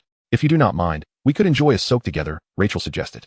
Thank you, but perhaps another time, he replied, adhering to the customary pleasantries. Subsequently, Li Xiaomon exited the Rebi Trading Company, with Rorona obediently trailing behind. The notion of a hot spring was daunting. After all, did he wish to concoct a bone broth? With the remaining high-quality magical stones in hand, they departed the peaceful 14th floor and ventured into the 13th. The monsters of the lower levels posed no threat to Li Xiaomon. After another 3 days of unimpeded progress, as they approached the entrance, the number of adventurers began to swell. Clad in his imposing fire croc hide and bearing the horn of the fire lizard man king, adventurers in this stratum bowed their heads and cautiously circumvented him, wary of drawing too close. As he passed, they would carefully turn, sneaking glances and murmuring awestruck gasps. Perhaps it was the stench that deterred them from approaching. Goblins covered their noses as he walked by. It seemed he ought to refresh himself to avoid becoming a vessel of foul odors. It was not that Li Xiaomon refrained from using cleansing magic. Rather, the spells proved ineffective against the amalgamation of fire croc blood, fire-winged beast blood, lizard man blood, and other peculiar bodily fluids that had fermented into an indelible stain. His first-tier cleansing magic simply could not cope and had effectively ceased to function. Chapter 56, The Unadulterated Skeleton. Master, Rorona tugged at the hem of Li Xiaomon's cloak as they neared the exit of the dungeon. Her head bowed in trepidation. Do not fret. No one will discover your presence. Vance will not take you back. I, too, have not been recognized as a skeleton, have I? Li Xiaomon reassured her as he ruffled her hair. This cloak will conceal your face. No one shall see you, I promise. Li Xiaomon observed that Rorona was still trembling, so he took out a spare cloak from his bosom and placed it atop Rorona's head, already concealed beneath a layer of fire-winged beast hide. Rorona was now even more securely shrouded. Grasping the cloak tightly around her head, she nodded in affirmation. Just stay close to me. With that, Li Xiaomon turned and strode out of the underground city, with Rorona hastily following in his wake. As the gentle breeze of nature caressed their faces, Li Xiaomon felt an extraordinary sense of ease wash over him. Let us make our way to the Adventurers Guild first and conclude our task. He set his sights on the direction of the guild. Adventurers bustling around the city's emblem tower gazed in wonder at Li Xiaomon, particularly at the imposing fire lizard man king's horns adorning his back. Is that a skeleton? Has he emerged from the underground city? Is that truly the horn of the fire lizard man king he bears? It was astonishing that he had single-handedly vanquished the fire lizard man king. Such prowess was indeed extraordinary. Draped in what appeared to be the hides of over 20 fire crocodiles, he was truly deserving of the title skeleton boss. Unperturbed by the whispers surrounding him, Li Xiaomon made his way directly to the Adventurers Guild, which was situated not far from the emblem tower. Meanwhile, Rorona cast uncertain glances around her. Are you really that famous, master? She asked, her admiration evident as she looked up at him. It was remarkable, indeed, how a skeleton could thrive so vigorously in a human city. Just somewhat, and please refrain from calling me master. Of course, master. Approaching the Adventurers Guild, Li Xiaomon pushed open the large door. As he stepped inside, the thick scent of blood wafted into the guild along with the breeze from the entrance. Ugh! In an instant, several adventurers indulging in food and drink could not contain themselves and retched. Who the hell exploded a cesspool? One adventurer was about to curse further, but swallowed his words upon meeting Li Xiaomon's piercing gaze. What is intimidation? As the very same individual who had executed nobles and numerous guards in the streets of White Bear City, Li Xiaomon was not someone any adventurer dared to provoke. However, alongside their fear, these adventurers also harbored a profound respect for him. After all, he had struck down the very nobles who had long exploited and oppressed adventurers. Is it truly that foul? Li Xiaomon mused internally, feeling a touch of embarrassment as he withdrew his gaze and approached the counter. Noticing him retract his stare, the adventurer let out a sigh of relief. That gaze had felt lethal. The rumors were indeed true. A mere glance from the skeleton was as daunting as facing a monster. The adventurer could not fathom how he exuded an aura so fearsome, akin to that of a monster, truly a humanoid beast. "Excuse me. Hello, how may I assist you?" The guild receptionist forced a strained smile, her face pale as she spoke. The aura that struck directly at the heart, reminiscent of a monster, combined with the overwhelming scent of blood, was nearly unbearable. The receptionist restrained her urge to vomit, a testament to her remarkable professionalism. It seemed that in the world of magic, no profession was devoid of challenges. To conclude a task, feeling slightly embarrassed, Li Xiaomon resolved to expedite the task exchange and then indulge in a bath. Truly, as the legendary skeleton, he wasted no time, displaying decisive determination. The receptionist silently praised him, her internal image of skeletons aligning with reality, though the odor remained somewhat off-putting. This aged, pungent scent only accentuated the manly allure of the skeleton lord. Truly, it was reminiscent of a ferocious beast. Li Xiaomon removed the fabric wrapping and detached the fire lizard man king's horns from his back, slamming them down onto the transaction table with a resounding thud. The task of hunting the fire lizard man king. "This is my proof of adventurer status." He then placed his card beside it. "I shall process this for you immediately." The receptionist carefully picked up the card-shaped proof of adventurer status and began to inspect the fire lizard man king's horns. Li Xiaomon watched silently, his thoughts already drifting back to the bathtub at home. "I shall soak for at least an hour upon my return. I wonder if the magical world possesses soap and scented soap. Wait, that could be a business opportunity. How is soap made again? I must discuss this with Tidala. Perhaps we could strike it rich, fat, and alkali." Truly, the skeleton lord stood there, unperturbed, exuding an aura of majesty and gravitas. Surely, even as he stood there, his mind was likely occupied with thoughts of further battles. The receptionist, while inspecting the fire lizard man king's horns, discreetly observed Li Xiaomon. "You have successfully completed your advancement task, and your level has been adjusted to mid-tier adventurer." She extended the proof of adventurer status back to him with both hands. Li Xiaomon accepted the card and reattached the lizard man king's horns to his back. "Do you wish to sell this material to the Adventurers Guild? We are prepared to offer you a satisfactory price." "No." Li Xiaomon rebanded the horns to his back and exited the Adventurers Guild without a backward glance. Just as he was about to close the door behind him, a chorus of exclamations erupted from within. "Lord Skeleton, there's no need to close the door. Closing it now poses a risk of suffocation." "Understood." As he walked home, Li Xiaomon turned to Rorona, perplexed. "Do I truly smell that bad?" "No, master is always fragrant." It seemed their sense of smell was at fault. Li Xiaomon resolved to trust his own judgment, which had always been a source of pride for him. Upon returning to his modest abode, he pushed open the door. After being away for half a month, a thin layer of dust had settled over the place. "Master, you should go take a bath. I can handle the cleaning here," Rorona offered, kneeling on the ground. "All right, I appreciate your help." Li Xiaomon began to peel off the fire crocodile hide and armor. He could faintly discern that the armor and hide had become somewhat adhered to the skin beneath. "You can take care of these, Rorona. Leave it to me, master." Rorona eagerly accepted the armor and hide he had removed. "There's no need to overexert yourself. Do not worry, master. I still possess some strength." "Very well, then I entrust it to you." Li Xiaomon entered the bathroom. Before long, the sounds of vigorous clanging echoed from outside. "Quite spirited, aren't we?" Immersed in the bathtub, he took a steel brush and began scrubbing his bones. The steel brush was remarkably effective, reaching into every crevice of his skeletal form. Skeletons highly recommended. Chapter 56, The Skeleton's Response. After finishing his bath, Li Xiaomon opened the cupboard, donned a pair of shorts and a short-sleeved shirt, slipped on his slippers, and stepped out of the bathroom. What he beheld was a scene of utter disarray. It was still vaguely recognizable as his home, with Rorona kneeling on the floor. "Master, I am utterly useless. I couldn't even clean properly," Rorona lamented, banging her head against the ground. "Wait, this isn't merely about the quality of cleaning. Generally, even if a thief breaks in, they would at least show some semblance of respect. This is completely devoid of any." "It's all right. Take your time to learn," Li Xiaomon comforted. He then seized the wand leaning against the wall and raised his hand. "Cleanse." "Master, I cannot learn this.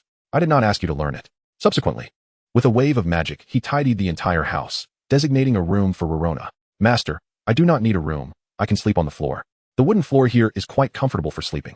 A room left vacant serves no purpose. You should occupy it." Li Xiaomon tossed the room key to Rorona, thinking how this child often uttered words that tugged at one's heartstrings without realizing it. He then approached the window on the second-floor attic. A white feather with a dangling bell swayed gently in the breeze, producing a melodious chime. Opening the mailbox beneath the feather, he discovered a letter nestled within. It appeared that Zino had successfully managed to place the letter in the envelope. Li Xiaomon extracted the letter, tore open the envelope, and unfolded the contents within. "To my dear Li Xiaomon panned, I have arrived at the fairy city north of White Bear City. Here lies an underground city of the same scale as White Bear City. I have heard it can be quite cold. Yet even after descending to the 48th level and vanquishing the underground city king, I could not discern which level was the coldest. However, the scenery here is truly breathtaking. Beyond the 20th level, there exists a stunning frozen dark river, and after the 30th level, everything is encased in solid ice, resembling crystal. I wish you could see it too. I worry about you and long for you. Please do not respond, crossed out. If you see this, do write back, as Zino will come to collect letters every night. Illuminatilt. The words, as if carved with a knife, appeared quite imposing, yet the last line lacked the same vigor, carrying a hint of bashfulness. Li Xiaomon could easily envision Ilum sitting at the table, furrowing her brow in contemplation of what to write. Though the image of her shyness eluded him, he placed the letter back into the envelope and stored it safely in the cabinet. Then, he retrieved a fresh sheet of stationery, took up a quill, dipped it in ink, and began to pen his response. To the esteemed Illuminatilt. I have received your letter from the underground city and am greatly delighted. Your depiction of the underground city fills me with wanderlust. In the underground city of White Bear, I too faced a harrowing crisis. But fret not, I emerged unscathed and thwarted a nobleman's conspiracy within the depths. This experience afforded me the thrill of adventure and the satisfaction of overcoming peril. I owe my survival to the sword techniques you taught me during that time, which proved immensely beneficial. I also hope you take care of yourself. Do not underestimate your well-being and avoid falling into danger. Yours sincerely, Xiaomon panned. Li Xiaomon returned the quill to its stand, allowed the letter to dry, folded it neatly, and sealed it in the envelope. He then melted some wax with fire magic to seal the envelope securely and flipped it over to the lovely Miss Illuminatilt. In the lower right corner of the envelope, he sketched a skull head resembling a Q. Wait, shouldn't I be more grand? Li Xiaomon muttered, yet he did not redo it. Noticing the day had grown late, Li Xiaomon refrained from descending the attic, opting instead to open a spell book while awaiting Zino. After a while, a pristine owl alighted on the windowsill, tapping the glass with its beak, tilting its head as it gazed with large blue eyes at the skeleton before it. It bore a small pouch on its chest for holding letters, embroidered with a line of tiny words. Ilum's owl. Zino, come here, dear. Li Xiaomon beckoned. Coo. Zino hopped onto Li Xiaomon's arm, grasping the bone with satisfaction, squinting in contentment. It seemed quite pleased with its hold on Li Xiaomon's skeletal structure. Make sure to deliver the letter to your master properly. Li Xiaomon gently stroked Zino's fluffy feathers, opened the pouch on its chest, and placed the letter inside. Coo. The owl nuzzled Li Xiaomon's cheekbone before hopping back onto the windowsill and flapping its wings as it took flight. Li Xiaomon watched it for a moment before closing the window and descending the attic. Do vampires need to eat? He inquired, observing Rorona languidly sitting on the sofa. Yes, master. This posed a bit of a dilemma. There had never been any food in his home. The kitchen had remained untouched. What would you like to eat? I shall fetch it for you. How could I trouble you, master? Then I shall give you some coin. You can buy it yourself. Upon your return, we must discuss your future. Li Xiaomon retrieved a sack of copper coins and handed it to Rorona. After all, since she feared silver, copper coins and gold were all he could offer. With that, Li Xiaomon grasped his wand, donned his cloak, and departed, heading towards the library. He intended to borrow some books on golems and those documenting second-tier elemental magic to refresh his knowledge and ensure it kept pace with his magical progression. He borrowed 5 volumes. A book that tells you what golems are, the structure of golems, a compendium of common second-tier elemental magic, analysis of second-tier elemental magic arrays, and viewing magic arrays from a perspective of clarity. It seemed he would be spending many sleepless nights studying once again. After securing the books, Li Xiaomon left the library. Upon returning home, he found Rorona seated in a corner of the sofa, nibbling on a hard black bread with lukewarm water. Is this all you eat? Li Xiaomon asked, a mix of concern and inexplicable anger rising within him. I am fine with this. It saves you money, as long as you do not drive me away. Moreover, the black bread is quite tasty compared to what I had before. I really enjoy it. Li Xiaomon strode over to Rorona and snatched the black bread from her. Who said I would drive you away? Regardless, let's first procure some other edible provisions. After purchasing soft white bread, corn porridge, and meat patties, he sat and watched as Rorona finished her meal. Rorona relished the food, not merely for its flavor, but because Li Xiaomon had assured her she would not be sent away. From now on, if you wish to stay with me, this will be the minimum fare. Black bread is strictly forbidden. Do you understand? Understood, master. Rorona nodded. And do not call me master. Understood, master. Finally, he solemnly asked, do you wish to become my vassal and serve me henceforth? Vassal? Can I? I assure you, I will not turn you into a skeleton, rest assured. To become a master's vassal, even if it means turning into a skeleton, is acceptable. Li Xiaomon, already accustomed to the peculiarities of otherworldly individuals, merely accepted her response with a nod. Then I shall wait for you to finish. All right. Rorona began to eat heartily. Slow down, do not choke. Chapter 57, The Vassal of the Skeleton. In the dimly lit basement, Rorona knelt before Li Xiaomon, her hands clasped in prayer. Within the menacing skull of Li Xiaomon, 2 eerie azure flames flickered within his eye sockets. His bone-like fingers grasped the wand, pressing it against Rorona's forehead, resembling a bizarre cult ritual. Regrettably, the semblance of terror and eeriness typically associated with a skeleton was significantly diluted by the casual attire of slippers, baggy shorts, and a short-sleeved shirt. I bestow upon you a name, pronounced Li Xiaomon in the ancient tongue of magic. His grasp of this archaic dialect was limited to a handful of skill names and elemental terms. He had only recently consulted a dictionary to learn how to articulate this particular phrase. Beneath the profound cadence of the incantation, an ethereal blue flame erupted from the ground, forming a magical circle that enveloped both individuals in its core. In that moment, Li Xiaomon sensed a surge of power flowing from within him, gradually seeping out. Concurrently, he instinctively became aware of the options for naming. He could bestow the surnames Xiaomon, Pongda, or Li. A panel materialized before him, prompting, "Please select the surname you wish to grant." The magical and experiential requirements for the surname Xiaomon were the least demanding, followed by Pongda, while the surname Li demanded the greatest expenditure of magic and experience. Observing Rellona, his first familiar, Li Xiaomon felt compelled to be generous. He resolutely chose Li, Rellona Li.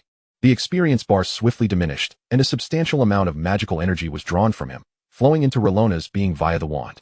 Her crimson eyes blazed with newfound intensity as her bat-like wings unfurled dramatically. Shadows coalesced around her feet, igniting like black flames. She reached out, and the dark fire surged upwards, settling in her palm with an aura of danger. Her level ascended from LV-15 to LV-17, and her skill repertoire expanded to include Elemental Resistance LV-2, Herculean Strength LV-2, and Black Flame LV-1. Ding! You have acquired a high-level familiar. The familiar function has been activated. Upon defeating enemies, a high-level familiar will grant you an additional 20 experience from the kill. A mid-level familiar will yield an extra 5, while a low-level familiar will provide just 1. Li Xiaomon's heart raced with excitement at the notification. A familiar. How splendid. However, a subsequent notification read, "Currently, your soul capacity allows for the naming of only one high-level familiar." A sense of dread washed over him. He glanced at the experience bar. Over 6,000 points had dwindled to just over 1,000. The requirement stood at 5,000. "Master, it seems I have gained some abilities," Rellona exclaimed, showcasing the black flames dancing in her hands. "Indeed, quite impressive. Have there been any other changes to your physique?" "It appears my constitution has improved, and my strength has notably increased," she replied, swinging her arm with joy. "Truly, you are an extraordinary master." Yet, Li Xiaomon found no solace in her praise. Instead, he furrowed his brow. While Rellona's abilities were indeed remarkable and would reciprocate experience back to him, this was not the trajectory he had envisioned. His intent had been to enlist Rellona as a dark mage to assist him in conquering dungeons, thus enhancing efficiency. However, in this current situation, it was counterproductive for Rellona to continue aiding him. For optimal efficiency, Rellona needed to pursue her own path in the dungeons.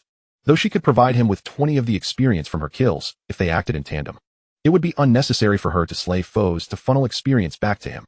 He could eliminate the enemies himself and retain 100 of the experience.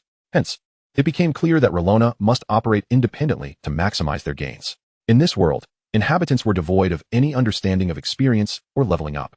They merely categorized mages and warriors into tiers: first, second, third, and ninth. Progress was achieved through practice, study, cultivation, and combat, culminating in an abrupt elevation to the next tier. Such formidable locals. Were they to learn that Li Xiaomon could accrue experience and level up through combat, they would surely exclaim in awe, "What a fearsome outsider." He decided to send Rellona back to her quarters to acclimate to her newfound abilities. Thus, the subterranean chamber was once again left with Li Xiaomon alone, a solitary skeleton. He seated himself at the desk, activating the magical lamp with his power, and retrieved a borrowed tome, gently unfolding its pages. Learning was paramount. The first book he opened was titled What a Book Will Tell You About Golems. After all, his understanding of golems was entirely non-existent. And this text was the optimal introduction to their nature. Empowered by his magic analysis LV2, Li Xiaomon's memory and comprehension had undergone remarkable enhancement. He swiftly grasped the contents of the book, which was surprisingly accessible. Golems, creations of earth magic, were said to possess abilities that rivaled even dragons in certain legendary tales. Their lifespan and intellect were akin to those of ordinary beings. The talent for creating golems was typically difficult to acquire through conventional means. Even with knowledge of golems, one could not fabricate them without the innate aptitude for their creation. It was rumored that only those favored by earth spirits could attain such abilities. Li Xiaomon surmised that skills pertaining to golems were exceedingly rare, and to have obtained such a coveted skill was an opportunity he intended to exploit fully. He turned to the next page, which featured well-rendered sketches of various common golems, alongside cross-sectional diagrams and descriptions of their functions. With diligence, he focused intently, committing the imagery to memory. As he absorbed the information, he could not resist the urge to sketch on a piece of paper with charcoal. Thus, he toiled late into the night, only realizing at dawn that he had only read halfway through the introductory book. How has the night passed so swiftly? Li Xiaomon mused, gazing at the light filtering through the basement's ventilation shaft. Yet, this is truly fascinating. Golems. Having perused half of the tome, he felt an irresistible urge to experiment. He ventured outside, shoveling a substantial bag of clay before returning to his chamber. Let us commence with crafting a small one. He carefully scooped a handful of clay, lifting it before him. In that moment, a yellow-brown magic circle illuminated in his hands. The clay began to writhe and morph like Play-Doh, soon transforming into a charming little effigy. It appeared remarkably harmonious and intricate, clutching Li Xiaomon's finger and tilting its head to gaze up at him. Adorable, how utterly delightful. He placed the small effigy on the desk, where it cautiously hopped from his palm to the surface. Testing its attributes, he discovered its designation, Golem Li, level, LV2. Profession, Golem.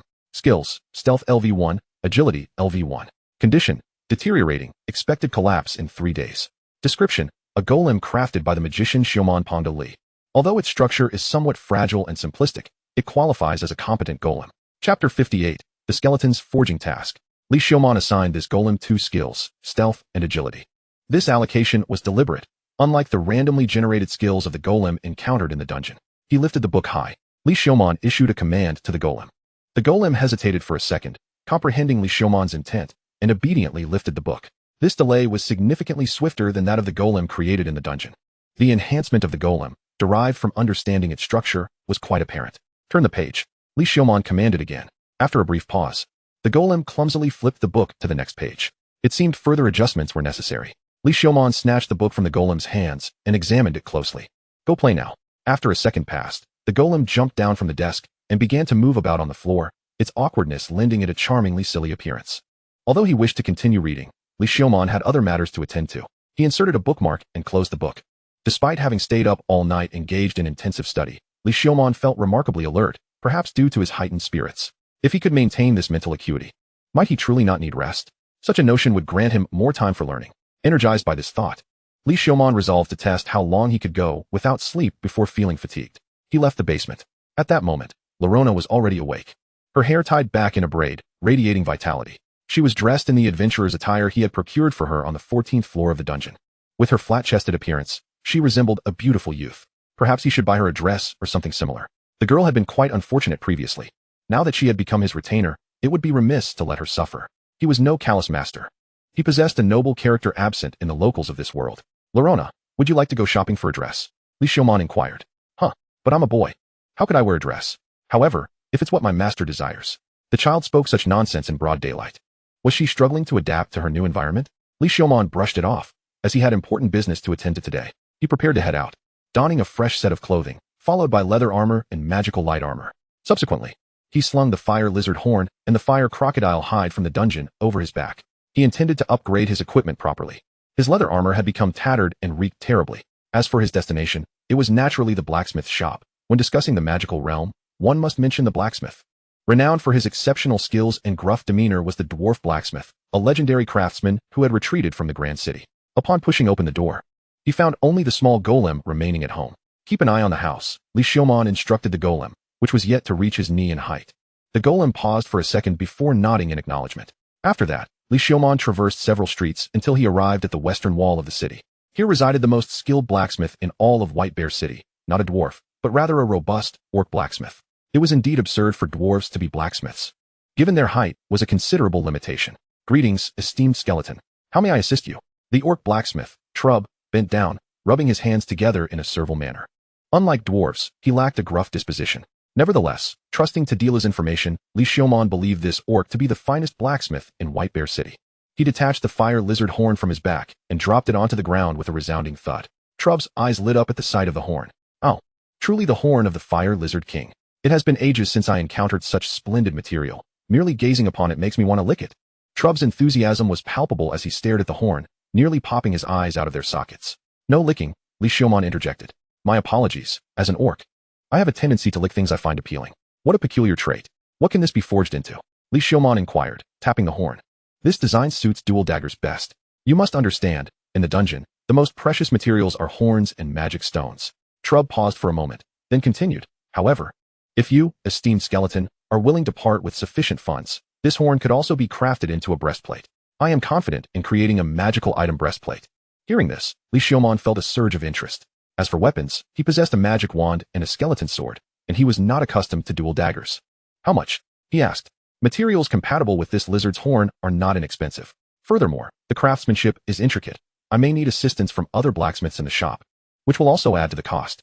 Approximately 150 gold coins, Trub cautiously suggested, aware that this price was rather steep. 150 gold coins. Li Xiaomon currently had over 400 gold coins in savings, along with shares in the Rebi Trading Company, making the funds readily available.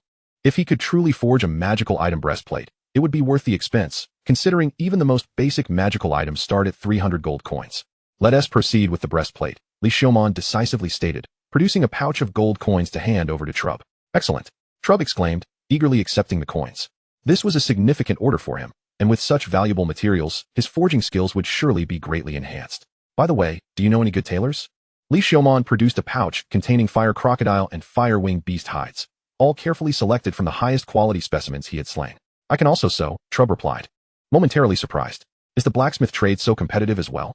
He weighed the leather, realizing it was far too much for a single set. Let us make a set for her as well. Li Xiaomon gestured towards Lorona. Perfect, that works out splendidly. Trub began transporting the materials into the blacksmith shop. When can I collect my items? If I expedite the process, it will take about a week, as the crafting is quite complex, Trub replied, clapping his hands. Suddenly, another muscular figure rushed into the shop. Master, there's trouble. The newcomer, flustered, failed to notice the customer. Trub kicked the intruding man with annoyance. Honestly, when will you learn to be as calm as I am? Master, the shipment of magic steel you ordered has been robbed during transport. What? Trub bellowed. Damn it, those scoundrels dare to rob me of my goods. Chapter 59, The skeleton's mind is in disarray. The two exchanged glances. Esteemed customer. No, you are the guest now. Li Xiaomon waved his hand, and then produced the adventurer's certificate. I can take on the task of retrieving that batch of goods for you. The price will be 10 of that batch of magic steel. After inquiring about the capabilities of the bandits from Trub's apprentice, Li Xiaomon departed from the blacksmith shop. Verona, you are indeed my vassal, correct? This task is entrusted to you. This might be what one refers to as the legendary multi-layered outsourcing. The fabled conscientious employer, the skeleton. Master, I shall undoubtedly fulfill the task. Verona did not appear discontent. On the contrary, she radiated excitement. Truly an exemplary employee, Li Xiaomon felt an immense sense of satisfaction. If all his future vassals could possess Verona's determination, his skeleton guild would undoubtedly flourish. Li Xiaomon did not shortchange Verona either. Having just become his vassal, her level had risen twice in succession, and she had acquired new skills. She now required combat experience to adapt to her newfound strength. Moreover, through Li Xiaomon's inquiries with Trub's apprentice, it was revealed that the bandits did not exceed Verona's capabilities, yet they were still somewhat perilous, providing the perfect opportunity for her to hone her skills. Since Verona chose to become his vassal, Li Xiaomon would not be overly lenient. He desired not a mere ornament, but a weapon. Thus, it was imperative to temper that weapon. I will await your return at home. I hope you can make it back before nightfall. Li Xiaomon retrieved the ribbed sword from his chest and handed it to Verona. I trust you will return this sword to me before nightfall. Yes, master. Verona accepted the sword and vanished into the dark alley. Li Xiaomon entrusted her with the sword to avert any unforeseen incidents. In such a case, he could sense the location of the skeleton's sword and rush over. With the task assigned, Li Xiaomon proceeded to clock in at the Rebi Chamber of Commerce before returning home. After all, what temptation could rival that of knowledge? Upon pushing open the door, Golem remained motionless in the spot where he had left it earlier. Hearing the sound, it raised its head and tilted it curiously. Li Xiaomon seized Golem and made his way to the basement to resume his reading. While reading, he conducted experiments and adjustments using Golem. After an indeterminate amount of time, a notification indicating an increase in experience appeared before him. It seemed Verona had begun to engage the bandits. Li Xiaomon dismissed the notification and continued to immerse himself in his studies. At that moment, he was perusing various non-humanoid forms of Golem, alongside anatomical diagrams of animals and animal golems. Consequently, Li Xiaomon meticulously reshaped Golem into various animal forms. After experimenting with every creature depicted in the book, Golem had transformed into a small rock cat. Come here, good one. Li Xiaomon extended his arms, and after a brief hesitation, Golem leaped into his embrace. Well, although you resemble a cat, you certainly lack the soft texture of one. You are quite hard. Li Xiaomon gently placed Golem back on the ground. He had thoroughly finished reading a book that tells you what golems are. He then opened the next book, The Structure of Golems. Just as he flipped it open, he heard the sound of the door being pushed ajar. Verona entered, bloodied and wielding a bone dagger, her eyes glowing with an eerie red light in the darkness. Master, the task is complete. Verona returned the bone sword, along with a large bag of magic steel, seemingly representing the tin extracted from the goods. Well done. Li Xiaomon accepted the sword and magic steel from Rorona's hands. You have worked hard. Go wash up and rest well. Yes, master. Rorona exited the basement. She reattached the bone sword to her chest and extracted a silver steel ingot from the bag. Magic steel is a relatively rare forging material. A special magical alloy forged from magic crystals and secret iron and silver. Li Xiaomon attempted to squeeze the magic steel. It was remarkably hard. His interest in this magic steel stemmed from its rarity, as only blacksmiths had a stable means of acquisition, and it could also be used to create golems. The quantity should be sufficient for his experimental needs. Li Xiaomon returned the magic steel to the bag, placing it alongside other steel ingots. He then continued to immerse himself in the ocean of knowledge. The structure of golems was evidently far more intricate than the previous introductory text, demanding considerably more time for Li Xiaomon to read and comprehend. The complex structures left him with a headache. He could only experiment, understand, and memorize each aspect one by one. Thus, Li Xiaomon found himself awake until dawn once more. After yet another sleepless night, he felt neither fatigued nor overly exhilarated. At that moment, he placed a magic steel ingot on the ground and positioned Golem atop it, raising his wand. Merge. A brilliant light emanated from the magic steel ingot, gradually melding into Golem's body. Subsequently, the earthy-colored Golem began to radiate a brilliant silver light. Silver lines spread across its rocky surface, interlacing in a striking pattern. Li Xiaomon carefully integrated the magic steel into Golem, little by little, until the entire ingot was absorbed and vanished. Golem underwent a remarkable transformation, appearing denser and growing to the height of an average human. Silver patterns stretched from its chest, resembling compressed rock. Its arms were unusually long, with thick forearms ending in 3 fingers. The shoulders and upper body were exceptionally broad, brimming with strength. 2 circular silver holes adorned its head, glowing with an eerie blue light as they gazed at Li Xiaomon. Name, Golem Li, level, 15. Profession, heavy armor golem. Skills, giant strength LV2, elemental resistance LV2. Hard rock LV2, toughness LV2, rock transformation LV2, combat LV1, self-healing LV1, status, deteriorating, expected to collapse in 15 days. Description, a finely crafted golem created by the mage Xiaomon Poundli, serving as a competent heavy armor warrior possessing excellent strength and defense. The craftsmanship is average yet distinctive. Raise your hand. Li Xiaomon commanded. Golem swiftly lifted its arm. The delay was nearly non-existent. But what about its intelligence? Li Xiaomon scrutinized the golem he had personally crafted. Gazing into its eyes, he sensed a lack of intelligence. Thus, he posed the question, what is 2 plus 2? Golem hesitated for a second before extending its 3 fingers. See how foolish it is. It has the capacity to inherit my skills, yet cannot grasp even a semblance of my intelligence. Li Xiaomon resumed his studies of the structure of golems. The more he read, the more he marveled. What sort of genius could have created the first golem? Chapter 60. The Skeleton Enlightened by Knowledge. From dawn until dusk, Li Xiaomon finally lifted his gaze from the book. He stared vacantly at the overcast sky outside the ventilation shaft. 0. How swiftly time passes. Li Xiaomon sighed in the presence of Golem. Golem tilted its head, seemingly unable to grasp the essence of Li Xiaomon's words. The name bestowed upon this Golem was 0. Come here, let me make some modifications. Obediently, 0 approached Li Xiaomon. He began to meticulously adjust various details and rectify inconsistencies in 0's design. Once the modifications were complete, Li Xiaomon tapped 0's head, prompting the latter to test its newfound abilities. It appeared to exhibit a slight increase in agility. Indeed, did I misunderstand this page? Li Xiaomon opened the book and scrutinized it once more, subsequently recording his insights in the skeleton's grimoire. After completing his notes, he calculated the time. He had gone 2 nights without sleep. During this period, he had been intensely consuming knowledge, and now he merely felt a touch of fatigue, not nearly enough to warrant rest. Coincidentally, there were few pages left in the construction of golems. Li Xiaomon decided to read through them before succumbing to slumber. As dawn broke, after 3 consecutive sleepless days, Li Xiaomon finally felt the weight of drowsiness. Ding! The golem leveled up from level 1 to level 2.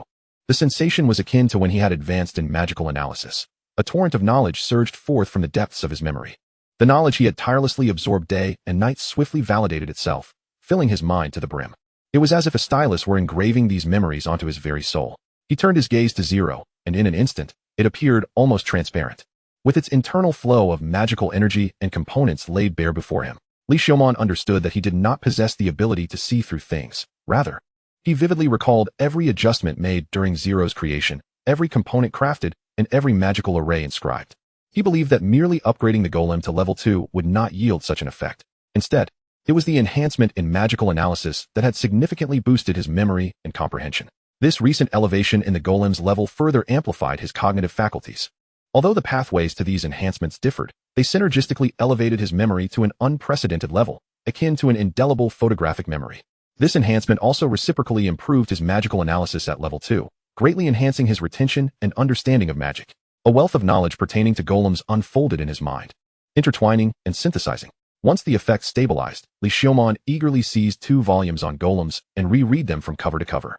This time, he gleaned a profound understanding, extracting previously overlooked insights as if scavenging crumbs from a table, ravenously absorbing them. Thus, night fell. 0. Allow me to give you a comprehensive upgrade. Li Xiaomon grasped a magic steel ingot and approached 0. The fully upgraded 0 ascended to level 18, now endowed with Earth Magic level 2 and Agility level 2. Its broad back and sturdy arms had shrunk slightly, yet its strength had undoubtedly increased. A thick shield was affixed to its arm, appearing impenetrable. The duration of its collapse was extended to 1 month.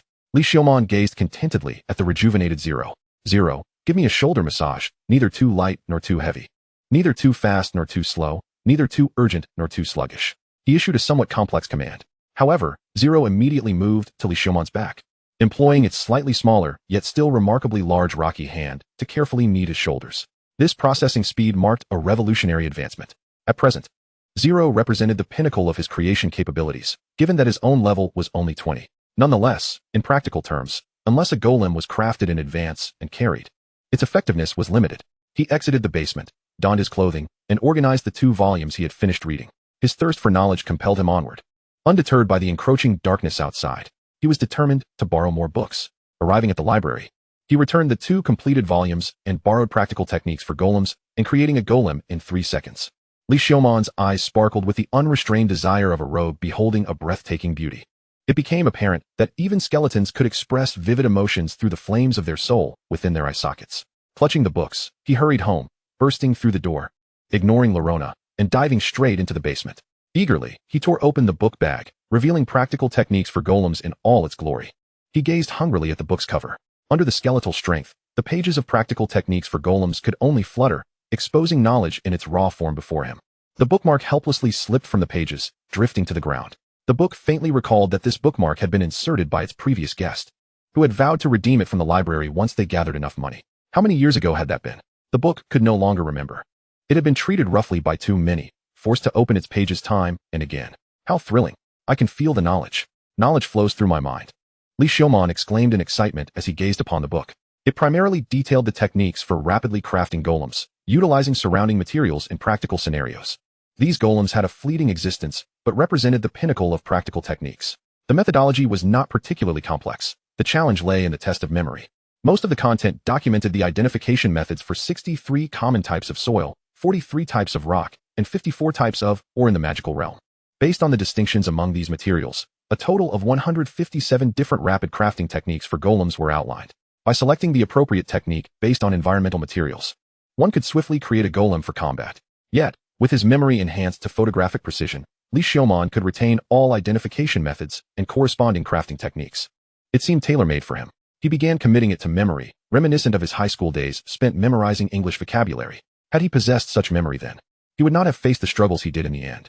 Feeling elated, he resolved not to dwell on unhappy thoughts. As dawn approached, Li Xiaomon had memorized the majority of the material. After 4 consecutive days without sleep and with intensive study, he began to feel the strain. His memory and reflexes had significantly diminished. Cursed be it. The knowledge is right here, yet you compel me to sleep? That would be a disservice to knowledge. 0. Help me up. I can still learn. Chapter 61. The Skeleton Golem Executes Techniques. Ultimately, Li Xiaomon, in a fervor for knowledge, succumbed to its overwhelming embrace. When he awoke, the night had fallen once more. He said little more, picking up a book and continuing to read with an insatiable thirst. The skeleton declared for itself that it was not usually like this. It was merely a side effect of skill enhancement.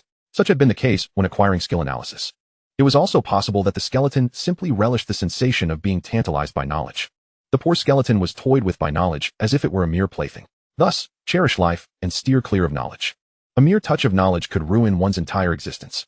After memorizing an entire book, Li Xiaomon's mind was filled with various forms and identification methods for rocks, soils, and minerals. Along with this, he acquired the corresponding techniques for the rapid creation of golems. The benefits were immense. Li Xiaomon then retrieved another book titled Create a Golem in 3 seconds. This one operated on an entirely different principle. It sought to minimize the golem production process while also honing hand speed and reducing the quality of the golem. However, it was more suitable for the average person. Among the innovative techniques for shortening the process, Li Xiumon's eyes sparkled with intrigue. Bored with the previous book, he promptly set golem combat techniques aside and began to diligently study Create a Golem in 3 seconds. By combining the insights from both books, they became his wings. 3 seconds. He could be even faster.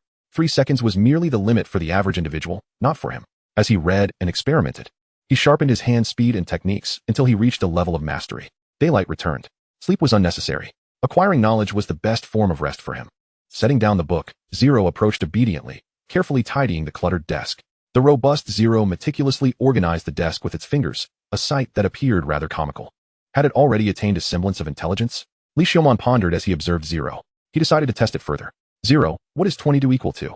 Zero halted its actions, glanced at Li Xiumon, then looked down at its mere 3 fingers. After a moment, it raised its head, tilting it as it gazed at Li Xiumon. In that moment, he saw a spark of intelligence within Zero's eyes. Its processor was whirring into action. Then, it lifted one hand, straining to extend its 3 fingers. One could sense the effort Zero exerted, causing its fingers to tremble. However, it did not comprehend that no matter how hard it tried, it could not transform its 3 fingers into 4. Zero retracted its hand, staring blankly at its 3 fingers. Then, it extended both hands, showcasing a total of 6 fingers, folding 2 and raising 4. It had evolved.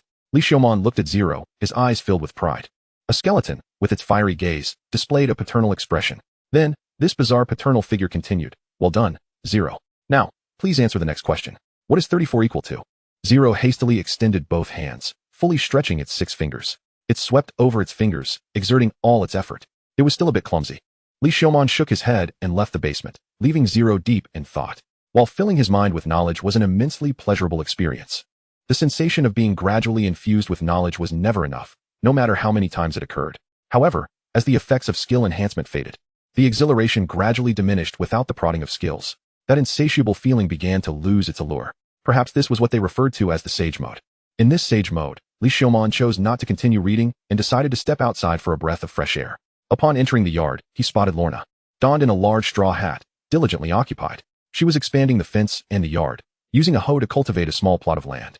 It seemed that this vampire's learning ability was at least 1/10,000th of her own. From being unable to clean at all to now being able to till the land, she had made remarkable progress. Master, you've come out. Upon seeing Li Xiumon, she lifted her head and waved, greeting him.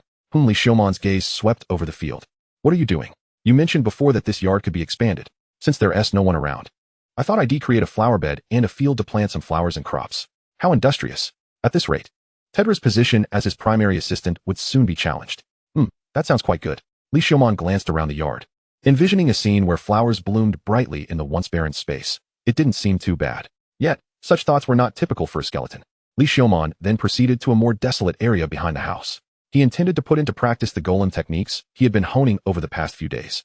The soil and rocks here were ample for his experiments. First, Li Xiumon planned to create some adversaries. Utilizing earth magic, he located a piece of quality rock underground. This rock's composition was suitable for crafting an impressive golem. Gripping his wand tightly, he aimed it at the rock. Awaken, golem. A brown magical circle unfurled over the rock. Subsequently, the rock emitted a series of cracking sounds, gradually shifting, until it transformed into a robust golem. Its left arm bore a massive rock shield, while its right arm wielded a blunt heavy sword, giving it the appearance of a heavily armored warrior. Golem Li, level 15. Class, heavy armor golem. Skills, mighty strength LV2. Hard rock LV2, resilience LV2, combat LV1, elemental resistance LV1. Status, deteriorating, approximately 2 hours remaining.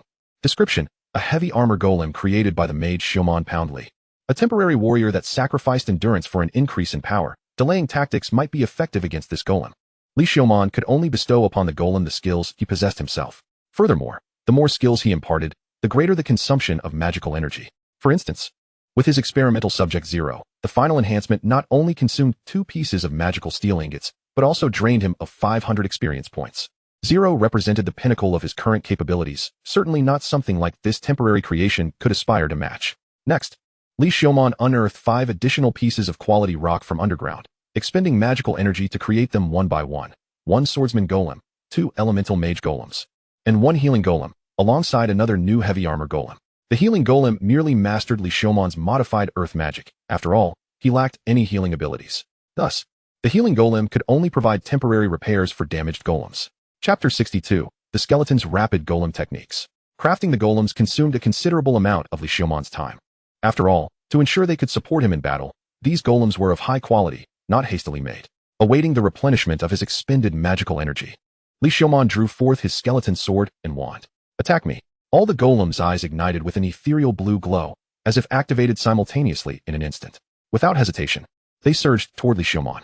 After all, their existence was governed solely by the instinct to fight, devoid of any wisdom, obedient only to commands. The notion of attacking their master was incomprehensible to them. They could not even grasp the essence of what a master truly was. Observing the swarm of golems charging toward him, Li Xiaomon felt a tinge of disappointment. The lack of intelligence in these golems rendered them incapable of understanding teamwork or coordination. They merely rushed forward in a disorganized fashion. Such a horde posed no threat to him whatsoever and could not serve as an effective sparring partner. Halt! Li Xiaomon commanded. Bringing the advancing golems to a stop, they required a leader. Zero, come here. After careful consideration, Li Xiaomon decided to entrust this task to Zero. Zero, lead these golems to attack me. He glanced at Zero, who emerged from the basement, and issued the command. Zero took 2 seconds to process Li Xiaomon's order before stepping into the midst of the golem squad. Zero was a golem crafted with a significant infusion of magical power and even 500 experience points by Li Xiaomon himself. Among the golems created by the same master, hierarchy was easily established. Those endowed with greater magical power and strength held authority over those with lesser abilities. Thus, upon Zero's entrance into the golem squad, the others bowed their heads in submission. Seeing Zero quickly unify the entire squad, Li Xiaomon nodded in satisfaction, embodying the proud demeanor of a father. Indeed, Zero was a remarkable creation of his genius. Now attack, Li Xiaomon commanded. Zero's eyes glimmered with a dazzling blue light as it led the throng of golems forward. Designed as a heavily armored warrior, Zero took its position at the forefront of the charge without issue. However, that alone was insufficient. Li Xiaomon tightened his grip on his wand, effortlessly deflecting the heavy sword that Zero swung down, and swiftly kicked away a swordsman attempting a surprise attack from the side. The elemental mage's swirling tornado was also shattered by a single strike of his skeletal sword. Zero hastily closed the distance, aiming to leverage its robust physique to break through. Yet, Li Xiaomon merely took a step back, causing a mire to spread in the direction he had stood. Zero was forced to evade the mire's reach and raised its hand, targeting Li Xiaomon. A yellow magical circle materialized, and earth projectiles began to rain down upon him. One after another, swordsmen surged from both flanks, aiming their stone swords at Li Xiaomon's sides, while another heavily armored golem blocked his retreat from behind. Not bad, not bad. Li Xiaomon praised Zero, although he was uncertain if Zero could comprehend the meaning of such commendation. Dragon transformation. Li Xiaomon unleashed his newly acquired skill. A pair of bony horns erupted from his forehead, and the skeletal structure of his body became adorned with scale-like patterns. A tail, resembling a bone whip, extended from behind him, ensnaring the leg of the heavily armored golem. With a swift tug, the golem lost its balance and toppled backward.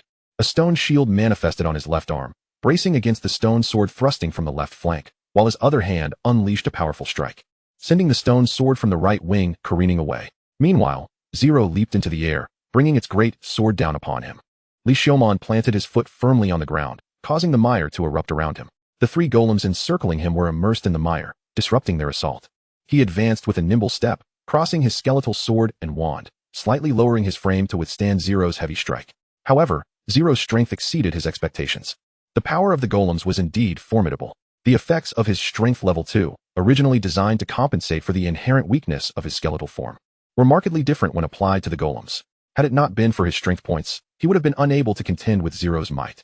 Yet, he was curious to test Zero's strength. Otherwise, that strike would never have connected. He lifted his foot and kicked Zero squarely in the chest. Zero quickly recoiled, attempting to brace itself, but Li Xiaomon swiftly altered his grip, sliding his skeletal sword and wand into the inner curve of Zero's weapon, interlocking them to restrain its great sword and arm. A heavy thud resonated as Zero was sent sprawling backward. Its great sword wrested from its grasp. Continue. He weighed the massive sword in his hands before tossing it back, spinning as it embedded itself beside Zero. Zero retrieved the great sword and once more charged with its squad of golems. Li Xiaomon retreated, increasing the distance between them. He intended to hone his new skill with these golems, not merely to revel in the thrill of overwhelming weaker opponents. Awaken, heavily armored golems. Li Xiaomon waved his wand, and yellow magical circles spread across the ground on either side. The earth writhed within the circles, swiftly coalescing into form. In approximately 2 seconds, 2 golems emerged, their imposing bodies wielding a shield in one hand and a sword in the other, precisely embodying the heavily armored golems. Designation: Heavily Armored Golem. Level: 13. Skills: Strength Level 2, Hardbones Level 2, Toughness Level 2. Golem Combat Techniques. The two golems positioned themselves defiantly in front of Li Xiaomon, raising their shields and brandishing their great swords. 2 seconds, perhaps a bit slow, Li Xiaomon mused, not entirely satisfied. The golems maneuvered around Zero, blocking the heavily armored golem behind him. Li Xiaomon began to retreat, widening the gap. Zero rapidly contemplated and made a decision. The two heavily armored golems continued to engage the two golems opposing Li Xiaomon, while the swordsman golem disengaged to shield Zero's flanks. The elemental mage golem, positioned at a distance, unleashed fireballs in support. Subsequently, Zero and the swordsman rushed toward the swiftly retreating Li Xiaomon. It appeared that Zero understood the strategy of drawing him into long-range combat, making it all the more challenging to contend with. Li Xiaomon raised his hand, and with the sound of magical circles unfolding, a vast crimson magical array materialized in midair. Fireballs. A deluge of fireballs cascaded down like rain, one after another. Zero hastily raised its heavy shield to protect its chest, with the swordsman quickly taking cover behind it, a standard defensive tactic. As the creator of Zero, Li Xiaomon knew these fireballs would pose no threat to it, unless he resorted to relentlessly suppressing with firepower. However, Li Xiaomon was not here to win. He was merely honing his new skills. He relinquished the feudal strategy of firepower suppression. Using the fireballs to buy time, he lifted his wand. Awaken, swordsman golems. This time, 3 yellow magical circles appeared, the earth writhing and growing, taking over 2 seconds to manifest 3 swordsman golems, which charged toward Zero and its companions. The fireballs ceased their descent at that moment. Rapidly produced swordsman golems, level 13, possessing swordsmanship level 2, agility level 2, and fighting level 1. They were fragile warriors, all-out attackers, lacking the robust physique of their counterparts, resembling slender puppets instead. Dodge and wear them down. Li Xiaomon commanded the charging swordsman golems. 3 swordsman golems, armed with stone swords, cautiously evaded attacks while launching their own against Zero. Zero, now acutely aware of the impending danger, observed the elemental mage from a distance, preparing to unleash magic upon Li Xiaomon's 3 swordsman golems. Awaken, O golem mage. Li Xiaomon brandished his wand, and a sandy-hued magic circle unfurled upon the ground on either side. The earth writhed and birthed 2 golems, one adorned with patterns reminiscent of molten lava, the other marked with deep brown hues. They did not unleash their magic directly. Instead, under Li Xiaomon's command, they charged towards the flanks, encircling Zero, and commenced their magical assault. Clang, clang. The sound of shattering echoed twice. At last, the heavily armored golem on Zero's side shattered the swift golem, brandishing a thick shield and a massive sword as it advanced toward this side. Li Xiaomon remained unfazed, raising his wand to aim at the charging armored golem. First-tier magic, whirlwind cone. 2 dual magic circles sprang forth simultaneously, as the whirlwind ensnared the stone cones, spinning rapidly towards the 2 armored golems. The armored golem braced its shield with both hands, yet still found its shield and one arm obliterated. Had Li Xiaomon not held back, he could have pierced the core of both golems directly. He continued to wave his wand, as more and more sandy-hued magic circles unfurled, conjuring an increasing number of golems. Soon, Zero was utterly overwhelmed by the golems and succumbed to defeat. Li Xiaomon raised his wand once more, restoring the golems on Zero's side, before retracting all the golems he had summoned. Onward, another wave of organized assault commenced. This time, Zero slightly modified its formation, rendering the attack more formidable. However, it still failed to pose any significant challenge to Li Xiaomon, ultimately succumbing once again. With each relentless assault, Li Xiaomon swiftly adapted to the new skills and the rapid conjuration techniques of the golems. The golems on Zero's side crumbled through several rounds, and Li Xiaomon had compressed the golem creation technique to the point where he could produce a single golem in merely half a second. To create 2 simultaneously, it took only a second. He could even conjure 5 at once, albeit requiring 3 seconds without any interruptions. What surprised Li Xiaomon was Zero itself. It seemed to be growing increasingly intelligent, apparently learning from external information. Through repeated failures, Zero gradually summarized experience, familiarized itself with its internal skills, and prompted the golems to execute more effective offensives. Based on its understanding of the golems, none of the others possessed such learning capabilities. Reflecting on Zero's transformation, it was likely that he had infused not only magical power, but also 500 experience points into it. Perhaps, greater expectations could be held for Zero. As twilight approached, Zero, cease your actions, Li Xiaomon commanded, addressing Zero, which was leading the golem assault. The dashing Zero and the other golems skidded to a halt in unison. Return home, Zero. Rorona appeared to be bathing, having likely accumulated quite a bit of dirt from tending the garden. Zero, please tidy up in the basement. Retrieve the 2nd-tier magic books I borrowed from the library and place them on the table. I intend to read them tonight. Li Xiaomon issued the command, and without delay, Zero turned and entered the basement to fetch the books. What a useful companion. The title of the foremost tool, which had shifted from Tidra to Rorona, seemed poised to change hands once more. However, Zero's physique remained too robust, ill-suited for intricate tasks. After all, the materials comprising Zero were rock and magical steel. Any further reduction in size would inevitably diminish its mass. Thus, the current stocky form was theoretically the most reasonable size for Zero. To refine Zero into a more slender form without sacrificing strength, materials of superior durability would be necessary. If only the world possessed materials akin to silicone. Perhaps a skin could be fashioned for Zero. In that case, it would bear no trace of a golem in appearance. It seemed that during the next foray into the underground city, one should be mindful to collect some ores. Li Xiaoman noted this in his journal and, utilizing his exceptional memory, marked locations on the map where he recalled ores might be found. Creak. The door creaked open, interrupting Li Xiaoman's research. He glanced toward the bathroom and beheld Rorona emerging, unclad. Why aren't you dressed? Gah, you're a boy, Li Xiaoman exclaimed, aghast, nearly letting out a skeletal shriek. Master, did I not mention this before? Is that so? In any case, put on some clothes. The striking visage of a beautiful youth combined with such a shocking revelation was overwhelming. It turned out this fellow was indeed a handsome young lad. In this world, such a youthful beauty would not need to worry about sustenance for the rest of his life. A few dance moves on stage, a few shrieks, and heart gestures would surely lead to an avalanche of monetary gifts from adoring female fans. Yes, master. Rorona obediently donned his attire. Though male, he bore no semblance of shame.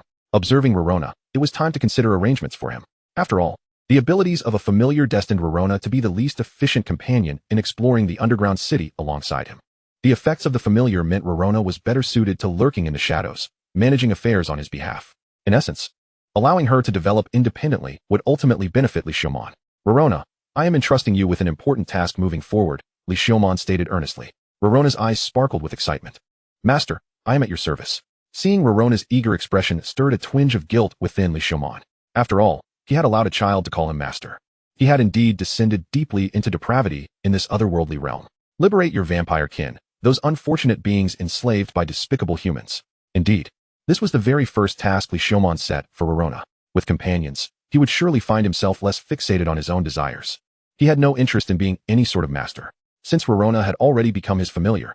Freeing him and his kin to develop freely would be the best course for Li Xiaoman. As for the troubles posed to humanity, he was a skeleton, not a human. He wagered that when his identity as a skeleton was revealed, every bone in his body would be ground to dust as heretical artifacts. Perhaps rumors would circulate that he possessed some virility-enhancing properties, leading noblemen to steep his remains in water for their amusement, akin to the ancient mummies. Nonetheless, I hope you can rescue those who are gentle, rather than those who are brutal.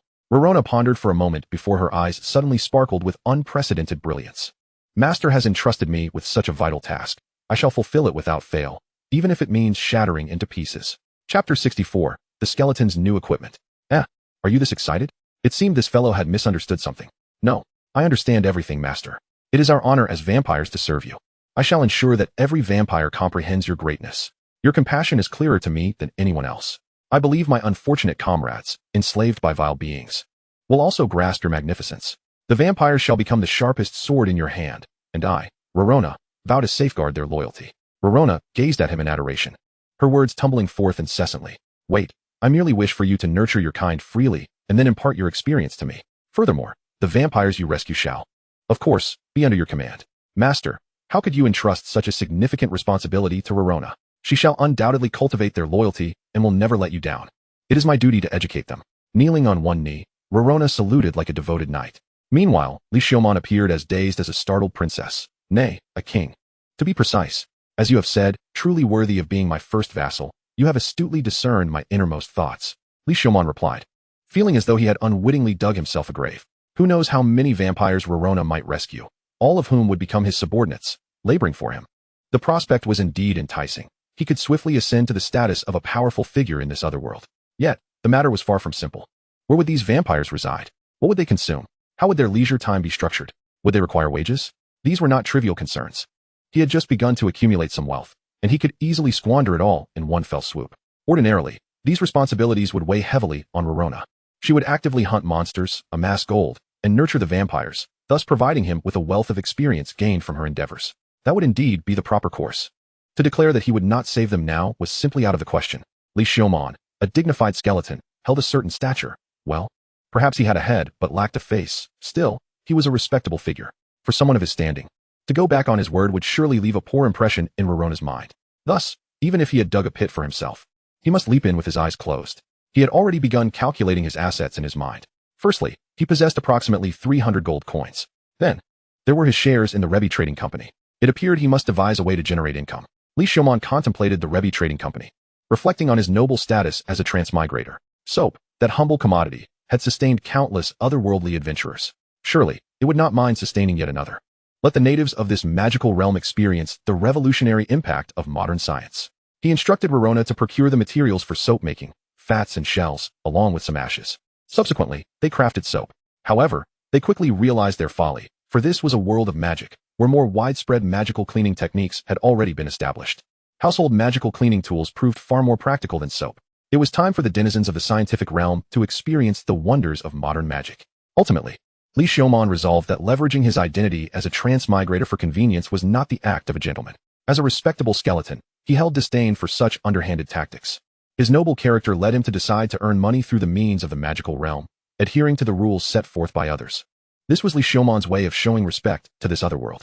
He diligently immersed himself in the study of second-tier magical texts, learning, and more learning, night after night, day after day, lost in the embrace of knowledge. Time slipped away unnoticed.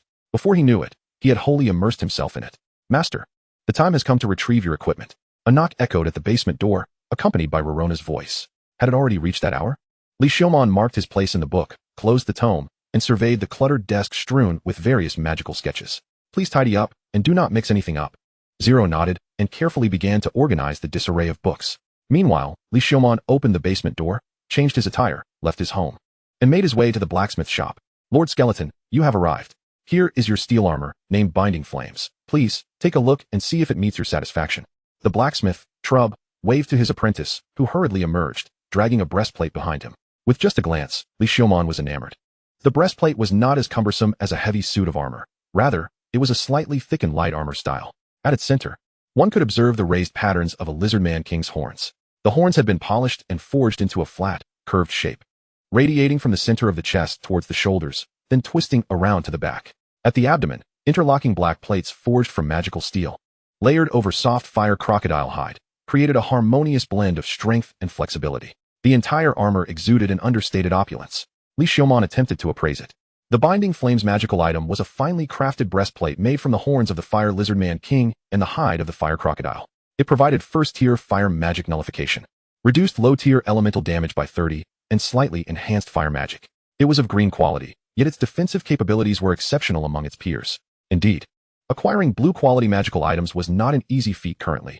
Li Xiaomon possessed only a pair of earrings and a wand gifted by Ilu. That wand lacked distinct features, merely achieving blue quality due to its remarkable hardness.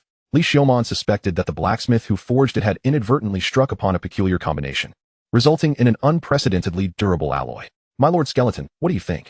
Trub inquired cautiously. I am quite satisfied. Li Xiaomon accepted the heavy armor known as Binding Flames. What of the remaining 2 pieces of leather armor? Here they are. The quality of these leathers is quite high. Thus the armor crafted from them is also commendable. Trub presented 2 sets of deep red leather armor. They were merely standard whiteboard leather armor. Yet their strength far surpassed that of the leather armor Li Xiaomon had previously worn out. Moreover, crafted from fire crocodile hide and fire wing beast skin, they possessed inherent fire resistance, making them well suited for equipping within the depths of White Bear City. My lord, there are also these. Trub handed over a pair of gloves and a belt made from scraps. Li Xiaomon casually accepted them, placing them alongside the leather armor. I hope there will be opportunities for future collaboration. I would be most willing. Trub's expression brightened at Li Xiaomon's words. After all, he was a significant patron. White Bear City was relatively small. Adventurers either aligned themselves with large trading companies or noble families. Spoils often belonged to the companies and nobles, making it difficult for individuals to claim their share. As a strong lone wolf like Li Xiaomon, Trub, as a blacksmith, naturally wished to forge a connection. Chapter 65, The Skeleton Rescue Operation. Upon returning home, in the dimly lit basement, Li Xiaomon was engrossed in his magical tome. Zero stood quietly in the shadows nearby. Perhaps due to Zero's learning ability and frequent companionship with Li Xiaomon, it too had developed an affinity for dark places. Meanwhile, Rorona knelt on one knee before Li Xiaomon, recounting the information she had gathered about Viscount Vince and the locations where other vampire slaves were held captive. Li Xiaomon was not one to forget a grudge. Vance dispatched an adventuring party to the dungeon, nearly leading to the demise of his nemesis, a transgression he has never forgotten. Moreover, exacting revenge on Baron Vance would undoubtedly enhance Rorona's affection and loyalty. The most fitting course of action would be to first strike at Baron Vance, releasing the vampires under his command. The time for this operation is tonight. As for the fate of the liberated vampires, it would be prudent to establish additional underground chambers for their temporary residence. Subsequently, utilizing these vampires as assassins and intelligence gatherers seems a promising prospect. With their ability to fly and command the power of darkness, they are the quintessential choice for stealthy killings. Furthermore, their capacity to drain blood and convert others into thralls allows for covertly transforming humans into subordinates, thereby acquiring and trafficking information. Upon reflection, these vampires appear exceedingly advantageous. Having such a resourceful and cost-effective cadre of vampires as subordinates does not seem like a misfortune at all. To use these vampires merely as playthings for the torturous whims of nobility would indeed be an utter waste. Of course, it is also possible that the vampires belong to an evil faction and are loath to submit to humanity. However, Li Xiaomon is different. As a skeleton, he embodies the very essence of the evil alignment. The relationship between him and the vampires is akin to that of snakes and rats, partners in crime, or rather, kindred spirits meeting too late in life. As dusk descended into the inky blackness of night, Li Xiaomon set aside his tome of magic and rose to his feet. Rorona had already donned her attire. Li Xiaomon, too, equipped himself with leather armor, eschewing the binding flame breastplate, for this venture was not one of conquest, but of stealth. They set forth, merging with the shadows, stealthily making their way toward Baron Vance's estate. In the stillness of the night, they swiftly approached the manor, where the glow of the castle within emanated a dreamlike aura. Servants traversed the grounds, and guards patrolled the watchtowers. The vampires, however, were ensconced deep within the estate's dungeons. Their eyes deprived of sight from being filled with silver water, with some even rendered completely blind and deaf. They circled the estate's periphery, contemplating their options. Should they eliminate the guards and disguise themselves as sentinels to infiltrate? Or perhaps, stealthily slay the guards from the shadows without arousing suspicion? Li Xiaomon's choice was refreshingly straightforward: to dig a tunnel. Now a second-tier elemental mage. Excavating a direct passage to the depths of the castle's dungeons would be a trivial task. Gripping his wand, he thrust it into the ground. First-tier magic, collapse. The earth beneath their feet crumbled into the depths until it finally ceased. Li Xiaomon, having determined the direction, raised his wand once more. Second-tier magic, earthwave. The soil and rock before him rippled like water, parting to reveal a passage. He refrained from entering, instead retrieving a stone the size of a human head from the ground. Awaken, golem. The stone was enveloped in a yellow magical circle, and moments later, it transformed into a lively little stone cat that leaped from Li Xiaomon's hand, landing gracefully on the ground and licking its paws. Though it appeared to be merely a cat, it boasted an impressive level 12, alongside skills such as Agility LV1, Stealth LV1, Earth Magic LV2, and Appraisal LV2. Such a diminutive golem, equipped with numerous skills, was paradoxically more challenging to create than a larger golem. Li Xiaomon then broke off a segment of finger bone and placed it in the little cat's mouth. In the event of encountering others or any unusual circumstances, crush the bone and notify me immediately. The little cat nodded obediently. The bone was specially crafted by Li Xiaomon, designed to be brittle enough for the small stone cat to easily crush. They proceeded onward, Li Xiaomon and Rorona entering the passage before them. They traversed the tunnel until they reached the end, where a solid rock wall bore the unmistakable marks of earth magic. This was surely the underground chamber beneath Baron Vance's castle. Hold on a moment. Li Xiaomon halted the impatient Rorona. It seemed this individual harbored some feelings for her fellow beings who had suffered similar fates. She had merely refrained from voicing her concerns out of fear of causing trouble. One must remember the adage, joy often precedes sorrow. In crucial moments, it is essential to exercise restraint and composure to ultimately achieve victory. Li Xiaomon embarked on a lesson for Rorona, who nodded earnestly in response.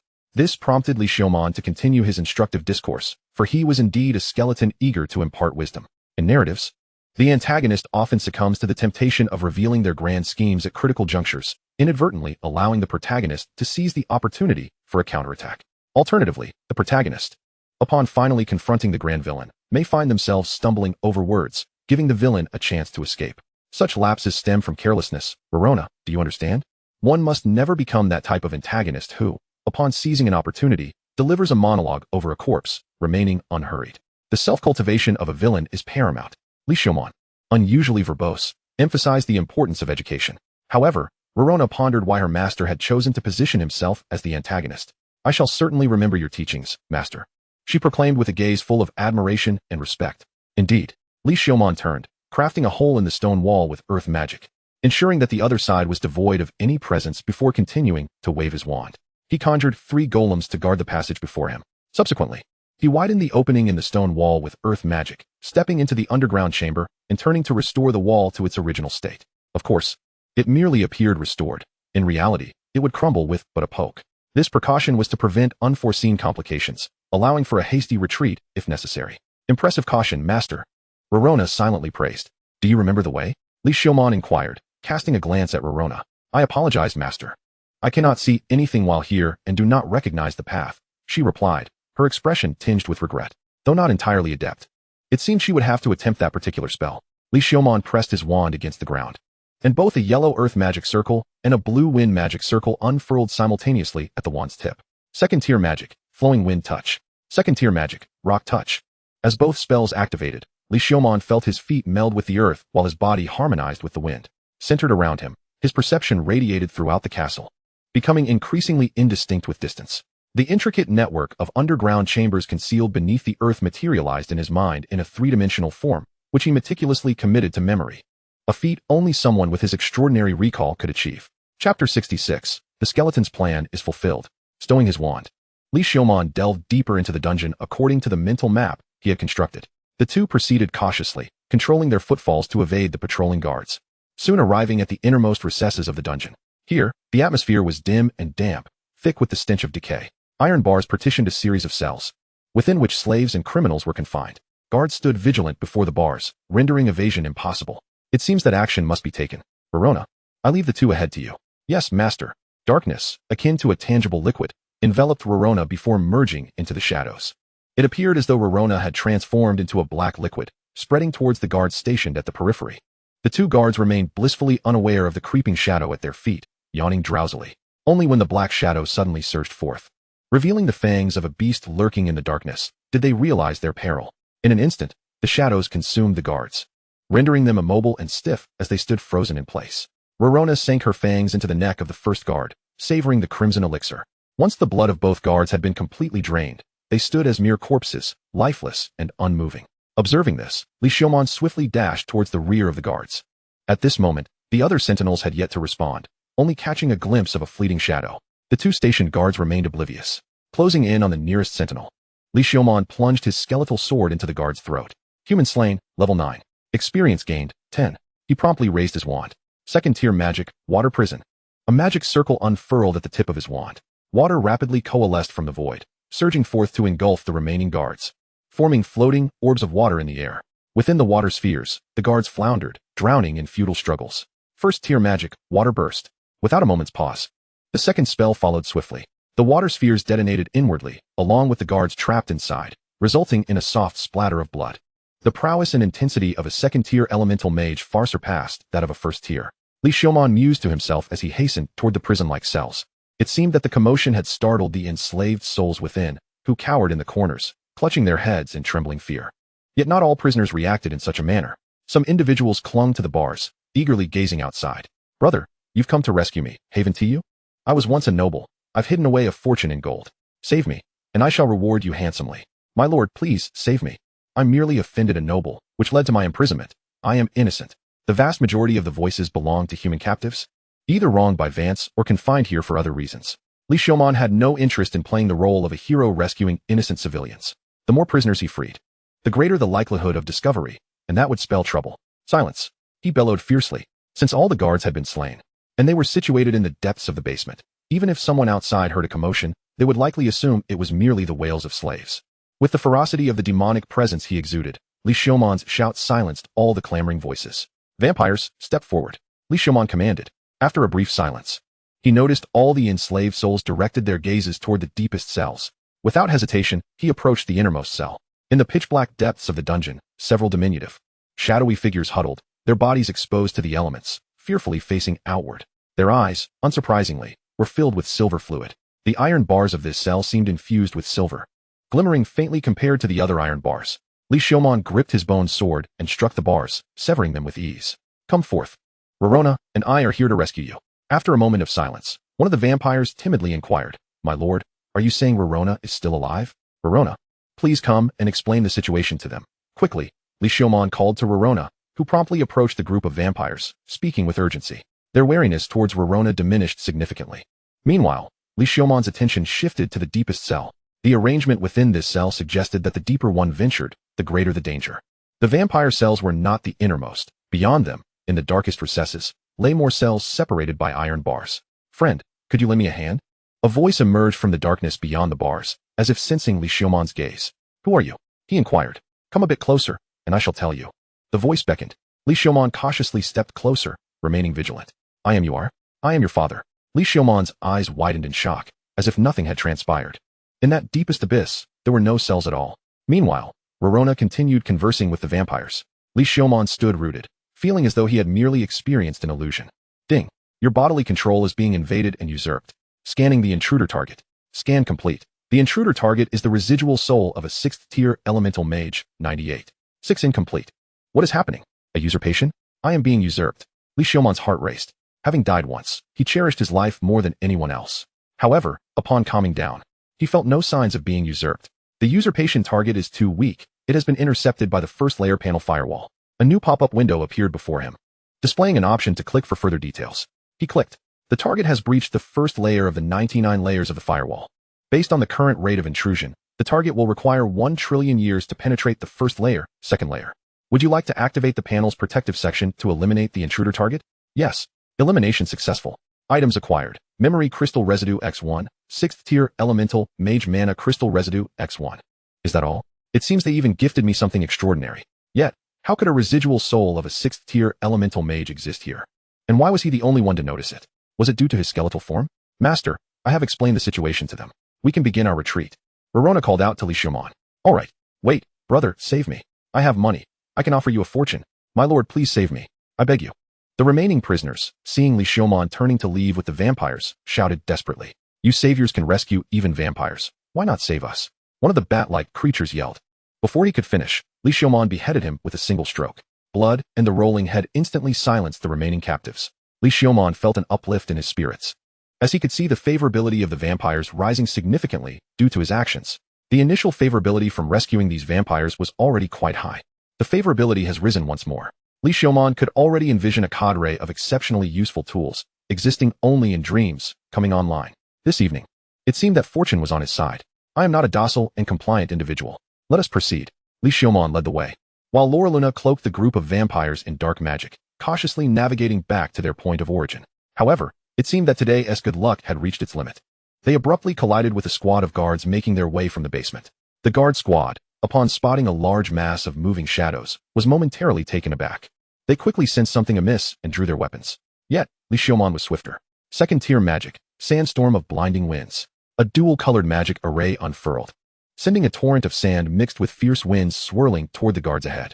Indeed, this was a spell of Li Xiumon's own invention. Loreluna, Dark Flame. Loreluna swiftly raised her hand, unleashing a jet of inky flames from the shadows. Li Xiumon continued to elevate his wand. Second-tier magic, Lava Fireball. A colossal fireball coalesced in an instant, rolling across the ground toward the guards before them. However, no matter how rapid, it could not prevent the guards from activating their magical devices. In an instant, a piercing alarm reverberated throughout the manor and castle. There was no longer a possibility to remain concealed. Charge forward. Li Xiumon sprinted ahead, with Loreluna guiding the still blinded vampires in tow. Meanwhile, an ever-increasing number of guards surged toward the dungeon. Finally, they burst into the tunnel they had previously carved, and a wand struck the wall. Second-tier magic, Lava Fireball. Among the guards, a mage raised his wand. A fireball larger than Li Xiumon's hurtled toward them.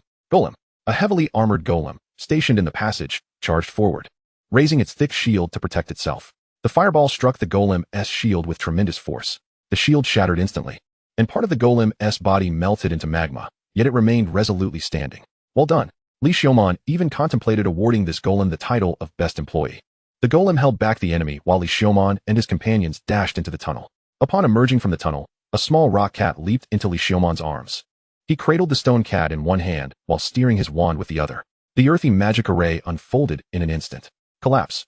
The lengthy passageway crumbled in a heartbeat, raising a cloud of dust. Loreluna seamlessly cast dark magic, enveloping everyone in shadows amidst the pitch-black night.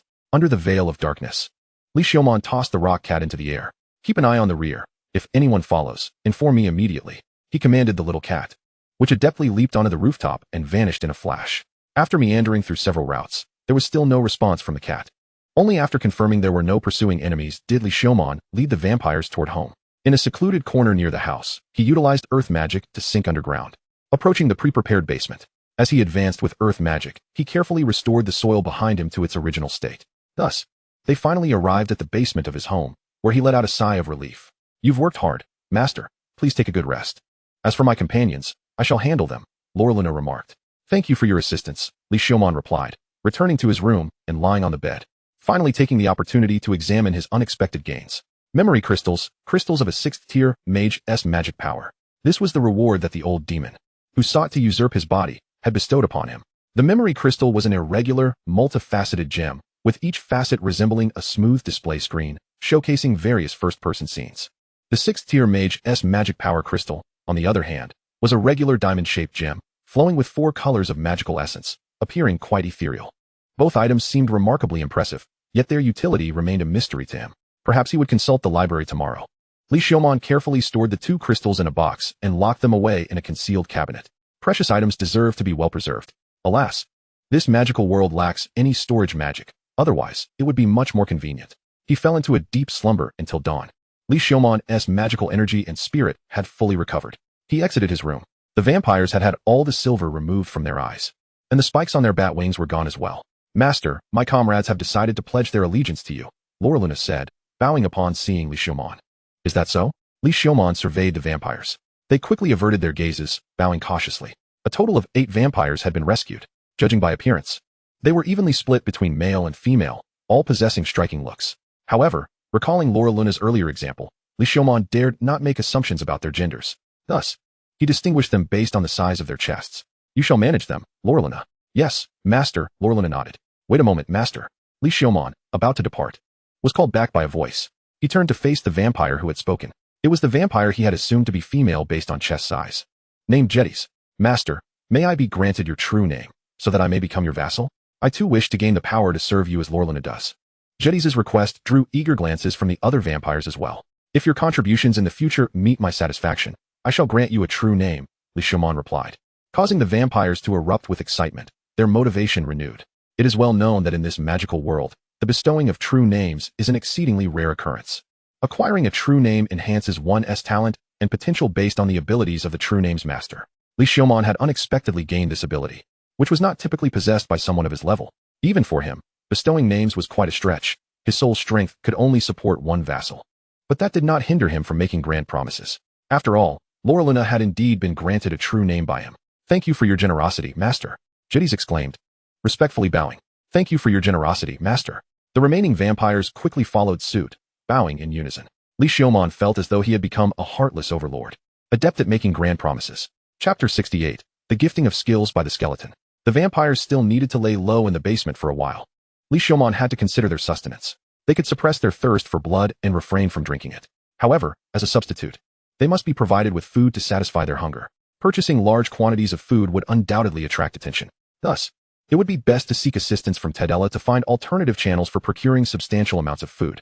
Moreover, the recent organization of matters was nearing completion. Once the vampires were settled, he would continue exploring the dungeon. He found Tedella and relayed the food situation to her. Afterward, he indulged in some time with the catgirl Romantir. Regrettably, he had a brood of bats at home. If given a choice, he would have preferred to raise a litter of kittens instead. Departing from the Rebi Trading Company, Li Xiaomon made his way towards the library. The voices of the townsfolk echoed along the roadside, discussing the recent break-in at the residence of the Viscount Vance, where a group of slaves had fled. News travels remarkably fast. Clatter, clatter, clatter. The heavy sound of wheels echoed behind him. Turning around, Li Xiaomon spotted a cart being drawn along the street, laden with iron cages, each housing a variety of magical creatures. Habitually, he employed his identification skill, as there were some creatures he had yet to encounter. Thus making a record was prudent. However, after identifying one creature, a shiver coursed through his body. This particular creature possessed a skill known as storage. Its owner was a large-bellied gray monkey. Instantly, information about this monkey flooded Li Xiaomon's mind. The deep-bellied monkey, a low-tier magical creature known for its prodigious appetite, was said to consume food weighing 3 times its own body weight in a single sitting. Theoretically, the amount of food consumed would exceed the capacity of its stomach. Yet the deep-bellied monkey appeared unaffected, as if its belly possessed the ability to store space. While this world lacked true space storage abilities, there were exceptions. This monkey exhibited the storage skill, which Li Xiaomon had never seen before. The deep-bellied monkey, being a low-tier magical creature, had a maximum level cap of only LV10. It would never attain storage LV2 in its lifetime. If Li Xiaomon could somehow obtain this monkey's storage ability, could he not also gain the power of storage? He rushed towards the procession of carts, halting them abruptly. You dare block my way? You must be seeking death. Watch as I make you my honored guest and extend my warmest hospitality. "What brings you here, my skeletal lord?" As the man leapt down from the cart. His menacing words were cut short by a startled gaze, and he quickly adjusted his demeanor. It seemed that his reputation had indeed spread throughout White Bear City. "I want that monkey," Li Xiaomon declared, pointing at the deep-bellied monkey confined within its cage. "Oh, so that is what it is. If my skeletal lord desires it, take it without hesitation. I am a man of principles. Name your price." The man extended 3 fingers. 3 silver coins. "Consider it done." Li Xiaomon handed over the money and hefted the monkey along with its cage. The cart's owner sighed in relief, climbed back onto the wagon, and continued on, albeit at a noticeably slower pace, as if wary of colliding with anyone. Arriving at the library, Li Xiaomon attracted considerable attention, now nearing a near-perfect rate of curious glances. He searched for books on memory crystals and the crystals of 6th-tier mages, quickly locating 2 titles. What is a memory crystal? And how are mage crystals formed? After completing the borrowing process, he returned home with the books. To bestow a merciful end upon the monkey, Li Xiaomon severed its left leg and disintegrated the flesh. Since the monkey possessed only the storage skill, he was not concerned about any adverse effects. Next, he removed his own left leg bone and affixed the leg bone of the deep-bellied monkey in its place. With a chime, he acquired the skill storage LV1. In an instant, Li Xiaomon felt as though a part of his being had been unlocked by a surge of power. Vaguely, he sensed an empty space within his chest. He attempted to grasp a stone roughly the size of a potato and placed it in his chest, activating storage. The stone vanished from sight, and the newly created space within him felt approximately 1/10 filled. It was indeed a storage-type skill, albeit with limited capacity. Li Xiaomon retrieved the stone, and the space returned to its former emptiness. It appeared that he could only hope to enhance the skill's level in the future to potentially increase its capacity. He shook his diminutive left leg. The leg bone of the deep-bellied monkey felt uncomfortably weak, leaving him disoriented. Having always used bones of superior quality, this significant downgrade was a first for him. Gradually, he controlled the growth of the deep-bellied monkey's leg bone, reshaping it to match the size and strength of a normal leg bone, allowing himself to adapt slowly. He paid homage to the deep-bellied monkey, the master who sacrificed its life to impart this skill, before incinerating its remains to ashes and burying them. Returning to the basement, Li Xiaomon opened the books on memory crystals and mage mana crystals. Memory crystals are created through a special magic that transforms memories into tangible entities. This technique is often employed by high-tier mages as a means to leave behind their magical accomplishments and legacy before their demise. Mage mana crystals are organs utilized by mages of 5th tier and above to accommodate their vast magical energy. Due to the frail physical constitution of mages, once they reach the 5th tier, their bodies often cannot withstand the immense magical power. Thus, they crystallize their mana within their bodies to store and condense it, making these crystals the most vital and precious possessions of high-tier mages. The combination of these 2 elements represents a fragment of a 6th-tier mage's legacy, albeit incomplete. In the entirety of White Bear City, the highest-ranked mage is merely at the 3rd tier, as Ilu had informed him. While White Bear City is not particularly large, he contemplated ways to facilitate someone claiming his body. This recent acquisition ignited such thoughts within Li Xiaomon. He attempted to activate the memory crystal using the magic circle, an ancient magical language documented in the book. Instantly, a torrent of memories flooded into Li Xiaomon's mind. He felt as though he were an observer, witnessing the experiences of another. However, since this memory crystal had been extracted directly from a fragmented soul, it was not a genuine inheritance. Thus, the memories were largely incomplete and devoid of utility. For instance, there were recollections of the 6th-tier mage being caught eating boogers by a crush or feeling embarrassed due to performance anxiety. While amusing, they offered little practical value. The valuable insights regarding magic were scarce. Li Xiaomon could only painstakingly extract and record the useful memories about magic, skimming over the rest. Chapter 69. The Skeleton Discovers Magical Models. With the assistance of the skills Magic Analysis LV2 and Golem LV2, Li Xiaomon acquired an eidetic memory and the ability to edit the recorded information. Soon, the information from the memory crystal swiftly passed before his eyes, with trivial memories being purged from his mind, while he retained the important memories related to magic. By the time he had reviewed all the memories contained within the crystal, he had only gleaned a modicum of knowledge about magic. After all, the essence that sought to claim him was merely the remnant soul of a 6th-tier elemental mage, and the memories were inherently incomplete. Ultimately, Li Xiaomon acquired only the foundational knowledge of a high-tier elemental mage. From the 1st to the 3rd tier, one is classified as a low-tier mage. The 4th to 6th tiers correspond to mid-tier mages, while the 7th to 9th tiers represent high-tier mages. Naturally, Li Xiaomon is well aware of this classification. However, his understanding of the criteria for categorizing these mages is rather incomplete. The memory crystal delineates the requirements for such classifications. Low-tier mages only need to accumulate magical energy to the requisite level to learn the corresponding spells. In contrast, 4th-tier mages must master magical models to wield the spells associated with those models. Even if one's magical energy or level, meets the 4th tier standard. They can only be regarded as a quasi-4th tier mage. Only those who have mastered 3 or more 4th tier magical models can truly be called 4th tier mages. Magical models are notoriously difficult to learn, and self-study proves exceedingly challenging. One must seek out high-tier magic instructors and learn under their guidance to grasp spells beyond the 4th tier. Typically, these mages are rather protective of their knowledge and reluctant to impart their research. Unless one pays a price, they can only become trusted apprentices of high-tier mages to gain the opportunity for instruction. Another route would be to create original magical models and spells. But this is a feat achievable only by true geniuses. The magical models one masters are imprinted on the spellcaster's magic array, forming magical runes.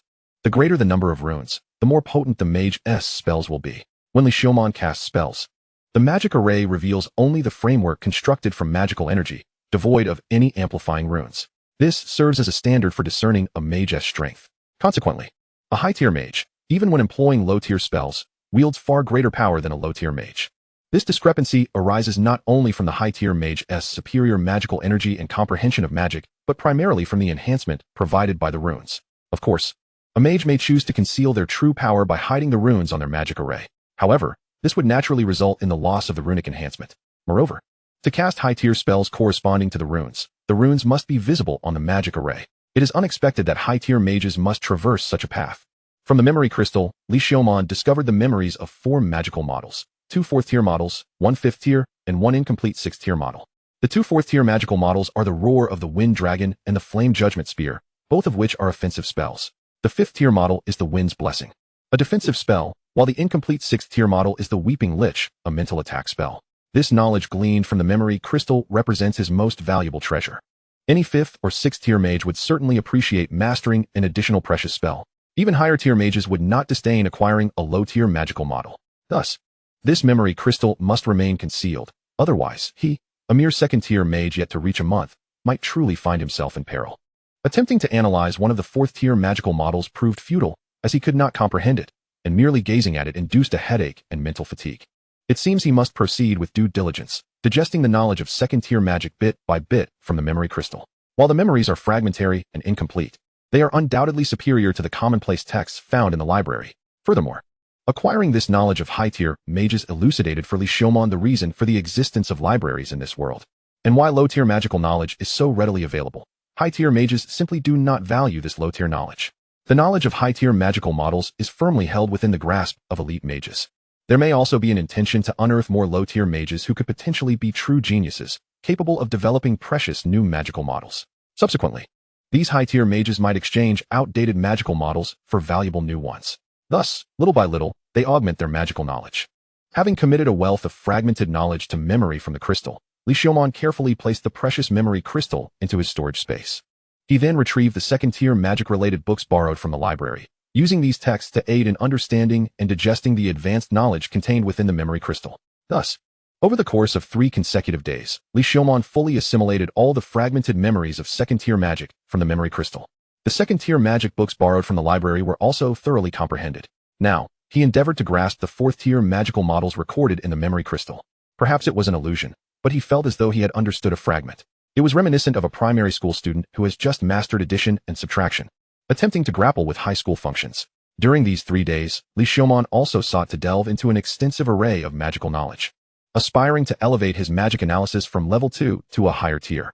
This enhancement in magic analysis could substantially augment his understanding of magic and his innate magical talent, a genuine divine skill.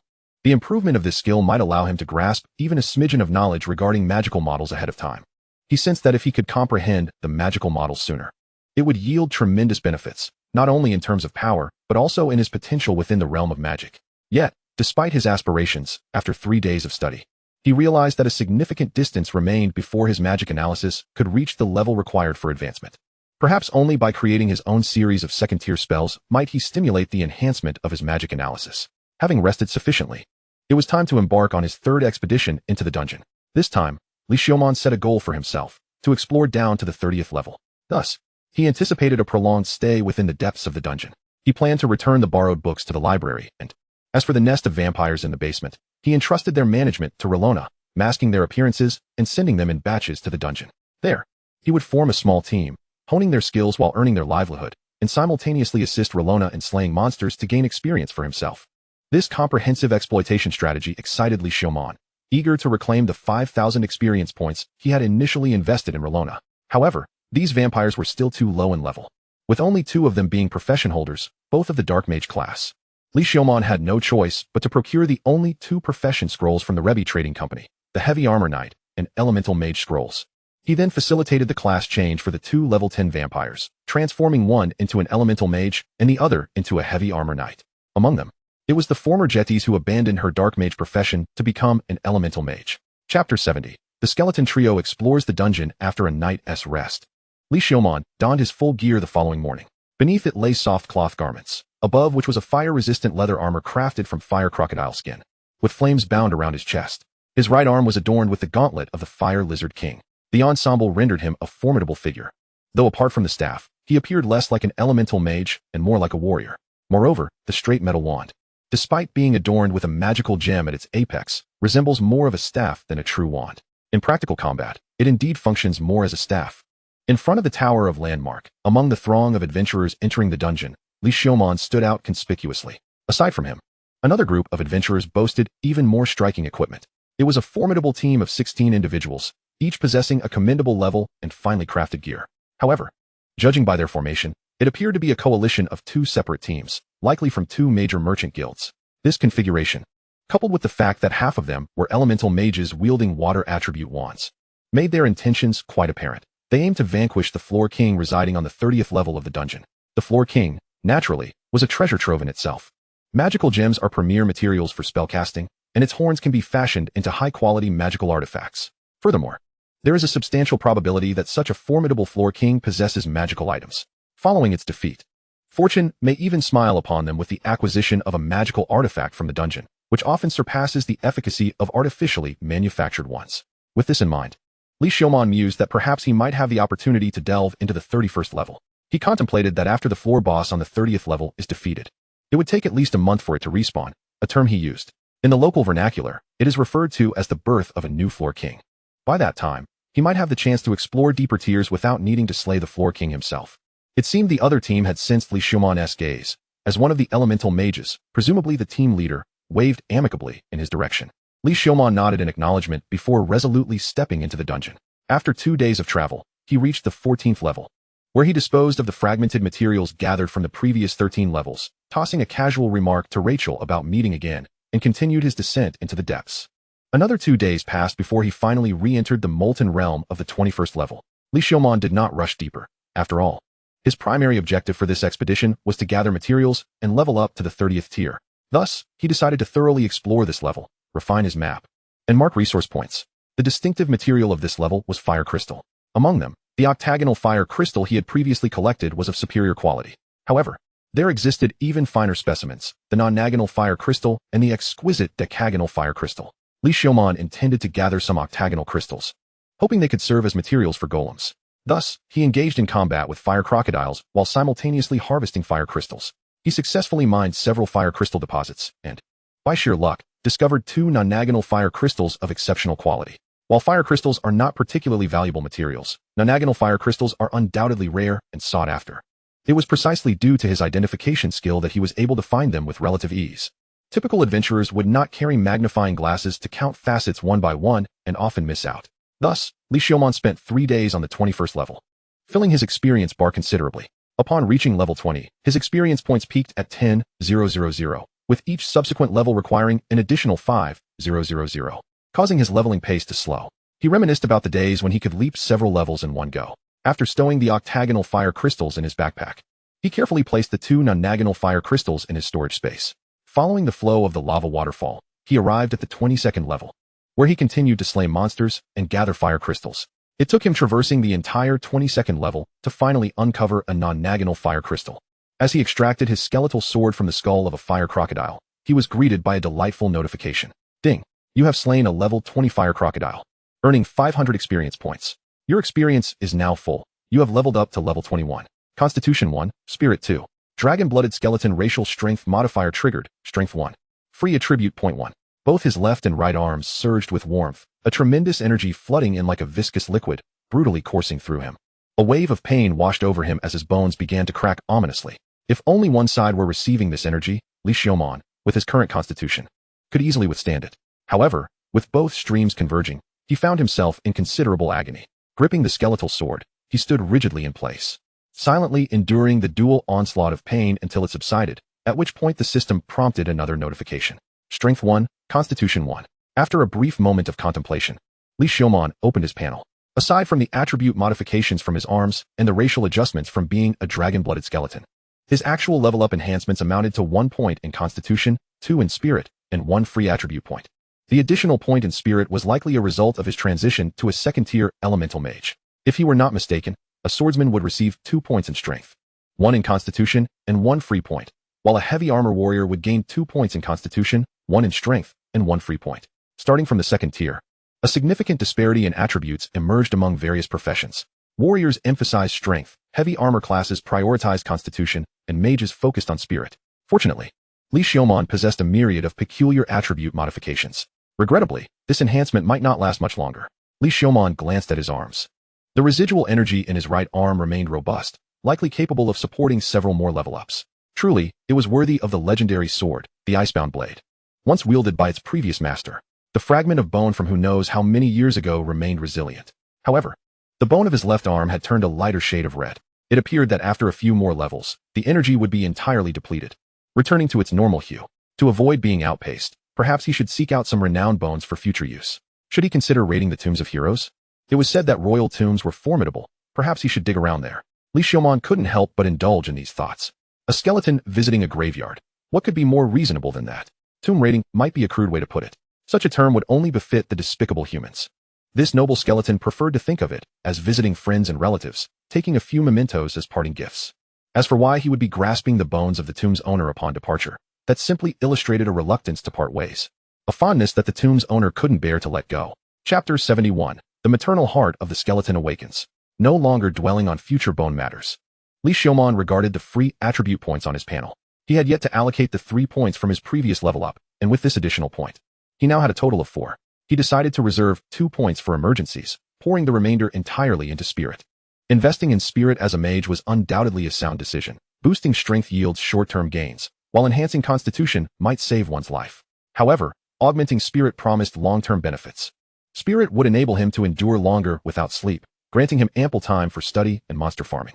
It would also amplify his spell potency and overall mana pool. Given that he was an elemental mage, allocating points to Spirit was certainly a prudent choice. Lee Xiaomon's current 3-dimensional attributes were as follows: Strength 27, Constitution 38, Spirit 39, a true polymath warrior.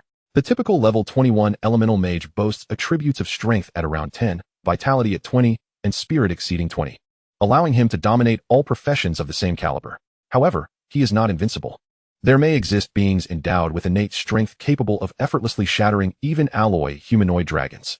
With a sense of satisfaction, Lee Xiaomon stowed away his panel and gripped his skeletal sword, extracting the magic stone from beneath the fiery crocodile, along with its 6 legs. The attributes of this fiery crocodile piqued his interest, particularly the skill Flame Devour at level 1, which Lee Xiaomon had never encountered before. In contrast, other fiery crocodiles typically possess skills such as fire resistance or lava adaptation, yet none exhibited a skill akin to Flame Devour. Moreover, amidst his eclectic collection of skills, Lee Xiaomon had developed an unusual obsession for the rarest and most elusive abilities. Consequently, even as this fiery crocodile burrowed into magma, Lee Xiaomon exerted considerable effort to track it down and extract it, driven solely by the allure of this uncommon skill. Now, the coveted skill lay tantalizingly within reach. Suppressing his greed, Lee Xiaomon severed his right leg and began the trial of leg acquisition. The fiery crocodile's leg reappeared once more. In that moment, Lee Xiaomon felt an overwhelming affection for the 6-legged magma fiery crocodile race. After persevering in solitude within the depths of the dungeon for countless years, it had evolved these 6 legs to enhance his chances of acquiring desirable skills. Stifling his emotions and tears, though as a skeleton, he had none, he initiated the process. The first leg granted him crawling. Perhaps it was the dying resentment of the fiery crocodile, urging him to crawl. There was no rush. The second leg bestowed fire resistance, while the third leg granted Flame Devour. 3 successes. The ethereal blue flames flickered, and an extraordinary transformation unfolded within his skeletal structure. He attempted to condense a ball of fire and grasp it. A sensation of absorption coursed through his bones as the flames were stabilized and devoured, converting into magical energy that flowed through his being until the entire ball of fire was consumed. Upon sensing the aftermath, He estimated that he had absorbed approximately 20 of the magical energy expended to create the flames. In other words, this skill allowed him to absorb 20 of flame energy and convert it into his own magical power. An impressive ability indeed, akin to a flame-diminishing skill, further complemented by elemental resistance, significantly reducing the damage inflicted by fire-based spells. Additionally, with the low-tier water magic nullification bestowed upon him by the water sprite's cherished earring, he had become a veritable nemesis of elemental mages. Truly, the rarer the skill, the more potent it proved to be. Li Xiaomon gazed at his skill panel, elated at having acquired yet another rare skill, transforming the diminutive claws of the fiery crocodile into a more suitable shape. He expressed his gratitude to the dismembered remains of the creature before meticulously skinning it. After all, this was the hide of a fiery crocodile endowed with the Flame Devour skill, further augmented by its inherent fire resistance, truly a premium specimen among crocodilian hides. Fully resistant to flames. After processing the hide simply, he draped it robustly over his shoulders and waist, then unceremoniously cast the bloodied remains of the fiery crocodile into the magma he had always cherished. Such an altruistic act made him feel less like a mere skeleton. Despite being a creature of monstrosity, his spirit soared with lofty ideals. Alas, his inherent compassion for enemies was a trait he could not abandon. Li Xiaomon wiped the blood of the fiery crocodile's former owner off the hide, then fashioned a pair of pants from it to cover his new fiery crocodile bone leg, fitting it with fiery crocodile boots, and tidying up the dyed fiery crocodile cloak. This unexpected acquisition of skills only fueled his fervor to scour the fiery crocodile's skill panel, fearful of missing out on any rare abilities. Even though his 2 skill slots were already filled, he could still consolidate them. 2 bone arms occupied his skill slots, leaving him with only 2 available for his legs. As for dismantling bones from other areas to obtain skills, he had previously tried removing ribs without success. The pelvis, being non-human, posed challenges in terms of size alignment. Unlike limb bones, which fit seamlessly regardless of species, the pelvis was more complex. Moreover, despite the effort to connect it, no skills had been obtained. Li Xiaomon speculated that most skills were activated through hands and legs, hence their essence gravitated towards the limbs post-mortem, while some energy remained within the torso. Theoretically, replacing the entire torso might yield skills, but that would necessitate detaching the head. As for the head, it was the seat of consciousness, undoubtedly saturated with energy. However, both the head and torso burned with the ethereal flames of the soul, marking Li Xiaomon's vital points, rendering them untouchable. He continued his unhurried search for ores and fiery crocodiles. Fortune, however, did not continue to favor him. The remaining fiery crocodiles possessed only mundane skills. He found no noteworthy ores either. Thus, after lingering on the 22nd floor for 3 days, Li Xiaomon followed the flowing lava waterfall to the 23rd level. Here, fire-winged beasts began to appear, potentially offering flight skills. It was also a chance to test whether his bone wings could be exchanged. After all, his bone wings sprouted from his rib and scapula, not usually manifesting in his back unless he activated a skill. Thus, he was uncertain about the possibility of replacement, making this a perfect opportunity for experimentation. The fire-winged beasts soared leisurely through the air, oblivious to the fact that they had caught the attention of a skeletal figure. Wing Slash, a skill possessed by all fire-winged beasts, although somewhat common, seemed practical enough for Li Xiaomon to consider selecting. He focused on one that was pursuing a male fire-winged beast, eager to capture a female fire-winged beast engaged in an intimate escapade. The just and benevolent skeleton could not stand idly by. His compassionate heart surged. Witnessing such blatant bullying among kindred spirits was intolerable. With his wand in hand and his bone wings fanned out, he ascended into the sky, aiming for the rear of the fire-winged beast.